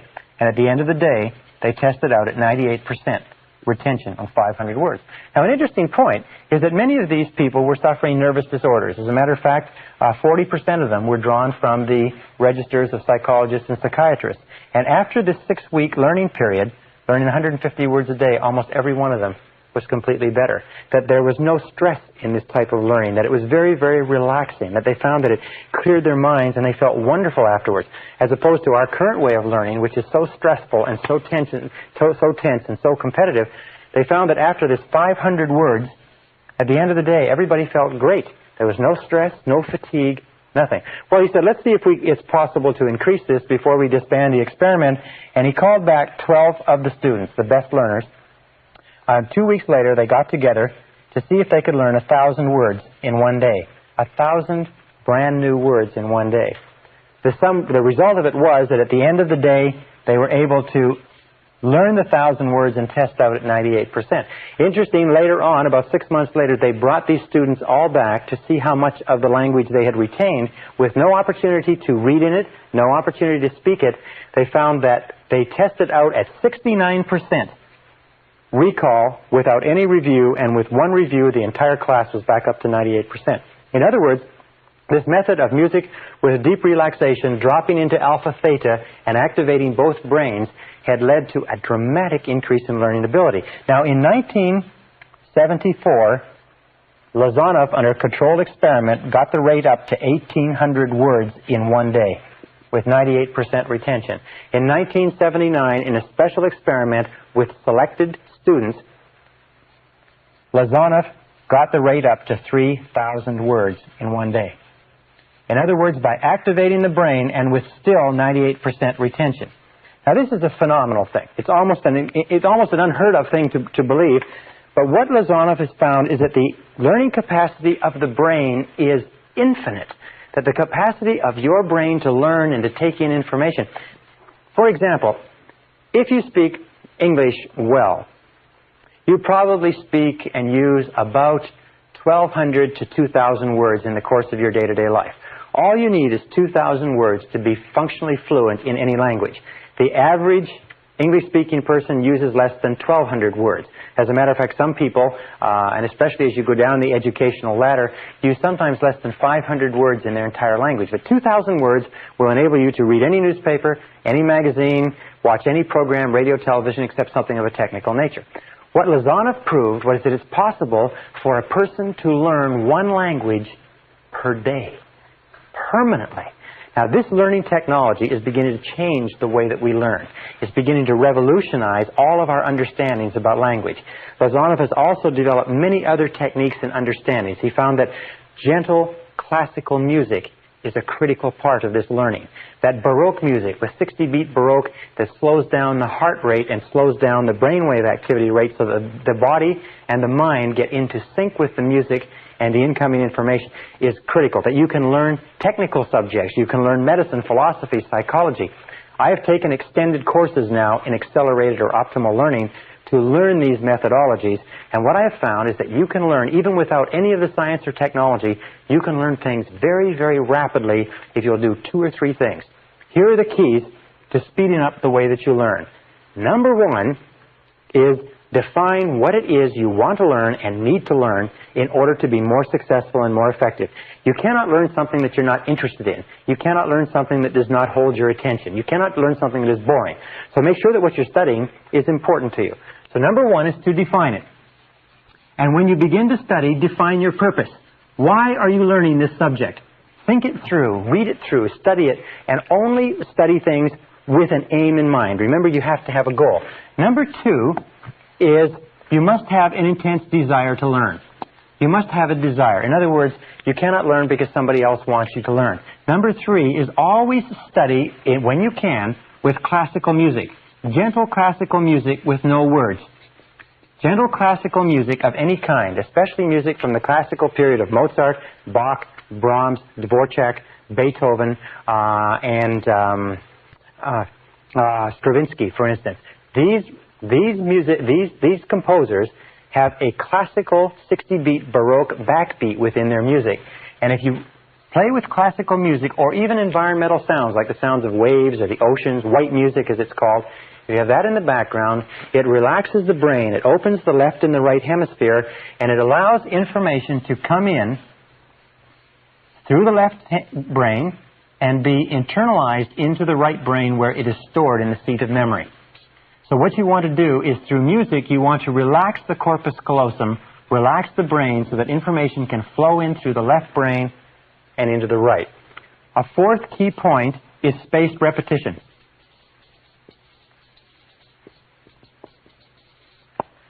Spaced repetition is important. Now, some people say, why is it, or how is it that I can give a seminar like this all day without notes? And I sometimes do day after day after day of seminars without notes. I must have a great memory. I don't have a great memory. I just study all the time, and I use spaced repetition, and I review it over and over again.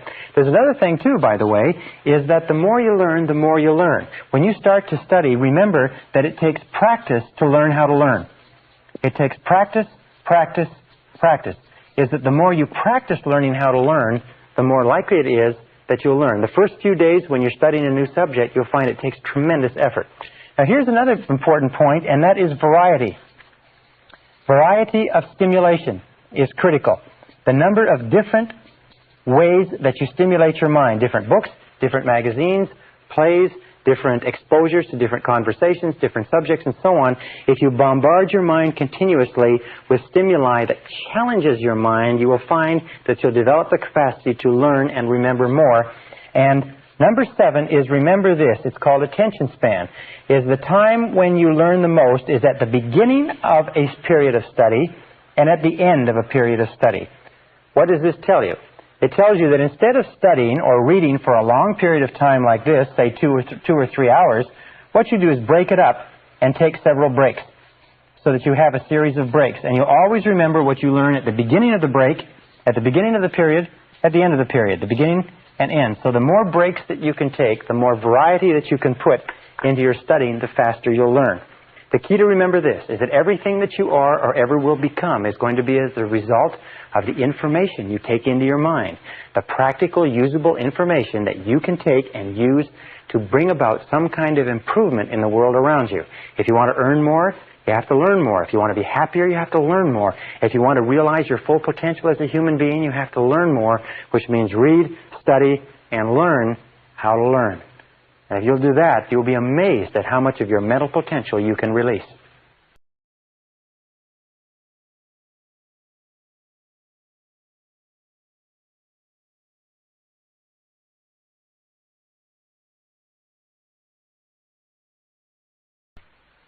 Session 14, Progressive Relaxation with Music.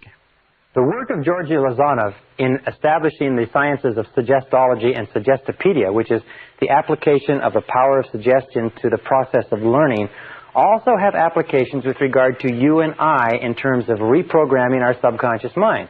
You see, if we can learn a subject like French or English, if we can learn history or mathematics, if we can learn something very, very fast as a result of deep relaxation with music in a systematic, organized process, can't we also learn new belief systems? Can't we also learn new ideas, concepts, characteristics, qualities? Can we develop confidence, courage, the ability to earn more money, the ability to be better parents, better bosses, and so on, using the same techniques? Yes, we can. Now, over the years and over the centuries, over all the course of mankind, great mystics, great leaders, great religious teachers, great philosophers and thinkers have found that by relaxing deeply, even without music, just relaxing deeply and meditating or dwelling on particular thoughts or ideas, whether it's a quality or a mantra or something else, deep relaxation and meditation on a particular thought enables us to internalize the thought. Let me talk about this for a second. The key is deep relaxation. Remember we talked about the law of relaxation that says the harder that you don't try, the better it works. In all mental working, effort defeats itself. Therefore, whenever you present new information to your mind in a state of deep relaxation, it is accepted far more rapidly. If you want to become a positive, outgoing, enthusiastic, wealthy, influential, successful human being, you must change your mental programming so that your internal programming, your beliefs, your self-concept, your essential fundamental convictions are consistent with what you wish to experience in the outside. And deep relaxation is the key.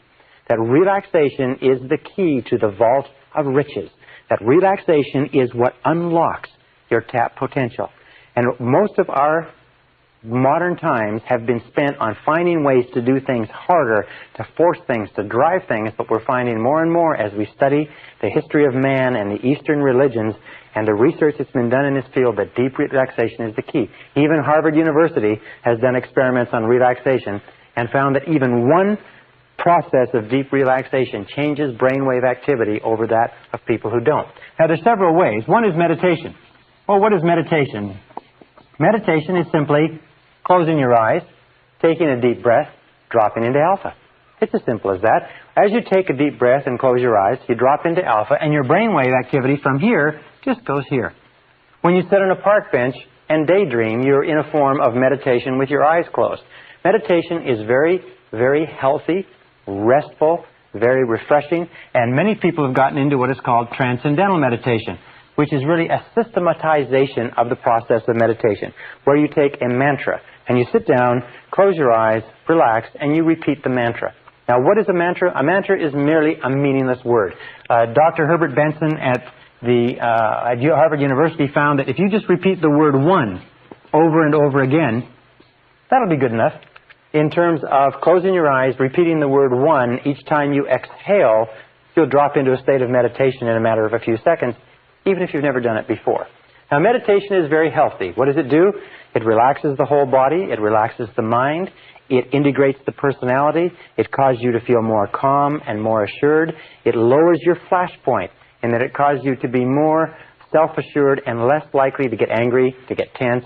It causes you to sleep better at night. It causes you to digest better. It causes you to achieve your goals better, and so on. So meditation or deep relaxation is an essential part of you achieving your potential. Sometimes people say, I don't have the time to do this. Whenever you don't have the time, that's the time when you have to do it the most. anything that takes you into a state of deep relaxation brings you down to the point where your mind can function in the levels of alpha and can integrate your personality. There's a whole science called the science of psychosynthesis that says that meditation on any subject actually synthesizes and integrates and brings together the mind. Well, what Lazanov also found, that if you combine relaxation with music, and this is the second part, you can accelerate the process. That when you play gentle music, when you are in a state of deep relaxation, you actually go deeper into relaxation, your mind relaxes even deeper, and as a result you function better. And if you combine relaxation plus music plus informational input, or the input of words or ideas, that you can learn at an accelerated rate. You can bring about rapid and permanent behavioral changes. On the market today, there's a great number of subliminal tapes where they play words hidden beneath the sounds of music or ocean waves or something like that. Now, there's a tremendous amount of research that shows that subliminal tapes work. Many of the subliminal tapes that are sold are not based on that research. They're based on other principles, and I suggest you look at it very carefully before you buy them, because some of them are completely useless, overpriced and useless. Some of them are excellent. But music plus informational input causes the conscious mind, which is the mind that says, wait a second, I'm not taking in that information, causes the conscious mind, the guard at the door of the subconscious, it causes it to relax and fall asleep. And when the conscious mind falls asleep, the words with the music combined flow straight into the subconscious mind, change and revise all previous programming, and bring about permanent behavioral change. We call this the process of taped affirmation, which I'm going to explain in a second. But let me give you just a brief explanation with regard to Muzak. There are many systems now that have been developed, Muzak systems, which play sort of neutral music as background music in offices, warehouses, and stores. In a Montreal experiment, in a Dominion stores experiment some years ago, they put under the Muzak system a series of messages that said, do not shoplift. Shoplifting is bad. If you shoplift, you'll be caught and you'll be prosecuted. If you shoplift, when you're prosecuted, you'll get a criminal record. So shoplifting is something that you shouldn't do. And they repeated these messages over and over again, but they were inaudible to the human ear. The only thing that shoppers could hear was music. Now, this was a store that was in an area where there was a lot of shoplifting. They found that they played this for a period of 2 months.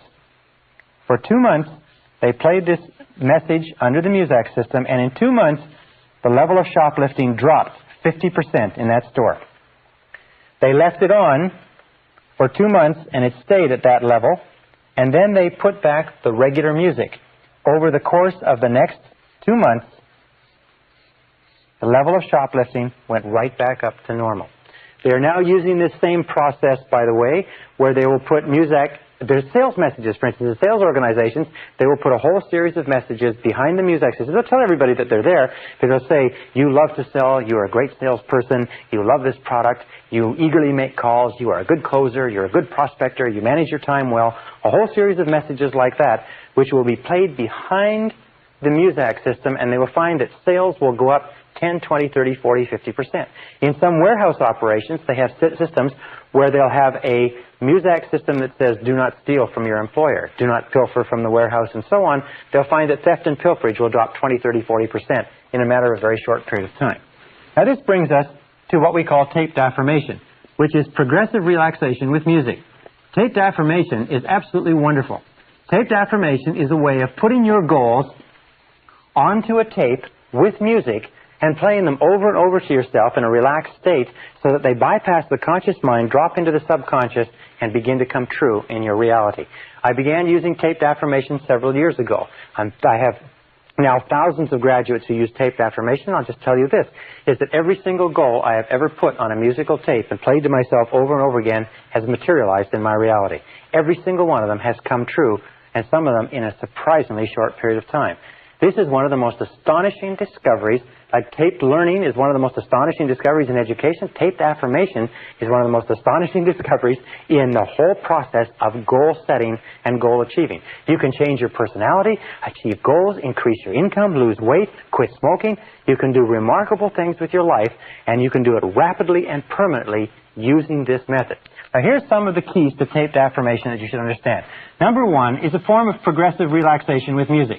Progressive relaxation is a method of going through the body with words and relaxing each muscle group. So when you play the tape, you will hear a voice that will count you down and be more and more relaxed, and each part of your body relaxes deeper and deeper and deeper, and you get more and more and more deeply relaxed. You'll find that all the tension is let out of your whole body. And as your body completely relaxes, you'll find your conscious mind relaxes and you drop into alpha. Now, a second is that this is a form of what is called heterogenic conditioning.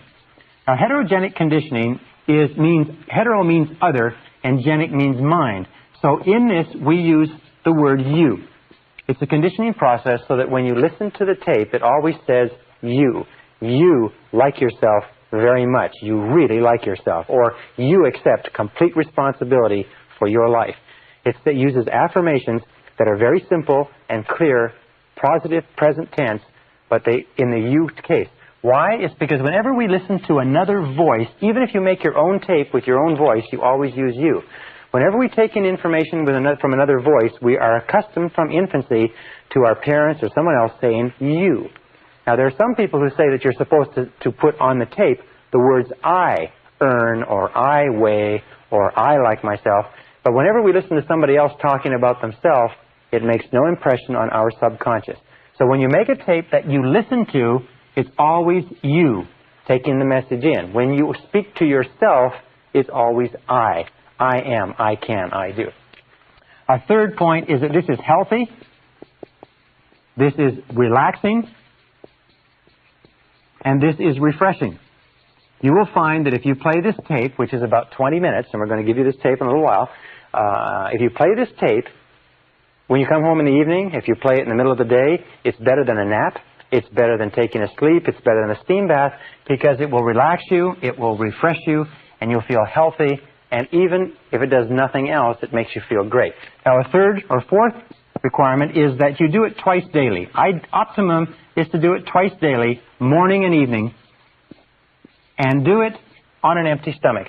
The very best time to play this tape is in the morning before you have breakfast, and the evening after you come home but before you have dinner. If you can only do it once a day, do it in the evening. It's better than a drink. It's better than a Valium. It's better than a Librium. It will refresh you, pick you up, smooth your personality, make you feel just great about yourself. So do it twice daily. Number 5 is that we use relaxing, gentle music. Now, you can use almost any music you like. The slower, the more relaxing, the more classical music that you use. You can use Baroque. You can use the sound of the ocean. You can use gentle classical music from any piece that you like. But relaxing, gentle music in the background is what causes the mind to relax and relax and relax. You can use flute music. You can use guitar. You can use violin. You can use anything that is relaxing to cause you to calm and settle down. But not music or anything that has words to it. Now, another characteristic of this is that the position that you use, and we call this assuming the position, is to sit erect, relaxed,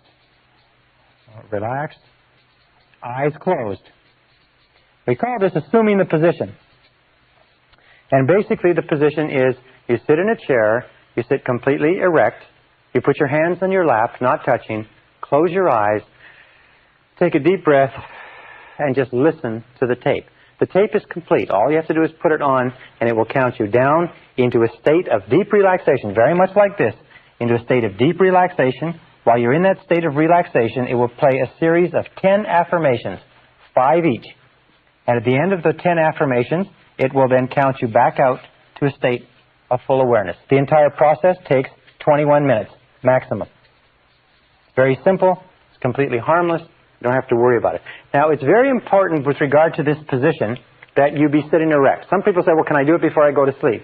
Well, what happens if you try to do it in bed or laying down is one of two things. Either you'll fall asleep, and when you fall asleep, the message stops going into the subconscious mind, or number 2 is you will become so relaxed and refreshed that you'll wake up and you'll be unable to sleep. The best time to do this is not before you go to bed, unless, of course, you're having difficulty sleeping. We've had many people who've been going through stressful periods in their life who have found that by playing this, sometimes 5, 6, 7 times a day, they've been able to completely calm down get over their insomnia, and sleep deeply for the first time. So number 7 is do it with no interruptions. Go somewhere where you can play it where there's no interruptions. If you're near a telephone, disconnect the phone or go away from the phone. There's nothing worse than playing this tape and having a telephone go off in the middle or having somebody walk in on you. Sometimes people say, well, can I play it in my car? I say, yes, you can play it in your car as long as you drive your car with your eyes closed.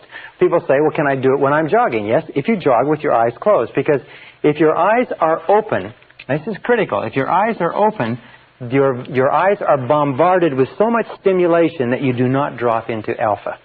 So it's important to remember that. Remember, no interruptions. Do it twice a day. Do it on an empty stomach. Don't do it after drinking anything. Don't do it after eating anything. And don't do it after smoking anything stronger than a cigarette. Now, what will happen as a result of this? This process takes just 2 things. It takes discipline, which is what most people lack, which is why most people fail. And it takes repetition. It's very simple. Repetition. What will happen? Well, the first time that you use this, you will notice a deep relaxation. As a matter of fact, many people have said they've relaxed more deeply with this tape than with any other process they've ever tried. And these are people who've tried meditation and tried a lot of other things. Second of all, you will find that in a very short period of time, about 2 or 3 days, you will find yourself feeling far calmer. You feel far more relaxed. You feel sort of good about yourself. And you find that your flashpoint, your levels of tension have dropped. Within a week, the people around you will know the difference. They'll say, you're doing something different. Within a month, people who only know you marginally will notice that there is a difference in your personality. A good friend of mine, who's a psychologist, pointed out to me that the way that he first noticed the effect of this tape was that he used to get very, very tense in traffic. He'd be driving along in traffic and somebody would cut him off, or he'd be stuck in traffic. He'd get very, very angry. And what he would do is, he found when he played the tape, is that he didn't get tense anymore. He would just relax and found that he might get angry, but he would be only angry for a few seconds, and he'd be calm again. So it's very, very healthy. By the way, you cannot play this tape and be a stressful type of person. Now, how many goals can you work on? Well, you make your own tape, and you can work on 10 to 15 goals on your tape.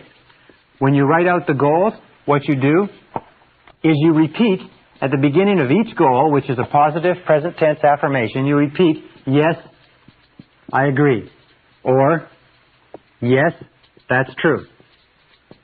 What this does is it reinforces the affirmation and drives it deeper into the subconscious. For instance, you're listening to the tape, you close your eyes, the tape says, you like yourself unconditionally, you really like yourself, and you say, yes, that's true. Yes, I agree. So when you say that to your mind, you're acknowledging to your subconscious that this is a true statement. Remember, in affirmations, the most powerful effect on your subconscious is what you say to yourself and believe. If a person were to say to you, you sure look good today, and you say, yes, I do. Notice how much better you would feel about that than if you say, no, I don't. I look a little bit ragged. So always agree and accept it. Repeat it. The number 11 important point on this is to do it over and over again until it becomes a habit. Put your own affirmations. Take your own affirmations with regard to your goals. For instance, if you want to lose weight, put your ideal weight on there. If you want to increase your income, put your ideal income on there. If you want to change your temperament, put your temperament. If you want to be a better time manager, put better time management. If you want to be more creative, then put creativity on there. Do you want to have more energy? Then put energy on there. Do you want to sleep at night? Then put sleep at night on there. Anything that you desire in life, you can accomplish using this method and using the instructions that we've given you. If you want to make your own tape, it's very simple.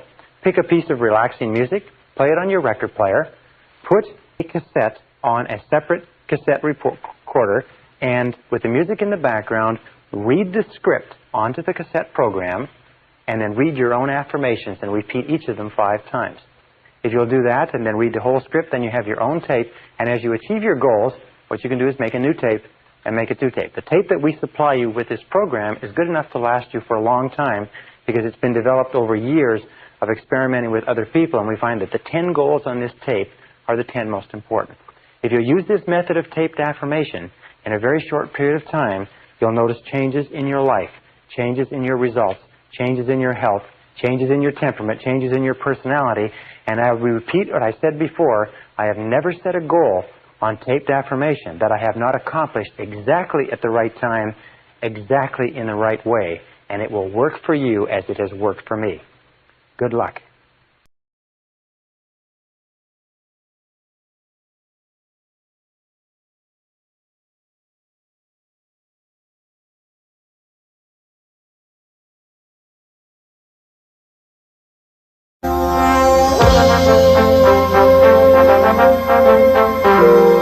Brian Tracy presenta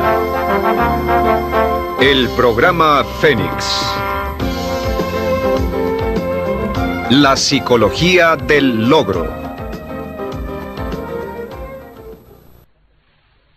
Session 15, 5 Keys to Goal Setting.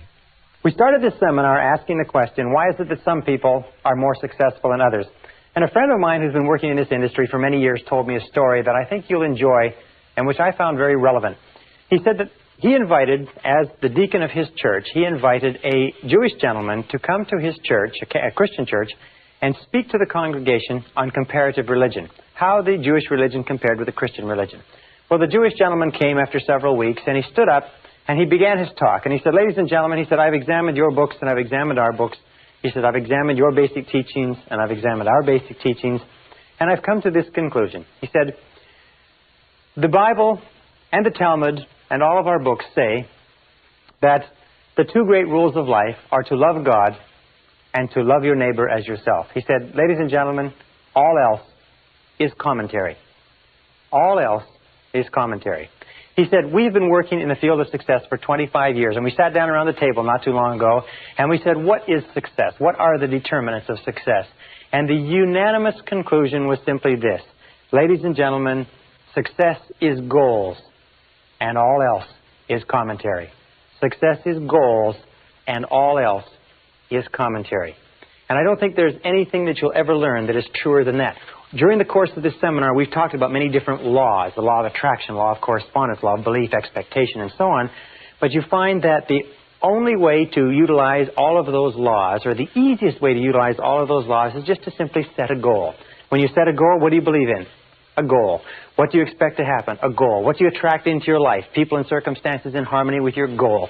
What does the law of correspondence affect? Your outer world will harmonize with your inner world with your goal. What do you concentrate on? Your goal. What do you plant in your subconscious? Your goal. What do you use for the law of substitution?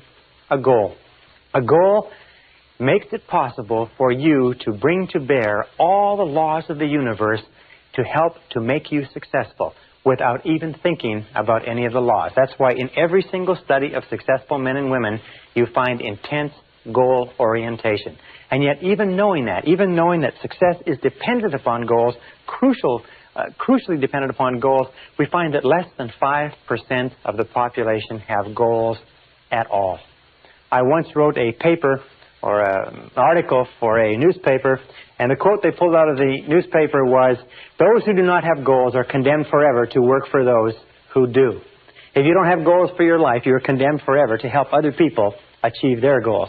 In fact, in 1953, one of the famous studies, in 1953 at Yale University, they did a survey amongst the graduating class of seniors, and they asked them, amongst other questions, do you have goals and have you made plans for their accomplishment? They found that only 3% of the graduating seniors of one of the most favored classes that ever graduated from an Ivy League college in America had goals. Well, they went back in 1973, 20 years later, and they asked them, amongst other things, how much money are you worth today versus how much you were worth in 1953? And they found that the 3% who had set goals at the beginning of their careers were worth more in financial terms than the entire other 97% put together. Now, this is a phenomenal accomplishment, but it is not unusual. As a matter of fact, every statistic that I've looked at in studying goal setting, and I have been a fanatic on the subject of goal setting for years, shows that only 3%, 1 in 30, has clear, specific, written goals with action plans for their accomplishment. Now, let me say this, is that the ability to set goals and the ability to make action plans for their accomplishment is the master skill of success. It is the master skill. It is the most important single skill that you can ever learn. And through the course of what we're going to talk about now, if you can learn to set and accomplish one major goal, it can be the most important thing that you ever discover. More important than math, more important than science, more important than computer technology, more important than sales skills is the ability to set goals. Because once you have set goals, you trigger into force what is called the cybernetic goal-seeking mechanism of the brain. The cybernetic goal-seeking mechanism is this mechanism that once you've programmed the brain or impressed the brain into your subconscious, you tend to move automatically and unerringly toward the goal, and the goal tends to move toward you. It's almost as if you've set into motion a whole series of cosmic forces that cause you to move unerringly even though you do not know where the goal is. And we'll talk about that and why that works a little bit later. It is to say that within you is a mechanism that will lead you unerringly toward what you want to accomplish as long as you know what it is. The great H.L. Hunt, the oil billionaire, was asked his secrets of success on a television program some years ago, and he said there's only two things you need to know to be successful. He said, number one, he said, decide exactly what you want. He said, number two, determine the price you're going to have to pay, and then resolve to pay that price. But the problem is that most people don't know what they want. In our civilization, in our society, you can have anything that you want in life, but 95% of the population has either a vague idea of what they want or no idea at all. And by the time this session is over, I'm sure that will be changed a little bit for you. Setting goals is the master skill of success. I think that goal setting should be taught in kindergarten and first grade and second grade, right up to every single year of school. There should be some module and some process of teaching young people to set goals. It would guarantee greater success, faster and easier in life than any other single skill that a person can develop. No matter how old you are, no matter where you are today, the sooner you learn to develop the master skill of success by practice and repetition over and over again until you become completely focused as a goal-achieving human being, the sooner you learn it, the faster you will accomplish great things in your life. Now, an interesting point. Each of us has what we call a failure mechanism in life. The failure mechanism goes off automatically. The vast majority of people fail to live up to their potential. They fail to become everything they're capable of becoming, over 80%. And the failure mechanism is what we call the comfort zone. It's the tendency to fall into a comfort zone, to do what is easy, not to avoid making the efforts necessary to succeed. Now, this failure mechanism goes off automatically. From the time we are infants, we talked earlier about the pleasure principle. We always move toward what is pleasurable, what is easy, what is fun, what is enjoyable, and we move away from what is uncomfortable, what is difficult, what requires discipline, what requires effort, and so on. However, the only way to override this failure mechanism is by activating your success mechanism. And your success mechanism is triggered by a goal. Whenever you write out a goal, you override the failure mechanism. Whenever you think about a goal, you override the failure mechanism. You see, when you set a goal, it releases positive energy. It builds up drive and desire. It gives you persistence. It gives you clarity of thought. It gives you intensity of purpose. And it moves you forward towards your objective. The only way you can break out of the comfort zone is by setting goals that are progressively higher than anything that you've accomplished. And all leaders in every study that I've looked at in the last few years make a habit, a conscious habit of not getting stuck in a comfort zone. They're always aware. Natural tendency is to slide, to take it easy. So they're always setting goals that are just a little bit higher than they've ever accomplished before. They're always striving, always reaching out beyond anything they've done before. And that's what keeps them growing. That keeps them alive. It keeps them alert. It keeps them bright. And it keeps them successful. Now, we know, by the way, that achieving goals is automatic. You have this cybernetic mechanism that once you've programmed a goal into your mind, you go off toward it automatically. The problem is not in achieving goals. As human beings, you are a goal-achieving organism. The only time you're happy is when you have a goal. The only time that you are fully alive is when you're working towards something that's really important to you. You need that sense of meaning and purpose, that sense of direction, that sense of significance in your life. The question is not why is it that people don't achieve goals, because achieving goals is automatic. The question is why is it that people don't set goals? Now, I've heard for years before I began working in this subject, you're supposed to set goals, you're supposed to set goals. And yet I talk to people who've read the books and taken the course. I say, do you have written goals? They don't have any written goals. So I began to look into the psychology of goal setting, and I found that there are 4 major reasons why people don't set goals. Even though they know they should, they know they're important, they've been told over and over again, 4 major reasons. And until you understand these 4 reasons and how they work on you unconsciously, we can't go on to the next step. So let's talk about them. Why don't people set goals? Number 1 reason why people don't set goals is they don't realize the importance of goals. They don't realize the importance of goals. Now, what does this mean? Well, it means that you and I are the products of our upbringing. You and I are the products of our parental influences, our brothers, our sisters, our friends, our family, and so on. If you grew up in a home where your parents did not emphasize goals, did not talk about goals, did not encourage you to set goals at an early age, do you know what happens? Is that you can grow up and you can become an adult and you can not even be aware that there's such a thing as goals out there. In the studies on who gets ahead in America, they found an interesting thing. They found that the conversation around the family dinner table is a major determinant of the character of the children who grow and come out of that home.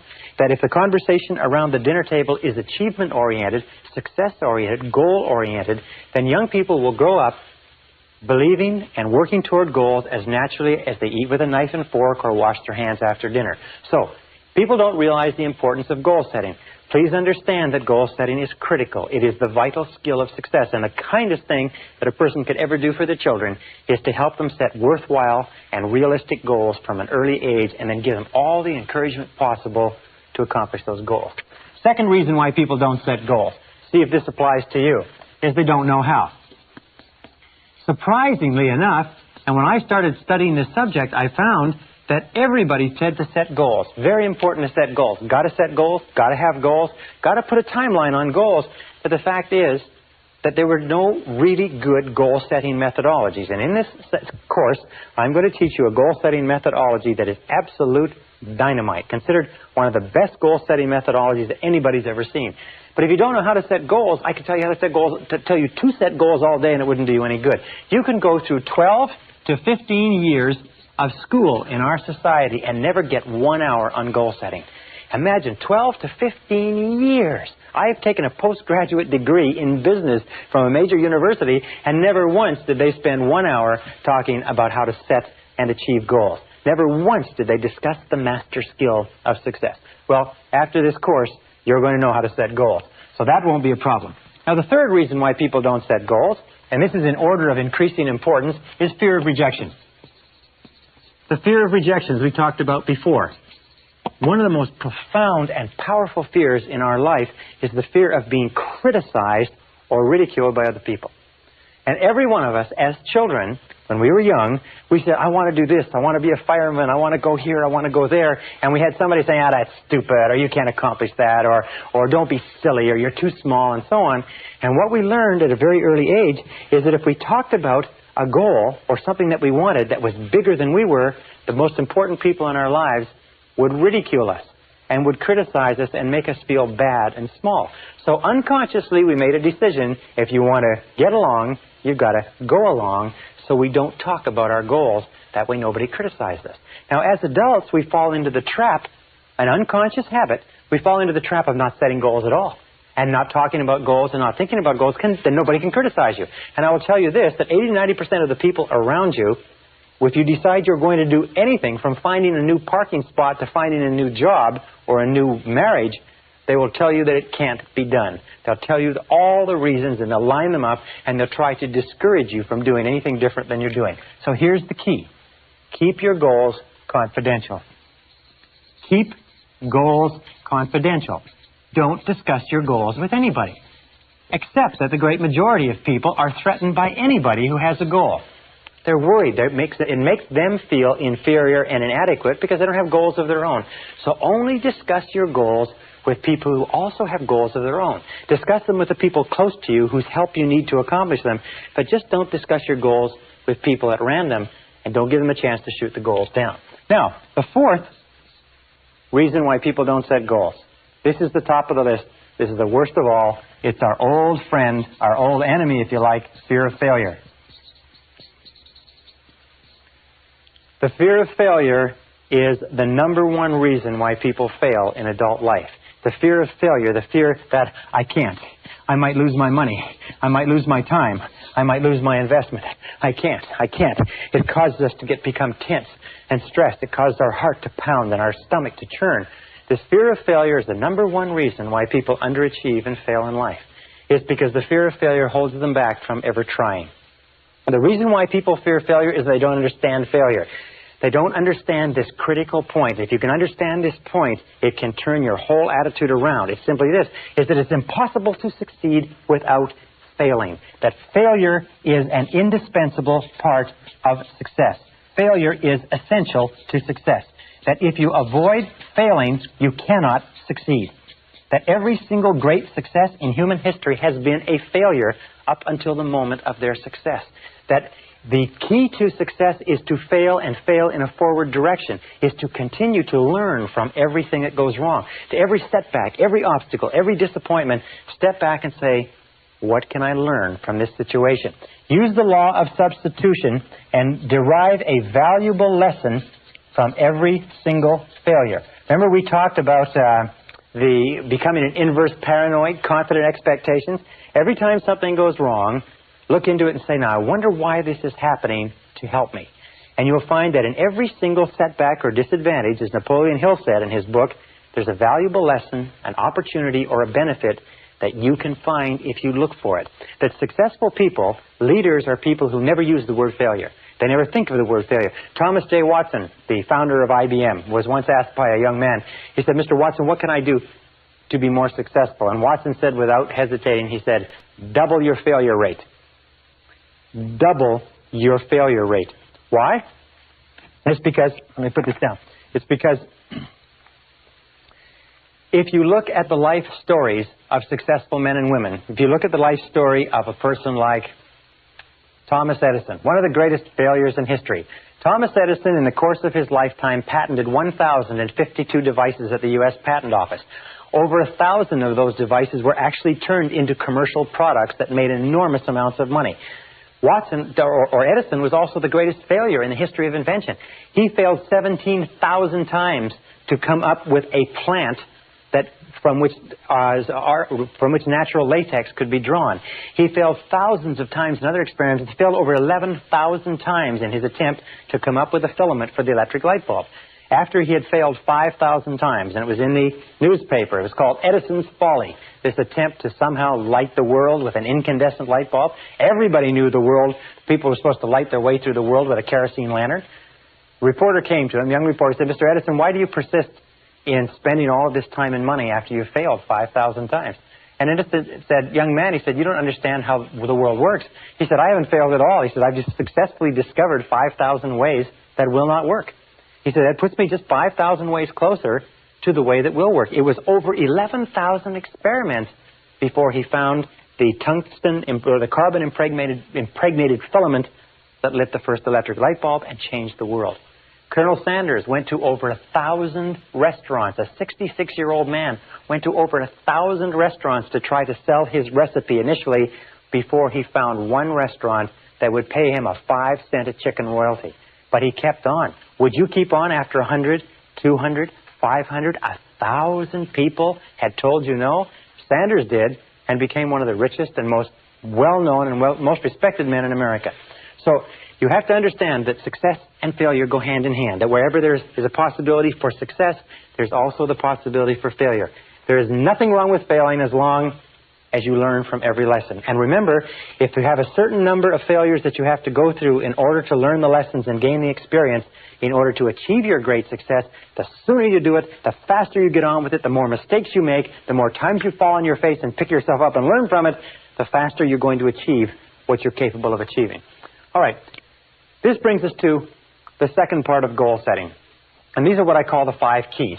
Now, these 5 keys are 5 key parts of the process of goal setting for you to keep in mind on a regular basis. The first key part, number 1, is this, is that the scariest thing in human life today is change. We know, however, that change is inevitable, that change is a part of progress, that there's no progress without change, that your life cannot even improve with change. We know that change is scary. And there's a natural tendency, what we call homeostasis, There's a natural tendency for people to resist change, to push it back, to avoid it, to dig in their heels, to get into that comfort zone. And as I've said before, the comfort zone is the greatest single enemy of human potential. Change is scary unless it is goal-directed. Unless it is goal-directed. And this is the key, is that we can overcome this persistent unconscious fear of change by one simple technique, is by taking control of it. Remember we said that the law of control is the critical law of human harmony, that you only feel positive about yourself to the degree to which you feel you are in control of your own life. Well, goals allow us to control the direction of change. We know that life never goes on in a straight line for any period of time. Life is either getting better and improving, or life is getting worse and deteriorating. That just happens to be the fact. However, when we set goals, we can control the direction of change. And controlling the direction of change is the key to our success. So that everything that happens in our life is goal-directed. It is towards something that we want. It is toward improvement. It is in the direction of our highest ideals rather than random. See, nobody fears change if it's in the direction of something that they want. The only change that we fear is change that leaves us worse off than we were before. Now this brings us to our second key concept in goal setting. It's what we call the area of excellence. Now the area of excellence concept is very simple. What it says is that everybody has talents that rotate around the average. These are average talents. So we are better at cooking, worse at math, better at communicating, worse at selling, better at speaking, worse at history, and so on. We all have talents, but it also says that every one of us has talents somewhere that are in the exceptional range. That every single human being has an area of excellence in which they are extremely capable if they can find it. That every single person, we'll talk about this earlier, has genius in some area. And one of the great jobs of adult life is to find your area of excellence and to throw your whole heart and soul into that area of excellence and into becoming very good in the area where you have unique gifts and abilities. For instance, 3 keys to your area of excellence. 3 critical keys. Number 1 is attention. Attention, the things that hold your attention are a very, very good indicator of where your area of excellence might be. What do you like to read about? What do you like to talk about? What do you like to think about? What do you like to study? What do you like to learn more about? Also, interest. What are you interested in? What has held you or been a fascinating subject for you throughout your life? Sometimes we are programmed internally to be interested and drawn towards things that are the very best for us. And finally, absorption. What could you become totally absorbed in? What absorbs your attention completely? When you're working at it, when you're thinking about it, when you're reading about it, it absorbs your attention completely. Attention, interest, and absorption are the 3 keys to finding your area of excellence. And one of the most important responsibilities of adult life is to find your area of excellence. Because until you do that and commit yourself to it, you will never achieve your full potential. And everybody has an area of excellence. Now the next key, number 3, area of excellence is number 2. Next key is what we call the acres of diamonds. And the acres of diamonds theory comes from a story about an old farmer who went off seeking diamonds in Africa, sold his farm, wrapped up everything, went off seeking diamonds, ran out of money, and finally died, poor, impoverished, and alone. And meanwhile, back on his farm, the new owner went out and discovered some of the biggest diamonds in history. The Acres of Diamonds philosophy says that under your own feet, right now, in almost all cases, is everything that you're looking for. Right now, contained within your own talents, your own abilities, your own experience, your own wisdom, your own knowledge, your industry, your family, your contacts, that somewhere right now under your own feet is the opportunity that you're looking for.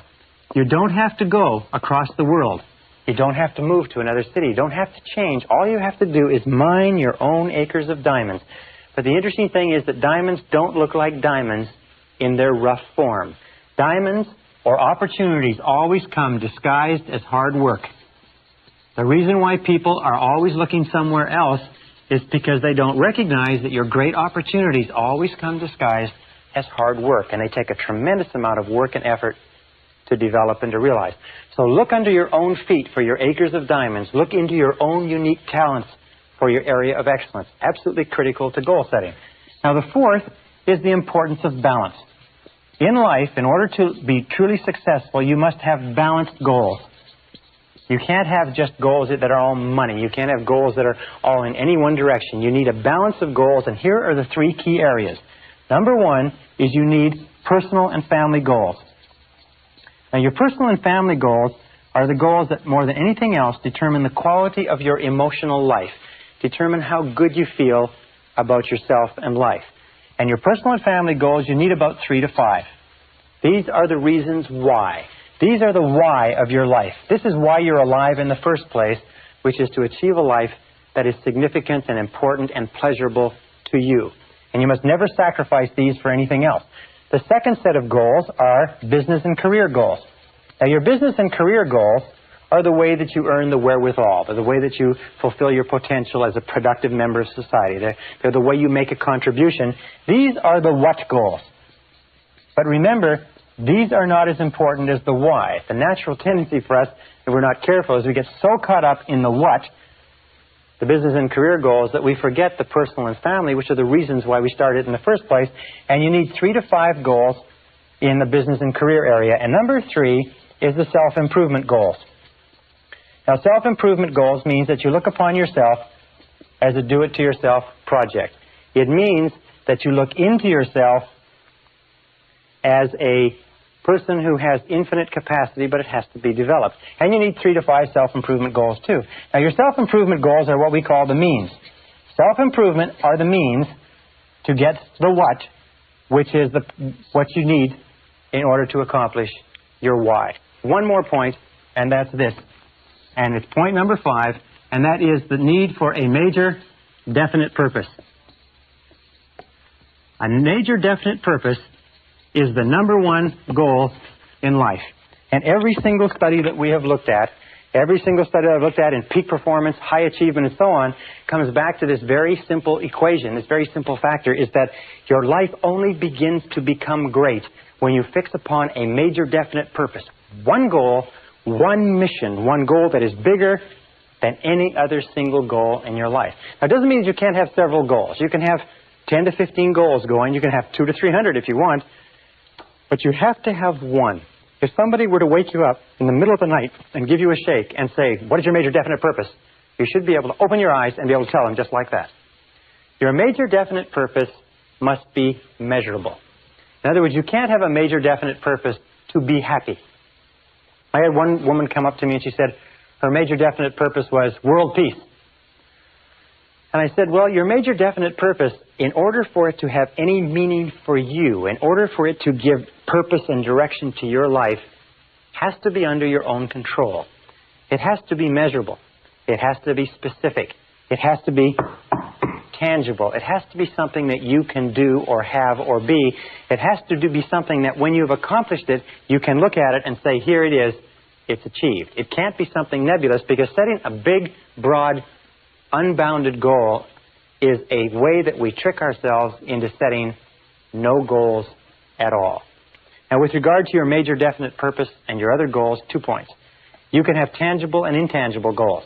In other words, you can have qualitative goals that have to do with the quality of your life, and you can have quantitative goals or tangible goals that have to do with your income, weight loss, bigger car, bigger house, and so on. And you need a balance of those. And finally, you need short-term and long-term goals. Now, your short-term goals, ideally, are about 90 days for maximum motivation. Your long-term goals should be about 2 to 3 years for maximum motivation. And your major definite purpose or your major goals should be 2 to 3 year goals, maybe shorter, maybe longer, broken down into 90-day periods. That having been said, I'm going to give you a brief goal-setting exercise. I'm going to ask you 7 quick questions. I'm going to give you between 30 and 60 seconds to answer these questions. And what I want you to do is write as quickly as you possibly can the very first things that come to your mind. Now, the first question is this. Are you ready? Get out a pencil of paper, pencil, clean sheet of paper, goal-setting exercise. Here it is. Question number 1 is, what are your 5 basic values in life? What 5 things do you value most in life? Number 1 question. You have 60 seconds to answer this question. It's counting right now. What things do you value most in life? Your home, your car, your family, your income, your job, your career, your spiritual development, your health, your wealth, your stereo set, your new hubcaps, your intelligence, your intellectual growth. What 5 things do you value most in life? 30 seconds. Write the first 5 things that come to mind. And once you've written the answer to this question, your 5 basic values, organize them in order of priority. What is the first one? What would be number 1 if you had to throw away the other 4? What would be number 2 if you had to throw away the other 3? What would be number 3, and so on? Organize them in order of priority, number 1 through number 5. All right? 5 seconds. 4, 3, 2, 1.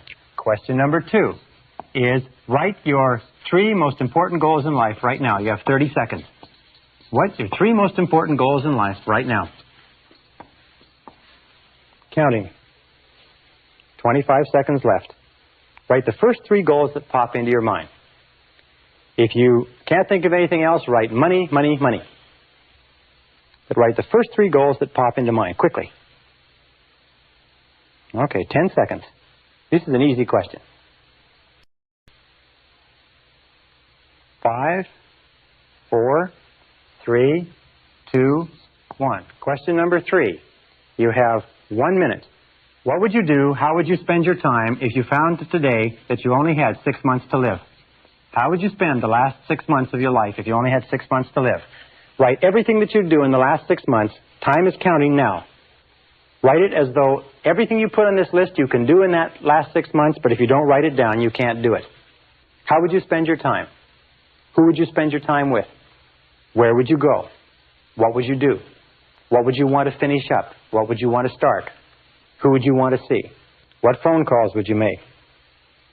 What bills would you run up on your charge cards? Okay. In other words, what would you do if you had 6 months to live?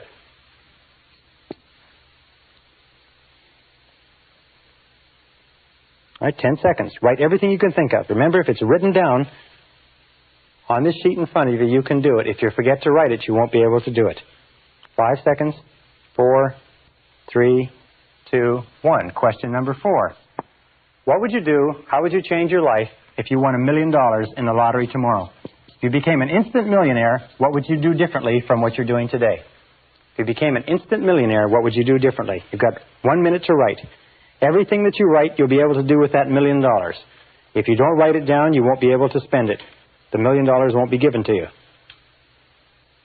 Interestingly enough, when most people are asked this question, the average amount that they can spend is about $200,000. They can't get their mind around $1 million. What would you do differently? Good question. Would you continue working at the job you're working at if you won $1 million? If the answer is no, it means you're in the wrong job for you and you are wasting your life. Would you stay in the relationship that you're in? Would you continue spending your time the way you spend it? What would you do if you won $1 million? All right, 5 seconds left. Write down everything you can think of. I had a farmer in one of my courses once. He said he'd just keep on farming until it was all gone. Anyway, number 5. You have to be a farmer to appreciate that. Number 5 is, what have you always wanted to do but been afraid to attempt? You've got 30 seconds. What have you always wanted to do in life but been afraid to attempt? 30 seconds. Right? The first thing that pops into mind. Run for public office, give a professional talk, start a new relationship, start your own business. Half the population would like to start their own business. Did you know that? Over half the population. But they don't do it because they're afraid of failure or rejection or something else. 10 seconds left. What have you always wanted to do but been afraid to attempt? This is a very revealing question. Write whatever comes down on the page. All right? Question number 6. What sort of activities in life give you your greatest feeling of importance?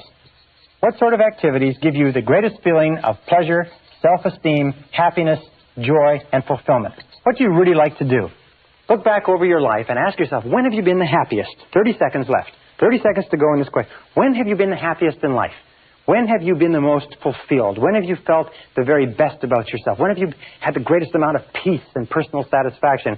What sort of circumstances? What were you doing at the time? Who were you doing it with? Where were you going? What were your goals? What were the circumstances? And so on. Very, very important question. All right, 5 more seconds. And then here is the key question in determining your major definite purpose is this. Imagine that I could give you a pill that was a magic pill, and if you took this magic pill, you could accomplish any one thing in the whole world. And the question is simply this. What one great thing would you dare to dream if you knew you could not fail? What one great thing would you dare to dream if you knew you could not fail? All right, 45 seconds. What one great thing, what one goal would you dare to dream if you knew beyond a shadow of a doubt that you could not fail? You're absolutely guaranteed of success. What would it be?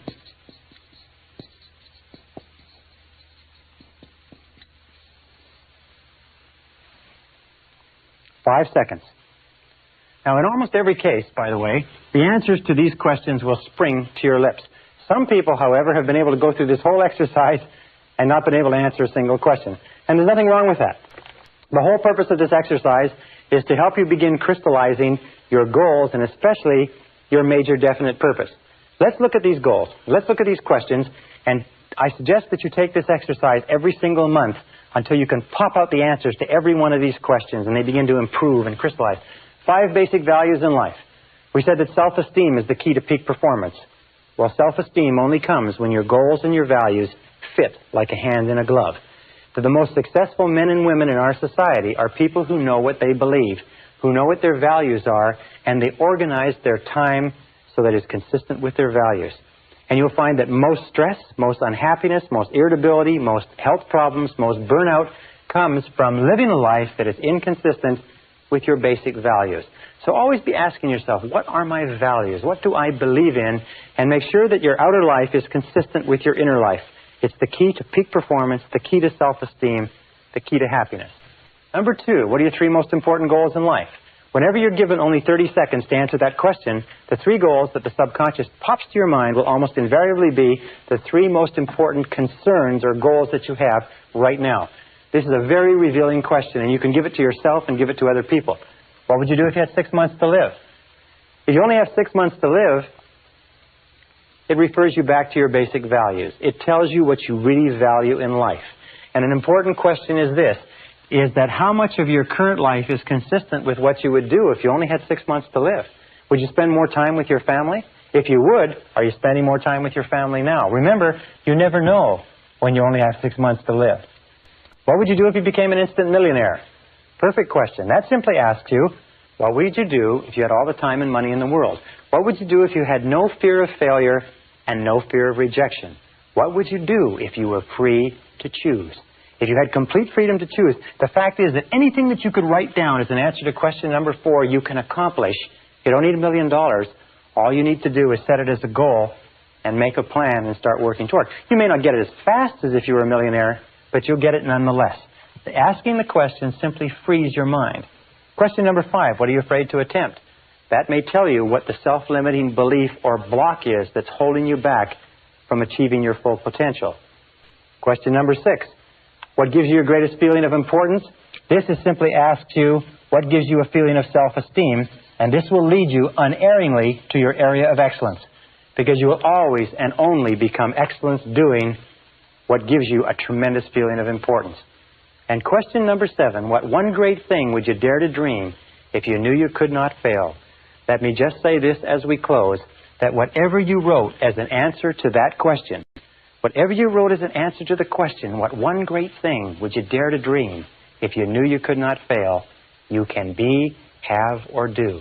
The only question is, how badly do you want it, and are you willing to pay the price? Because if you are, and you're willing to pay the price and work toward it, you can accomplish everything on that list, and sometimes far faster than you can possibly imagine. The question is, how badly do you want it?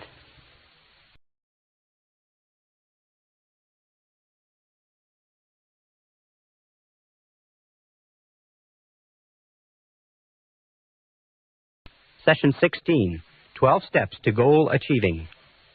One of the wisest men I ever met gave me a success secret some years ago that made a real impression on me, and it was simply this. He said one of the most important things he found in 50 years of research was the need to use proven success methods. He said, your life is too short to try to reinvent the wheel or to learn it all by yourself. So the smartest thing that you can do is what is called creative imitation, which is to go out and find what other people have done that works and do what they do until you get it to the point where you really know it well and then improve upon it. What I want to tell you about in this session is a proven success method. It's a 12-step method for goal setting and goal achieving, which I've taught to over 100,000 people. I've had many men and women come back to me and say they've accomplished more in a month with this program than they have in a year without it. I've had people who've accomplished more than 2 or 3 years than they'd accomplished in 10 or 20 years using this very simple methodology. It is a proven success method. I urge you to try it. I urge you to use it, incorporate it into your life, use it as an automatic process, and whenever you start thinking about your direction, your meaning, your purpose, where you want to go, sit down and work it through these 12 steps until it becomes automatic. Remember, the ability to set goals and to make plans for their accomplishment is the master skill of success, which can only be learned through practice and repetition over and over and over again. Now let's go to the board and let's talk about these 12 steps. Step number 1, starting point of all success. And by the way, let me step back just for 1 second. We talked a little bit earlier about the importance of the major definite purpose. Your major definite purpose. The major goal, the number 1 goal in your life. And many people come to me and write to me and phone me and they say, how do I pick my major definite purpose?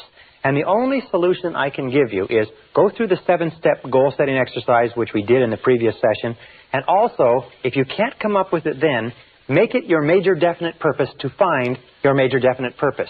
Dwell upon your major definite purpose. Ask yourself, what could it be? What should it be? What will it be? What ought it to be? And keep running this over and over in your mind. Seek information, look, discover, and you will find that with the inexorability of a law of nature, that your major definite purpose will come to you, and it'll be so clear, so obvious, so right, and it will happen in exactly the right time. We'll discuss that when we talk about the superconscious mind a little bit later. But for now, if you don't have a major definite purpose, make finding your major definite purpose your major definite purpose. And when you do find it, run it through this exercise the same way you would run something through a computer to get an answer out the bottom. Step number 1 in goal setting is desire. And the more intense the desire, the more burning the desire, the more you want something, the more likely it is that you will accomplish it. As a matter of fact, it's been said over and over again that burning desire is the starting point of all great accomplishment. Why is that so important? Well, burning desire is the desire that drives you ahead over all the difficulties, disappointments, temporary failures, obstacles, because if your goal is worthy of you, you're going to fall on your face over and over and over again. You're going to make mistakes. It's going to cost you money. It's going to cost you time. It's going to cost you anxiety. As a matter of fact, if you're not laying in bed at night staring at the ceiling with your heart pounding at least 3 nights a week, you're probably not trying hard enough. So, burning desire is the starting point of all great goal attainment. Now, burning desire is always personal. Always personal, which means that when it comes to setting goals, whatever the goal is, it has to be your goal. You cannot want a goal for someone else, and someone else cannot want a goal for you. When we talk about desire, make it personal. Somebody says, I want to get a raise at my job. That's my goal. That's setting a desire for your boss. I had a young man say to me, I want to marry this particular girl. That's setting a goal for the girl. Only you can set goals for yourself. But be very certain that the goals that you do set are yours. That the goals that you do set are ones that turn you on, not goals that somebody else wants for you, or goals that you think you should do, or you ought to do, or they'd be good for you to do. Think through yourself and be perfectly honest.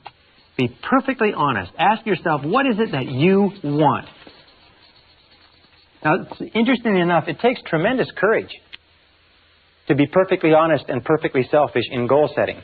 But if you are not perfectly honest at this stage and asking yourself what you really want, what is it deep in your heart you really want to be, have, or do, if you're not honest at this stage, the whole rest of the process falls apart. If you are honest at this stage, it's like a rocket launch. You can go there, from there you can go anywhere. Step number 2 is belief. Remember we said before that your external world will always be a representation of your internal world, and that your internal world is made up of your beliefs, your convictions, if you like. Another word is faith. It's what you believe or what you have faith in deep down inside. There's a great talk by Reverend Ike where he talks about fascination, and he says that what you are fascinated by becomes your reality because you are drawn toward it and it is drawn toward you. What you believe in, what you have faith in, what interests you, what draws you, what fascinates you is critical. And another word is conviction. You have to believe that it is possible for you to accomplish the goal. You have to believe that it is possible for you to achieve it. For that reason, it's very important that you make your goal believable. Many people, when they learn these new ideas about goal setting, they make a mistake. They think, wow, I'm going to go out and I'm going to make $1 million in a year. And the fact of the matter is that $1 million, if you're making whatever you're making now, to jump to $1 million in most cases is so big that your conscious mind rejects it as being illogical, not acceptable, impossible. And if your conscious mind rejects it, it never gets to the subconscious mind. Remember, your subconscious mind can only accept as a command something that you totally believe in the conscious mind. So make it believable and make it achievable. It's better to set a smaller goal at first and accomplish that, and then a larger goal and accomplish that, and then a larger goal and accomplish that. For instance, 2 examples. If you want to lose weight, don't say I'm going to lose 20 pounds or 30 pounds. Lose 5 pounds. You see, 5 pounds you can believe. You can get your mind around 5 pounds. If you want to increase your income by 50%. Question mark plus. Increase your income by 50%. If you're earning $10,000 a year, say, my goal is to earn $15,000 a year. I earn $15,000 per year. You can get your mind around 50%. That's less than 4% a month compounded. You can get your mind around 5 pounds. And as you begin to move your income up or begin to move your weight down, then adjust the goal and make it 5 more pounds. Make it 50% more and so on. But keep your goals believable. According to the work at Harvard University, your goals should have a 50-50 probability of success. 50-50 probability. And each goal should be aimed at what is called your next step.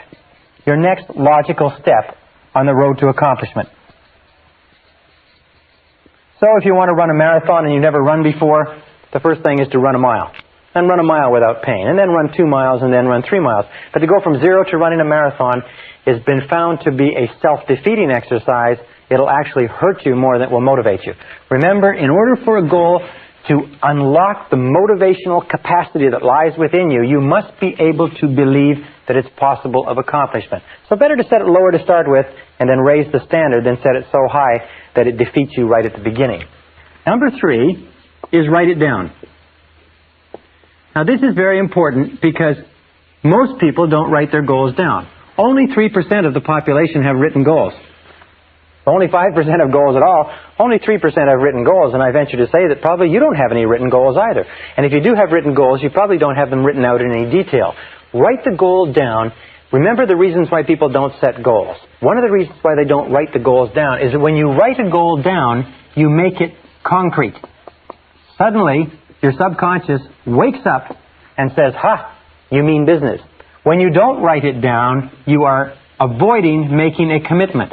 Unconsciously, the reason why people don't write their goals down is because of the fear of failure. The reason they don't write their goals down is they don't want to make a commitment to it. You see, if you never write it down, then nobody can ever tell you didn't accomplish it. If you don't write it down, well, then you're not really locked into anything. You keep your options open, if you like, and you go on to fail and underachieve in life. All the successful people have written goals. And if you want to be successful, you really have no choice. So write the goals down, make it concrete, make a commitment. A 100% commitment to accomplishing your goal will do more to drive you towards your goal than you can possibly imagine. Now, when you write it down, make it clear. Don't make it fuzzy. Don't say, I want to be happy or I want to be rich. Make it clear. Make it specific. If you want to earn a certain amount of money, make it a specific amount of money. Make it after-tax dollars. If you want to start a business, make it a profitable business. If you want to get into a relationship, make it a happy relationship. But make it clear, specific, and use vivid words or vivid language. Because the more vivid the language is, the more rapidly the subconscious accepts it. Emotional words like warm, exciting, powerful, loving, happy, dynamic. These are the kind of words that drive the goal into the subconscious mind. It's absolutely essential that it be a written goal. This is, by the way, where the winners part from the losers, because the losers always have a reason not to write out their goals. Number 4 is ask yourself this critical question. Why do you want it? Why do you want it? This is one of the most important of all questions because it will answer 3 things. First of all, it will make sure that it's your goal and not somebody else's.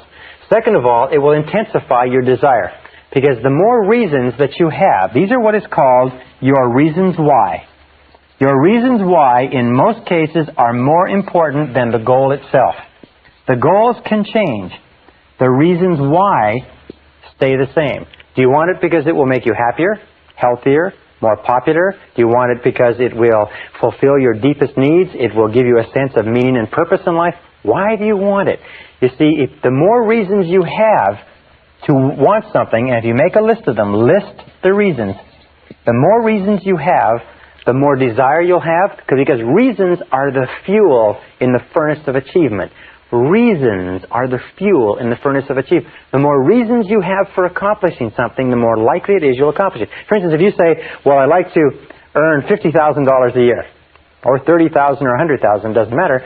The person says, why? And if you just say, well, just so that I can earn that kind of money, it has almost no motivating power. But if you say, so I could get a car, so I could take care of my family, so I could take my wife or my husband on a trip, so I could buy things for my children, so I could change my wardrobe, get a different house, buy a different car. The more things that you list under there, the more likely it is that you're going to accomplish it. Because when you list your reasons, you intensify your belief, your faith, and your conviction that it's possible. Number 5 step in goal setting is to analyze your position.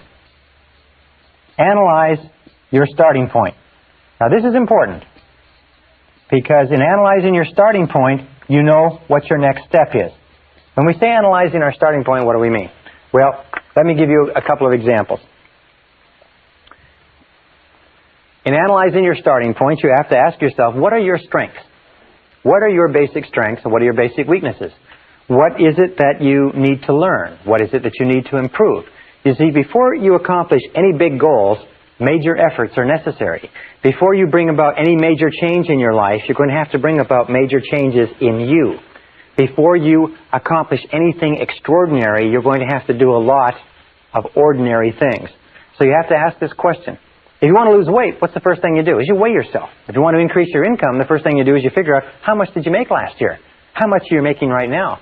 And then if you want to increase your income and you're in the business of sales, then you say, how many calls am I making on a daily basis? How many closes am I making? What is my average sales volume? What is my average sale? How many of those do I have to have? How much do I have to increase it, and so on? If you want to build a bigger business, you analyze your starting point and you say, where am I in the marketplace?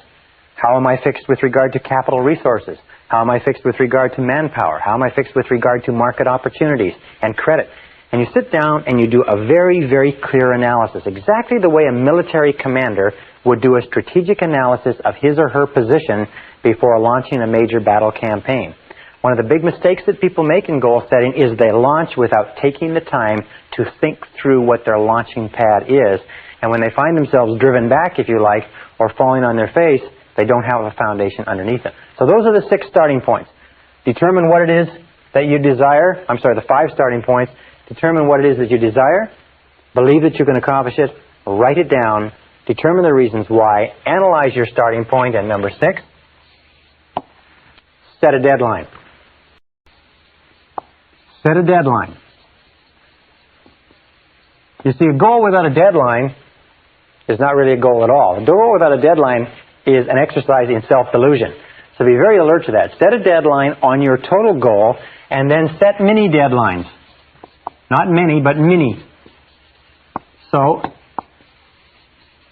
if you have a 1-year goal, then set 12 one-month goals. Write 2 6-month goals, 4 3-month goals, 12 one-month goals, and then 4 one-week goals. Set mini deadlines and establish a reward schedule. This is one of the most important findings in psychology is establish a reward schedule. Is that if you will give yourself a small reward, and we find that many of the most successful men and women that we've studied have little games with themselves. If it's nothing more than every 3 phone calls they give themselves a jelly bean, or every 2 appointments that they get they give themselves a cup of coffee or a walk outside. It really doesn't matter what it is, but establish a reward schedule so that every time you achieve a mini deadline or a mini goal on the path to your bigger goal, you give yourself a reward. And you'll find that people who have not been able to motivate themselves for years, if they have little rewards, one after the other, it's not enough to have a big reward at the end of the road. As human beings, we're almost like kids. We have to have a whole lot of little rewards on the way, a whole lot of little jelly beans on the way to the birthday cake or the birthday party. So set yourself a reward schedule. It may be buying a new article of clothing. It may be taking a trip. It may be going out to dinner. It may be anything that you like. You can have little rewards for small achievements, medium-sized rewards for medium-sized achievements, big rewards for big achievements. And make sure that that why is there, because it intensifies the desire, it keeps up your excitement and enthusiasm, and it unconsciously reinforces you and drives you forward into the next action. Step number 7. And this is where we come down into the planning step. Step number 7 is this, is identify the obstacles you will have to overcome. Identify the obstacles. One of the things that we know is that obstacles equal success. Success means obstacles. That there is no success without obstacles. As a matter of fact, obstacles come to instruct, not to obstruct.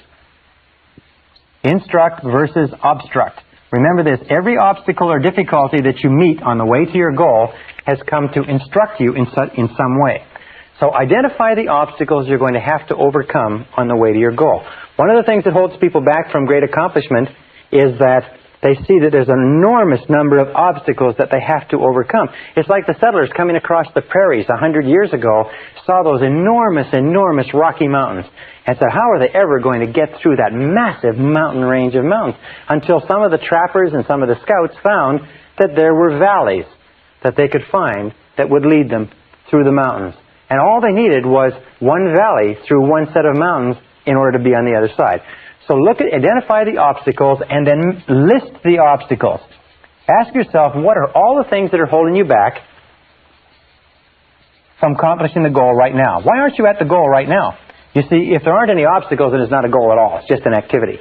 So what's standing between you and the obstacles? Also, be grateful for obstacles, because it's obstacles that assure that there is success at the other end. Where there are no obstacles, where there are no difficulties, where there are no challenges to overcome, there's no possibility of success either. Then, set priorities on your obstacles.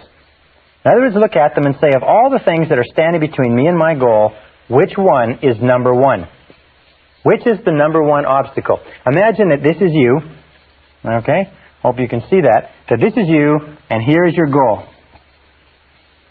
Well, now, on the way to your goal, there's a road. And the road twists and turns. And on the way to the goal, there's a few obstacles, and there's pitfalls, and there's deadfalls, and so on. But somewhere on the way to this goal, there's also what we call the rock. Now, your rock is your major obstacle. The rock is the major thing that is stopping you from achieving your goal in the quality and the quantity that you desire. One of the most important things that you can do is ask yourself, what is your rock? What is the major boulder? What is the big obstruction that stops you from getting from here to there? Identifying the rock is one of the marks of the strategic thinker, and identifying the rock is one of the key things you do. Why? Because if you get rid of all of these other little obstacles on the way to the goal, the rock is still going to be there, and you're still not going to accomplish the goal. If you're not very careful, if you don't set priorities on your obstacles, you'll tend to work on a whole lot of irrelevant things and leave this rock undisturbed. However, the intelligent person focuses on the rock. The intelligent person says, this is the major obstacle, and they go to work on that rock. And they work day and night. They work as long as is necessary. There's a beautiful expression that says, swarm all over it. When you have a major problem, a major obstacle, a major difficulty that's in your way, swarm all over it. Concentrate all of your effort and attention. Work at it day and night, week in and week out, to get rid of it, because getting rid of that one obstacle will get you further towards your goal than getting rid of all of the other obstacles put together.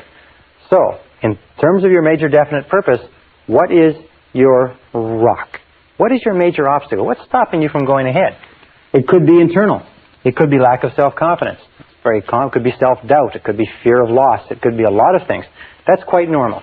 Or it could be external. It could be lack of money. It could be lack of information or knowledge. It could be lack of support from other people. It could be health. It could be a variety of things, but whatever it is, if you're determined to accomplish your goal, find out what it is and go to work to remove it. Now, number 8 is identify the knowledge you're going to require. Identify the knowledge that you're going to require. You see, we live in a knowledge-based society. There's no question about that. Is that no matter what it is that you want to accomplish, you're going to need more knowledge than you have now.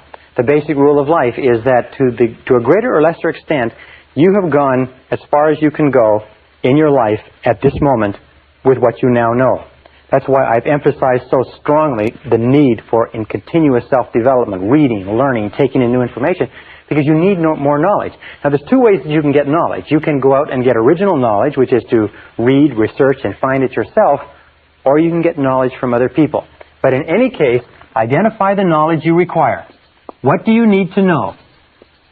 For instance, if you want to be successful in business, one of the things that you have to know is marketing and sales. If you want to be successful in your own business, the critical skill in entrepreneurial success is salesmanship.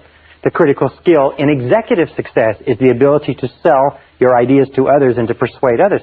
So maybe what you need, maybe the critical knowledge you need is persuasion skills. Or it could be the knowledge that you need has to do with the law, has to do with accounting, has to do with technology.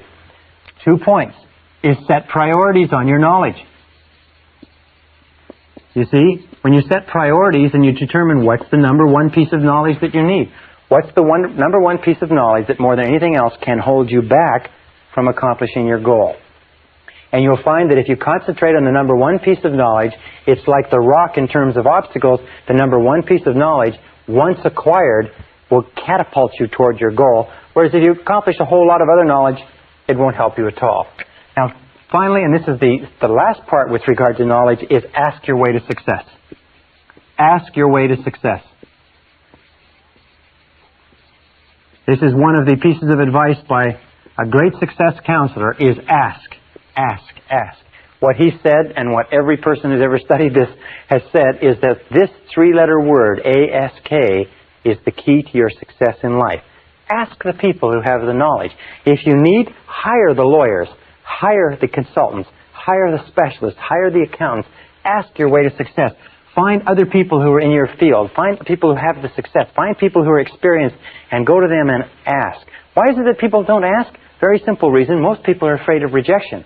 But the key to getting the things that you want in life is, first of all, you're going to have to learn it all yourself. Or second, is you can ask other people. And surprisingly enough, if you ask other people, they'll tell you. If you ask successful people what they did right, they'll tell you. If you ask successful people for their advice, they'll tell you. As a matter of fact, I was studying the life of a self-made millionaire, and he said, one of the keys to success in business is to become a negative thinker. And I thought that was astonishing, because I teach that you should be a positive thinker. And as I read on, what he said is, by that I mean is that once you come up with a great idea, take it to experts who can tear your idea apart, who can point out holes and weaknesses and flaws. Now, if you cannot plug the holes, weaknesses, and flaws, it probably means the idea isn't good enough. But if you are not willing to subject your idea to the scrutiny of critical people whose job is to find fatal flaws in something, then the idea is probably not good enough. So seeking out negative people, asking people their opinion, ask your way to success. Remember, in order to succeed, you need knowledge. You need more knowledge than you've got. You don't have very much time. You've got to get the knowledge the fastest, cheapest way possible. If necessary, buy the knowledge you require. Don't be cheap when it comes to knowledge. Number 9 step in goal setting is identify and ask yourself, who is your customer? Who is your customer?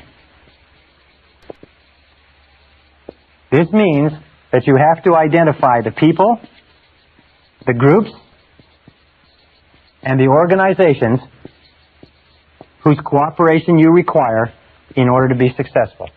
Who are the people? Who are the groups? Who are the organizations? You see, in life we have a very simple equation, is that everybody makes their living by satisfying or serving somebody. That you and me have a customer, and that we move ahead in life to the degree to which we satisfy our customer. So we are all in the business of customer satisfaction. Now, if you work for a company, your customer may be your boss. If you're a salesperson, your customer may be your boss on the inside and the person who buys your product or service on the outside. If you're a nurse, your customer is the head nurse. Whoever you are, there is somebody in your environment. If you have a business person and you have to expand, one of your customers is your banker. Another one of your customers is your staff, your employees. Another customer may be your family. But there are always people that you have to work with in order to accomplish your goals. Now, why should people work with you in order to help you accomplish your goals? There's only one way, and that is what we call the law of compensation. The law of compensation, which comes from Ralph Waldo Emerson's wonderful essay called Compensation, simply says that for every force in life, there's an equal and opposite force. We call it the law of sowing and reaping. But it says this. It says that you are always compensated in equal measure for what you do. In fact, it always says that you are compensated in more than equal measure. So if you sow good, you reap more good than you sowed. If you sow bad, you reap more bad than you sowed. The law of compensation says that as long as you are doing good things for other people will do good things for you. So you ask this question, and this is everybody's favorite radio station. It's called WIIFM. What's in it for me? WIIFM. What's in it for me? If you want to be successful in life, the most successful people are what are called go-givers, as opposed to go-getters.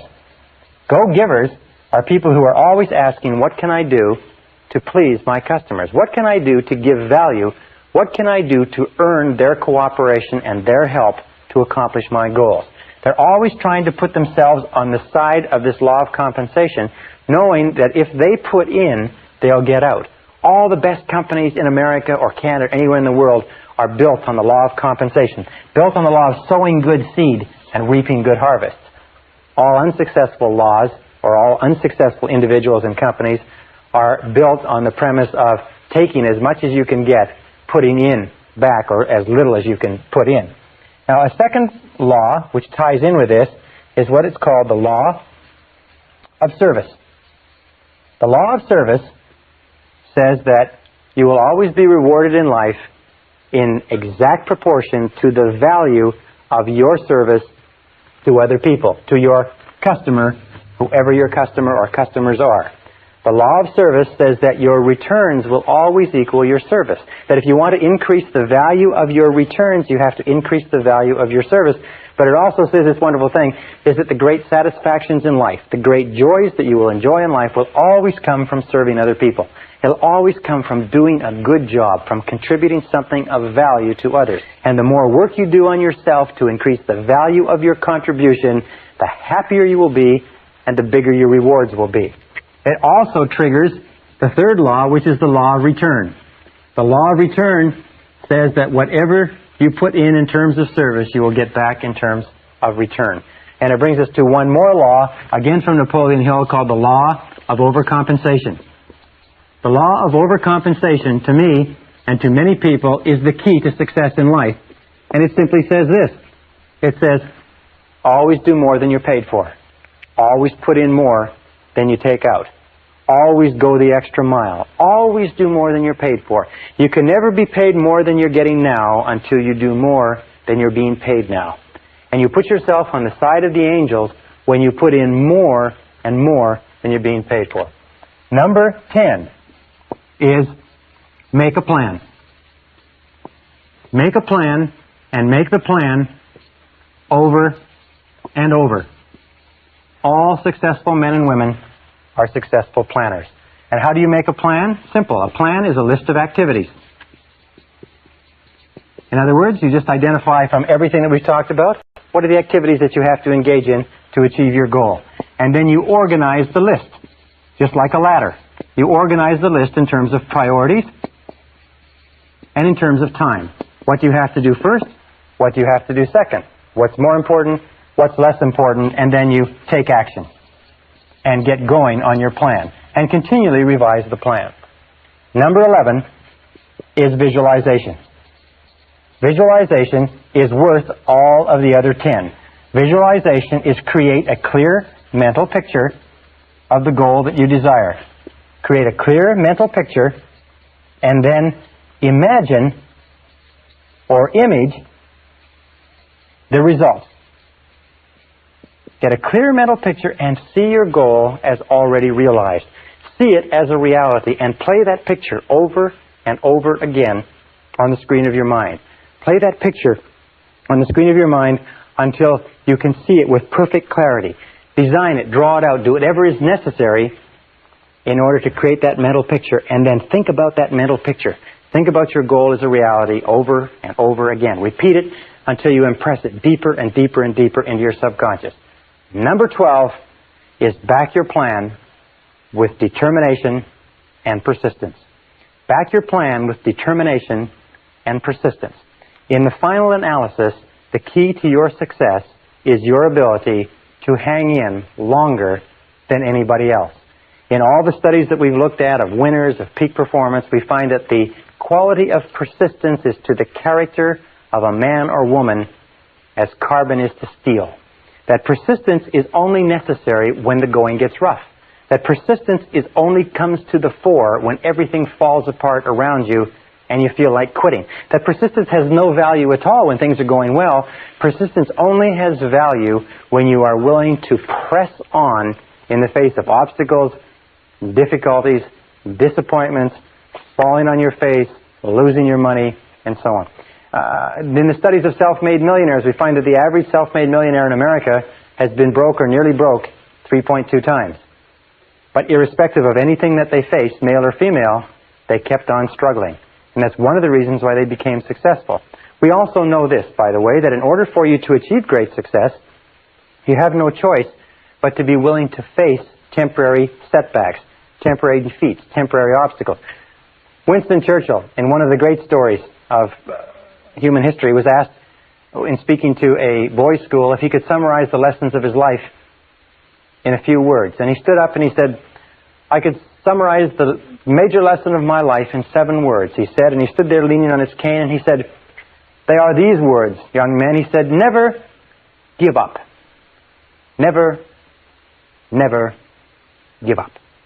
And I think that more than anything else, from every study I've read, that's critical. If you resolve in advance that once you have set off to achieve your goal, that you will never give up, that you will never quit, that nothing can stop you, that every single difficulty will just be a spur to drive you on, that you will become an inverse paranoid and you'll look into every problem and you look for the good in the problem, you look for the lesson that you can learn, you look for the way you can turn the situation to your advantage.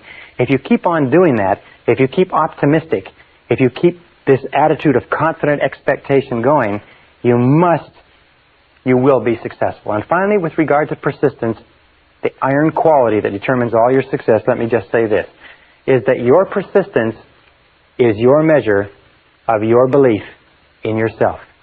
Your persistence is your measure of your belief in yourself. And every time you persist in the face of adversity, your belief in yourself increases until it reaches the point where you become unstoppable on the road and on the pathway to your goals.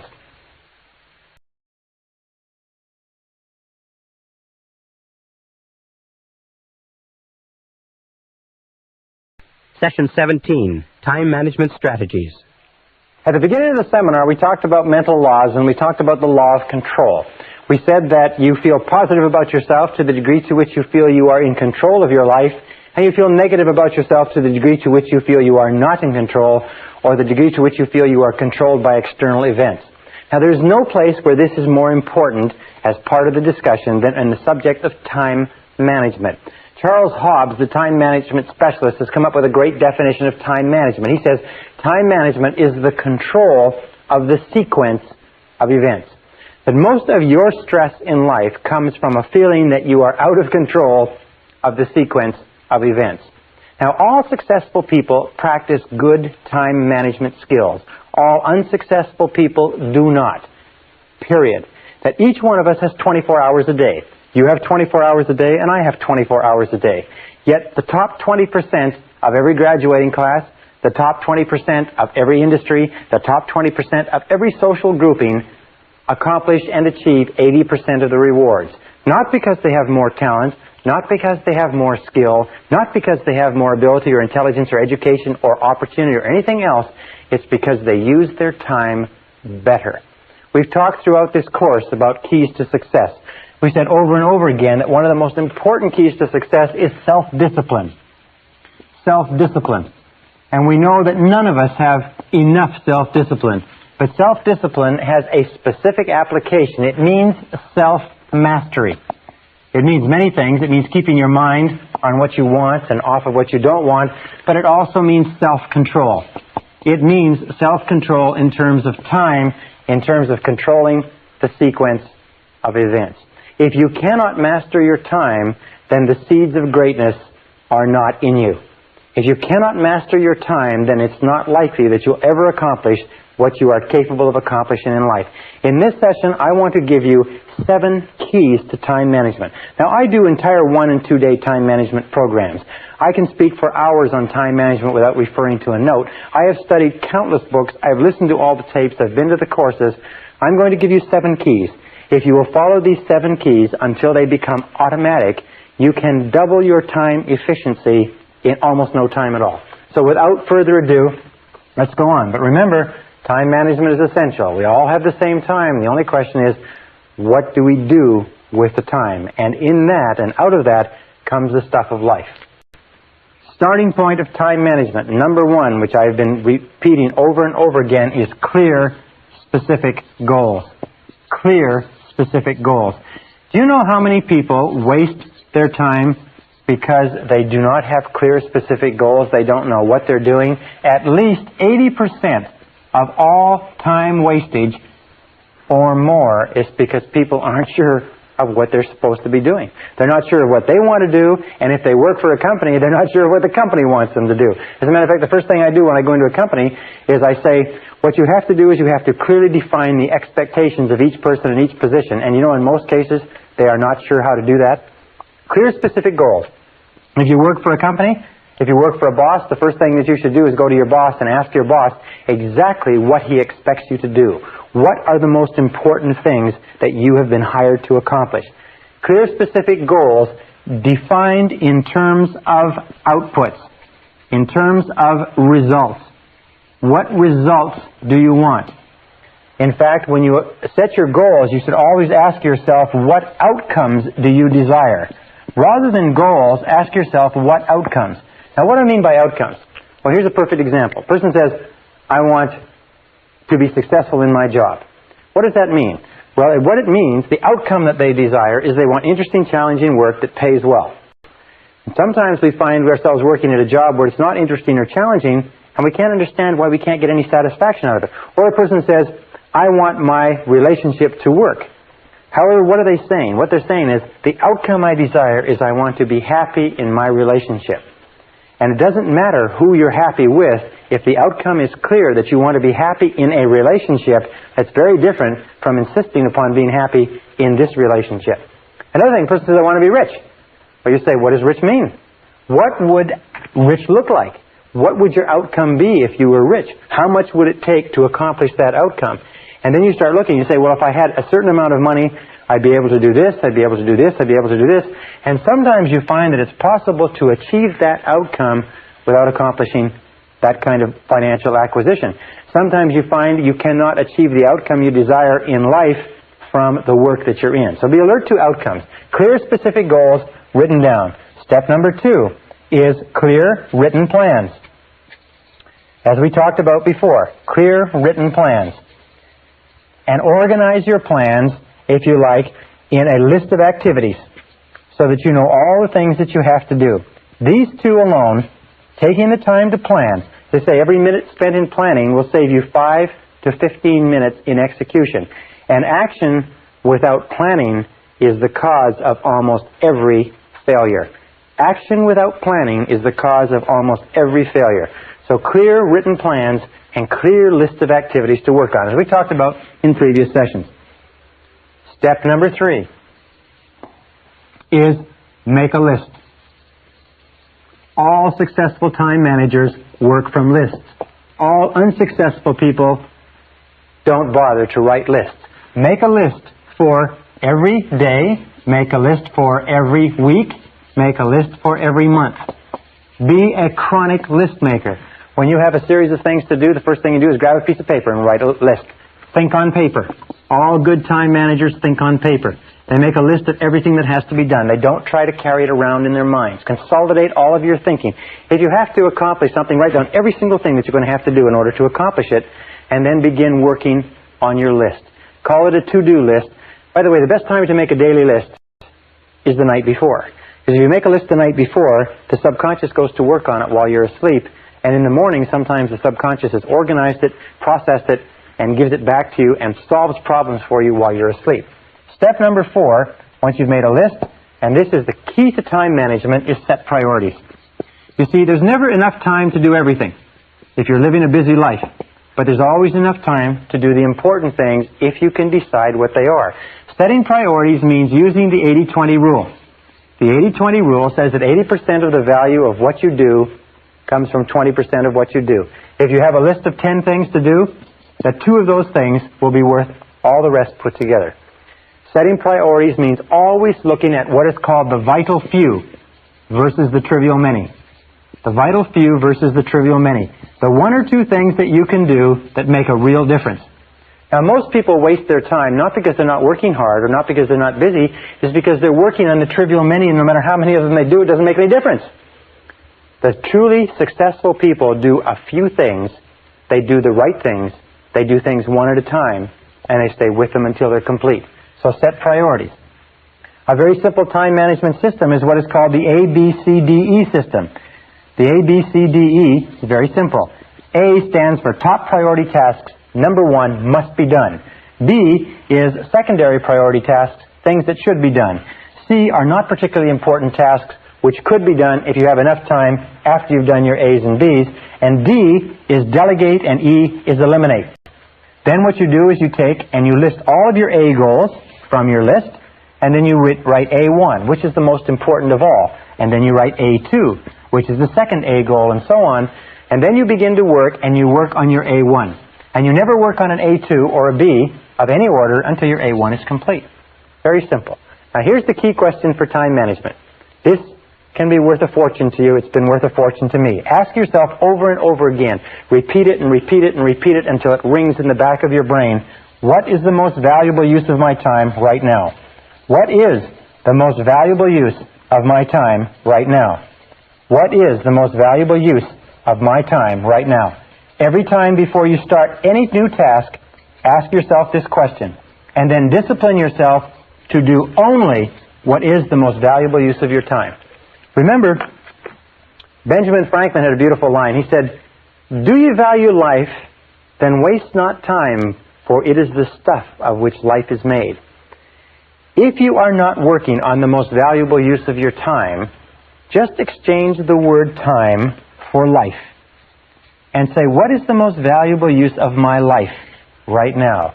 And remember, if you are working on a second-order priority, you are, relatively speaking, wasting your time and wasting your life. Number 5 is concentration of power. Again, a beautiful word from Charles Hobbes.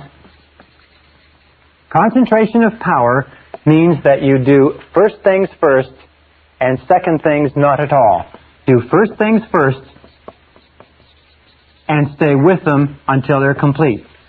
Surprisingly enough, in the studies of every effective man or woman whose lifestyle has been examined, we find they're always doing first things first. They do things 1 at a time, and they stay with them until they are 100% complete.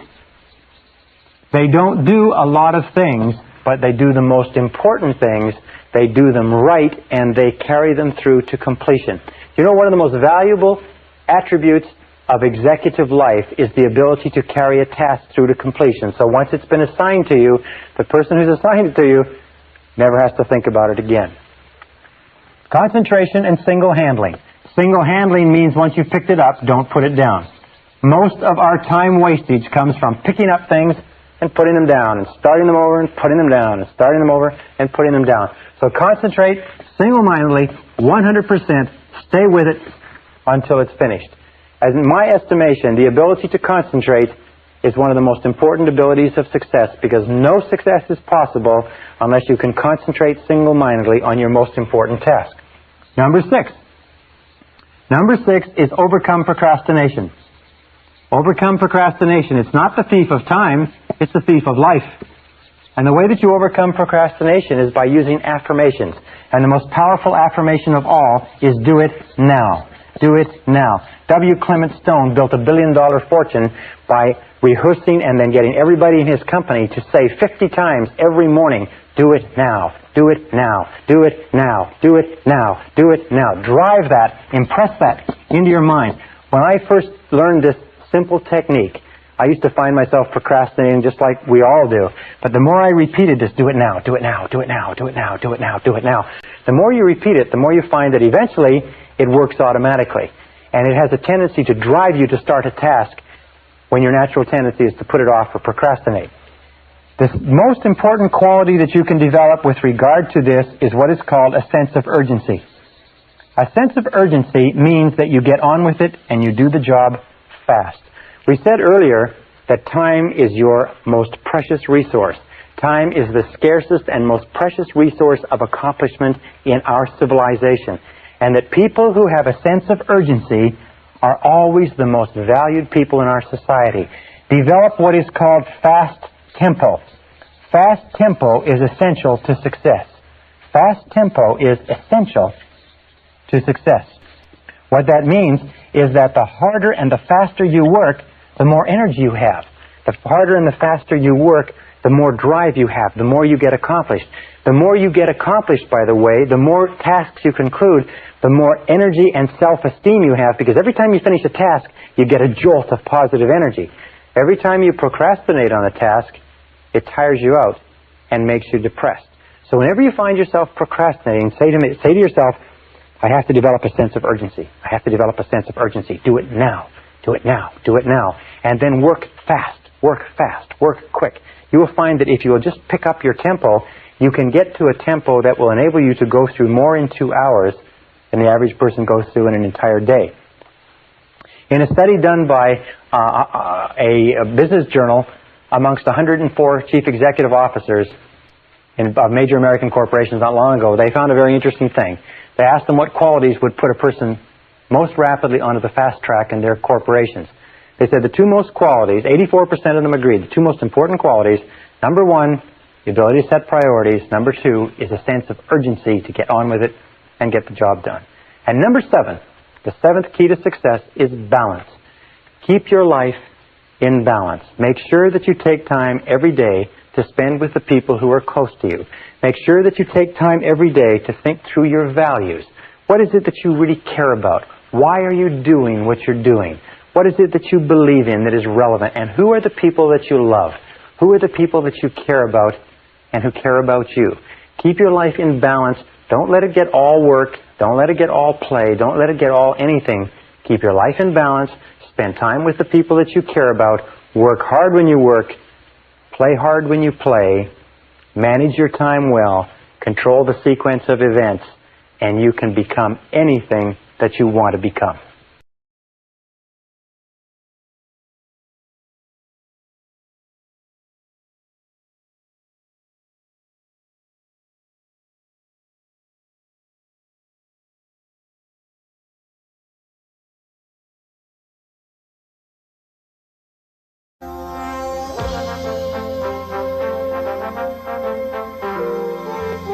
Tracy presenta el programa Fénix. La psicología del logro.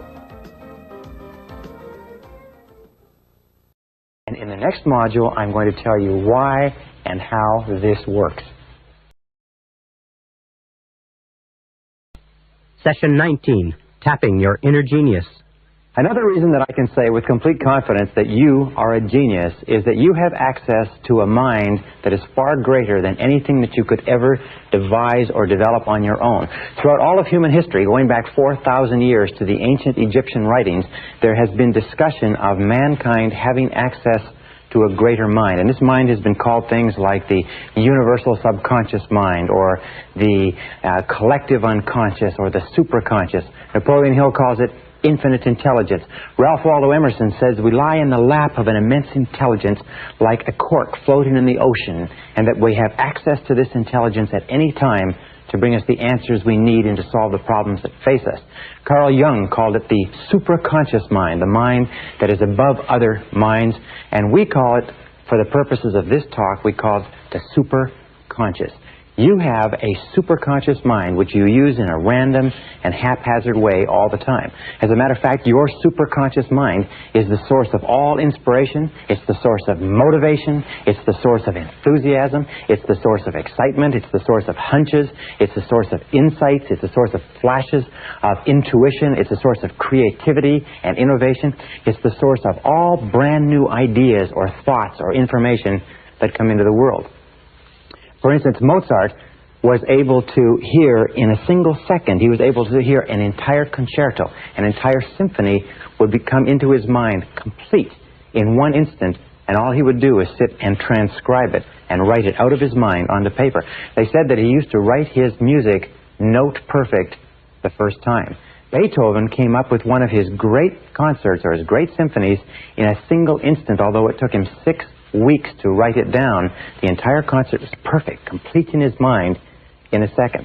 Many of the great inventions, many of the great discoveries, many of the great breakthroughs in history, in literature, in art, in music have been the result of a flash that has come in a moment of daydreaming, while asleep, while in the middle of a conversation, and you have access to this mind as well. Now let me tell you some of the characteristics of the superconscious mind. As I said, imagine you have your intelligence, which is your IQ, your knowledge, your experience, your wisdom, and so on. But in addition to that, you are a genius because you have access to this incredible mind that has every idea and every bit of intelligence ever known or available to the universe is available to you at virtually every instant of time. The discovery of the superconscious and your understanding of the superconscious can and will change your life. The superconscious mind or superconscious capacity makes your capacities unlimited. You are no longer restricted to what you know, what you can access, what you can do physically and mentally. You have an external source that you can draw on, like an energy source, to bring you answers to your questions and to move you towards your goal. Now, one of the characteristics of the superconscious mind, for instance, that when it computes on a problem or a difficulty that you have, it has access to all data stored in your subconscious mind.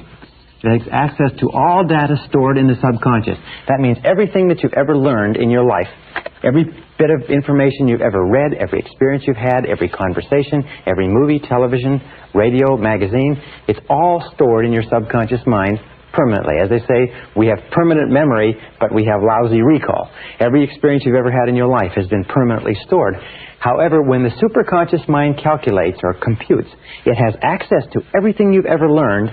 However, it can discriminate between valid and invalid data. In other words, when the superconscious mind computes on a problem that you are working with, it will give you an answer that is based only on valid information. There are many things that you have in your mind which you can think to be true, but they're not true at all. You may have read them, you may have heard them, you may have surmised them or concluded that a certain thing was true, but the superconscious, in bringing you an answer, knows the difference between what is true and what is not true. Sometimes you'll come up with an idea or a solution that will seem to be inconsistent with what you thought was the truth or what you thought was reality, but when you pursue it a little bit, you'll find that what you thought was true was not true, and your answer is correct. Now, a second characteristic of the superconscious mind is it has access to data outside your experience. It has access to data outside your experience. That means that you can get answers outside your own experience. You don't have to know everything or have everything in your mind. That it has access to data, it can bring you ideas, information, and insights. For instance, with regard to this, we reckon in calculating that every single person has, on the way to and from work, about 4 ideas per year is the estimate done by one researcher. 4 ideas per year, any one of which could make you a millionaire. You'd be driving along. How many times have you had the experience where you're driving along or you're going about your day-to-day business and you see the need for a product or a service and you say, now why doesn't somebody do that? Or why doesn't somebody make that or sell that? And you say, well, Must be a good reason, and you forget all about it. Then a year or two later, somebody comes out with that same product or service and makes $1 million, and you say, I thought of that. I thought of that a couple of years ago. The difference was that the person who came up with the idea may have come up with it at the same time you did. Maybe you tapped into this energy source simultaneously, but that person had confidence or faith in their ideas, and you did not. There's a funny line from Groucho Marx, and Groucho Marx once said, I would never join a club that would have a person like me for a member. Very often we turn down our own ideas because they're our ideas. We say, that's my idea, it can't be any good. Listen to the ideas that come to you on a day-to-day basis, because very often, if one of your goals is to achieve financial independence, this mind will send you the ideas that you need to achieve financial independence. Here's the third characteristic of the superconscious mind, is it functions on a non-conscious basis 24 hours a day. It functions 24 hours per day when you are going about your normal business. That means that once you have programmed a goal or a problem or a difficulty or any question at all into the superconscious by thinking about it, dwelling upon it, getting it clearly defined in your mind, you can put it aside and go on with the rest of your work. And what will happen is that it will compute and work, and then it will bring you exactly the answer you need. We'll come to that in a second. The superconscious mind automatically and continuously solves every problem on the way to your goal. Automatically and continuously solves every problem. All right, put a line here. Solves every problem. That's why you don't have to be able to see your goal. You only have to take the first step. And as you take each step and resolve the difficulty that is immediately facing you, in the Bible there's a beautiful line that says, this one thing I do, forsaking all others. If you just do one thing, the superconscious will resolve the next and the next and the next. You take them one step at a time, like a hurdler takes one hurdle at a time, like a journey is one step at a time. The superconscious mind will automatically and continuously solve every problem on the path to your goal, exactly as you meet it and exactly in the way you require. Now, a fifth quality of the superconscious mind is that it is capable of goal-oriented motivation. Sometimes people say, well, I'm not motivated. And invariably, when you talk to a person who is not motivated, you find that there's nothing that they want very badly. When you decide upon a goal or an objective, something you want to be, have, or do, the superconscious mind releases motivation. It is the superconscious mind that gives you the energy and the enthusiasm and the excitement that moves you toward it, but it requires a goal that you intensely desire. That's why we talk so much about goals in this course. Goal-oriented motivation, it releases ideas and energy for goal attainment. The superconscious mind is a source of what is called free energy. In other words, you can actually tap into this energy, and when you're excited about a goal, it doesn't matter how physically fatigued you are, you seem to be able to tap into a source of energy outside yourself that can run you and propel you, sometimes day after day, week after week, on only a few hours sleep a night. Everybody's had the experience of being caught up and involved in something that's really important, really exciting, really driving, requiring tremendous commitment, and you just have energy flowing continuously. Nikola Tesla, the great electrical genius, was actually able to tap this free energy to run the electric lights and the electric appliances in his home in a way that we still don't understand. But in order for goal-oriented motivation to be released by the superconscious, you must have clear, specific goals. This is the key. The goals must be clear. Clear, specific goals are what release this motivation. There's an old saying, which is a little bit trite. It says, feeling listless, make a list. What it means is that if you're feeling listless and you make a list of 10 things that you want to accomplish in the next year, you will find that just writing that list of 10 things will give you a jolt of energy, almost like a detonator going off. Now, a sixth characteristic of the superconscious mind is that it responds to clear, authoritative commands. Responds to clear, authoritative commands. Now, what are clear authoritative commands? Well, one example of clear authoritative commands is positive affirmations. Whenever you use a positive affirmation, whenever you say, I earn X number of dollars, I weigh X number of pounds, I like myself, I am responsible, I feel terrific. Whenever you use these commands and you emotionalize the commands, that's why they must be authoritative and they must be emotionalized. You drive this message from the conscious into the subconscious, and the subconscious accesses the superconscious. So emotionalize your words. Use clear authoritative commands, and every time you use a clear authoritative command, it drives the idea deeper, it activates your superconscious abilities. It also responds to decisiveness. It's very interesting. There's an expression which I like to share with you, and it's simply this. It is, get serious. I have met men and women all over the country over the last few years, and I noticed there's an interesting thing that successful people say. When I ask them, how did you come to become so successful? I mean, what was the turning point? Where did it change? You know, the words they use over and over again are these. They say, well, I finally decided to get serious. I finally decided to get serious. You see, we talked earlier about desire and decision. That there's a lot of people have desires. A lot of people want things, and they want to be things, and they want things to change for them, and they want things to be better. But they never make the decision to do something. They are going to make the decision, and they hope to make the decision, and they plan to make the decision, but they just haven't quite gotten around to it yet. And an important part of this is commitment. If I can put this down here, is that nothing great in life happens until you make a commitment. And a commitment means you decide to do one thing to the exclusion of almost everything else. You get serious. You make a total commitment, and when you make that total commitment, when you become decisive, when you start using clear, positive words, I will do it, I do it, I can, I shall, I choose, I want, I earn, I am. When you start using commands like this, you trigger the superconscious mind, and sometimes more can happen for you in a matter of a few weeks than it's happened for you in a few years. And many of you know exactly what I'm talking about. Number 7. The superconscious mind, in a way, is like a muscle. It grows in capability as it is used and believed in. It grows in capability as it is used and believed in. That means that you can actually get it to the point, as I have in my own life, as many of my graduates have, you can get it to the point where you're plugged into the superconscious mind continuously, and you just go with the flow of life.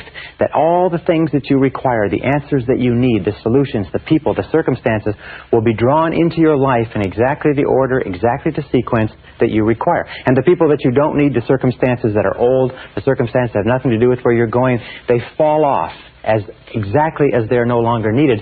And the more you use it, the more you believe in it, the more you trust to it, the more rapidly and dependably and predictably it works. Now let me tell you this. In all my studying of the biographies and autobiographies of great men and women, I found one thing, is that you only begin to become great as a human being to the degree to which you tap into and go with the flow of this superconscious energy. Other than that, life is always a struggle. But once you get into the flow of this energy, life seems to be on the downhill side. You seem to be going with the current. An 8th characteristic is that the superconscious mind functions best or operates best with an attitude of confident expectations. Operates best with an attitude of confident expectations. You see, confident expectations is an attitude of positive emotion. Remember we talked about before becoming an inverse paranoid, always looking for the good, always expecting the best, always believing, trusting, being absolutely convinced that something good is going to come out of everything that happens to you. This attitude of confident expectation seems to be what puts the foot on the accelerator of the superconscious mind and brings things into your life and people and what you need into your life faster and faster and faster. Another characteristic of the superconscious mind, number 9, is that it operates best under 2 conditions. Operates best under 2 conditions.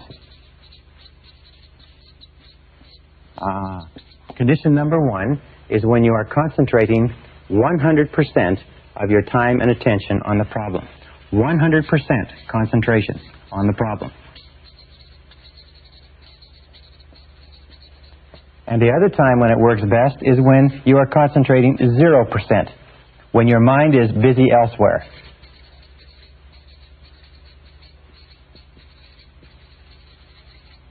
Those are the two things, but somehow the superconscious mind does not function in between. So the key, or the solution to activating the superconscious mind, is to try consciously to solve the problem. Now here is a very simple way to do it. You start to solve the problem by, number one, defining clearly what it is. Define your problem or define your goal. Write it down, discuss it, get it very clear in your mind. What is it that you're trying to achieve, avoid, or preserve? Number two is do some research. Gather information. Look around, read, talk to people, go to the library, call people who know, call experts or authorities on the subject. Get as much information as you possibly can. Almost all good decision-making comes from getting information. I've had experiences where I have had a clearly defined problem or situation, and as I'm thinking about it, I say, where can I get some information? And bang, the name of a person you may not have spoken to for a year will pop into your mind. You pick up the telephone, you call them up, and you say, hi, I'm thinking of doing this or not doing this. What do you think about that? And they have exactly the piece of information that you need to do it or not do it. Be very, very alert to that. The third thing that you do is you try consciously to solve the problem. Now that you've got the information, you ask questions, you've done the reading and the research, you've got clear in your mind, you try as hard as you possibly can with your conscious mind to solve the problem. And if that doesn't work, then you simply turn it over to the superconscious mind, almost as though you are submitting it to a large computer. Turn it over to the superconscious mind and get your mind busy elsewhere. Get your mind busy doing something else and just get on with something else completely. For instance, we'll talk about this. You could work on another project, go for a walk, do physical exercise, go out for dinner. Get your mind busy elsewhere. And at exactly the right time, what will happen is that the answer will come to you. It'll just suddenly be there. Which brings us to another characteristic of the superconscious. And it is this, is that the superconscious mind, and this is number 10, the superconscious mind brings you exactly the answer you require at exactly the right time for you. Brings you exactly the answer you require at exactly the right time. Now, one important point with regard to superconscious creativity is that when you get this answer at exactly the right time, you must act immediately. A superconscious answer is time-dated. That means that it may, if you get the answer on Thursday at 12 o'clock, the answer may not be valid at 9 o'clock on Thursday. It may not be valid at 3 o'clock on Thursday. So when you get the answer, when it comes into your mind that this is what you should do, and you'll feel a very, very strong feeling of rightness about a superconscious solution, act immediately. Sometimes you'll be working on a problem. Have you ever had this situation? You're working on a problem and you get this feeling you should phone somebody. And you say, I should phone so-and-so, but I'll do it later. And you do it later, the next day or the next week, and you call them up and they say, I wish you'd phoned me last week because I had exactly the answer you needed, or I had the person, or I had the situation, or I had the job for you, and so on. So when you get this, I know a man who built $1 billion business, and he built $1 billion business by fully understanding what we're talking about here and doing just one thing. Very limited business acumen, but he always followed his superconscious instincts. Whatever he felt was the right thing to do at any instant, he acted immediately. He immediately took action. And his action orientation was enough for him to open doors of opportunity, to get feedback and information, to self-correct, to draw to himself the people that he needed to maximize the opportunities and so on. And he went from selling cars to $1 billion business in less than 10 years simply by following his superconscious intuition and following it continuously. Now, another characteristic of the superconscious mind is that it will bring you the experiences you need to be successful. It brings you the experiences you need to be successful. This is one of the most incredible things I've ever found in my life. It brings you the experiences you need to be successful. And it'll bring you a whole bunch of different experiences. Now imagine that this is you here. All right? And let's say that you decide that you want to increase your income by 50% a year for the next 5 years. Let us say over the course of your lifetime you decide you want to become financially independent. Well, now you normally, if you're working at a job or in a field, your line of sight, as they say, is that you will somehow find a way to do it in your existing field, within your existing experience and knowledge. However, once you have set this clear goal in your mind, once you have this idea of what your goal or your star is, as you start off, you'll often find that your life will go into almost like a crazy obstacle course. It'll seem to go through a whole series of convolutions over and over, and very often you will find a year, 2 years, 5 years, you will find your goal in a totally different place, doing something totally different, something you never expected. In studying self-made millionaires in America, we find that almost half of them made their fortunes doing something totally different from what they started off doing. As they moved down the road of life, they found there was an insurmountable obstacle or barrier in that direction. The market collapsed, the technology changed, the interest rates went up, it didn't matter what it was, and they found that they had to change course and change direction, and they had to go over a hurdle. Now imagine that you're running a race and you have to go over a hurdle, and each one of these hurdles, big hurdles and small hurdles, when you look back on it, and look back on anything that you've ever accomplished that's required a tremendous amount of time and effort, and as you look back, you will see that a whole series of different things happened to you that looked like setbacks at the time, but in retrospect you say, wasn't it good that that happened? Because if that hadn't happened, then this wouldn't have happened, and this wouldn't happen, that wouldn't have happened, and so on. And you'll find that your whole life is a series of remarkable coincidences that initially looked like difficulties or setbacks, but in retrospect they contained within them valuable lessons that you needed to learn in order to achieve the goals that you've achieved. Perfect example. In relationships, when we start going out with members of the opposite sex when we're growing up, we have a lot of relationships that don't work out. Trial and error, we experiment, we learn what it's like to get along with other people and not to get along. And we think at the time that the relationships are not working out that this is a terrible situation. It's very emotionally stressful. But then when we finally find the relationship that's right for us, we look back and we say, boy, wasn't it good that we had all those difficult problems, because if we hadn't, we'd have never reached the point where I am now, which is being in the relationship that you wanted. I think the way they say it is you have to kiss a lot of horny toads before you meet the handsome prince or princess. So each time we go over one of these lessons, we learn a valuable, each time we go over one of these hurdles, we learn a valuable lesson.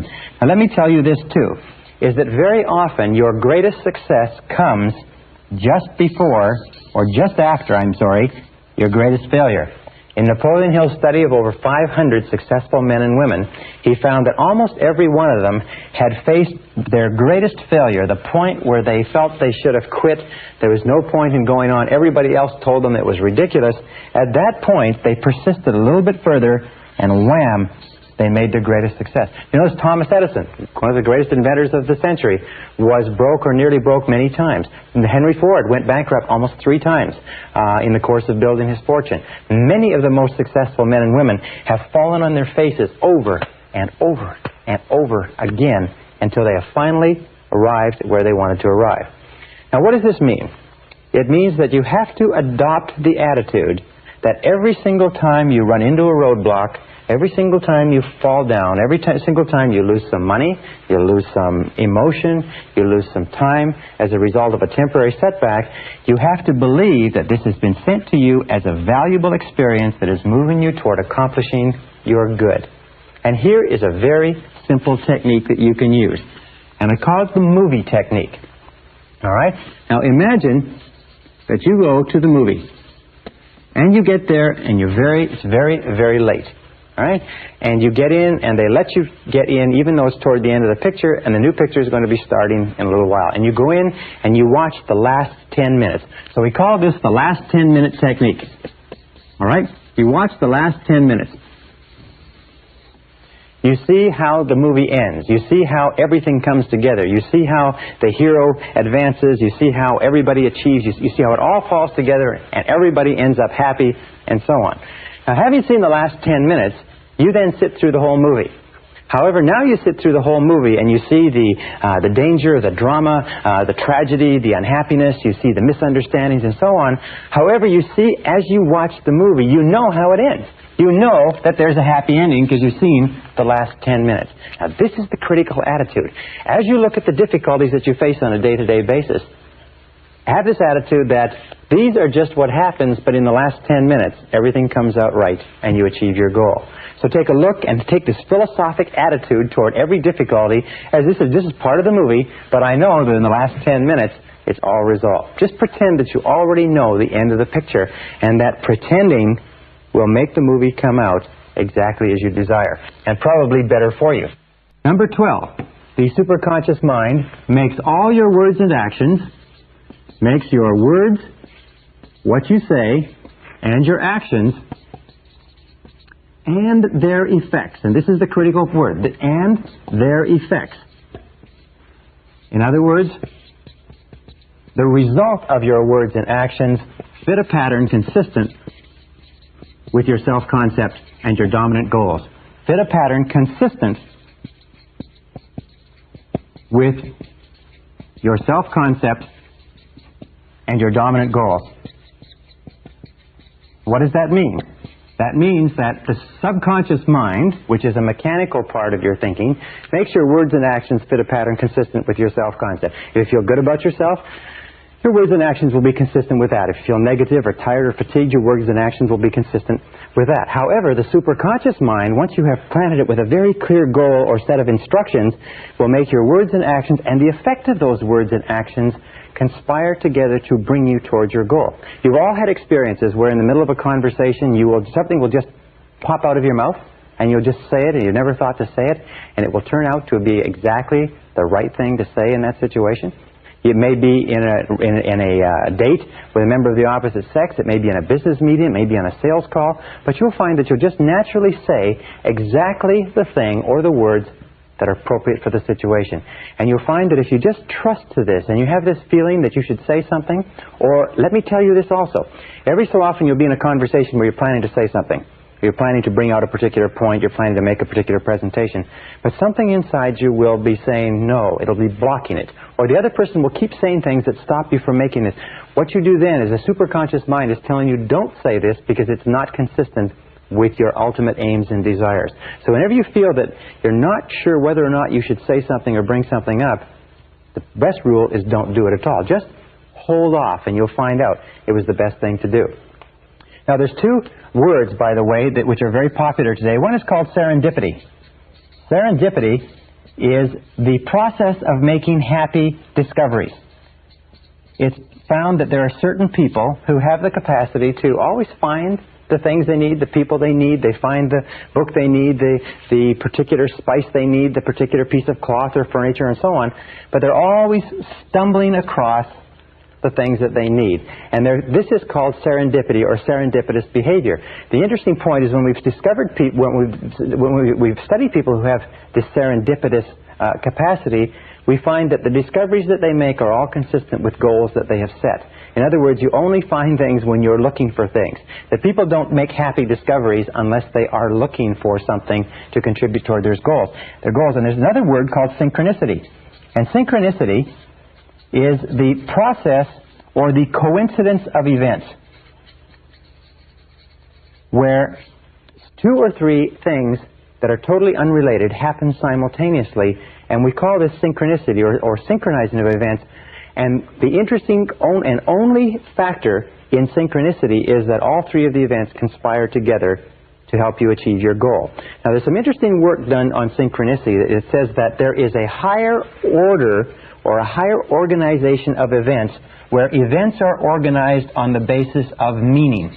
And the meaning that they have, the significance that they have, is defined by you and what your goals are. So very often you'll get a phone call, read a book, hear about an article, and visit a person, and all of those simultaneously will come together to bring you what you're after. Be very alert to these two happening.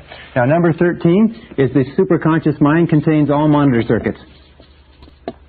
Contains all monitor circuits. That means that you can pre-program the superconscious mind, and it will work for you. Two ways that people pre-program the superconscious mind all the time is parking spaces. Many people find that by confidently expecting there to be a parking space wherever they're going, there always is. That you can pre-program your mind, sometimes 10 out of 10, 20 out of 20, to get a parking space even on a busy street, even in a busy shopping center. And if you get there and they're all full, you'll find that somebody is holding your space and they back out just as you arrive. Just as you pull up, you'll find that their taillights will go on and they'll back up, not one car earlier, not one car later, but exactly where you are. And I've had thousands of people come back to me and say that after learning this, they get parking spaces wherever they want. The key is you must believe that it works. If you don't believe that it works, it doesn't work for you. The second is waking up. There are many people who wake up with no alarm clock. Many people don't need an alarm clock at all. I haven't used an alarm clock for years. Why? You can just program your mind to wake up almost to the minute, any given time. All you have to do is do this 3 times. You'll develop the habit for life.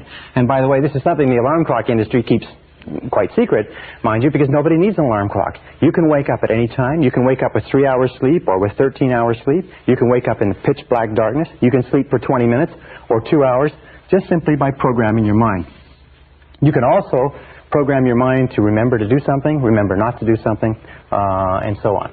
And I'll tell you this so that you can write it down. It's what we call the law of superconscious activity.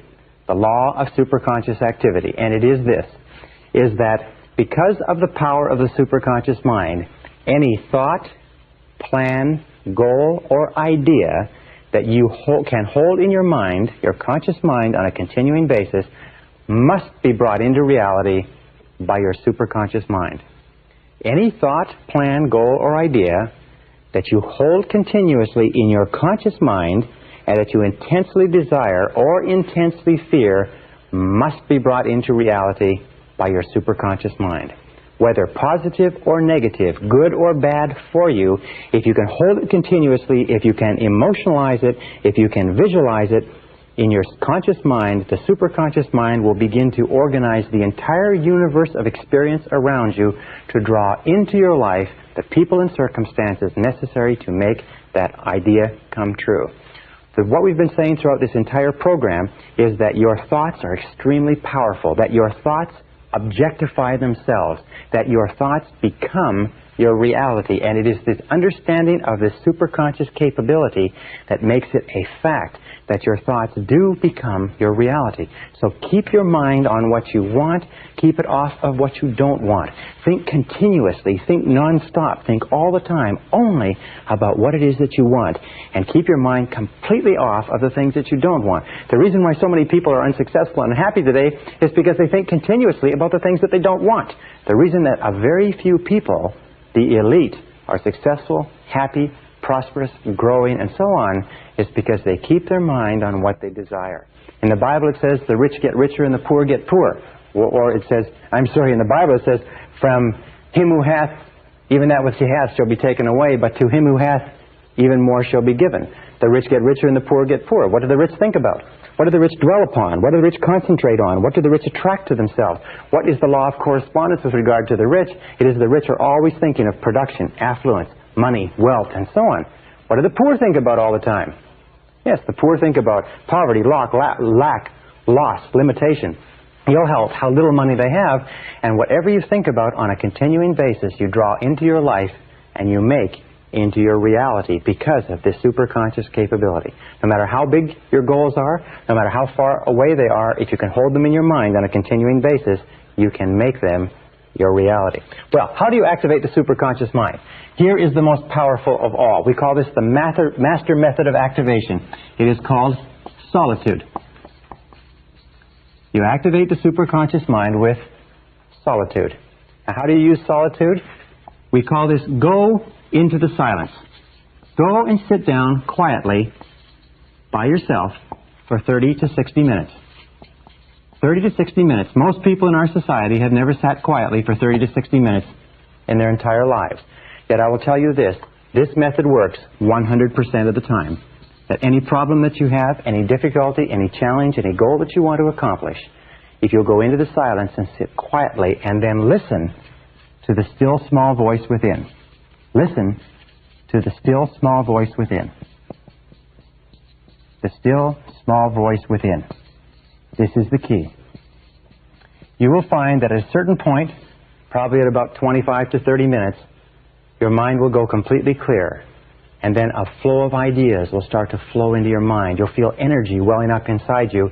And at a precise moment, as you sit there in complete silence, no cigarettes, no coffee, no music, nothing, just complete silence, at a particular moment, your mind will go clear and wham, exactly the answer you need will come at exactly the right time. And if you will get up and go and carry out that answer, it will turn out to be exactly perfect. There's a lot of things that you can do to stimulate the superconscious mind aside from solitude.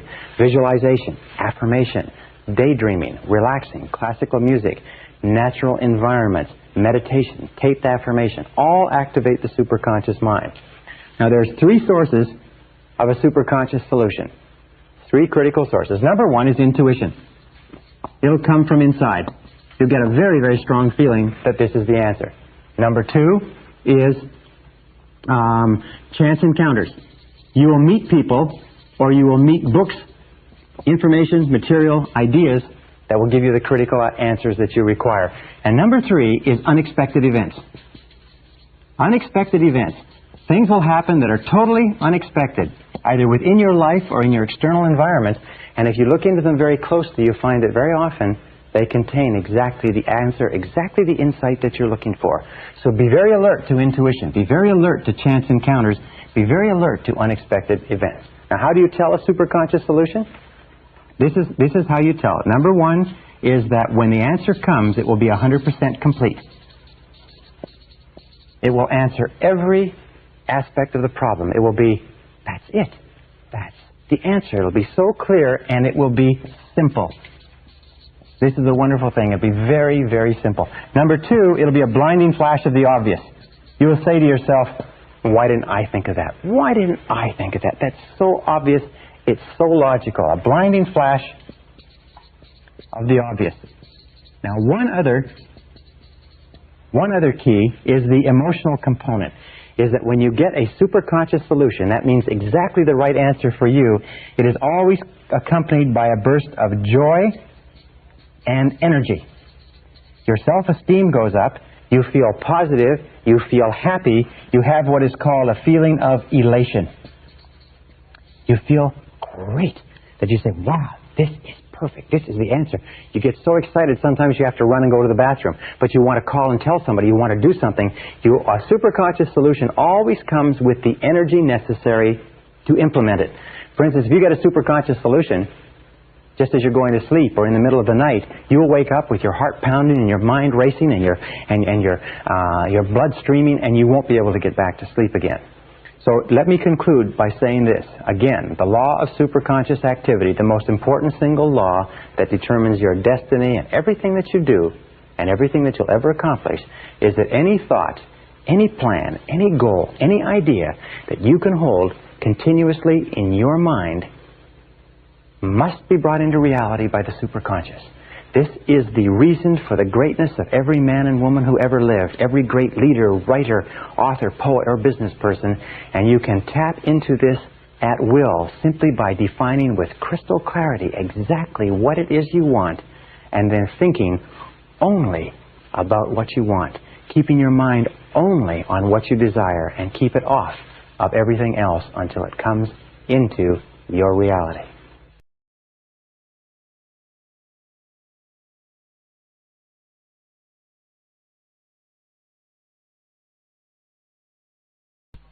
Session 20, Creative Problem-Solving Techniques.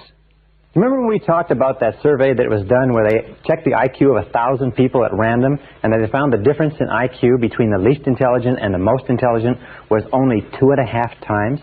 And we talked about, with regard to income, how people earning $250,000 a year are not 10 times smarter than people earning $25,000 a year.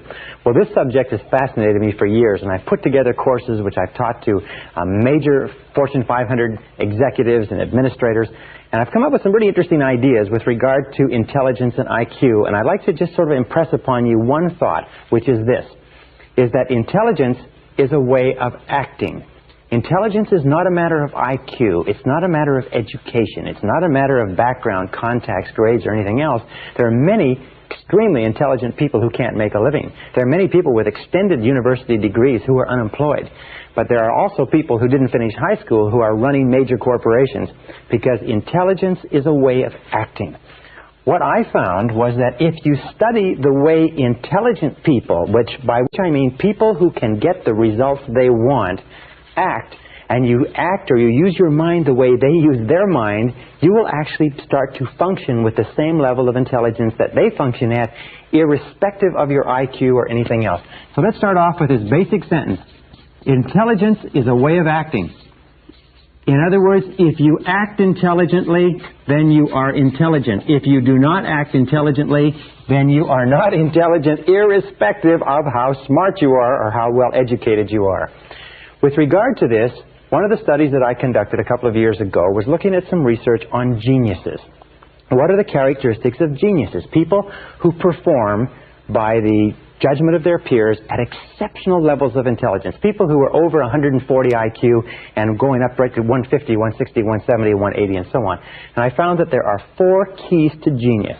And all 4 of these keys are learnable behaviors. If you learn the 4 keys, you can function at a level of intelligence that is double your level today.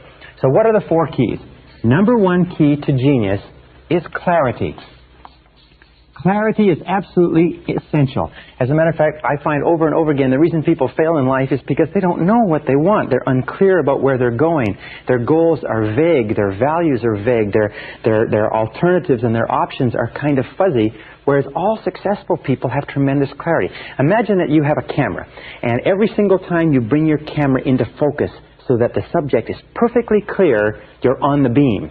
That means every single time somebody asks you or you think about your goals should be particularly clear. That's what we've talked about. Write them down, clearly describe them, make them time-bounded, make them measurable, make them specific. Use vivid language to accomplish them. Because the more clear your goals are, the sharper your mind is in accomplishing or achieving those goals. Another thing that you have to be clear about is what are your problems. Remember I said identifying the obstacles that stand between you and your goals and finding out what are the big obstacles, what are the small obstacles, and being crystal clear.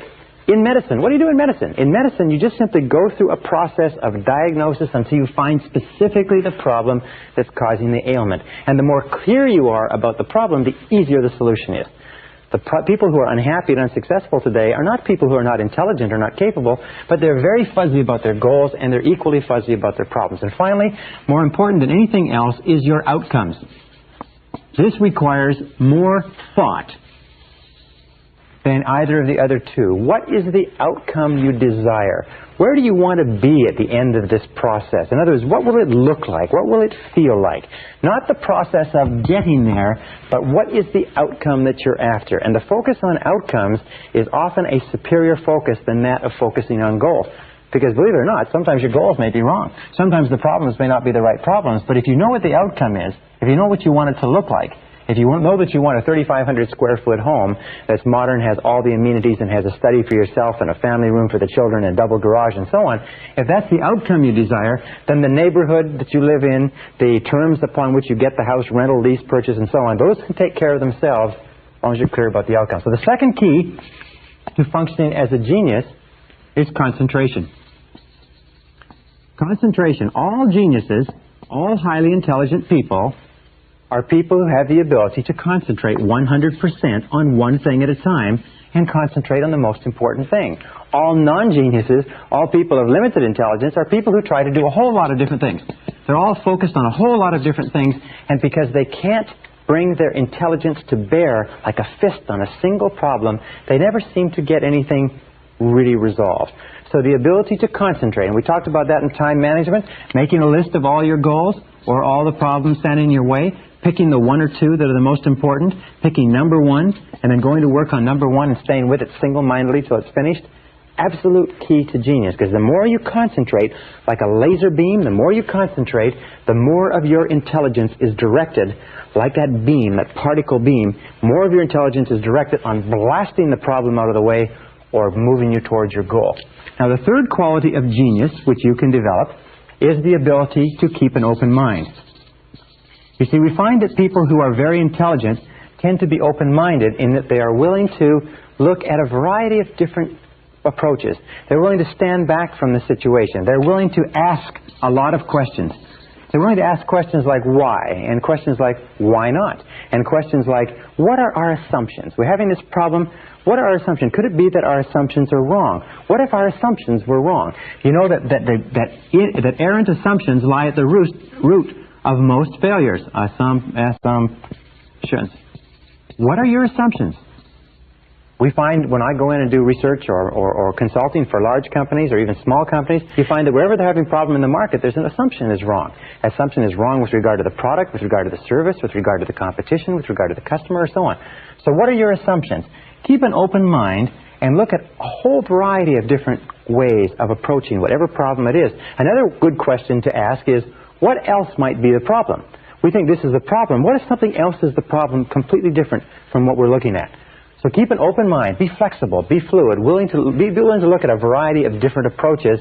And then the fourth characteristic of all geniuses, surprisingly enough, is that they have a systematic method.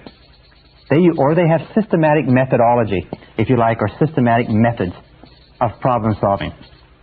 They just don't run off half-cocked. Now, finally, once a genius has gone through a series of systematic methods, very often, as a result of this process of concentration, they just drop the subject out of their mind, and at a certain point, the superconscious will give them the answer that they're looking for.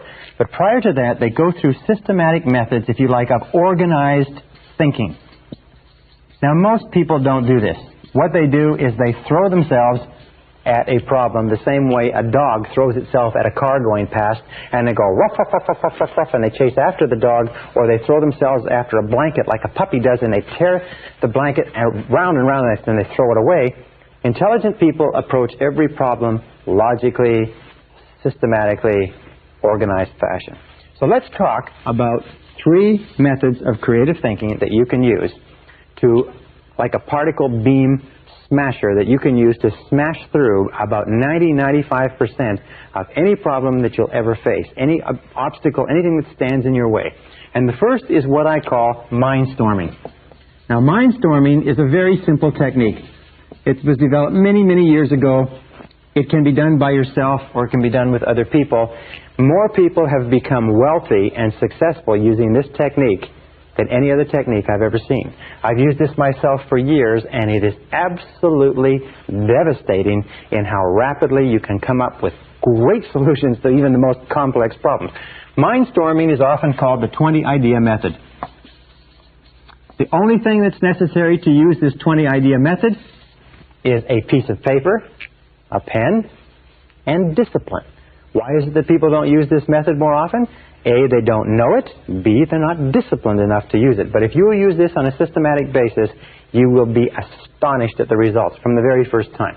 Well, the 20-idea method simply says this. Take a sheet of paper. Best time to do this is first thing in the morning. And write your major goal or objective at the top of the page in the form of a question. Let us say that you want to increase your income from $30,000 to $45,000 over the next 12 months. So what you do is you might write at the top of the page, what can I do to earn $45,000 over the next 12 months? That would be the question. Or let us say it's a time management question. What can I do to get 2 more hours of productive time every day? Or let's say it's a health question. What can I do to lose 5 pounds a month until I get down to my ideal weight? You put that at the top of the page in the form of a question, and then you force yourself to write 20 different answers. You just keep forcing yourself to write 20 different answers. Now, the first 3 to 5 answers that you'll come up with are pretty easy. The next 3 to 5 are more difficult. The last 10 will be like squeezing blood from a stone, because your mind, if you haven't been using it on a regular basis, will be very slow to respond to this demand. Just like a muscle, if you went into a weight room and began to pump iron, your muscles would respond very, very slowly, but after a week, a month, 2 or 3 months, you could go in and you could work out all afternoon. So put it at the top of the page and generate 20 answers. And then at the end of this, pick one answer and implement it immediately. It's as simple as that. If you'll do this, this technique is so astonishingly powerful. It's amazing. You will come up with ideas out of your mind that will absolutely astonish you. Things will come out on the paper underneath your pen that you never believed were in your brain. I have given this exercise to many groups of executives, and I have found they've come up to me and said, you know, sometimes it's the 20th answer that's worth all the other 19 put together. People have come up to me and said that 20th answer, by forcing yourself to write 20 answers, that 20th answer sometimes is the answer they've been looking for 6 months. So using this exercise, then take one and apply it immediately. Why? It's because that locks into the subconscious and the superconscious that you are serious about this process. Well, if you were to do this 5 days a week, every morning before you start off, and you were to generate 20 ideas every single morning before you started off, and you were to do this times 50 weeks a year, taking 2 weeks off for holidays and taking weekends off where you don't have to think at all, you would end up with about 5,000 ideas per year. If you were to take one idea per year, or one idea per day, times 5 days per week, times 50 weeks per year, it would equal 250 ideas per annum that you would be applying in your life in a world where the average person doesn't use one. Do you think if you used this method on a systematic basis, it would change your results? Do you think if you used this method of creative thinking on a regular basis, you would start to see some progress or some changes?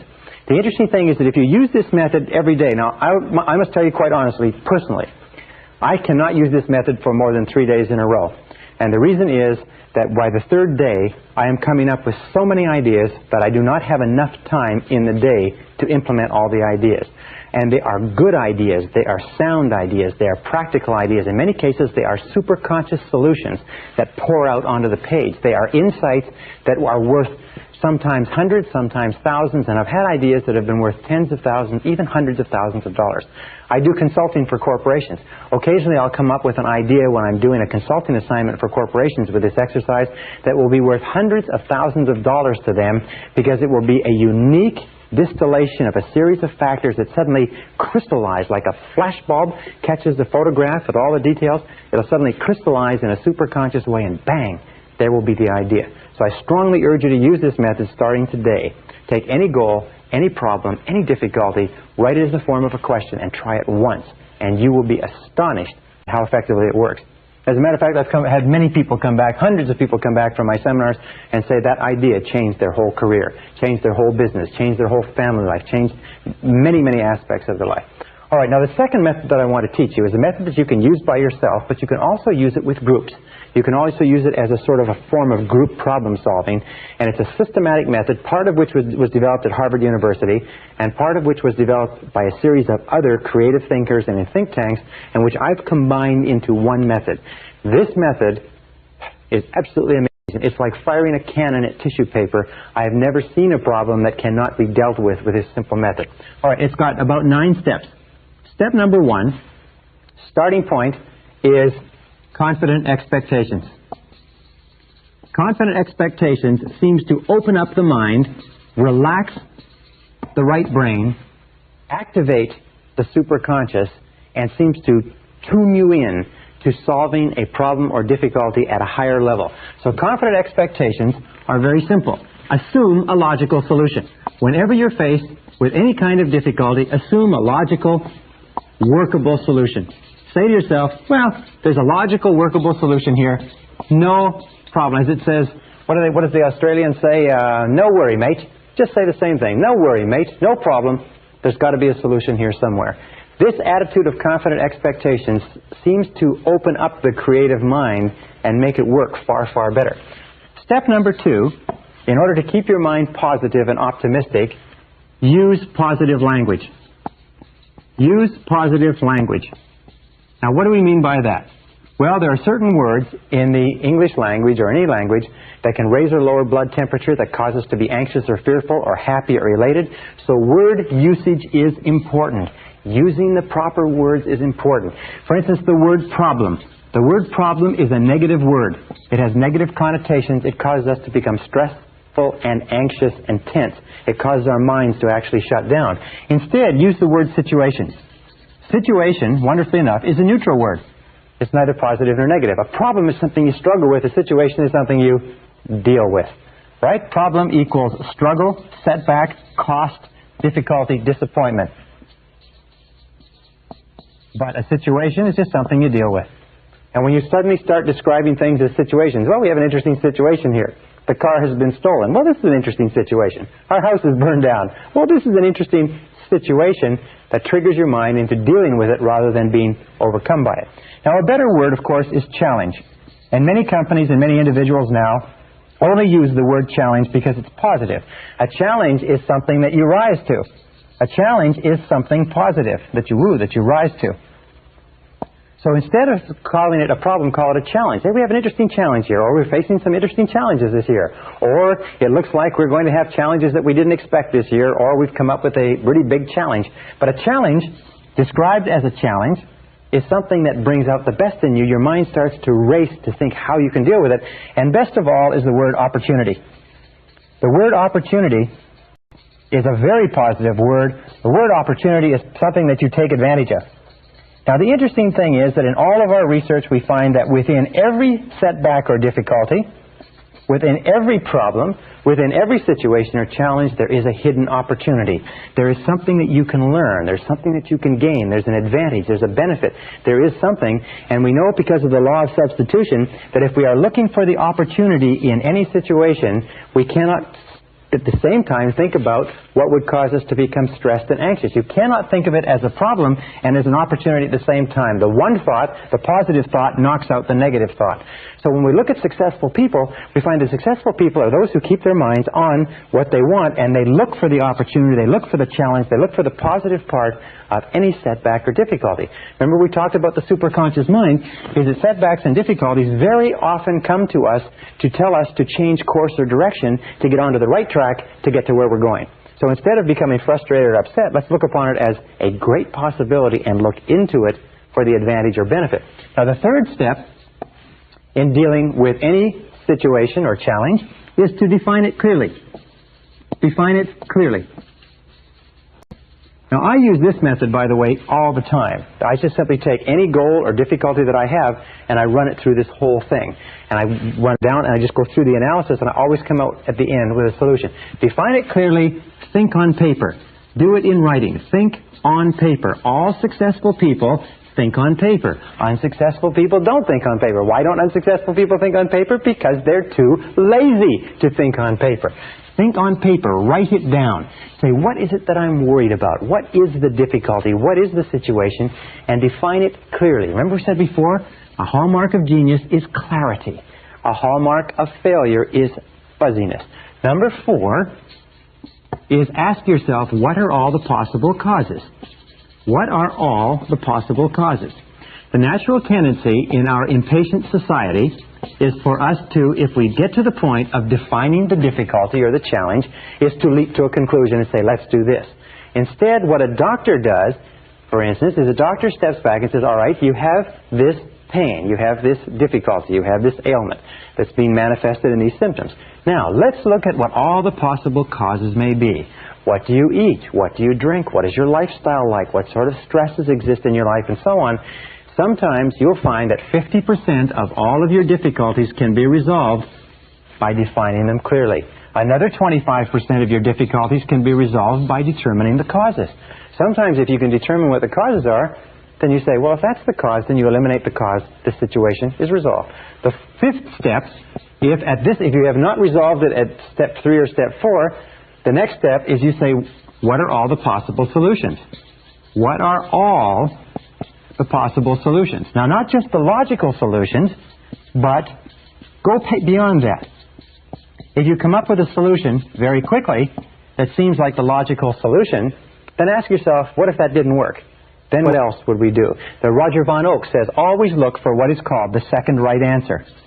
Once you have one right answer, and you say, well, this looks like the answer to this difficulty, ask yourself, what is the second right answer?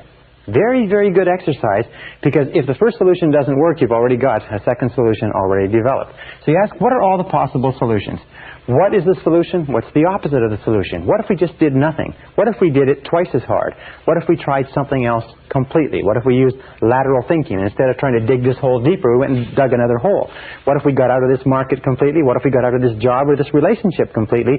Rather than trying to solve the job or the relationship, what if we went somewhere else and started over? What would be the second right answer? Now, here's a critical point. From this point onward, once you've gotten to number 5, think and talk only about the solutions. Think and talk only about the solutions. You see, because of the law of concentration, because of the law of substitution, because of the law of attraction, what happens? Well, I'll tell you what happens. Most people talk about the problems all the time. They think about the problems, they worry about the problems, they vividly imagine the problems, they discuss the problems, and they have more and more and more problems. The law of substitution says if you think and talk about the problems, your mind is going to become preoccupied with negativity. The law of attraction says if you think and talk about the problems, you're going to attract more problems into your life. The law of correspondence says that the more you think and talk about problems, the more they preoccupy your mind, the more your external world is going to be characterized by problems. The difference between winners and losers, heroes and non-heroes, successes and failures is this, is that successful people, winners, are solution-oriented. They are solution-oriented. They think about the solutions. They talk about the solutions. They're always asking this question. Here is the big question. What do we do from here? What can we do from here? In other words, they are always future-oriented, always oriented toward the future. Losers are always oriented toward the past. Losers always want to know who did it, who's to blame, who's responsible, how do we cut our losses. The winner always looks forward and says, where do we go from here? What do we do from here? What's the solution from here? How can we improve this situation? How can we adjust, adapt, modify, and so on? Once you get here, the next step is pretty simple. Number 6 is make a decision. Make a decision. Now, any decision is better than no decision. 80% of all difficulties should be resolved, and the decision should be made at this step, at exactly the time that they come up. In other words, whenever you have a difficulty, now is the time to make 80% of your decisions. Indecision, by the way, indecisiveness is a major reason for failure. Indecisive people don't succeed in life. Being decisive is more important than being correct, because the more decisions that you make, the more feedback you get, the smarter you become, the more accurate your decisions become. The fewer decisions you make, the less feedback you get, the less learning takes place, the poorer a decision maker you become. So make a decision. Remember, 80% should be made right now, and the others can be made simply by saying, all right, I can't make the decision now, I need more information. I'll set a deadline, Thursday at noon, I'll make the decision no matter what information I have. Number 7, by the way, this is a great tension reliever. Great tension relievers make decisions. Indecisiveness is a major source of stress. Number 7 is assign responsibility. Assign responsibility. In other words, ask yourself this question. This is the big question. Who is going to do it? Who is going to do it? Very often people will go through this exercise, they'll make the decision, they'll be happy, they'll be elated, the stress and difficulty is gone, and then they all go back to work and they come back to a meeting 2 weeks later and nothing has been done because nobody has been assigned specific, and that's probably the word, assign specific responsibility. Who is going to do what exactly? And that brings us to number 8, set a deadline. Say, I want this done by such and such a day. Well, let's agree that it's going to be done by such and such a day, Thursday, 12 o'clock noon, we will review it again. And of course, once you've set a deadline, number 9 is take action. Launch. You know, an interesting time management study I read recently says that 20% of the work, the first 20% usually accounts for 80% of the value of the job. If you can launch it, they say well begun is half done. And number 10 is inspect what you expect. Inspect what you expect. One of the most important rules of success in life is once you have made an agreement that something is going to be done, inspect it. Check on it. Control it, monitor it, keep in touch. I have a good friend that says that delegation is essential, but not abdication. Make a decision. Once you have assigned somebody, you've asked somebody to do it, keep in touch with them. If it's important enough for you to have it done by that deadline, it's important enough for you to follow up and check. All right, there's one final method of creative thinking which you can use with your husband or wife, with your coworkers, with your friends, with your associates. One of the most powerful methods ever developed. First written about by Alex Osborne in his book Applied Imagination in 1946, and it's called brainstorming. Now, brainstorming is terrific. And I won't write it all out on the board, but I'll just give you the description of what you have to do to be a good brainstormer. Number 1, the very best group for brainstorming is 4 to 7 people. Below 4, you're not getting the potential synergy. And above 7, the group starts to get a bit unwieldy. So 4 to 7 people sitting together in a spirit of harmony. Step number 2 is to clearly define the question. And the more simple and precise the question, and the more concrete the answers that you're looking for, the better the brainstorming exercise works. For instance, you could say in a sales organization, you wouldn't say, what can we do to increase sales? Because the question is very vague. It's fuzzy. Remember, clarity. What we would say is, what can we do to increase our sales by 20% over the next 90 days? Then everybody can bring their minds to bear on the question. Now, the third step with regard to brainstorming is time. The best period for brainstorming is between 15 and 45 minutes. 30 is ideal. So what you do is you say, we're going to brainstorm this question. What can we do to increase our sales by 20% over the next 90 days? And we're going to do it from 4:15 to 4:45. Next step is idea generation. Now, this is really critical. Instead of generating ideas and then evaluating them, what you do is this. And this is what Osborne found. He said what blocks brainstorming is that you have the idea generation process, and somebody comes up with an idea and somebody says, that wouldn't work, that's stupid, that's ridiculous, we tried that once before. And as soon as somebody says anything critical about an idea, everybody just shuts up. And so you sit there and everybody becomes a little bit hesitant. Why? It's because when you criticize an idea, you trigger the deep down fear of rejection that goes back to early childhood. So what you do is you divide. You have idea evaluation, this section, and idea generation separated by a wall of time, so that you put time between the two. And here you go for quantity of ideas. So in a 30-minute session, say 30 minutes, you say, let's see how many ideas we can generate focused on how we can increase our sales by 20% over the next 90 days.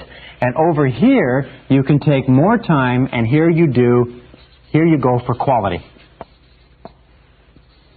Now, what is the role of the leader? In a brainstorming session, the leader is not to dominate. The leader is to stimulate. A good business person, by the way, will bring their staff or their associates in on a regular basis to stimulate them into brainstorming, at least once per week.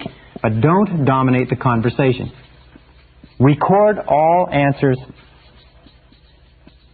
Record all answers. Very often, somebody will come up with an answer in a brainstorming session which will be a superconscious solution. The superconscious solution may be so excellent that even the person who came up with it and the people at the brainstorming session are not aware that it is a brilliant breakthrough. But when you take the ideas and evaluate them later, or somebody else looks at the ideas, they may say, that's what we're looking for. This is exactly right. So with regard to creative thinking, remember this. Let me repeat. That intelligence is a way of acting. That you can function at least twice the intelligence you're currently using by doing what geniuses do. Be clear about what you want. Concentrate single-mindedly on the goal, the problem, the situation, or the outcome you desire. Keep an open mind. Be flexible and look at all possibilities. And then use systematic methods of problem solving like we've discussed. Try any one of these methods, use them on a regular and systematic basis, and I can guarantee you, you will be astonished at how smart you really are. This is the end of Side 2. Please fast forward the tape to the end to cue up Side 1 for your next listening.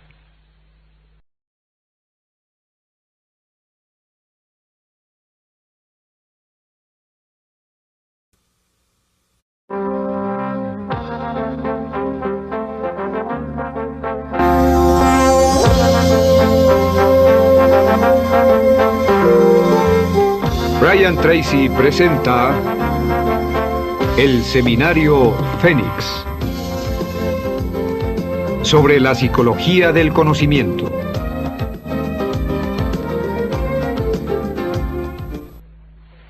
Session 24, Developing a Success Personality. The great steel magnate, Andrew Carnegie, who accumulated a fortune of over $500 million at the beginning of this century, starting as a penniless immigrant, once said that I will pay more for the ability to get along with others than for any other single skill. And today, in our society, your ability to get along with other people, your social intelligence, is the most valuable, most precious single asset that you have. Not only in terms of your career, not only in terms of your marriage and your relationships, but in terms of your own mental well-being. In this session, we're going to talk about developing a success personality. We're going to talk about developing the quintessence of mental health, which is a positive personality, a positive mental attitude, the kind of person that everybody likes to be around, the kind of person who is welcome everywhere. We said very early in this seminar that 85% of everything that you ever accomplish in life will be as a direct result of how well you get along with other people. that today even the biggest companies in America are hiring on the basis of personality and attitude rather than on the basis of grades, proficiency, skills, and experience. Why? It's because if the person has the right personality skills, they can learn anything else they need in order to be successful. But if the person has all the skills in the world and a lousy personality, there's no way that they can take the responsibility of changing it. So 85% of our happiness in life, according to the research, comes from happy involvement with other people. Also, 85% of all of our problems in life come from unhappy involvement with other people. The other 15%, in case you're interested, comes from achievement. So it is possible for us to get a certain amount of satisfaction in life from achievement, from success, from making money, building businesses and careers and so on, but most of our happiness is going to come from our relationships. So in this session, we're going to show you how you can dramatically improve the quality of your relationships doing some very, very simple things. We know with regard to your relationships that there is a direct relationship between how well you get along with other people and the health of your personality. In fact, everybody wants to have a more healthy personality. So let's look at how you measure healthy personality. What are some of the simple measures? Well, we've talked about several of them in the course of this seminar. Number one measure of healthy personality, of course, is how much you like yourself. How much you like yourself is the core of your personality. People who like themselves a lot have very healthy personalities. Number two measure of healthy personality is how much responsibility you accept. People who accept a lot of responsibility for themselves, who look upon themselves as being the key agents in their lives, people who refuse to blame other people, have very healthy personalities. Another example of healthy personality is how easily you forgive. One of the things that we know is there's a direct relationship, one-to-one relationship, between how freely you forgive and forget when somebody hurts you and how healthy your personality is. Number four measure of healthy personality is what is called positive expectations. The degree to which you look for the good in everything and everybody around you. People who have a propensity to look for the good are truly healthy people. And the fourth measure, or the fifth measure of healthy personality is what we're talking about today, is how well you get along with others. How well you get along with others. As a matter of fact, you really cannot have a healthy personality in isolation of your relationships with other human beings. Wonderfully enough, there is a law of reciprocity in this, is that the more you like yourself, the more you like others. The more responsibility you accept, the better you get along with them. The more you freely forgive and forget and refuse to hold grudges, the more it improves the quality of your relationships. The more you look for the good in people and situations, the better you get along with yourself and them. And the better you get along with other people, surprise, surprise, the more you like yourself. So it's a wonderful series of reciprocal relationships. And this brings us to an important law, one of the last laws we'll talk about, probably the last. It's called the law of indirect effort. And the law of indirect effort simply says that in our relationships with other people, we have a tendency to get the things that we want indirectly faster than directly. Now, I can give you a very simple example. If you try to go after things directly in your relationships, often you'll be frustrated, often you'll be humiliated, you'll be embarrassed, and so on. Let me give you a couple of examples. For instance, if you want to impress other people, okay? You want to impress other people? Have you ever tried to impress someone else? Somebody you thought was important or valuable and you tried to impress them? Have you ever tried to impress someone else? What you end up doing is exactly the opposite. But the way that you impress other people is simply this, is be impressed by them. Be impressed by them. If you want other people to be interested in you, what is the way, using the law of indirect effort, what is the way that you get people to be interested in you? Is, of course, be interested in them. If you want people to like you, what's the best way? It's to like them. If you want people to respect you, what is the best way? It's to respect them. In every case, this law of indirect effort works in building our human relationships. One final point. We've talked about some of the mental laws, and I'd like to just refer you to three. One is the law of sowing and reaping. The law of sowing and reaping says the quality of your relationships, what you are reaping in your relationships at any given moment, is a result of what you have sown in those relationships. What you are getting in your relationships has very little to do with the other person or with fate or with background or nature. What it has to do with what you've sown, is with what you've sown. Law of correspondence says that your external world will correspond to your internal world, as within, so without, especially in your relationships. And of course, the law of attraction says you always attract to you people who are very much like you are inside. If you want to change the quality of your relationships, the starting point is to change the quality of your relationships with yourself, and your external relationships will mirror that. Now, when we talk about this, how well you get along with others, let's show a very, very simple graph. And this is the graph of human personality, from the most introverted to the most extroverted, or if you like, from an inner-directed person to an outer-directed person. And the person who has a truly healthy personality can get along with a great variety of people going from the median. And the median, of course, is the average personality, not introverted or extroverted. Now, we can superimpose on this, I guess this is the center, we can superimpose on this another graph. And this is the graph of self-esteem, from high self-esteem to low self-esteem. And we find a very interesting thing, and this graph is my own creation. We find that the graph is like this,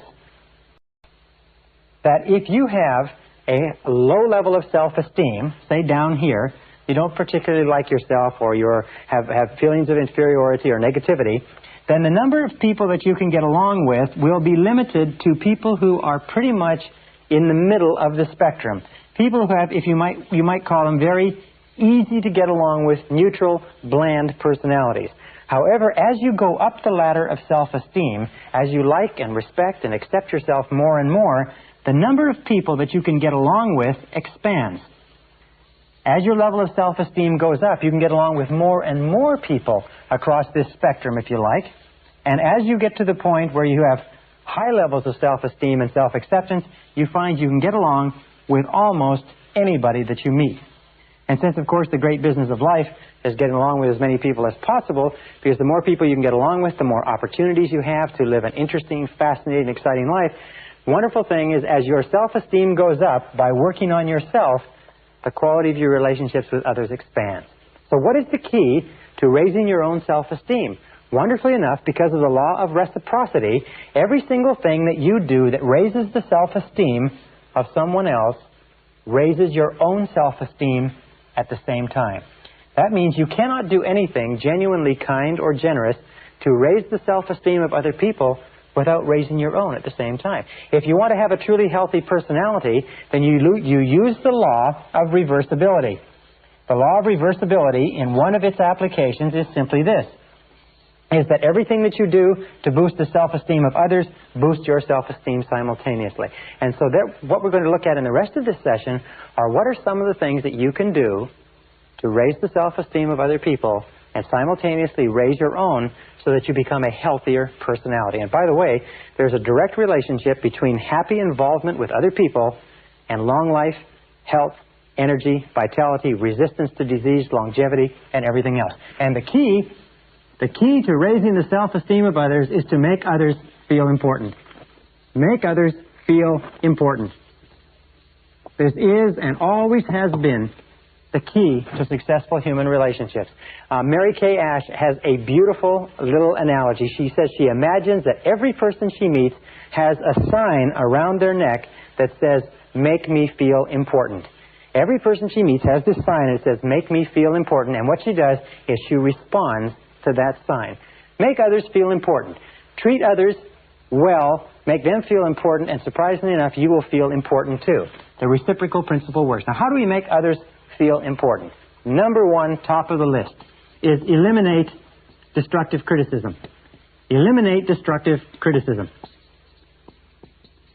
There is nothing that causes a person's self-esteem to go down faster than destructive criticism. Remember, it is destructive criticism in childhood that sets us up for fears of failure, fears of rejection, feelings of inferiority, inadequacy, undeservingness, guilt, and everything else.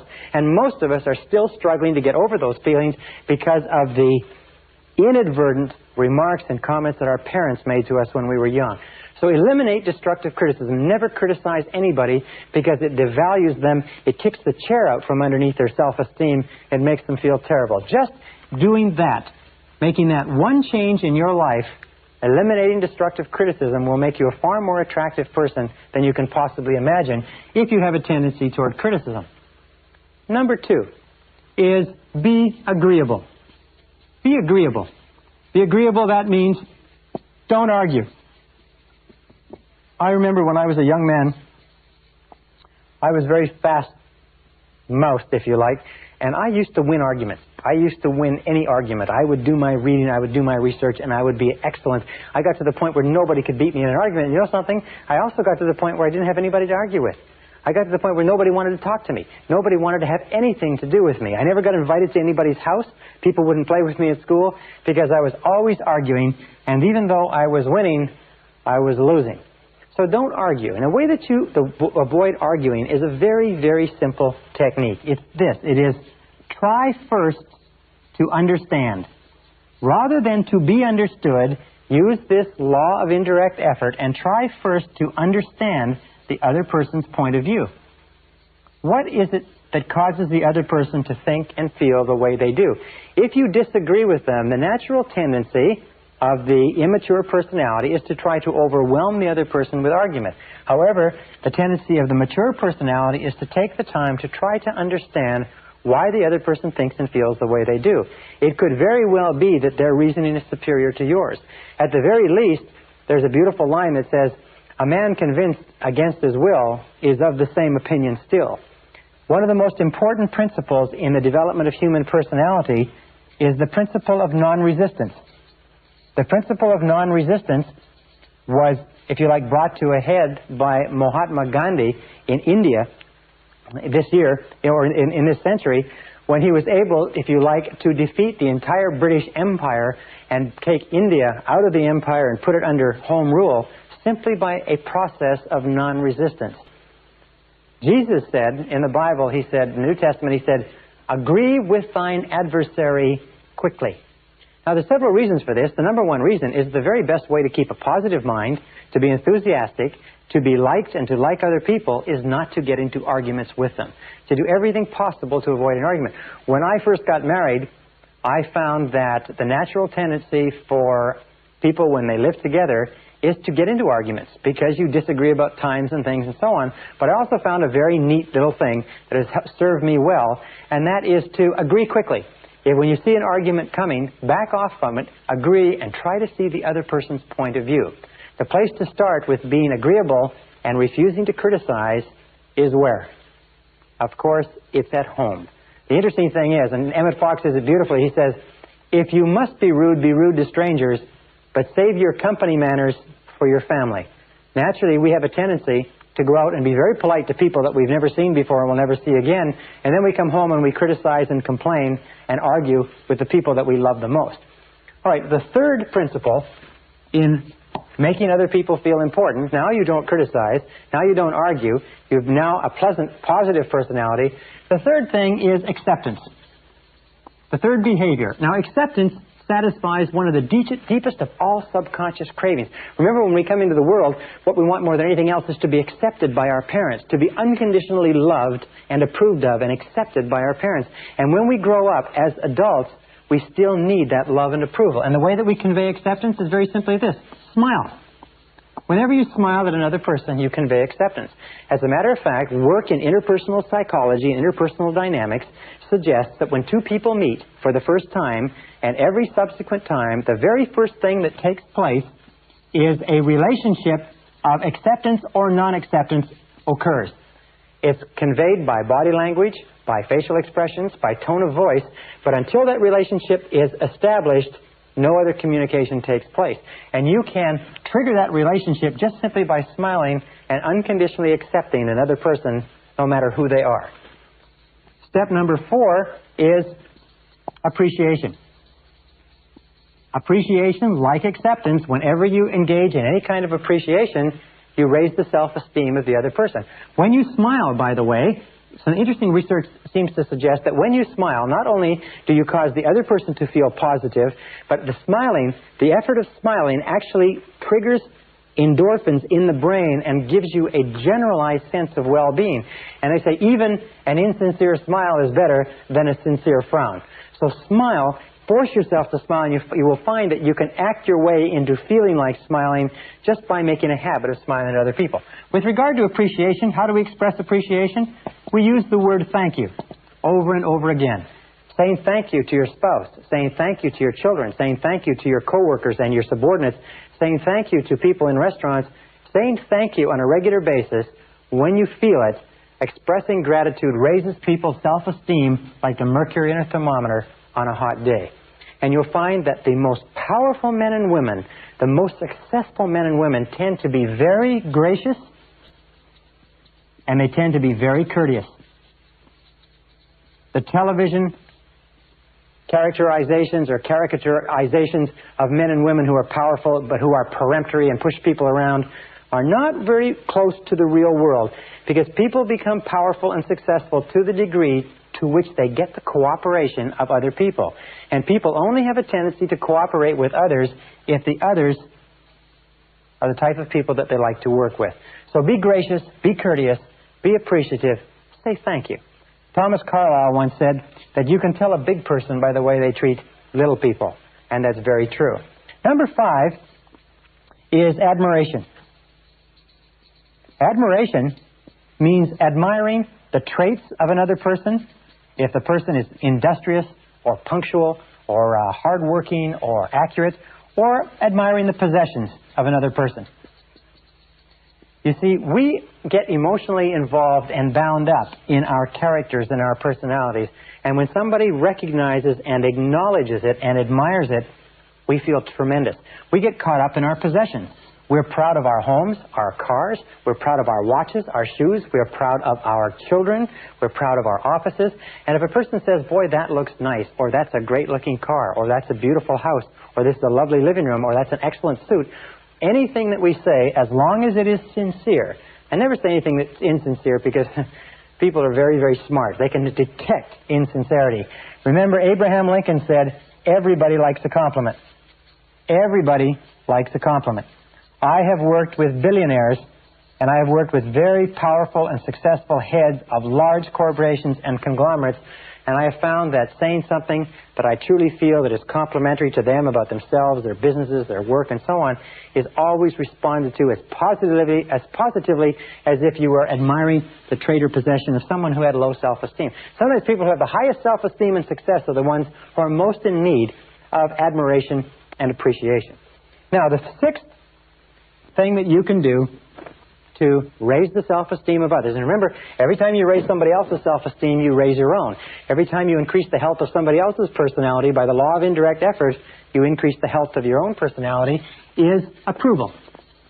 Approval satisfies one of the deepest cravings of the human psyche, the craving to be valued, the craving to be valuable. In fact, one of the definitions of self-esteem is the degree to which an individual considers themselves to be praiseworthy. A person who considers himself to be praiseworthy has high self-esteem. So when you give approval or praise, it's been demonstrated, I think it was Napoleon who said, I have made an incredible discovery. Men will die for ribbons. In other words, he found that soldiers who would not give their life for any amount of money would risk their lives in battle for the praise and approval represented by the ribbons and the medals that he handed out. Keys to approval. Number 1 is be immediate. The closer the praise is to the thing that you praise, the more likely it is the person will repeat it. If you want your children or your employees to continue doing something, as soon as they do it, say, boy, that's a good job. Number 2 is be specific. Say, boy, you did a wonderful job on that lawn, that house, that letter, whatever it happens to be. The more immediate and specific the praise, the more rapidly it raises self-esteem, the more likely it is that the behavior will be repeated. And third of all, be public with your praise. Whenever you give recognition in public, it doubles or triples the impact because the effect of other people's opinions on our behavior is tremendous. In fact, there's a lot of evidence that suggests that we are who we are and we do what we do because of the way we think other people think of us. We're strongly affected by other people's opinions. All right, number 7 is attention. Now, attention is one of the most powerful ways to raise self-esteem. Attention means listening. Why is attention and listening so powerful? It's because we always pay attention to that which we value, and we always ignore that which we do not value. So if you want to tell a person that you value them, that they are in effect valuable, pay close attention to them, listen to them, spend time with them. Now here's some of the keys to attention. Number one is listen attentively. Listen attentively. Listen without interruptions. Listen patiently. Listen closely. Number two is pause before replying. Pause before replying. Don't interrupt. Let the person say everything that they have to say and pause. Wait. Show them that you are really considering what they're saying. Number three is question for clarification. Instead of rushing in to speak, question to clarify what the person has said, which is a way of telling them for sure that you're really listening. And here's the best of all questions. How do you mean? When you're listening to a person speak and you want to fully understand and you want to tell them that you're listening, say, how do you mean exactly? And ask for them to explain to you clearly. And finally, remember the boomerang. And the boomerang says simply this. It says that any genuine emotion expressed by you toward any other person is going to boomerang back on you. Just like the law of sowing and reaping, the law of cause and effect, the law of attraction, the law of correspondence says that any genuine emotion, now that's a genuine emotion. In other words, if you say something positive about someone else, it's going to go out to that person and it's going to come back and it's going to boomerang on you. So say only good things. When you talk about other people, talk about them as though what you were saying was going to be printed in the paper. When you think about other people, send out positive thoughts and positive ideas. Think all the time about how you can make other people feel important. Treat other people as though they were the most valuable people in the world, because to them, they believe they are. And the final rule with regard to superior human relations is what we call the Golden Rule. The Golden Rule simply says, love your neighbor as yourself. Like your neighbor as yourself. Treat your neighbor as yourself. Ask yourself in any situation, how would I like to be treated in this situation? Ask yourself, when you're in a difficult situation with someone or an argument or a disagreement, say, if the conditions were reversed, how would I like to be treated in this situation? And here's something that you can do. Pick a role model. Pick the person that you admire more than anybody else in the world in terms of their personality. And whenever you're in a situation with someone else, pretend you are like that person. Many years ago, when I was traveling in Africa, I worked with Dr. Albert Schweitzer, one of the most beautiful men who ever lived. And so very often when I'm in a situation with other people, I think, how would Albert Schweitzer act in this situation? Or I think, how would Jesus of Nazareth act in this situation?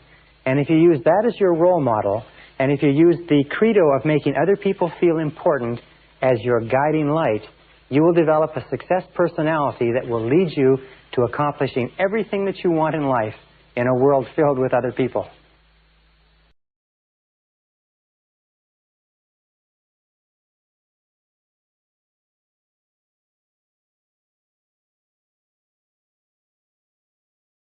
Session 25, Building Superior Relationships. One of the oldest cliches is that be it ever so humble, there's no place like home. Benjamin Disraeli, the great Prime Minister of England, once said that no success in public life can compensate for failure in the home. And when we started this seminar several sessions ago, we talked about the importance of the power of love, and that how you and I as human beings are love-tropic organisms, that everything that we do is either to get love or to compensate for the lack of love. And there's no place where this is more important than in the quality of the intimate relationships that we form with other people.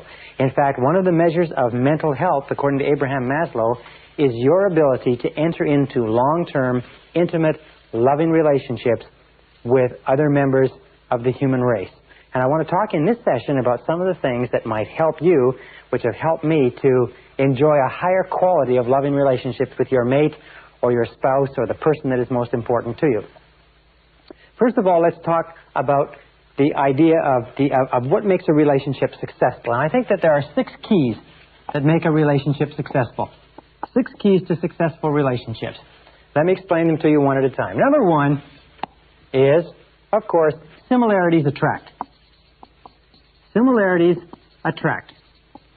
Similarities attract in almost all areas, but especially in the areas of values, in the areas of attitudes toward the critical things like children, like money. Do you know that? And like sex. For instance, that arguments over money are not one of the number 1 reasons why marriages break down, young marriages break down, and probably older marriages too.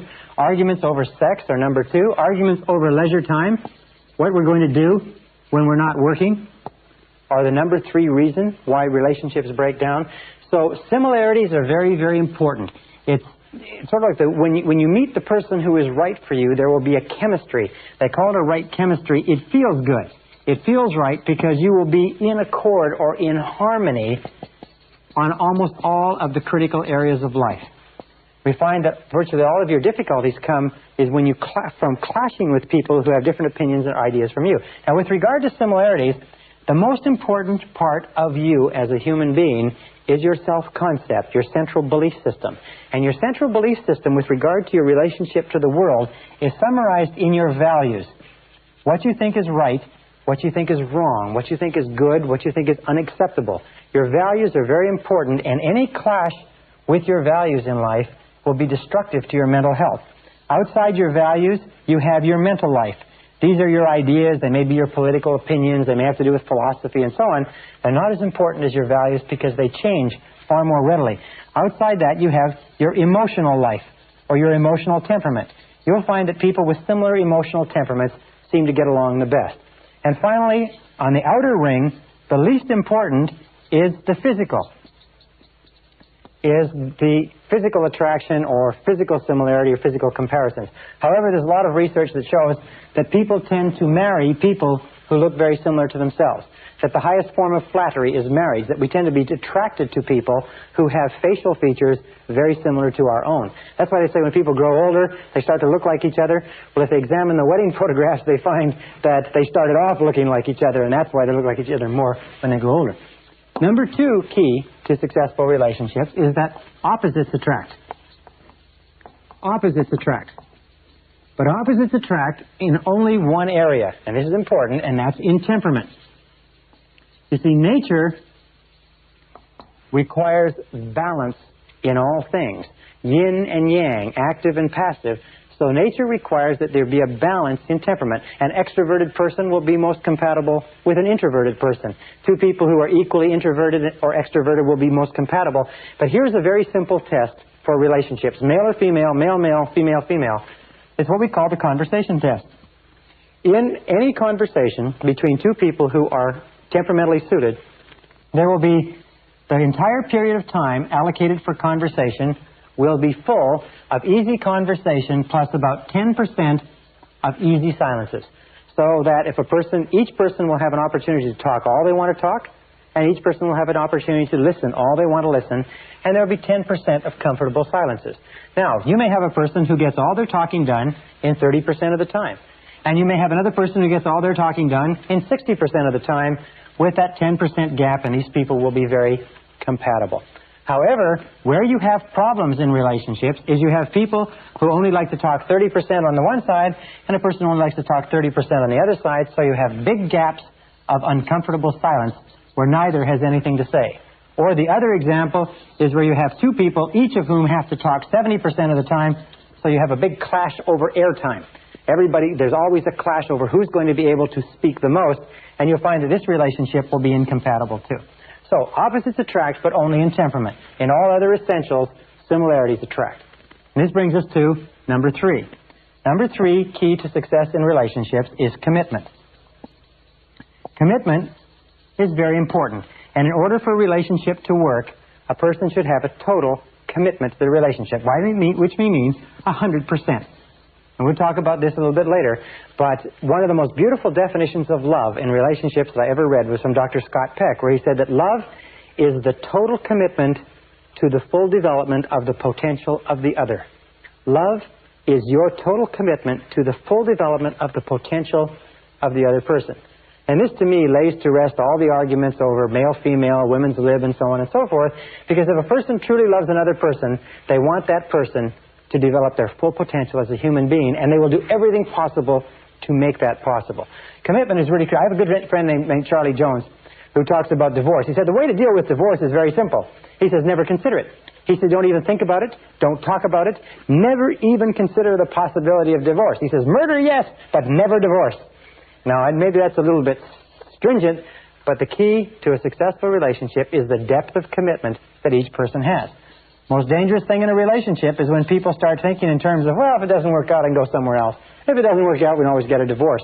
Relationships like that almost invariably end in a divorce. Number 4, key to a successful relationship, is similar self-concepts attract. Similar self-concepts attract. Now this means when we talk about similar self-concepts, we talk about how much you like yourself, how much you value yourself.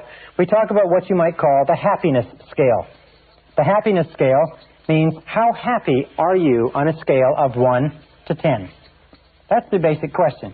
You will find that you will always be most compatible with a person who is just about as happy as you are.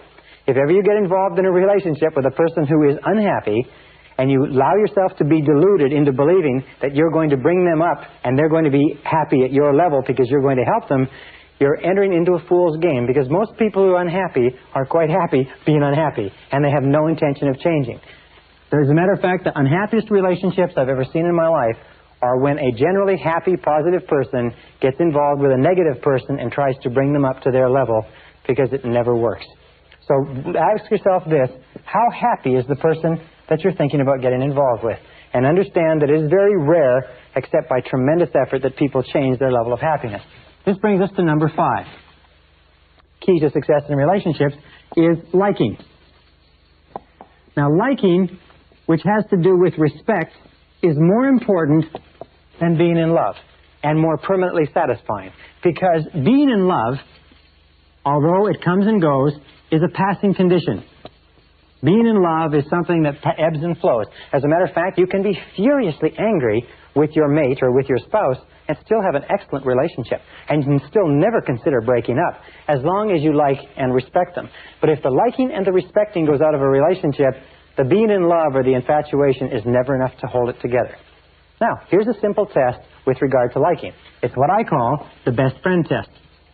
The best friend test simply says that if you are ideally suited to your mate will be your best friend. That there will be nobody that you would rather spend time with. There will be nobody that you trust more. There will be nobody that you would be more open, honest, candid, and frank with. That your mate or your spouse will be your best friend.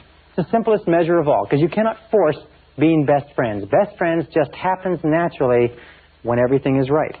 On the other hand, if you are in a situation where you could not tell your spouse or your mate a lot of the things that are important to you, where you talk to other people more than you talk to them, where you have a lot of secrets that you keep from them, or a lot of things that you keep inside yourself, then generally speaking, you are probably not involved with your best friend, and the prognosis for your relationship is not very good. Number 6, requirement for happiness in relationships is communications. Now, communications, or communicating back and forth in a relationship, is the elixir that keeps a relationship alive. Without it, a relationship dies. Without it, the relationship has no possibility. And good communications in a relationship not only require speaking and listening, not only require trying to understand, give and take, but they require time. And they require a high quality and a high quantity of time. Very important, quality and quantity of time. What my wife and I do on a regular basis is we will go on a trip. And sometimes we'll go on a trip to a place that takes 3 or 4 hours, and we'll leave the children with a housekeeper or someone else, and we will drive in that car, no radio, no tapes, for 3 or 4 hours and just talk. And we'll get some of the highest quality and quantity of talk and conversation. And so if you use that analogy, what you might call a car trip analogy, which is uninterrupted conversation with your spouse over an extended period of time, you'll find the most remarkable things will happen. But if you're not spending a high quality and quantity of time with your spouse or your mate, the relationship is going to suffer, and many relationships will die as a result. Now, 2 critical points with regard to this, from my point of view as a man. Number 1 is, remember that men are not mind readers. One of the hardest things for women to understand is that men are not mind readers. They do not know what women mean or what women want them to think half the time.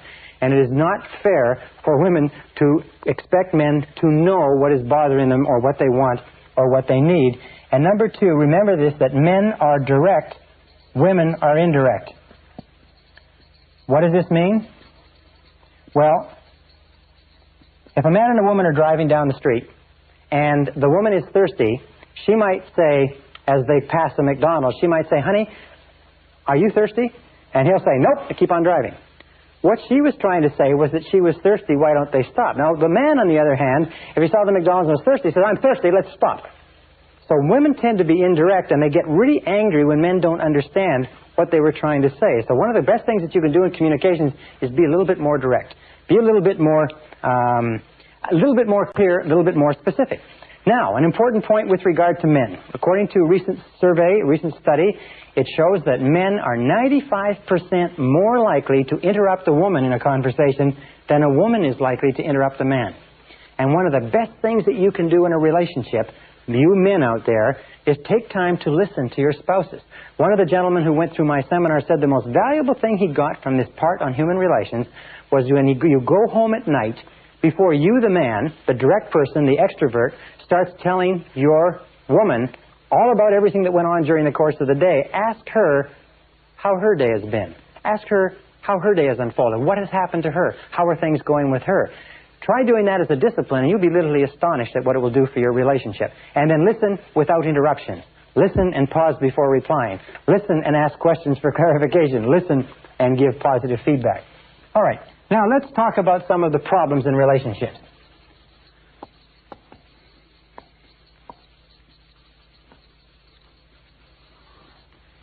Problems in relationships. Number one problem in relationship, lack of commitment. Now, lack of commitment is amazingly common because we live in a society today where it is considered clever to protect yourself by not making too deep a commitment to anybody. So what people do is they often get involved in relationships, but they only get involved up to their toes. Lack of commitment is often expressed in a trading relationship. A trading relationship is a relationship where one says, you do your share and I'll do my share. You put in your amount, I'll put in my amount, and neither one of them wants to get in 100%. Neither one of them wants to run the risk of being rejected. So by both of them not running the risk of being rejected, they both end up being rejected. And the key to resolving this, as I said before, is for each individually to make a 100% commitment to this relationship and say that no matter what happens, I will never leave this relationship. Make that decision to get in. Either get in or get out. Now, if you feel that you can't make the commitment, that will tell you something that's very important for you to know.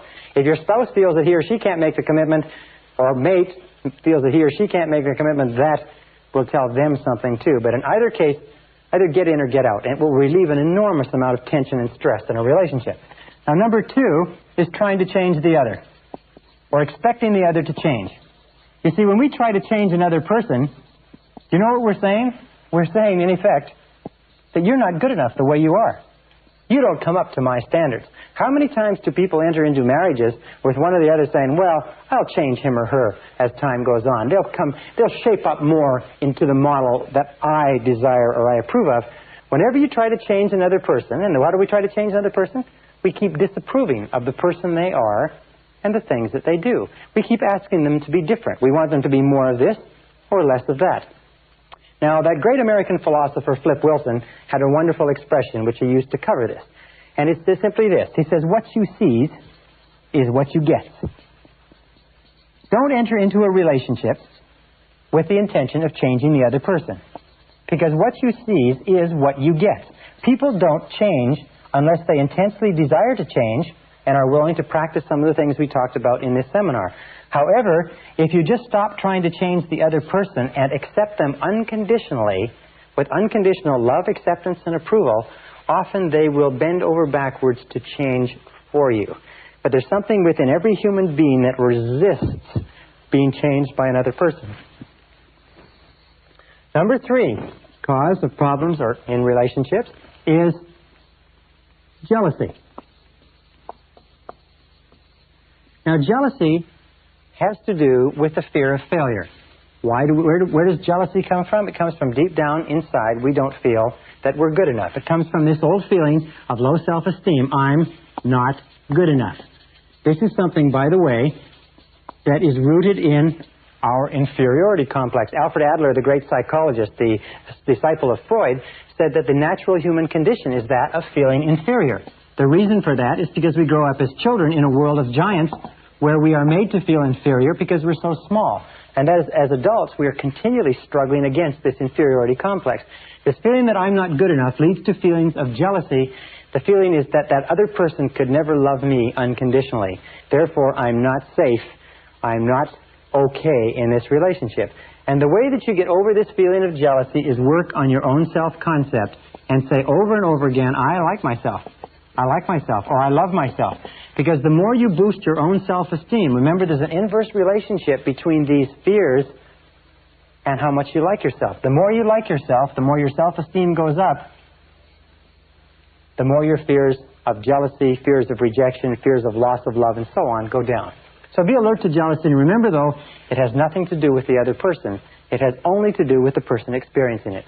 And I'll say one more thing, is that it is not clever to make somebody feel jealous. It is not smart. It is not clever. It is not fashionable.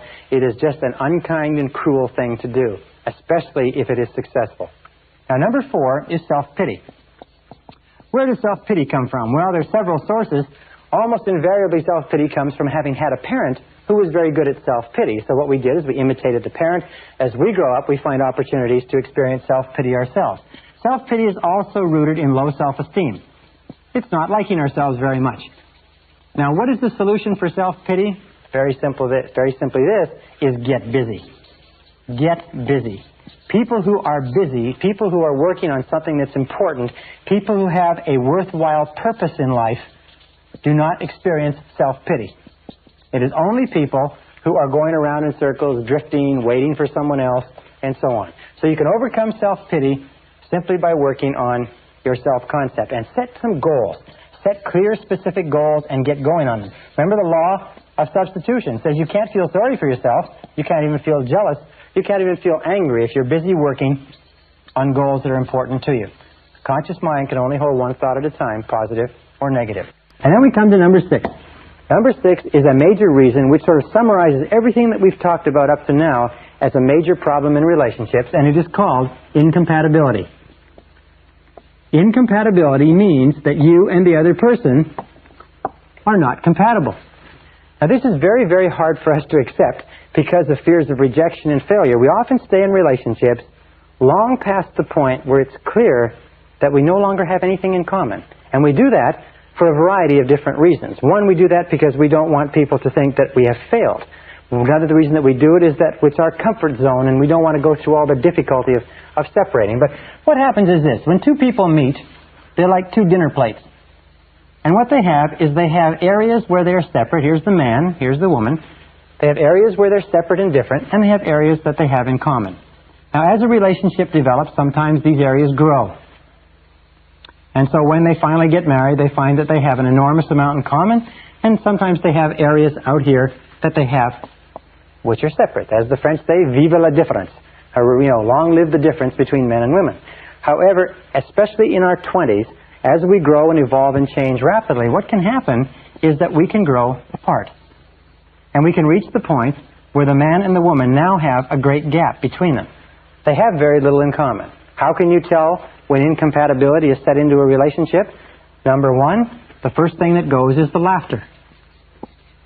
Is people stop laughing together. And the second thing that goes is the friendship. Is they don't look upon themselves as friends anymore. They look upon themselves as sort of people that are forced together. Now, if incompatibility is set into a relationship, the natural thing to do, the best thing to do, is to try to patch it up. Try to find some kind of a bridge. Try to put it back together, if you like. Try to bind it together, especially if there's children and a lot of other things involved. However, please understand this. If incompatibility has developed, and incompatibility is the rule, you have to go through dozens and dozens of men or members of the opposite sex before you ever find one that you can settle down with. If incompatibility has happened, accept it as a reality. Because if you do not, you're going to enter into the phenomena of denial. And the denial is going to cause tremendous stress and resistance and unhappiness. Number 2 is, remember that if it has happened, no one is guilty. Just because you are no longer compatible with the other person doesn't mean that there's anything wrong with the other person, and it doesn't mean there's anything wrong with you. It means that just incompatibility has set in. Remember, it just happens. It's like the rain. When it rains, nobody is guilty. It just happens. It is the most common phenomena in relationships, is incompatibility. And one final point with incompatibility is this. In my experience, I find the major reason why people stay in relationships that they're no longer happy in, that there's no love, there's no music, there's no laughter, there's no future to the relationship, is because of what others might say. It's because of what others might say. And this is really amazing to me, because whenever I speak to people, and I've been in the same situation, I've never been through a marriage that didn't work out, but I was a bachelor for 35 years, and so I've been through relationships that didn't work out, and I've been amazed at how much social pressure there is created in our own minds to stay in a relationship that we don't enjoy because we think others will disapprove of us. We think that others will be upset. We think that others will be saddened. And the fact of the matter is, as everybody eventually finds out, is that nobody cares as much about your relationship as you do. And if you sacrifice your peace of mind for what you think others might say, you will never, never be happy. Incompatibility is a reality. If you cannot repair it, if you cannot overcome it, then deal with it honestly, deal with it graciously, face it in a straightforward way, deal with it in a respectful, dignified way, and find some way to resolve the relationship so that it doesn't hurt anybody more than it has to. Remember this with regard to loving relationships, that your objective, your responsibility is to set joy and fulfillment in your relationships as your minimum standard. Set peace of mind, happiness, joy, fulfillment, tranquility. Make your home and your loving relationship the crown jewel of your emotional life, and settle for nothing less. Keep working at it, keep striving, keep chopping, keep changing, do whatever is necessary, but you owe it to yourself, you owe it to your life, you owe it to your character, your integrity, your peace of mind, your health, and your future to settle for nothing less than a relationship that is a joy to be a part of.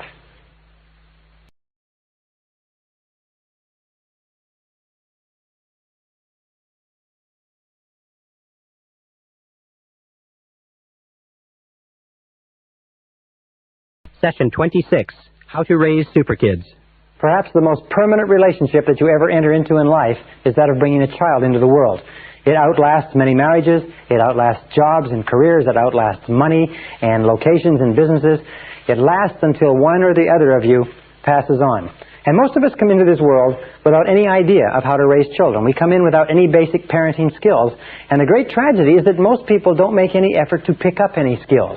It's possible today for you to learn so much about how to raise happy, healthy, self-confident, wonderful, loving, vibrant, fulfilled children. There's so much information available on it, and you know that about 80 to 90% of parents never bother to buy a book on the subject or consult an expert or even seek advice except from their mother-in-law or from the person in the backyard.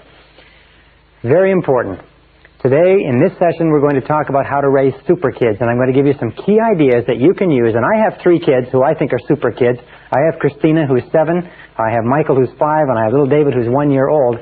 And these kids are just great. And everything that I'm going to tell you, we use on them 7 days a week. And I can promise you this, the law of sowing and reaping is true with children. What you sow in your children, you reap in your children. Everything that you put into your children, you're going to get out, positive or negative. But if you put good into your children, the wonderful thing is that they will blossom like flowers. So this starts us off with a basic question. What is the role of parenting? What is the key role of parenting? The answer to that question, in my estimation, is very simple. The role of parenting, most important job that we enter into, the role of parenting is to nurture children. That's all. The role of parenting is to nurture children until they're 18 years of age, until they reach the age of maturity, and to build high self-esteem in those children.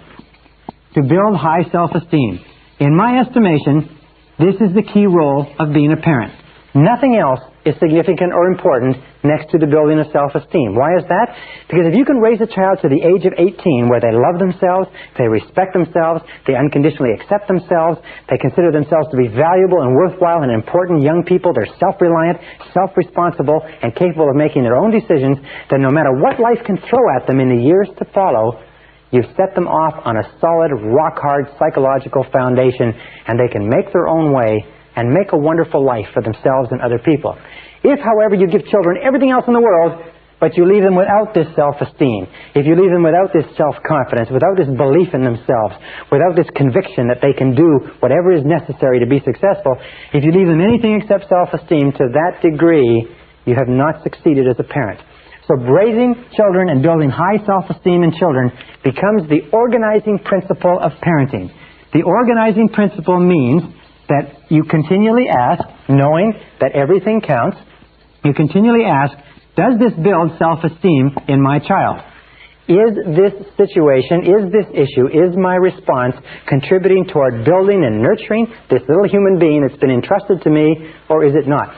With Christina, my first child, wonderful little girl, I've explained to her at a very early age that she came to me, as Khalil Gibran explains in his book, The Prophet, she came to Barbara and I from God. And that our job is to take care of her and to love her until she grows up. And that she doesn't belong to us, and we don't own her, and our job is not to shape her the way we want her to be shaped. Our job is to nurture her and discipline her and train her and give her every opportunity to grow and expand and develop. But our job is just to take care of her until she grows up. And she understands that very clearly, that we are there to nurture her and to build high self-esteem, and that she came from God. And she thinks of herself as being really, really special because, surprise, surprise, none of her friends have been told that. So these are the organizing principles that we use with our children. Now, no parent is perfect. Parents make mistakes, parents get tired, parents get irritable, parents shout at their kids, parents spank their kids and punish their kids. But generally speaking, if we use the organizing principle of building high self-esteem in our children, these are the things to remember.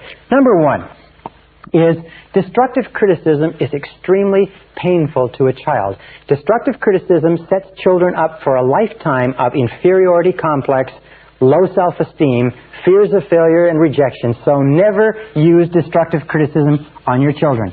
Never run your children down. Never use destructive criticism on your children. Instead, do everything possible to build them up. That doesn't mean that you don't discipline them. That doesn't mean that you don't control them. But you never say you're a bad boy, or you're a bad girl, or you're a little brat, or you're no good, or you never tell the truth. You never say anything to your children about themselves that you do not want to become part of their personalities. Because remember, it goes straight past the conscious mind into the subconscious and is programmed away and accepted as a truth because you said it, even in a moment of anger. So never use destructive criticism on your children. Children are very vulnerable to destructive criticism. Number two, remember that lack of love, or love withheld, is the major reason for psychological, physical, and emotional problems in life. That children need love. And if you deprive children of love, and it is not, by the way, what you think inside, it is the child's perception. Everything is perception. Now, the child is pretty shallow in the formative years. The child doesn't know that you really love the child unless you tell the child, show the child, demonstrate to the child over and over and over again. Many children have grown up and found themselves visiting psychiatrists and psychologists and trying to wrestle through the problem that they never believed that their parents loved them. And if you talk to the parents, they say, well, of course I love my kids. They say, well, did you tell my kids? Well, no, I didn't tell them, but they know I love them. No. Children don't know. They, as they say, they need the words. Number three is remember that children need a continuous flow of love and approval. Love and approval is the emotional, psychological lifeline that children have to have in order to grow. Just imagine that your children are on an intravenous. And this intravenous has the critical nutrients for the development of their personality. And the critical nutrient in that intravenous is the words and gestures of love and approval and a continuous flow. And if you cut off the flow, it's like cutting off the flow of nutrients or cutting off the oxygen flow to the emotional brain. They need it every day. They need it every night. They need it morning, noon, and night. They need it continuously. When they're growing, they're very much like growing children need a lot of food. You've got to have a lot of food because they're growing. They need a lot of emotional support when they're growing too. A fourth thing to remember is children need praise. Praise is what grows children. As a matter of fact, they found that when you praise a child, their physiological system actually vibrates with new energy. They need encouragement. Remember, children are afraid because they're little kids in a big world. They need encouragement all the time. You can do it. You can do it. Sure, you can do it. Go ahead. Give it a try. Also, they need reinforcement. Sometimes they fall on their face. Sometimes they do it right. They need to be told, hey, you did a great job. That's wonderful. They need to be praised and reinforced. They need patience. Children need a lot of patience because they seem to be slow in learning. The kindest thing you can do for your children is to be patient, be supportive. Also, to be loving, and also to be kind. Children need an enormous amount of kindness, and they need caring. They need tenderness. They need gentleness. They need, especially though, they need patience when they are the least patient. When they are the most exasperating is when they need the most patience from you, the most kindness, the most understanding, the most compassion. Now, the fifth point here is to tell your children you love them every day. Tell them you love them every day. I've been surprised. Tell them you love them every day. How many parents don't tell their children that they love them? They say, well, a kid knows I love them. I've had arguments. They say, well, they know I love them. I don't have to tell them. The fact is that kids need to know. And the reason, of course, that we don't is why? It's because our parents never told us that they loved us. If we grew up in a household where our parents never said, I love you, and I care for you, and I wish the very best for you, and they never gave us praise and encouragement, we'll grow up being very uncomfortable. But I'll tell you this, that if you'll tell your kids you love them on a regular basis, they'll tell you back, and they will teach you how to love. So learn to use the words over and over again. Now here's 4 behaviors that parents can use to tell their children that they really love them. Behavior number 1 is the greatest gift that a parent can give to a child. It's called unconditional love. Make sure that the child knows that you love them 100%, no matter what they do, no matter what happens, that nothing in the world can ever stop you from loving them 100%. It's absolutely critical. With my little girl and my little boy, I have a little game with them that I play with them called the love game. And I ask them, how much do I love you? And we go through a game and they say, well, this much? I say, come on now. I say, this much? Come on. I say, this much? And finally they say, this much. And I say, well, what about when I shout at you? They say, well, you still love me this much. I say, what about when I put you in your bedroom? They say, you still love us this much. I say, what about when I shout at you and put you in your bedroom and make you stand in the corner? They say, you still love us this much, Daddy, because no matter what we do, you love us all the time.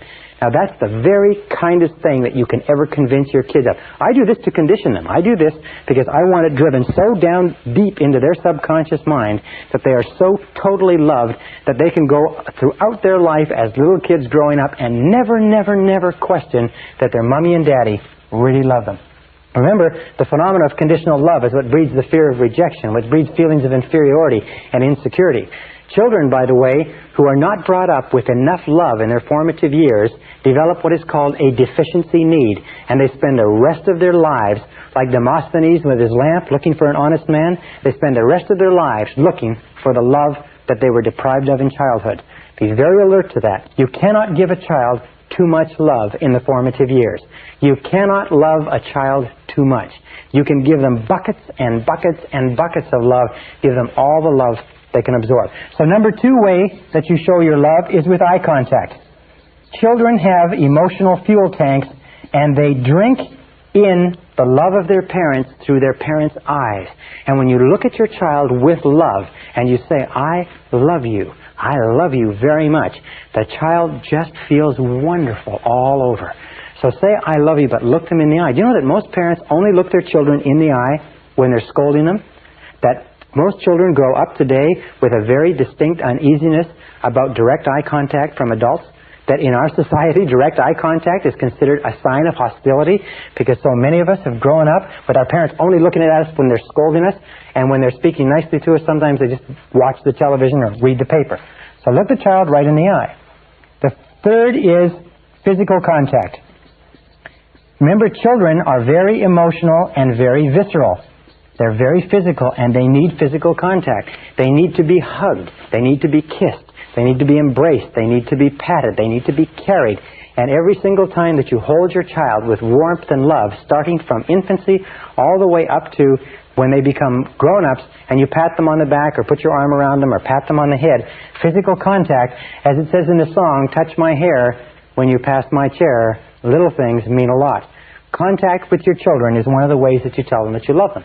Now, interestingly enough, in studies that were done in the late 40s, they found that infants who were not held in hospitals and and embraced while they were being fed, actually began to atrophy, shrivel up, stop taking nutrition, and many of them died of a disease called marasmus, where they lacked that physical warmth and contact. So physical contact is absolutely essential to a child's healthy well-being. And number 4 is focused attention. By the way, it's interesting, many fathers have this idea that if you give a child too much hugging, a male child, a boy, too much hugging, too much kissing at an early age, you'll make them a sissy.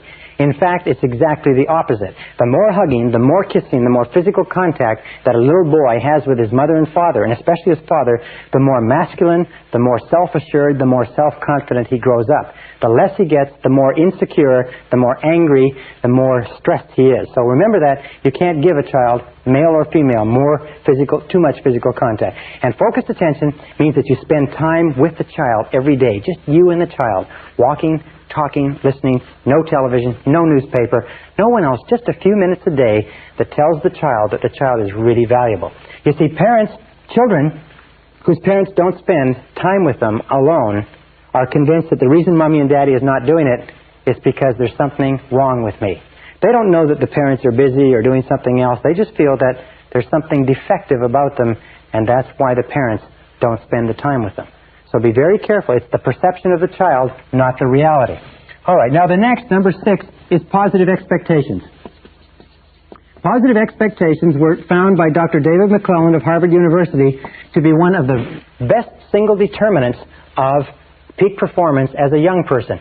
Positive expectations of the child by the parent causes the child to do everything possible to grow up and fulfill the parent's expectations. As a matter of fact, he found that there were 2 things. One was a democratic household.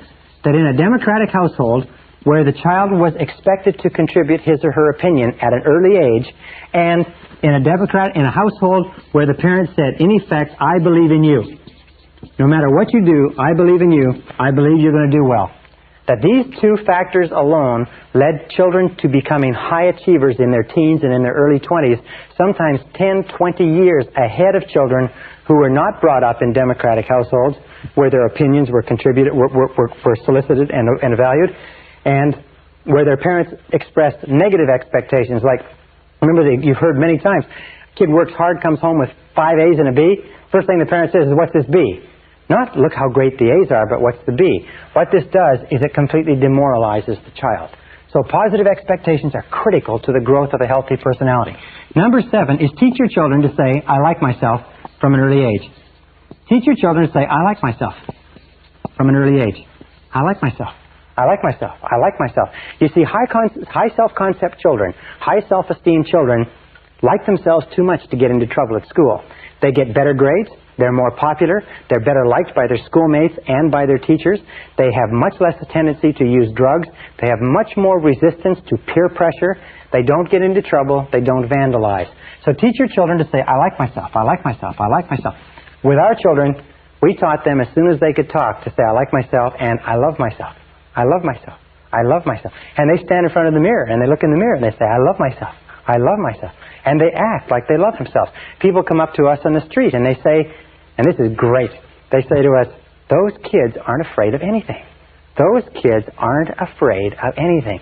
And that was our great desire. After we came from very negative childhoods and very destructively critical parents, we wanted our kids to grow up not to be afraid.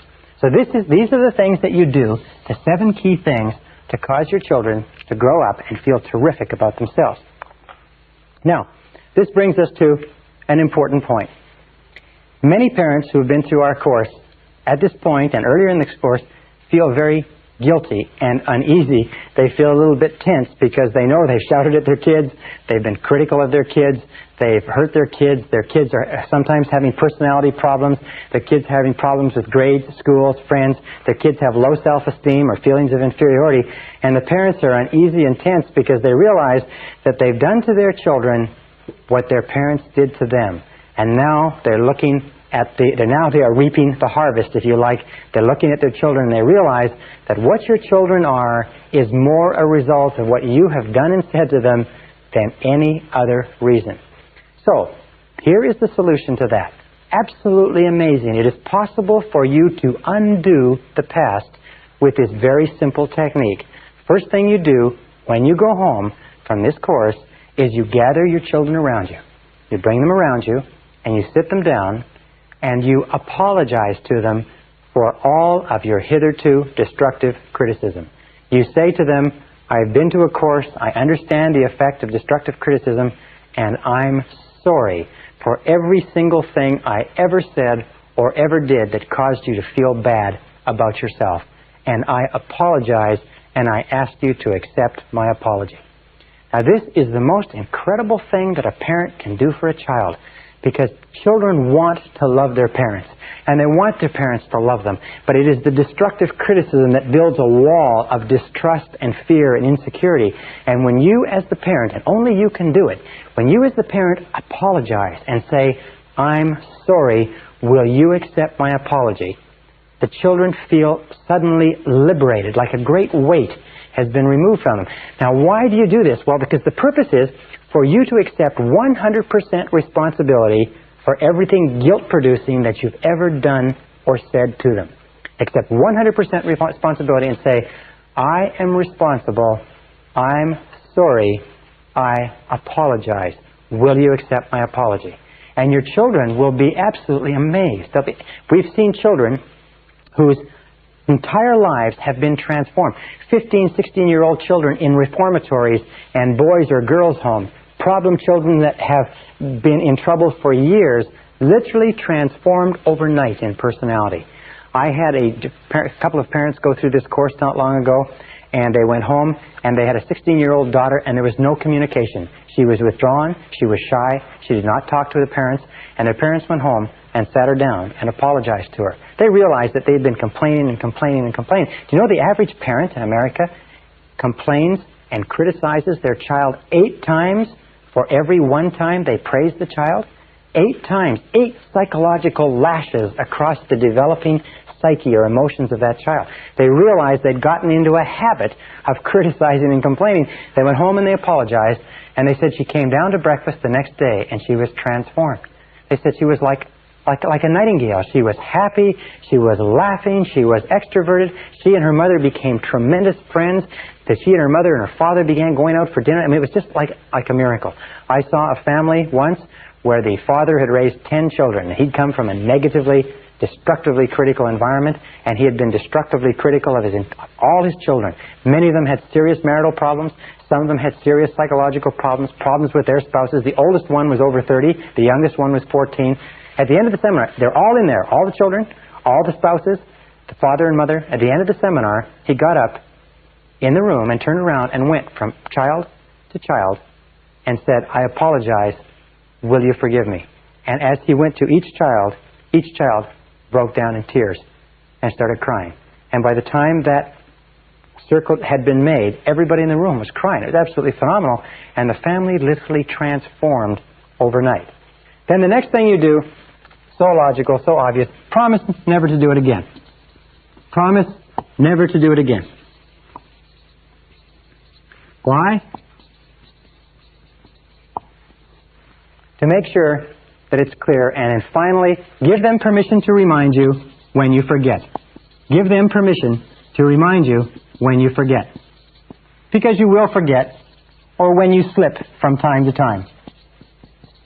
And let them say, Daddy, is that destructive criticism? Or Mommy, is that destructive criticism? And you say, yes, it is. You're right. I apologize. You will find that if you make it a game to abolish destructive criticism, this is your goal in your household. Do not allow destructive criticism in your household. Abolish destructive criticism. Do not allow anybody in your household to destructively criticize anybody else. Make it absolutely clear that you can argue, you can fight, you can disagree. All families do that. But nobody is allowed to devalue or run down the other person. Make it a game and make sure that you catch each other and get it to the point where a person says, is that destructive criticism? Or a person can say, I don't accept that. And if you've made a mistake, you back off and you say, I'm sorry. Now, with my little kids, I learned this idea before my kids came along. With my little kids, what I said to them is, do you forgive me? I'm sorry, I apologize, do you forgive me? And now sometimes we'll have an argument, or I'll send them to their bedrooms, and Michael will come to me, and he came to me the other day, and he said, Daddy, he said, I forgive you for sending me to my bedroom. And it was the cutest thing you could imagine. And I said, Michael, I'm sorry. Thank you very much. I apologize.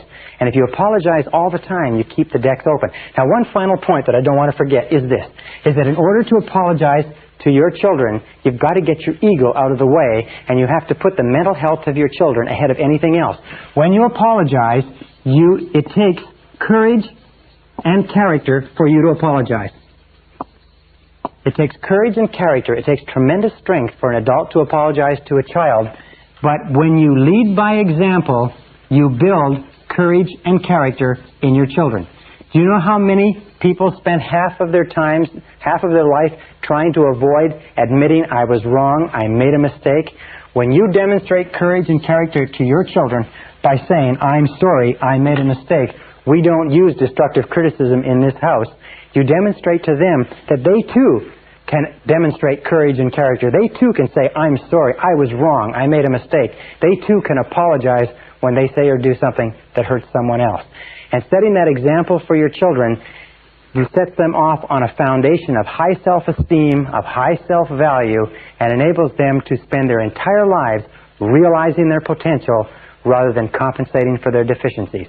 It is the kindest thing that you can do for a child, and I hope you do it for yours.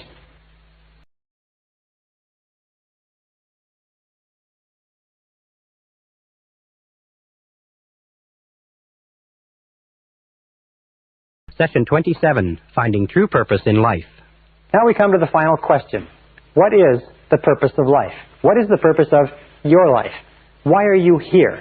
Why do you exist at all? Why do you get up in the morning? Why do you have a life? Why are you on the earth? Is it simply to be born, to grow up, to work, to reproduce, to die? Or is there something else? In my estimation, there is something else, something far more important. In this session, I want to talk to you about my discoveries and my thoughts about what the true purpose of life is.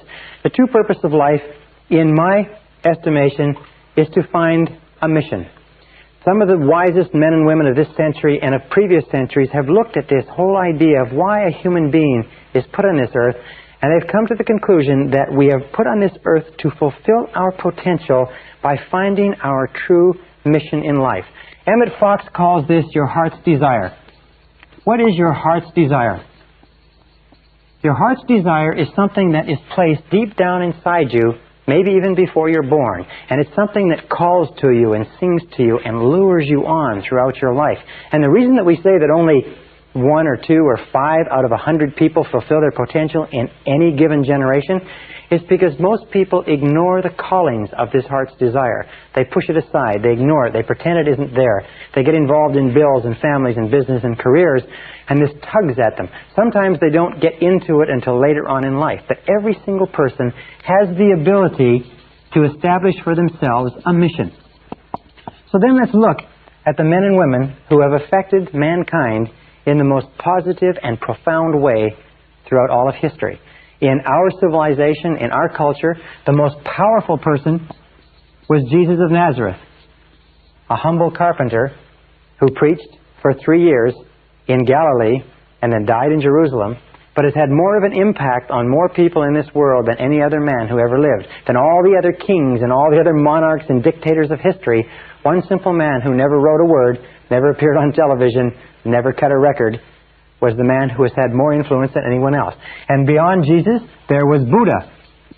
The followers of Buddha, and interestingly enough, Buddha taught a very similar message to Jesus. He taught the message of universal love. He taught the message of the brotherhood of all mankind, that all of us are united in loving each other. And also Mohammed. And Mohammed has followers that number in the hundreds of millions. Buddha's followers number almost 1 billion. The followers of Jesus number probably 2 billion. And if you look down the people who have been affected by them, you have St. Francis of Assisi, has had a profound influence, establishing the Franciscan order. You have, in our day, you have Mother Teresa of Calcutta, having a profound influence. You have my mentor, Albert Schweitzer of Africa. S is Schweitzer, D-B-I-T, Schweitzer. And You have people like Florence Nightingale and others. What is the unifying theme of these people? A man named Ralph Waldo Trine wrote a wonderful book many years ago called What the Whole World's A-Seekin', what the whole world is looking for. And his conclusion, very wisely, that what the whole world is looking for, what you and I are looking for, is some mission that we can lose ourselves in that somehow enriches and ennobles and benefits the lives of other people. In fact, we have found that we only become great to the degree to which you are able to lose yourself in something bigger and grander and better than yourself. That's why selfish people, for instance, people who think only of themselves, are only to be pitied because they never have any joy or happiness or fulfillment. Now, Mother Teresa or Albert Schweitzer, some of these people, maybe they never made very much money, but the contribution that they made, the model that they set, the example that they set for us, has affected more people than perhaps all the people who made money throughout all of history. It's only when you find a mission in which you can lose yourself that you achieve true greatness in life. From the time we began this seminar to now, we have been aiming it at this one simple conclusion, that the purpose of life, your purpose, your earthly purpose, is simply this. It is to develop and become a totally loving person. It is to look at the great models of mankind, and you'll find that the great models of mankind, the ones who have had an impact far beyond their times, Jesus and Buddha and Mohammed and the teachers and scholars of all the religions, have been those who have strived toward becoming totally loving toward other people. They have given their entire lives in service, and service is the word. How can you tell if you're a loving person? You can tell by the value and the quality and the quantity of the service that you give to others, unselfishly from your heart with no hope of reward. Now, by becoming totally loving persons, there's a very simple measure. We develop loving relationships. That's why we talk about how important it is with regard to our marriages. There are many people who want to go out in the world and develop loving relationships, but they haven't yet developed those beautiful loving relationships at home with their spouses and with their children, with their close friends. So developing loving relationships is the highest order of human life. How can you tell? Because at any single time in your life, if you want to take stock of your assets, if you want to take stock of your accomplishments, your most precious resources, you will find that they will always be caught up in the people that you love and have loved, and the people who love you and who have loved you. That when you look back over the landscape of your life as an adult or as an older person, you'll look back and you'll find that you won't remember the money that you made or the careers that you built or the jobs that you have. What you'll remember is the people you loved and the people who loved you and the people who still do. So developing a high quality and quantity of loving relationships is the great business of life. The people like Jesus and Buddha and Mohammed and St. Francis and others of this day and previous days are men and women who committed their lives to serving others, and they did it because they had this tremendous love to give away to mankind. Now, how do you become a totally loving person? It's not that complicated. It's not easy, but it is simple. Number one is accept yourself unconditionally. Accept yourself as a valuable and worthwhile human being. Don't be the type of person who doesn't feel that they're good enough. Just accept yourself unconditionally. Recognize that you were put here on this earth for a specific purpose, a valuable purpose, that God doesn't make anybody extra, then God don't make no junk, that there is nobody on this earth that is here for no reason. Everybody has a purpose, and your purpose is to find your purpose. Your purpose is to find your mission, the place where you can make a significant contribution. The second part of becoming a totally loving person is to accept total responsibility for everything that you are and everything that you become. Accept total responsibility, which means no blaming, no excuses. Just get on with it. Number three is learn to forgive. Again, the key to the kingdom of heaven is forgiveness. The key to the kingdom of heaven, the key to all spiritual development, the straight gate is forgiveness. The ability to freely forgive other people. No grudges. No anger. No frustration. No grudges. Just let go of all grievances against you. That's why it says in the Lord's Prayer, it says, and forgive us our sins as we forgive those who have sinned against us. Number four is feed your mind with loving thoughts. Feed your mind with loving, positive thoughts. Don't feed your mind with mental candy. Don't feed your mind with mental junk. Feed your mind with the kind of thoughts that are consistent with you becoming the very best person that you can possibly be. Number 5 is set noble goals and work toward them. Set noble goals and ideals to be the guiding lights of your life. Noble ideals and values. Say to yourself, are these the values, are these the goals, are these the ideals of the very best person that you could possibly be? Number 6 is take good care of your body. Take good care of your body.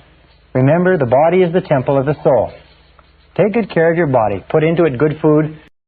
Give it good exercise. Give it good rest. Give it good nutrition. Take good care of your body.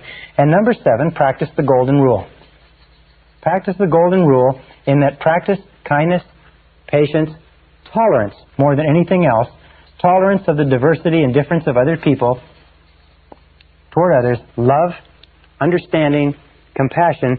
Remember, everybody in the world is carrying a heavy load. Now, as you practice these principles, you will start to become a more and more loving person. As you practice these principles, you will find yourself drawn, almost inevitably, almost inexorably, you'll find yourself drawn toward your mission. You'll find yourself drawn toward the area of service. Now, believe me, one of the best areas of service in the whole world is the business world, because our free enterprise system is based on serving other human beings. But you can serve other people in any profession, in any capacity. You'll have an opportunity to give and to increase the quality and quantity of your service to others to enhance and enrich and uplift the lives of other people. Remember, you're put on this earth to do something for other people. The measure of how well you're doing as a human being is very simply this, is that you only have love to the degree to which you express love to others. You only have love to the degree to which you express love to others. In other words, you do not have love in isolation of other human beings. You cannot say, I am a loving person, without having loving relationships as the proof, if you like. You can only have love to the degree to which you feel love for other persons.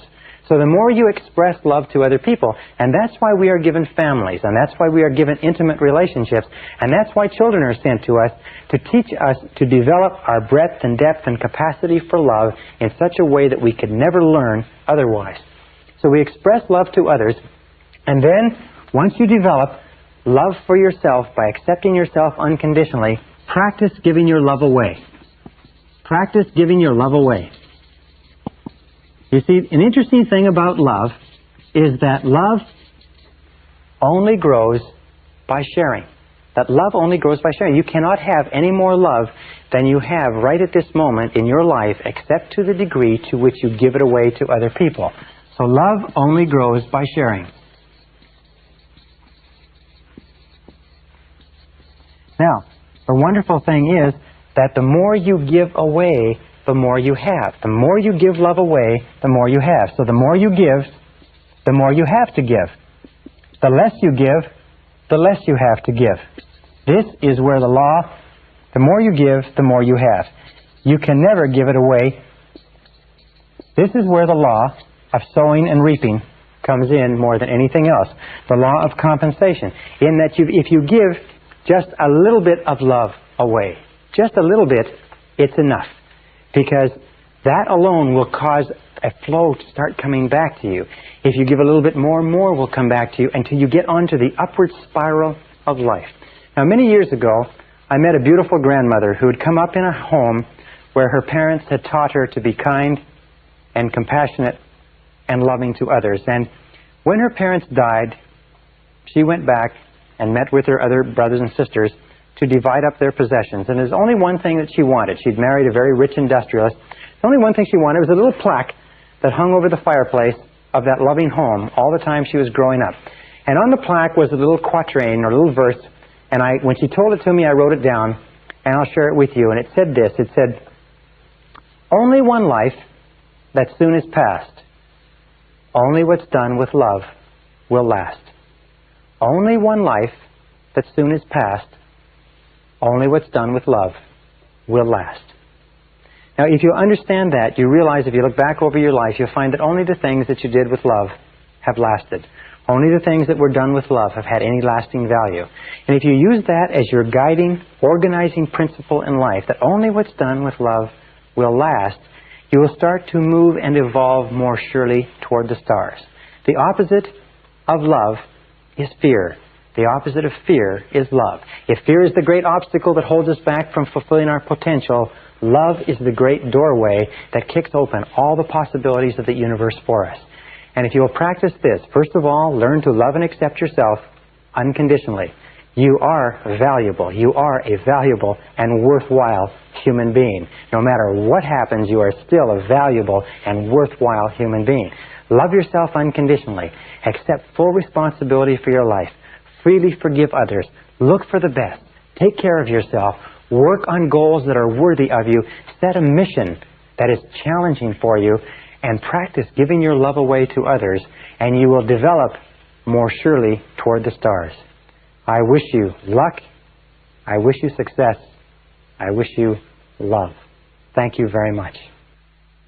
This is the end of Side 2. Please fast forward the tape to the end to cue up Side 1 for your next listening.